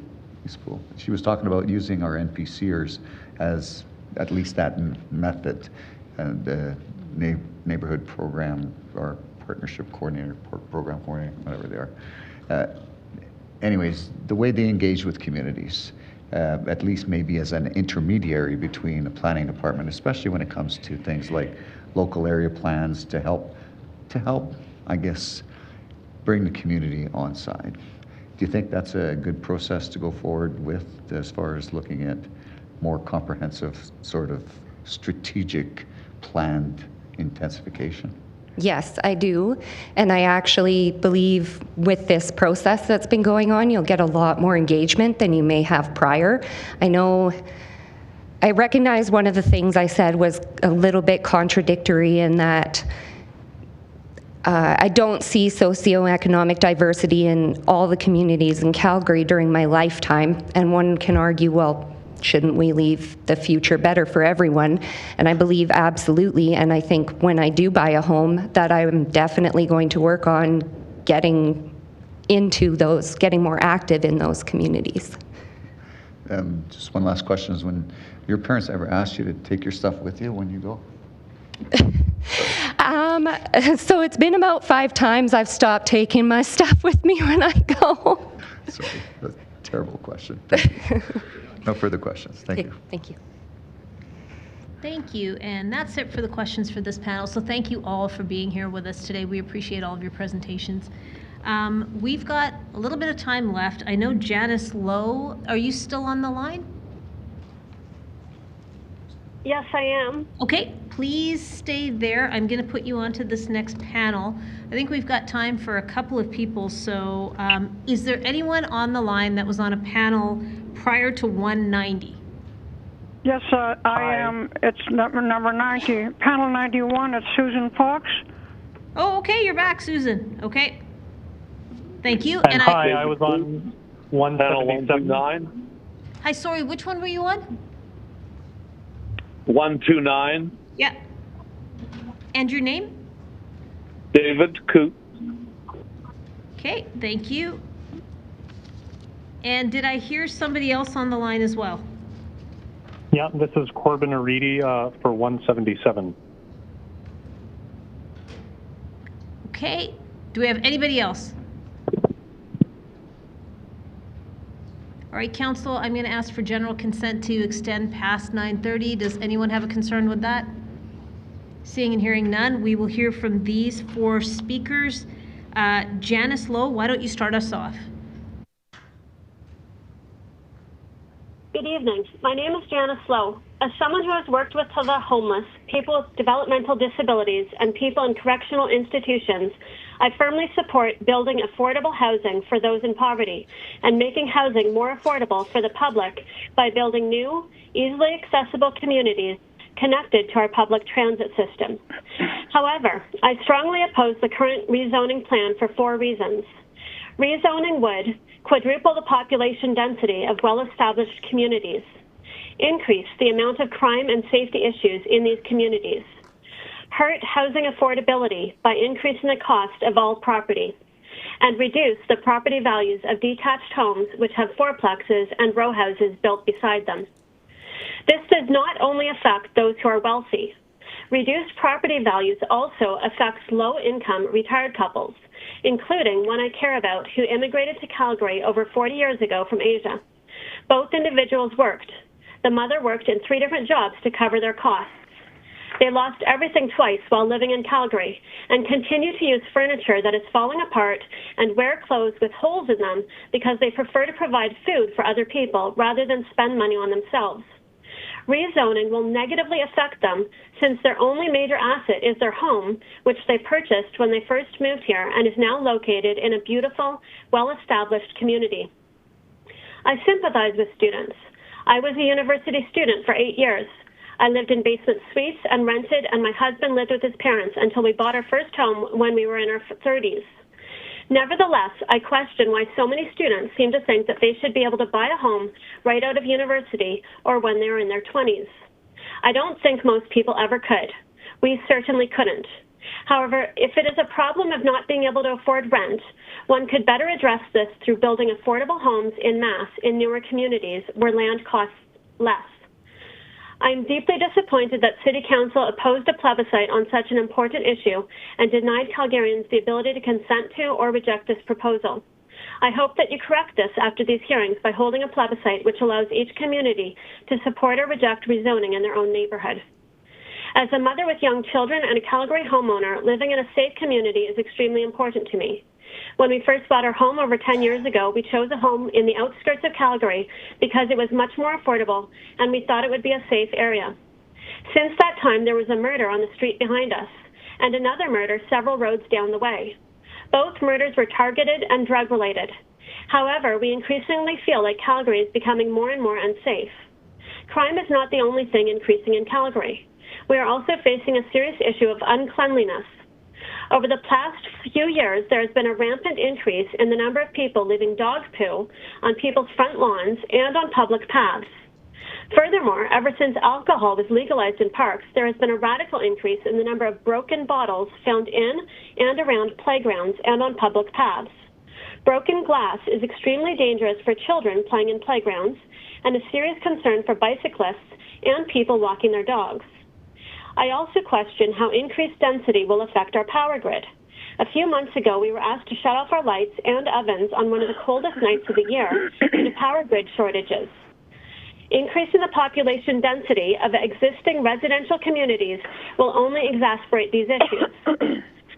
Lastly, citywide rezoning should be rejected since it will not increase the supply of affordable housing. We heard from many people that reduced supply in one type of housing increases the cost of that type of housing and the cost of every other type of housing. Citywide rezoning would actually increase the amount of unaffordable housing by reducing the supply of detached homes. This is evident in Toronto and Vancouver, where even the smallest homes cost exorbitant rates simply because these cities are so overpopulated. Since 60% of the homes that are bought are detached homes, the supply of all types of homes needs to be increased proportionally, including detached houses. We could easily do this through expanding on the other side of the ring road and connecting new communities to our C-train system. If you want to make life more affordable, I would recommend reversing your decision to increase property taxes by 8%. Please vote against this highly divisive blanket rezoning of Calgary and choose a more conciliatory approach by building affordable homes en masse in new communities. Please take the advice of the many well-educated people who have offered excellent alternatives to address housing affordability. Thank you very much. Thank you for your presentation. Let's go to Susan Fox, please. Yeah, thank you for taking my call. I do not support blanket zoning. I live in Beddington community, a settled community, and I feel this blanket zoning will eventually evolve into a 15-minute smart cities, government control. The cost of operating this kind of community will fall on the taxpayers, not the transient community. I don't believe there was a shortage of housing. I think the real problem is the huge influx of illegal immigrants into Canada and the big cities, which we are not prepared to house or handle. The answer, we feel, is do a mass deportation, follow the immigration guideline according to the Constitution of Canada, bring down the property tax to normality so housing and rental will be affordable. And last but not least, I feel you should consult with the Premier before making rash decisions, not Justin Trudeau. The Premier has the ultimate authority over financial distribution in regards to the municipalities and cities. Accepting a bribe from Justin Trudeau is a slap on our democracy. Thank you. Thank you for your presentation. Let's go to David Coots, please. Hi, can you hear me? We can. Okay, I'm opposed to blanket rezoning in the city of Calgary and surrounding areas. I live in Ward 11, overlooking the LRT, so my property is definitely at risk for this sort of thing. We purchased the house here after considering all the factors of the location. The neighborhood consists of many detached homes. One of the great advantages is to have more space for everyone and better privacy. Since there are less people on the street, it is easier to have community feeling. This is often lost in higher density settings. In communities like the resident turnover is lower. In communities like this, the resident turnover is lower and it is easier to identify outsiders. This way, all residents can feel safer. Existing communities were planned and built with initially approved density in mind. Mindlessly increasing the amount of residents in these neighborhoods will create unnecessary challenges to the residents of these areas. Increasing problems will devalue the properties in these communities, making them less desirable. As it can be seen in areas where changes have already started, new buildings are not planned with consideration to fit nicely into the existing landscape. Mixing styles like this diminishes curb appeal of the whole area. Should council wish to increase density in certain neighborhoods, these should be identified and infrastructure upgrades performed before increasing residency. There are very costly upgrades to existing roads, parkings, amenities, and even utilities. Preparation should be done before changes are started, not to be instead of an afterthought.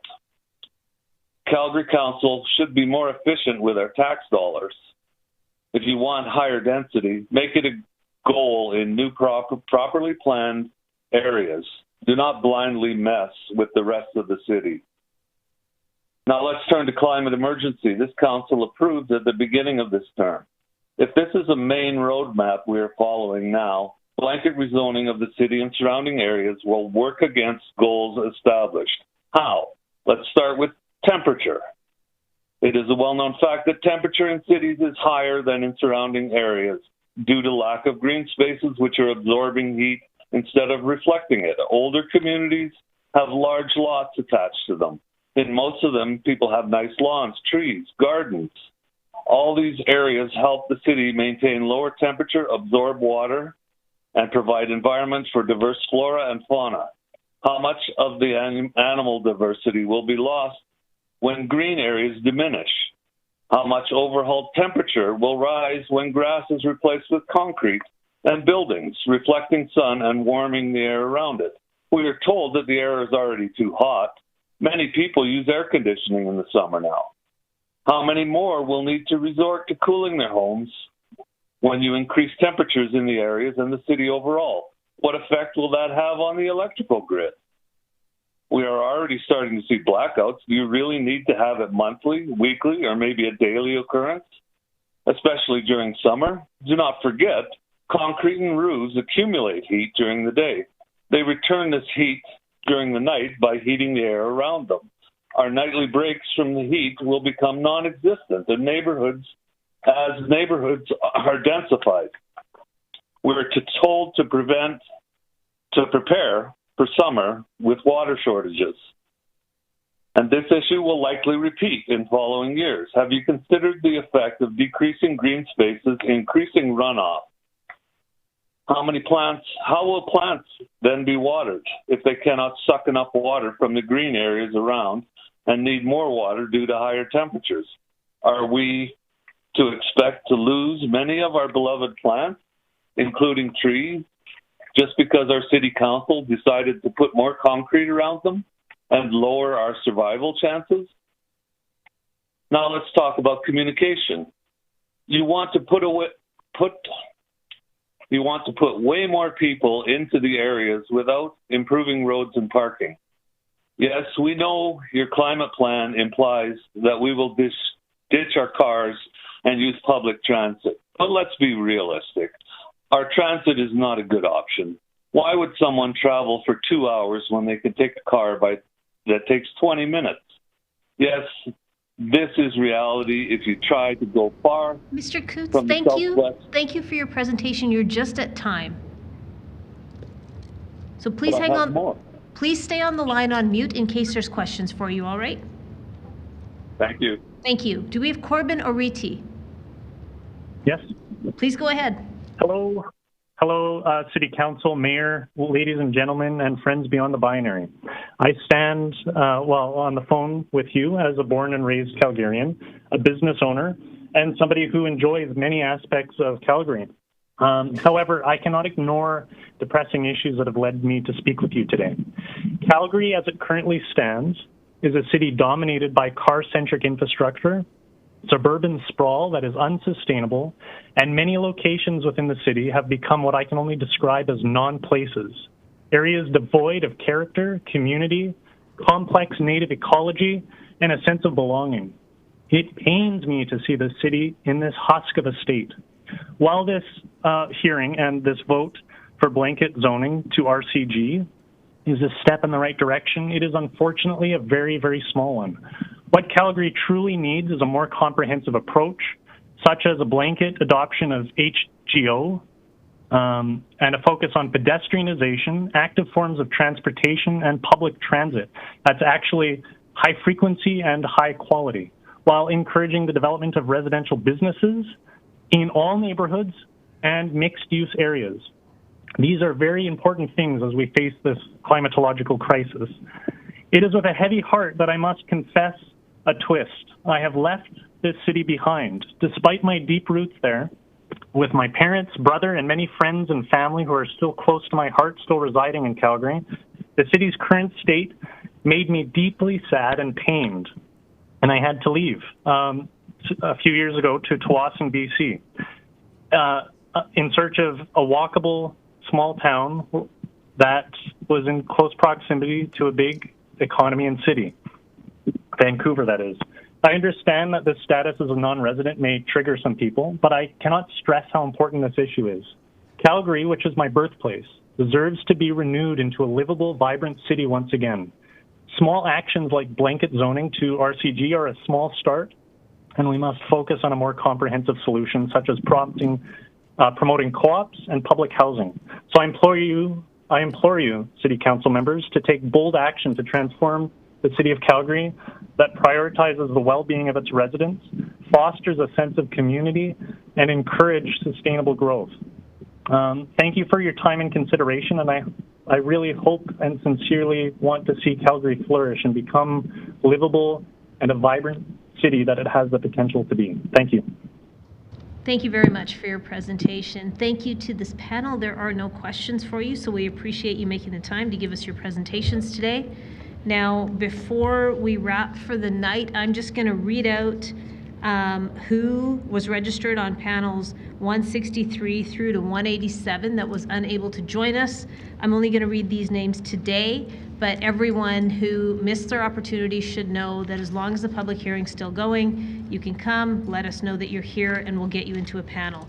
So from panel 163, we had Bob Benson, Joanne Allens, I think it is, or Atkins, Joanne Atkins, and Robin Windsor. From panel 164, we had Sarah Geddes. 165 was Nicole Chan. 166 was Michelle Williams. 167, John Wildenborg, Christopher Leslie. 168 was Kathy Schultz-Peltzer, and Trayton Zeri, and Jacqueline North Pagan. 169 was Justin Paul O'Mahony and Clay Knights. Panel 171, Aaron Ramos. 172, Jordan Murray, Roger Shinkanik, Kathy Danielson, and Alvin Cabaran. Panel 175, Imad Tawadros, Satesh Shanmugam and Jesh Kamal Manais. Panel 177, nobody, because we just had Corbin. Panel 178, Catherine Blood and Amy Pahor. Panel 180, Juan Gomez. Panel 184, Trang Pham, Frank Anderson, and Robert Zubkowski. Panel 187, Ekaterina Petrovich and Cassandra Mihalic. So tomorrow we will start off by asking if there's anyone here that missed their opportunity, and we'll get people into panels from there. And we'll start with panel 190, which will be Lindsay Davis, Mandy Koch, Shirley Ewart, Linda Nessett, and Richard Hill. In case anybody's wondering, the informal count so far is 611 speakers, and we have about 92 registered speakers remaining, but I think there's been some more people who have signed on. So we'll get you official counts tomorrow. Councillor Thaliwal, you have a request? You're good? Okay, thank you. With that, everyone, we will see you tomorrow at 9:30. Tomorrow we run from 9:30 till 6. Thank you.